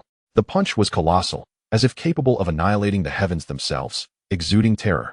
Ye Feng, unfazed, extended a hand and flicked his finger. Boom! Instantly, a terrifying force erupted from Ye Feng's fingertip, hurtling towards the giant Li Junyi. Bang! The overwhelming power sent the massive form of Li Junyi crashing to the ground, creating a thunderous sound upon impact. Truly, my master is formidable. In this dream realm, I was rendered utterly defenseless, Li Junyi thought as he lay on the ground. Junyi, quickly manifest your dream abilities. Let us continue to train, Ye Feng urged his disciple. As the master of 11 paths, Ye Feng comprehended that the root of Li Junyi's sleeplessness lay in his excessive reliance on sleep for cultivation, resulting in an excess of energy. Thus, he resolved to assist him in expending that energy within the dream realm. Very well, Li Junyi nodded in agreement. Nightmarish beasts. In an instant, he summoned his dream powers. A monstrous creature, grotesque and colossal, emerged within the dreamscape, towering 1,000,000 feet tall. Roar! The fearsome beast let out a deafening roar, shaking the dream world to its core. This was one of Li Junyi's cultivated abilities, the nightmarish beast. Within this dream realm, the creature was incredibly powerful and nearly invincible. However, misfortune struck as it encountered Ye Feng. Impressive in size and imposing in appearance. But I wonder how well it withstands a beating? Ye Feng mused before flicking his finger once more. Whoosh! A beam of terrifying light, capable of piercing through all, shot towards the nightmarish beast. Roar! The beast howled in defiance, charging towards the incoming beam. Yet, in an instant, the beam obliterated the colossal creature, causing it to vanish without a trace. With the monstrous foe dispatched, Li Junyi summoned additional powers to practice against his master. Bang bang bang. Without exception, all of Li Junyi's summoned abilities were annihilated by Ye Feng. Master, I can't go on. I'm utterly exhausted. Li Junyi gasped, having expended his remaining energy within the dream realm. After such exertion, a wave of drowsiness enveloped his mind, compelling him to succumb to sleep. The prior affliction of insomnia had vanished without a trace. Master, I am going to sleep now. With that, Li Junyi collapsed into a deep slumber within the dreamscape. Observing that his disciple's sleeplessness had been resolved, Ye Feng exited the dream realm. Emerging from the dream, Ye Feng cradled the sleeping Li Junyi in his arms and proceeded to carry him back to the peak of slumber. As Li Junyi's master, it was his duty to ensure his safe return. At the peak of slumber, upon the slumber emperor's bed, Ye Feng gently laid the slumbering Li Junyi down to continue his rest. Having completed this task, Ye Feng departed from the peak. As he left, he passed by the residence of his other disciple, Du Jiu atop the peak of 10,000 poisons, and noticed that she seemed not to have retired for the night. Thus, as Ye Feng passed by the 10,000 poisons peak, he ascended its heights to inquire about his disciple, Du Jiu and her current endeavors. At this very moment, Du Jiu was not in slumber, rather, she was diligently selecting the most formidable poisons. Inside the cauldron of poison, which contained myriad lethal toxins released by Du Jiu, she was in the process of discerning the most potent among them. Which poison should she choose? Veiled in delicate gauze, Du Jiu's exquisite visage was marred by concern as she pondered aloud. Just as she found herself in this quandary, Ye Feng appeared before her. Master, you have arrived, she exclaimed upon seeing her esteemed teacher. Ye Feng nodded slightly and approached the cauldron. Within it dwelled a multitude of poisonous substances, their acrid fumes potent enough to incapacitate any ordinary martial artist who dared to come into contact with them. However, Ye Feng's profound prowess rendered him impervious to such toxins. Master, I happen to have a question I wish to pose to you, Du Jiu said promptly. Speak, Ye Feng replied. Master, I have ingested thousands of toxins, yet I am still unable to identify the most powerful poison to lead the others. This inability is the primary reason for the frequent eruptions of toxicity within me. There is no singular, sufficiently powerful poison to command them. Du Jiu articulated her dilemma. The multitude of poisons within her was too diverse, each vying for dominance, leading to recurrent outbursts. Upon hearing her concern, Ye Feng, who was well versed in 11 paths, offered a solution. You need not select. Allow these toxins to battle amongst themselves within the cauldron. The poison that survives the conflict shall be the king of poisons. Upon receiving this advice from her master, Du Jiu promptly sealed the cauldron, inciting the myriad toxins within to engage in a fierce clash. As she closed the lid, the poisons began to battle with the fervor of competing insects. Inside the cauldron, these thousands of toxins fought desperately for the title of king of poisons. After a brutal confrontation, at last, a singular poison emerged victorious. Du Jiu opened the cauldron and beheld a multitude of toxins prostrating themselves before an odorless and colorless poison, which now reigned supreme over the others. Ye Feng observed this and remarked, this odorless and colorless toxin is the true essence of toxicity. Common poisons are easily detectable due to their pungent scents and vivid colors, making them susceptible to evasion by foes. However, this particular toxin is different. It can silently extinguish all adversaries. With it commanding the other toxins, you shall no longer experience eruptions within your body. Ye Feng expressed his satisfaction with the odorless and colorless toxin within the cauldron. After all, common poisons, with their sharp odors and conspicuous appearances, are easily discovered by enemies. Yet this toxin remains undetectable. For Du Jiu, who cultivates the path of toxic energy, this is the utmost ideal outcome. Thank you for your guidance, Master. Du Jiu expressed her heartfelt gratitude, acknowledging that without Ye Feng's presence to direct her, she might never have identified this odorless and colorless king of poisons. Subsequently, after imparting his wisdom on her selection method, Ye Feng chose not to linger any longer at the 10,000 poisons peak. Upon returning to the Immortal Island, Ye Feng promptly sensed a breakthrough in his own cultivation, ascending from the 7th stage of the yin-yang source realm to the 8th. Realizing this transformation within his body, he swiftly settled into a meditative position, focusing intently on the breakthrough. Ye Feng's advancement in power was attributed to his mastery of 11 paths, which facilitated his guidance of his disciple, leading to progress in both Li Jui's cultivation of the sleep path and Du Jiu's toxic energy path. This, in turn, generated a feedback of source energy from the heavens and earth to Ye Feng, catalyzing his own ascension. With unwavering concentration, Ye Feng devoted himself to absorbing the source energy feedback from the 2 heavenly paths, striving for a breakthrough to the 8th stage of the yin-yang source realm. In this manner, He remained in seclusion for several days. During this time, all disciples who sought him out instinctively refrained from disturbing him, recognizing his dedication. Meanwhile, at the puppet sacred ground, both the Lord and disciples relied on their ability to manipulate puppets to enhance their strength. Thus, the puppet sacred ground was renowned for its prowess in puppet control. Among them, the most illustrious was the sacred son, Kuei-zhou. From a young age, Kuei-zhou exhibited an extraordinary talent for manipulating puppets. At the tender age of 5, he could simultaneously control over 100 puppets of the Star Source realm. By 10, he commanded thousands of Moon Source realm puppets, and by 15, he was capable of directing tens of thousands of Sun Source realm puppets. His terrifying aptitude earned him the title of the greatest in millennia from the ancestors of the puppet sacred ground. They proclaimed that as long as he did not perish, he would undoubtedly ascend to become an emperor in 1,000 years. Unbeknownst to the ancestors, Kuei-zhou was, in fact, the reincarnation of the puppet emperor.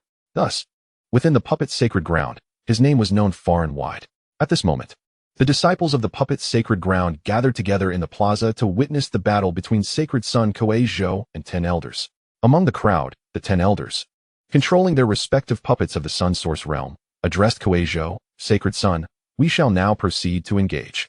With that, the 10 elders commanded their puppets to charge at Kuei-zhou, clad in a black robe adorned with purple and gold.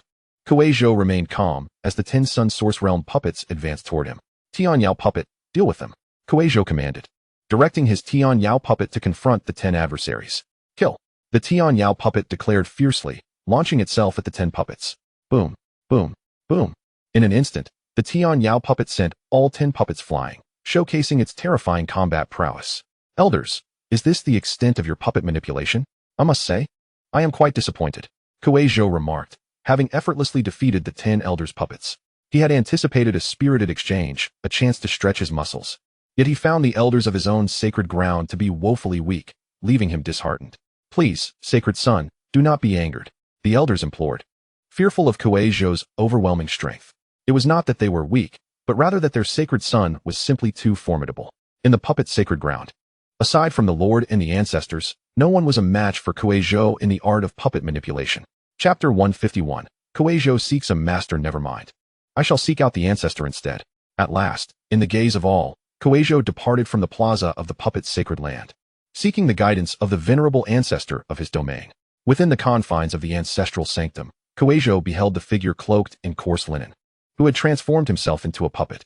This ancestor, in his relentless pursuit of formidable physical prowess, had directly refined his own being into that of a puppet. "Kuei-zhou, what brings you to seek the ancestor?" inquired the puppet ancestor, his voice gravelly. "Esteemed ancestor, I find myself at an impasse in my puppetry.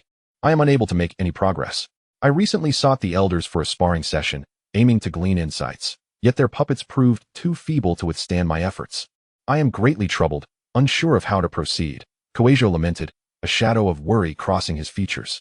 His stagnation in mastering puppetry weighed heavily upon him, compelling him to consult his revered ancestor in hopes of discovering a path to advancement.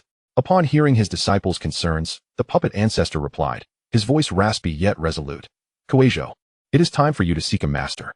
At the moment of your birth, a sage adept in divination foretold that you would one day take a mentor, under whose tutelage you would ascend to become a puppet emperor, mastering the art of puppetry. This master will also guide you in your various queries regarding puppetry." Instantly invigorated by this revelation, Kuei-zhou asked with keen curiosity, "Pray tell, who is this master I am destined to follow?" "According to the diviner's prophecy, you must seek the Sword Sect's sovereign as your mentor," the puppet ancestor elucidated. "The sovereign of the Sword Sect? Is that not the individual who recently vanquished the nightmare ancestor with a single strike?" Kuei-zhou inquired, astonished. "Indeed, in all the realms, the only person worthy of your apprenticeship is the sovereign of the Sword Sect," the puppet ancestor affirmed earnestly. "To defeat the nightmare ancestor with such ease is a feat even I could not accomplish. Yet, the youthful sovereign has done so, earning my utmost admiration. Have you made up your mind, Kuei-zhou? Will you journey to the Sword Sect to seek the sovereign as your mentor?" The puppet ancestor probed. "I have made my decision. I shall go to the Sword Sect to seek the sovereign as my mentor. I have lingered at the first level of the Sun Source realm for far too long. If I do not break through soon, I will be unable to control more powerful puppets. I sincerely hope the sovereign can aid me in achieving this breakthrough," Kuei-zhou resolutely declared, having firmly resolved to pursue his destiny at the Sword Sect. "Very well, then you shall go." The puppet ancestor consented, his voice still raspy. "Esteemed ancestor, I take my leave," Kuei-zhou said, bowing deeply to his ancestor before departing from the ancestral sanctum.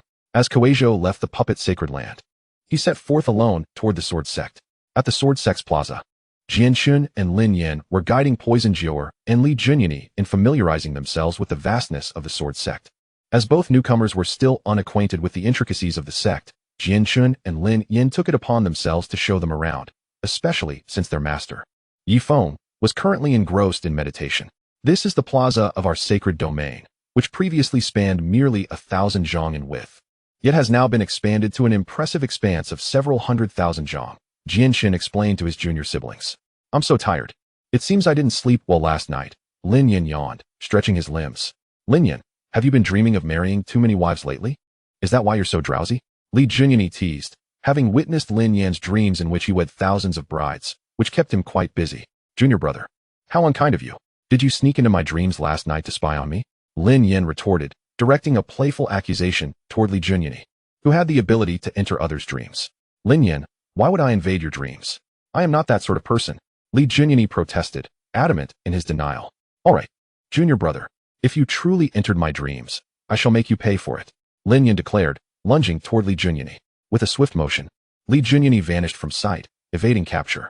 Thus, the two brothers engaged in a playful chase around the Sword Sect. At the foot of the Sword Sect's mountain gate, Kueizhou arrived from the distant puppet sacred land, gazing up at the monumental stone steps leading to the entrance of the Sword Sect. These steps, grand and imposing, would require considerable time for an ordinary person to ascend. Who are you? The disciples guarding the entrance inquired upon noticing Kueizhou's presence. I am Kueizhou, the holy son of the puppet sacred land. I have come to seek the sovereign of the Sword Sect as my mentor. I request that you relay my intentions, Kueizhou stated directly.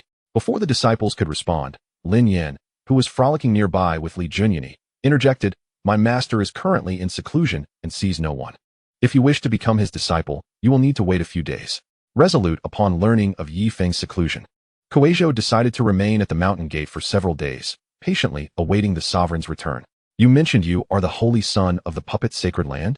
Lin Yan asked, his curiosity piqued as he scrutinized Kueizhou. Indeed, Kueizhou confirmed with a nod.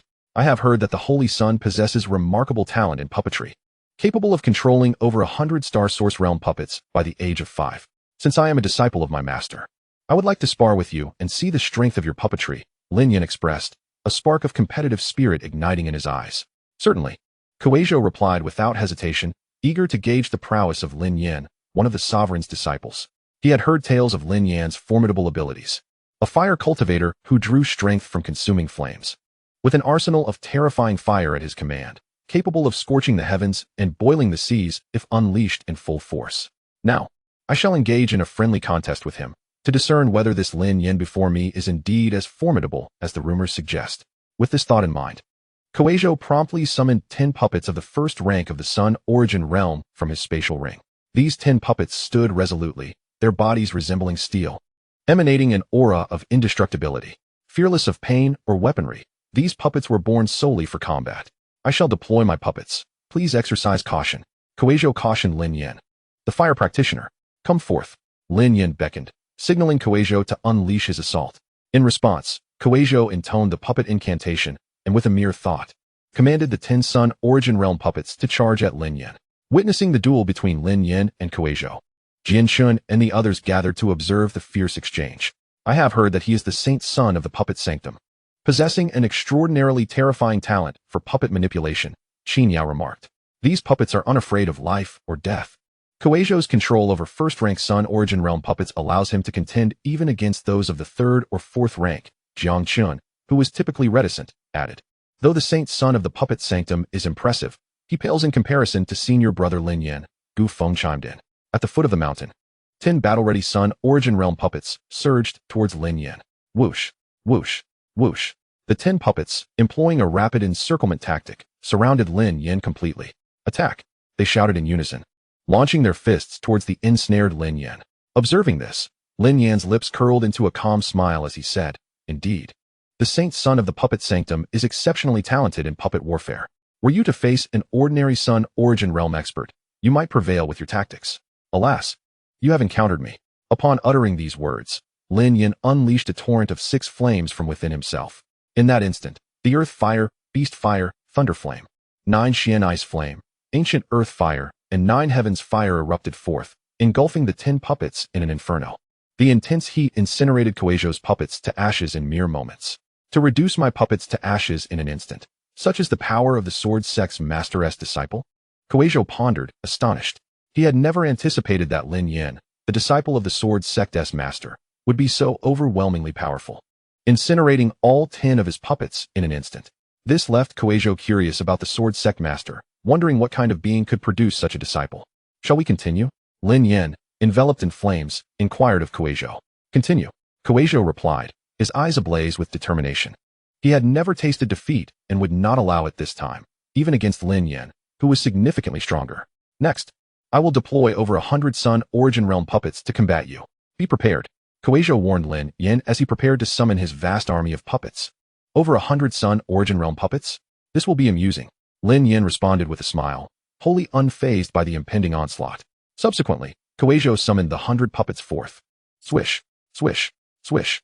The 100 ferocious puppets materialized before Lin Yan, their lifeless eyes fixated upon him. At Kueizhou's command, these fearless puppets would descend upon Lin Yan like a storm. Charge!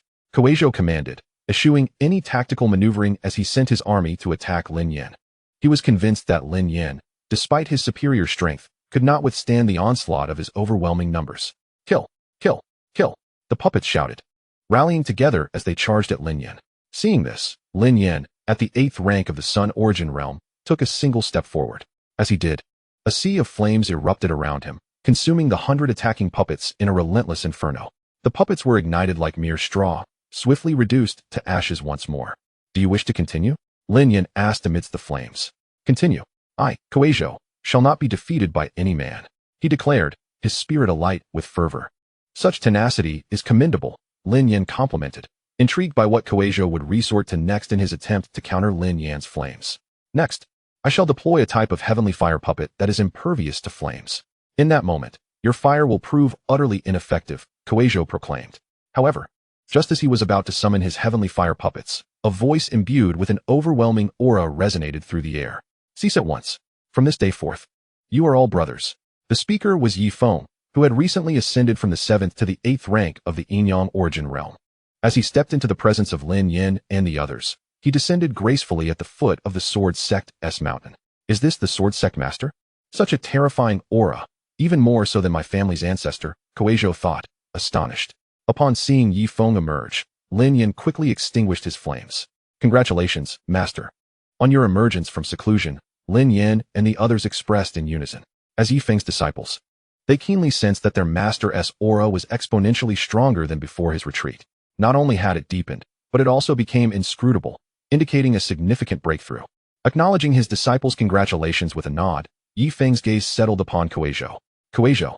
Identity. Reincarnation of the Puppet Emperor. Physique. Puppet Emperor body. This body can control countless puppets, and can also forge thousands of puppets for personal use. Accompanying Imperial Weapon. Supreme Puppet Line. Path of the Puppeteer. Upon examining the essence of Kueizhou, Ye Feng discovered that he had cultivated the path of the puppeteer. By accepting him as a disciple, Ye Feng could unlock the 12th path on the list of 3,000 avenues. In response to Ye Feng's gaze, Kueizhou, who had come to the Sword Sect's sacred ground to seek instruction from the Sect Master, immediately knelt before Ye Feng. I, Kueizhou, humbly wish to be your disciple, Master of the Sword Sect. I earnestly beseech you to accept me, Kueizhou said sincerely as he knelt. He could distinctly sense the profound aura emanating from the Sword Sect Master before him, and he believed that becoming his disciple would be a tremendous honor. There would be no disadvantage in this. Thus, without a second thought, Kueizhou knelt before the Sword Sect Master. Very well. From this moment forth, you, Kueizhou, shall be my 12th disciple, Ye Feng replied, immediately acquiescing to Kueizhou's earnest request without the slightest hesitation. Disciple accepted successfully. Reward. The 6 paths of reincarnation seal. As Ye Feng took Kueizhou as his disciple, the system swiftly dispensed rewards to him. Ye Feng, having received the reward, promptly stored the 6 paths of reincarnation seal. As Kueizhou knelt before Ye Feng, upon learning that the Sword Sect Master was willing to accept him as a disciple, he joyfully bowed in gratitude, exclaiming, "Thank you, Master." Kueizhou, rise. These are your senior brothers and sisters. Take the time to familiarize yourself with them, Ye Feng instructed Kueizhou. As the newly accepted disciple, it was time for Kueizhou to get acquainted with his seniors. Greetings, esteemed brothers and sisters, Kueizhou said, bowing respectfully to his fellow disciples. Do not stand on ceremony. Junior brother Kueizhou, we are all family, Lin Yan said, stepping forward and patting Kueizhou on the shoulder with a smile. Indeed, we shall be brothers from now on. There is no need for such formality, echoed the other seniors. Observing the warmth from his seniors, Kueizhou suddenly realized that he had not only acquired a powerful master, but had also made many senior friends, filling him with an overwhelming sense of happiness. This feeling surpassed any joy he had experienced as the son of the puppetry's sacred land. As Ye Feng welcomed Kueizhou as his disciple, he noticed that the 12th path on the list of 3,000 avenues, the path of the puppeteer, had gradually unlocked. With the unlocking of the path of the puppeteer, Ye Feng directly grasped its essence and comprehended all its intricacies. With this newfound knowledge, Ye Feng turned his gaze to Kueizhou.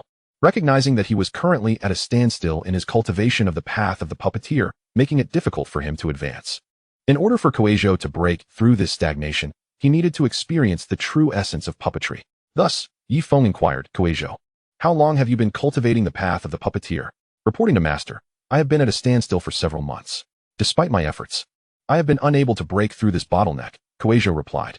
He was taken aback that his master could discern his predicament so effortlessly, which filled him with admiration for Ye Feng. After learning of the duration of Kueizhou's stagnation, Ye Feng said, Kueizhou, follow me.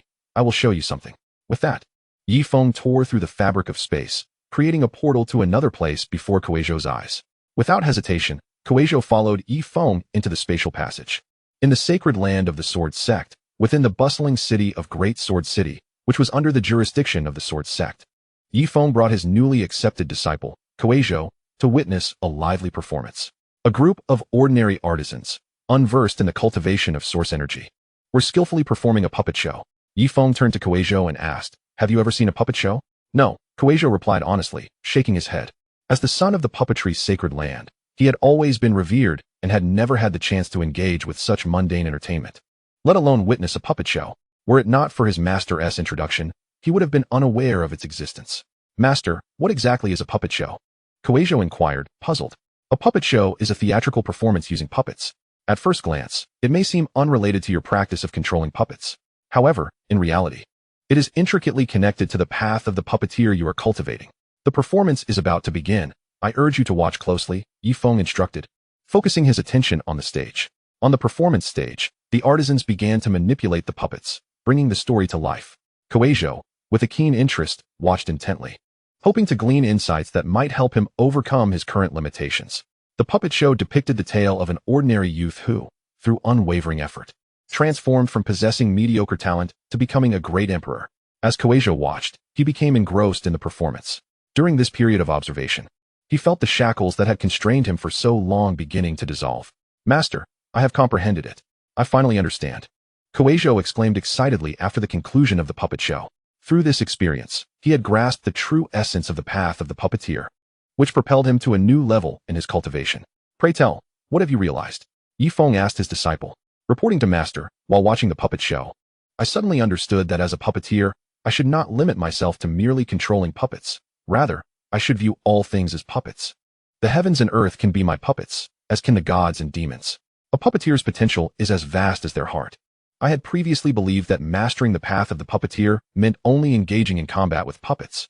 However, it was only after you brought me to witness this puppet show that I realized if one embraces the world, they can manipulate the very fabric of reality as their puppets. If one's heart encompasses the universe, they can command the universe as their puppets. In summary, cultivating the path of the puppeteer should not be confined to oneself. Kueizhou expressed his insights earnestly. The essence of his realization was that the greatest hindrance to mastering the path of the puppeteer lay in self-imposed limitations. Hearing Kueizhou's words, Ye Feng nodded with mild satisfaction. While Kueizhou had yet to achieve a breakthrough in strength, he would not be long in attaining one. Due to his profound understanding of the art of puppetry, he has transcended the boundaries of this realm, and a breakthrough in strength is merely a matter of time. Master, I am deeply grateful for your guidance in bringing me to this grand sword city, allowing me to witness this captivating puppet show. Had it not been for your presence, I fear I would have remained trapped in the confines of my own limitations. With newfound insights blossoming within me, I extend my heartfelt thanks to you, esteemed Master. Since you have now attained a measure of enlightenment, it is time for us to depart from here, Ye Feng remarked, leading the young disciple of puppetry, Kueizhou, away from the Grand Sword City. At the sacred land of the Sword Sect, The venerable ancestor of the puppetry's sacred land had just arrived. Is the master of the Sword Sect available? He inquired upon entering. My master is temporarily absent. May I ask what brings you here? Jin Shun, Ye Feng's eldest disciple, stepped forward to address the esteemed ancestor. I have come to observe the saint son of our puppetry's sacred land and to discuss certain matters with the master of the Sword Sect, the ancestor stated plainly. Very well, please allow me a moment. My master has taken Kuei Zhou, my junior brother, out, but I believe they shall return shortly, Jin Shun replied. In that case, I shall wait here at the sacred land of the Sword Sect, the ancestor agreed, settling down to await their return. During this time, Jin Shun graciously offered the venerable ancestor some tea to enjoy. Esteemed elder, this is our Sword Sect's unique enlightenment tea. Please indulge. Jin Shun presented the tea with respect. The ancestor accepted the tea and scrutinized Jin Shun, exclaiming with admiration. I had not anticipated that a disciple of the master of the Sword Sect would possess such formidable strength, reaching the 8th stage of the Sun origin realm, along with a rather terrifying sword bone. It seems the master of the Sword Sect truly lives up to his reputation. For Kuei Zhou to have him as a mentor is indeed a great fortune. As the ancestor savored the enlightenment tea, he continued to express his admiration in a gravelly voice. Meanwhile, Ye Feng returned from Grand Sword City to the sacred land of the Sword Sect. Upon sensing the familiar aura of his venerable ancestor, Kuei Zhou was instantly filled with excitement. This is the aura of my ancestor. Has he come to the Sword Sect in search of me? With this thought, Kuei Zhou scanned the surroundings of the sacred land and soon spotted his ancestor enjoying tea. Master of the Sword Sect, I have long admired your esteemed name. Seeing you today confirms your illustrious reputation. The ancestor praised as he raised the cup of tea toward the newly arrived master of the Sword Sect. Upon meeting the master of the Sword Sect, the ancestor felt an overwhelming pressure emanating from Ye Feng, one that was undeniably superior to his own, instilling in him a deep respect for the master. You flatter me. Ye Feng replied with a courteous gesture. The ancestor of the puppetry's sacred land had come to the Sword Sect, presumably to meet with the saint's son, Kuei Zhou. Ye Feng welcomed this guest, who bore no ill intentions toward the sacred land. Ancestor, you have arrived, Kuei Zhou exclaimed upon seeing his venerable mentor. Kuei Zhou, to have the opportunity to study under the master of the Sword Sect is a blessing. Cherish it well, and do not squander it. The ancestor advised Kuei Zhou, genuinely pleased to see the young disciple take Ye Feng as his teacher. Rest assured, I shall treasure this opportunity, Kuei Zhou replied earnestly as he approached his ancestor. Master of the Sword Sect, I have an important matter to discuss with you. The ancestor's hollow gaze fixed upon Ye Feng. Please, go on, Ye Feng encouraged. Are you aware of the Emperor Saint King who once unified over 10,000 sacred lands? The ancestor inquired. I have heard of him, Ye Feng acknowledged. The tale of the Emperor Saint King, who unified the sacred lands thousands of years ago and single-handedly protected them, was well known to Ye Feng. Alas, as the human race began to decline, the ancient demon race rose to power, leading to the fall of many human beings into the jaws of these ancient beasts. The Emperor Saint King, unwilling to see his people reduced to mere prey, sacrificed himself to create a barrier, shielding the sacred lands for millennia. Without the Emperor's barrier, the human domain would have long succumbed to the ancient demons, and its inhabitants would have perished. The sacrifice of the Emperor Saint King was indeed monumental. Without him, the human domain would have vanished. Thus, as the master of the Sword Sect, Ye Feng was acutely aware of the Emperor Saint King's extraordinary deeds. What brings you to mention the Emperor Saint King? Ye Feng inquired, curious about the ancestor's intent. Master of the Sword Sect, it is no secret that the sacred site left behind by the Emperor Saint King is about to manifest. Within that site lie various treasures and legacies left by him. The most precious of these is the Emperor's legacy. It is said that whoever obtains this legacy will have the chance to transcend from the Yin-Yang origin realm to the Heaven and Earth origin realm. This sacred site will open in 3 days, and the leaders of the over 10,000 sacred lands will gather to contest for this tremendous opportunity. The one who secures the Emperor's legacy will gain the power to unify the human domain and command all sacred lands. The ancestor divulged this significant information, which stirred envy among the leaders of the sacred lands, all vying for the opportunity to advance to the Heaven and Earth origin realm. Upon hearing this, even the usually composed Ye Feng's eyes glimmered with intrigue. After all, this was an extraordinary opportunity to ascend to the Heaven and Earth origin realm. If he were to secure the Emperor Saint King's legacy, he could effortlessly unify the entirety of the human domain. Upon this contemplation, Ye Feng found himself profoundly intrigued by the legacy and opportunities bequeathed by the Emperor Sage King. He expressed his gratitude to the puppet ancestor for imparting this information. During his recent seclusion, Ye Feng had been oblivious to significant developments in the outside world. Were it not for the puppet ancestor's timely intervention, he would have remained in ignorance. Consequently, he developed a favorable impression of the puppet ancestor from the puppet Holy Land. The Lord of the Sword Sect is being overly modest. I am immensely grateful for your tireless efforts in accepting me as a disciple of the puppet Holy Land. The puppet ancestor remarked with a smile. He knew that, regardless of his silence, the news would likely reach the Sword Sect's Lord within the next 3 days. Thus, he shared this crucial tidbit with the Sword Sect's Lord to strengthen the ties between their two factions.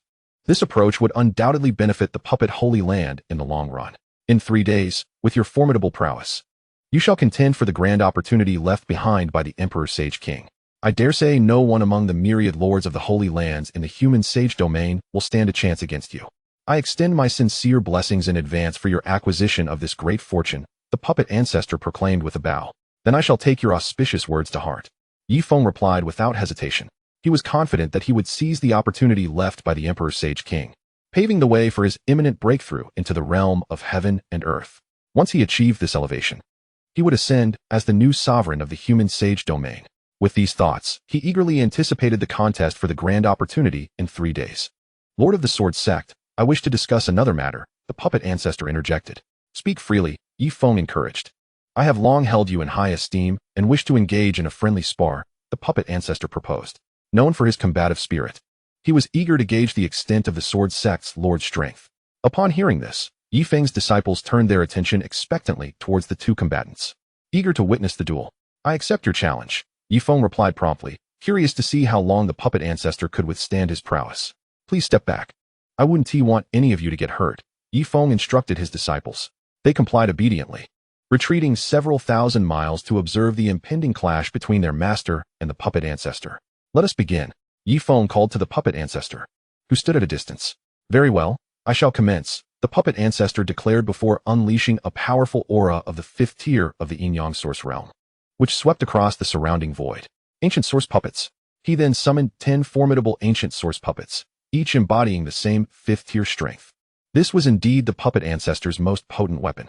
To think he would directly summon the Ancient Source Puppets, remarked the onlooker, Kuei Zhou, in astonishment. Are these Ancient Source Puppets truly formidable? Lin Yin inquired of Kuei Zhou. Extremely. Each of these 10 puppets possesses the strength of the 5th tier of the Yin Yang Source realm. Together, they can contend even with those at the 7th tier. Kuei Zhou replied, well aware of his master's prowess. No one had ever compelled the puppet ancestor to deploy his Ancient Source Puppets before, which underscored the formidable nature of Ye Feng in the ancestor's eyes. 10 puppets of the 5th tier of the Yin Yang Source realm are impressive. However, I wonder if they can withstand even a fraction of my aura, Ye Feng remarked calmly. Lord of the Sword Sect, you must be cautious. I shall command the Ancient Source Puppets, the puppet ancestor announced, directing the 10 puppets to attack Ye Feng. Kill, kill, kill. The 10 Ancient Source Puppets surged forth, exuding an overwhelming murderous intent. Ye Feng's tranquil gaze reflected the oncoming assault, his expression betraying no hint of disturbance. Will these 10 Ancient Source Puppets withstand my aura? He pondered before stepping forward, unleashing an aura of the 8th tier of the Yin Yang Source realm. With a resounding boom, the very fabric of the void trembled as Ye Feng advanced. A terrifying wave of energy surged forth, enveloping the 10 rushing Ancient Source Puppets. Boom, boom, boom. The overwhelming force shattered the puppets, sending them careening away. No one had ever witnessed such a display of might, where a solitary aura could send the puppet ancestor's strongest creations flying. I have lost. I concede to the Lord of the Sword Sect. And I do so with full respect, the puppet ancestor admitted, recalling his puppets. Your strength must surely surpass the 7th tier of the Yin Yang Source realm, would it not? He inquired. Approximately, Ye Feng replied nonchalantly. Astounding. The puppet ancestor gasped, taken aback by Ye Feng's revelation. He had never imagined that this youthful lord of the Sword Sect could possess such terrifying strength at such a tender age. The realization that no one had achieved such a level of power at this age before left him in a state of shock. Even the legendary Emperor Sage King from millennia past had not reached such heights. Yet here stood Ye Feng, a testament to extraordinary talent. The puppet ancestor's mind was awash with tumultuous waves of astonishment. Through this encounter, I now understand that among the myriad lords in the human sage domain, none can rival the Lord of the Sword Sect, he mused inwardly. Lord of the Sword Sect, I shall not intrude further. I take my leave. With that, the puppet ancestor decided to depart from the Sword Sect, concluding their engagement. Before departing, the puppet ancestor did not forget to impart a warning to his own Holy Land saint, Kuei Zhou. Diligently follow the cultivation of the Sword Sect's holy master, and do not allow yourself a moment of laxity. Rest assured, Ancestor, I shall not be remiss, Kuaizhou promptly replied. Subsequently, the puppet ancestor bid farewell to Ye Feng and swiftly left the Sword Sect's sacred grounds. 3 days hence, the human race's sacred domain will unveil the site of the Emperor Saint King, wherein a plethora of unparalleled treasures shall emerge. During these 3 days, you must engage in earnest cultivation to prepare yourselves for what lies ahead. Should you encounter any difficulties in your training, do not hesitate to seek guidance from your master. After the puppet ancestor's departure, Ye Feng addressed his 12 disciples. He intended to lead them into the site after 3 days for some rigorous trials. Yes, master, Jianshun, Lin Yan, and the others echoed in unison. The rest of you may return to your respective peaks for cultivation. Jianshun, stay behind. Ye Feng instructed his disciples, allowing his eldest disciple, Jianshun, to remain alone. As you command. The other disciples responded before swiftly departing, leaving only Jianshun. With Jianshun left alone, he gazed at his master, Ye Feng. Jianshun, have you been grappling with an elusive sword intent lately, unable to comprehend it fully? Ye Feng inquired. Jianshun, who wielded mastery over 12 paths, immediately recognized his disciple's recent struggles. Thus, he had retained Jianshun to provide personal guidance for overcoming this challenge. Indeed, master, I have been troubled by this issue, which has hindered my progress in strength during this period. I cannot grasp this sword intent whatsoever, Jianshun responded promptly. Jianshun was taken aback that his master had discerned his predicament with such clarity, deepening his admiration for Ye Feng. Follow me, Ye Feng instructed, leading the way. Jianshun, without further inquiry, obediently followed. At the edge of a towering cliff, Ye Feng guided his eldest disciple Jianshun to the precipice. Standing at the cliff's edge, Ye Feng surveyed the rivers and mountains below. Any ordinary person who fell from such a height would surely be reduced to a mere pulp. Jianshun, if you were an ordinary mortal incapable of wielding sword energy, would you fear falling from this cliff? Ye Feng questioned. Indeed, master, I would fear. Jianshun nodded in response. The thought of plummeting without sword energy filled him with dread. Very well, since you fear, I shall seal off all the sword energy and source energy within you, and then push you off this cliff. With that, Ye Feng placed his hand on Jianshun's back, forcefully sealing away the sword energy and source energy coursing through him. In an instant, Jianshun transformed from a swordsman capable of wielding sword energy into an ordinary mortal unable to summon even the slightest source energy. Jianshun, remember my words. Although you lack the source energy to command a sword, you can harness the source energy of the heavens and earth. As you descend, learn to unite with the cosmos, utilizing the vital energies around you. A person's potential is often awakened in moments of life and death. With that, Ye Feng thrust Jianshun off the cliff. Initially, Jianshun attempted to draw upon the source energy of the cosmos as he fell, but he soon realized that no matter how he tried, he could not grasp even the slightest essence. As he plummeted, the ground approached rapidly, and dread began to seep into his heart. This descent is accelerating. In less than 10 breaths, I shall meet the ground, Jianshun thought, panic rising within him. No, the more perilous the situation, the more I must remain calm. I must forget that I am falling. Forcing himself to regain composure, Jianshun began to perceive the faint ripples of source energy in the world around him. As he focused, the sparse source energy began to coalesce within him. This is the source energy of the cosmos. I can feel it. Jianshun's heart surged with excitement. He then harnessed this energy to forge a colossal sword, halting his rapid descent. The heavens as my sword, the earth as my sheath, I am the wielder. To sever the divine and demonic. This sword intent, he named heaven and earth. With newfound mastery, Jianshun soared upward, embodying the sword intent that had eluded him for so long. Following this revelation, his strength surged dramatically, propelling him from the 8th stage of the Sun Source Realm to the 1st stage of the Sun-Moon Source Realm, all thanks to the breakthrough achieved through this sword intent. Soaring back to the cliff's edge, Jianshun felt the rush of his transformation. Congratulations, my esteemed disciple Jianshun, on your breakthrough. Your success has also granted me a reward, elevating my own strength from the 8th stage of the Yin-Yang Source Realm to the pinnacle of the 9th stage. With Jianshun's enlightenment, Ye Feng, already formidable, became even more powerful. Thank you, Master, for your guidance, which has finally led to a breakthrough in the sword intent that has troubled me for so long. Jianshun expressed his gratitude. He had been ensnared by this sword intent for an extended period, unable to comprehend it, let alone achieve a breakthrough. Yet, under his master's tutelage, he had finally succeeded, deepening his respect for Ye Feng. Jianshun, remember this, a person's potential is often ignited in adversity. Should you encounter difficulties in your cultivation in the future, consider creating a challenge for yourself, Striving to break through from within those trials, Ye Feng advised his eldest disciple. As a swordsman, one must possess not only unwavering willpower, but also the ability to achieve breakthroughs amidst hardship. Jian Chun had exemplified this. I shall remember every word you have imparted, Master. Jian Chun declared earnestly. He had committed every syllable spoken by his master to memory, vowing to confront future challenges with determination.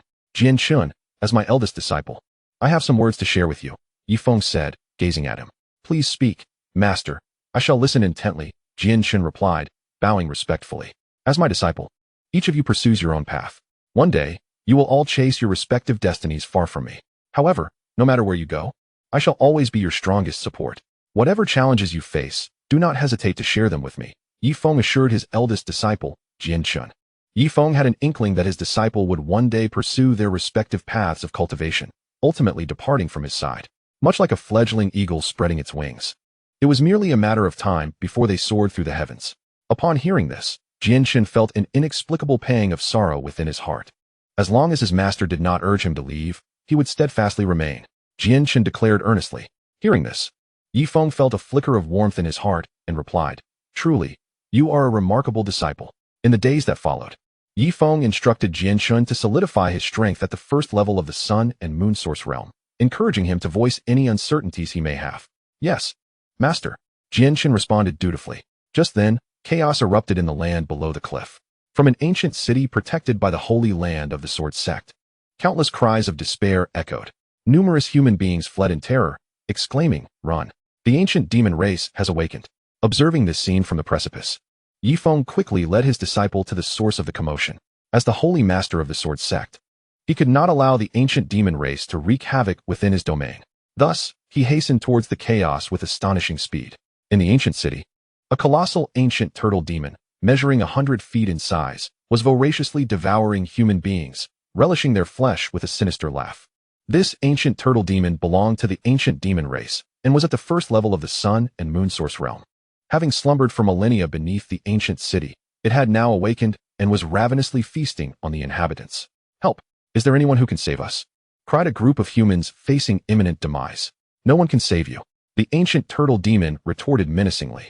It then opened its gaping maw, ready to consume its prey.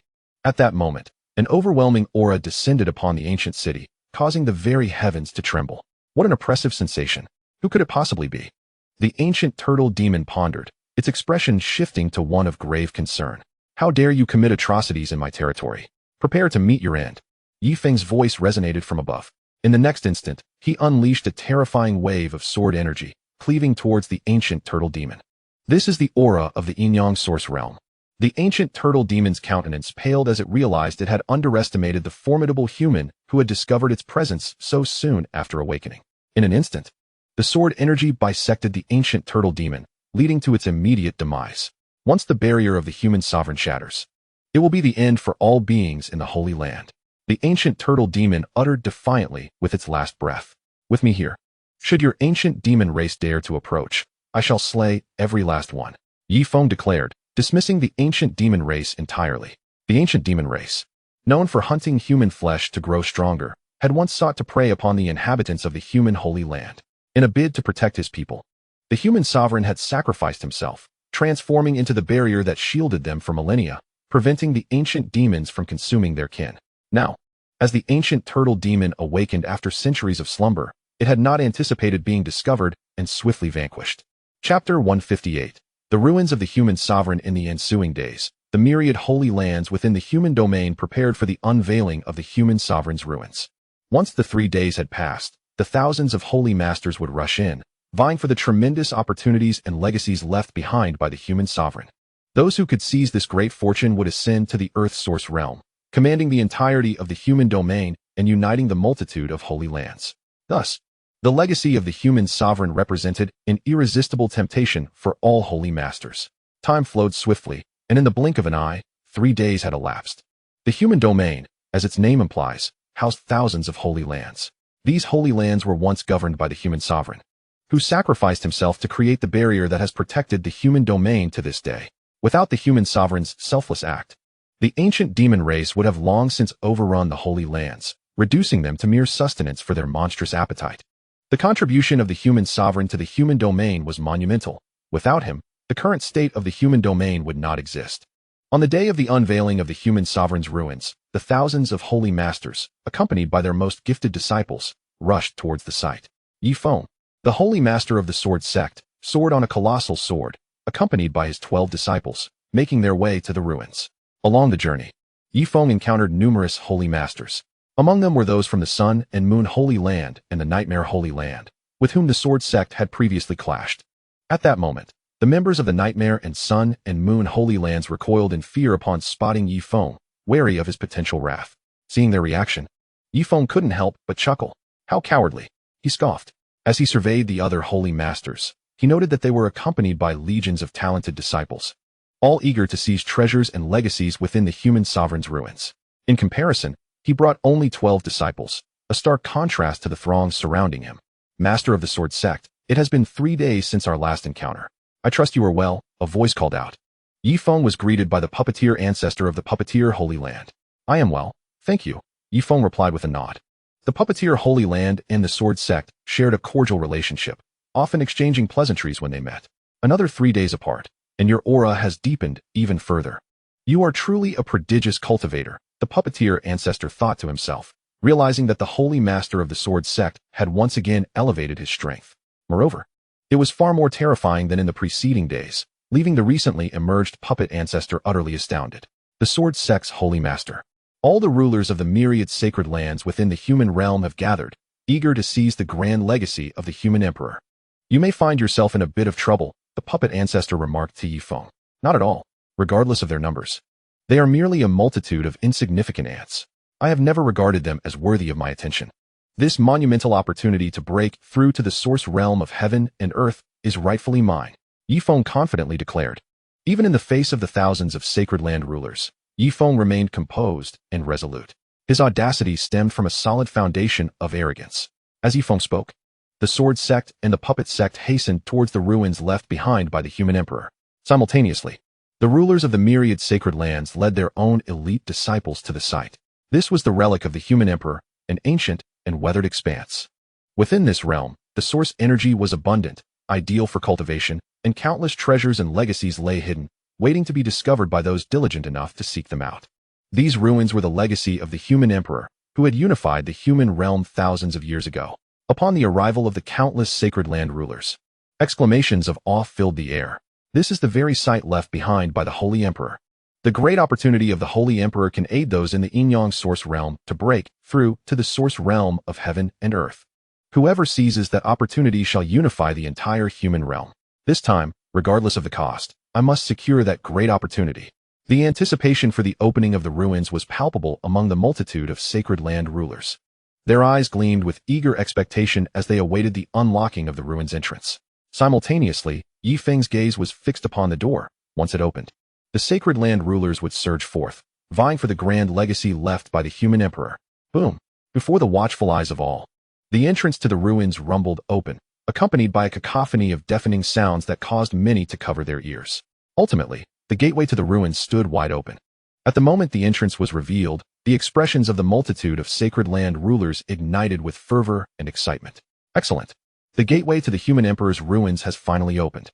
The grand opportunity of the human emperor belongs to me, the holy master of Qingyun. The grand opportunity of the human emperor shall be mine, the holy master of Tianman. It rightfully belongs to me, the holy master of Dija.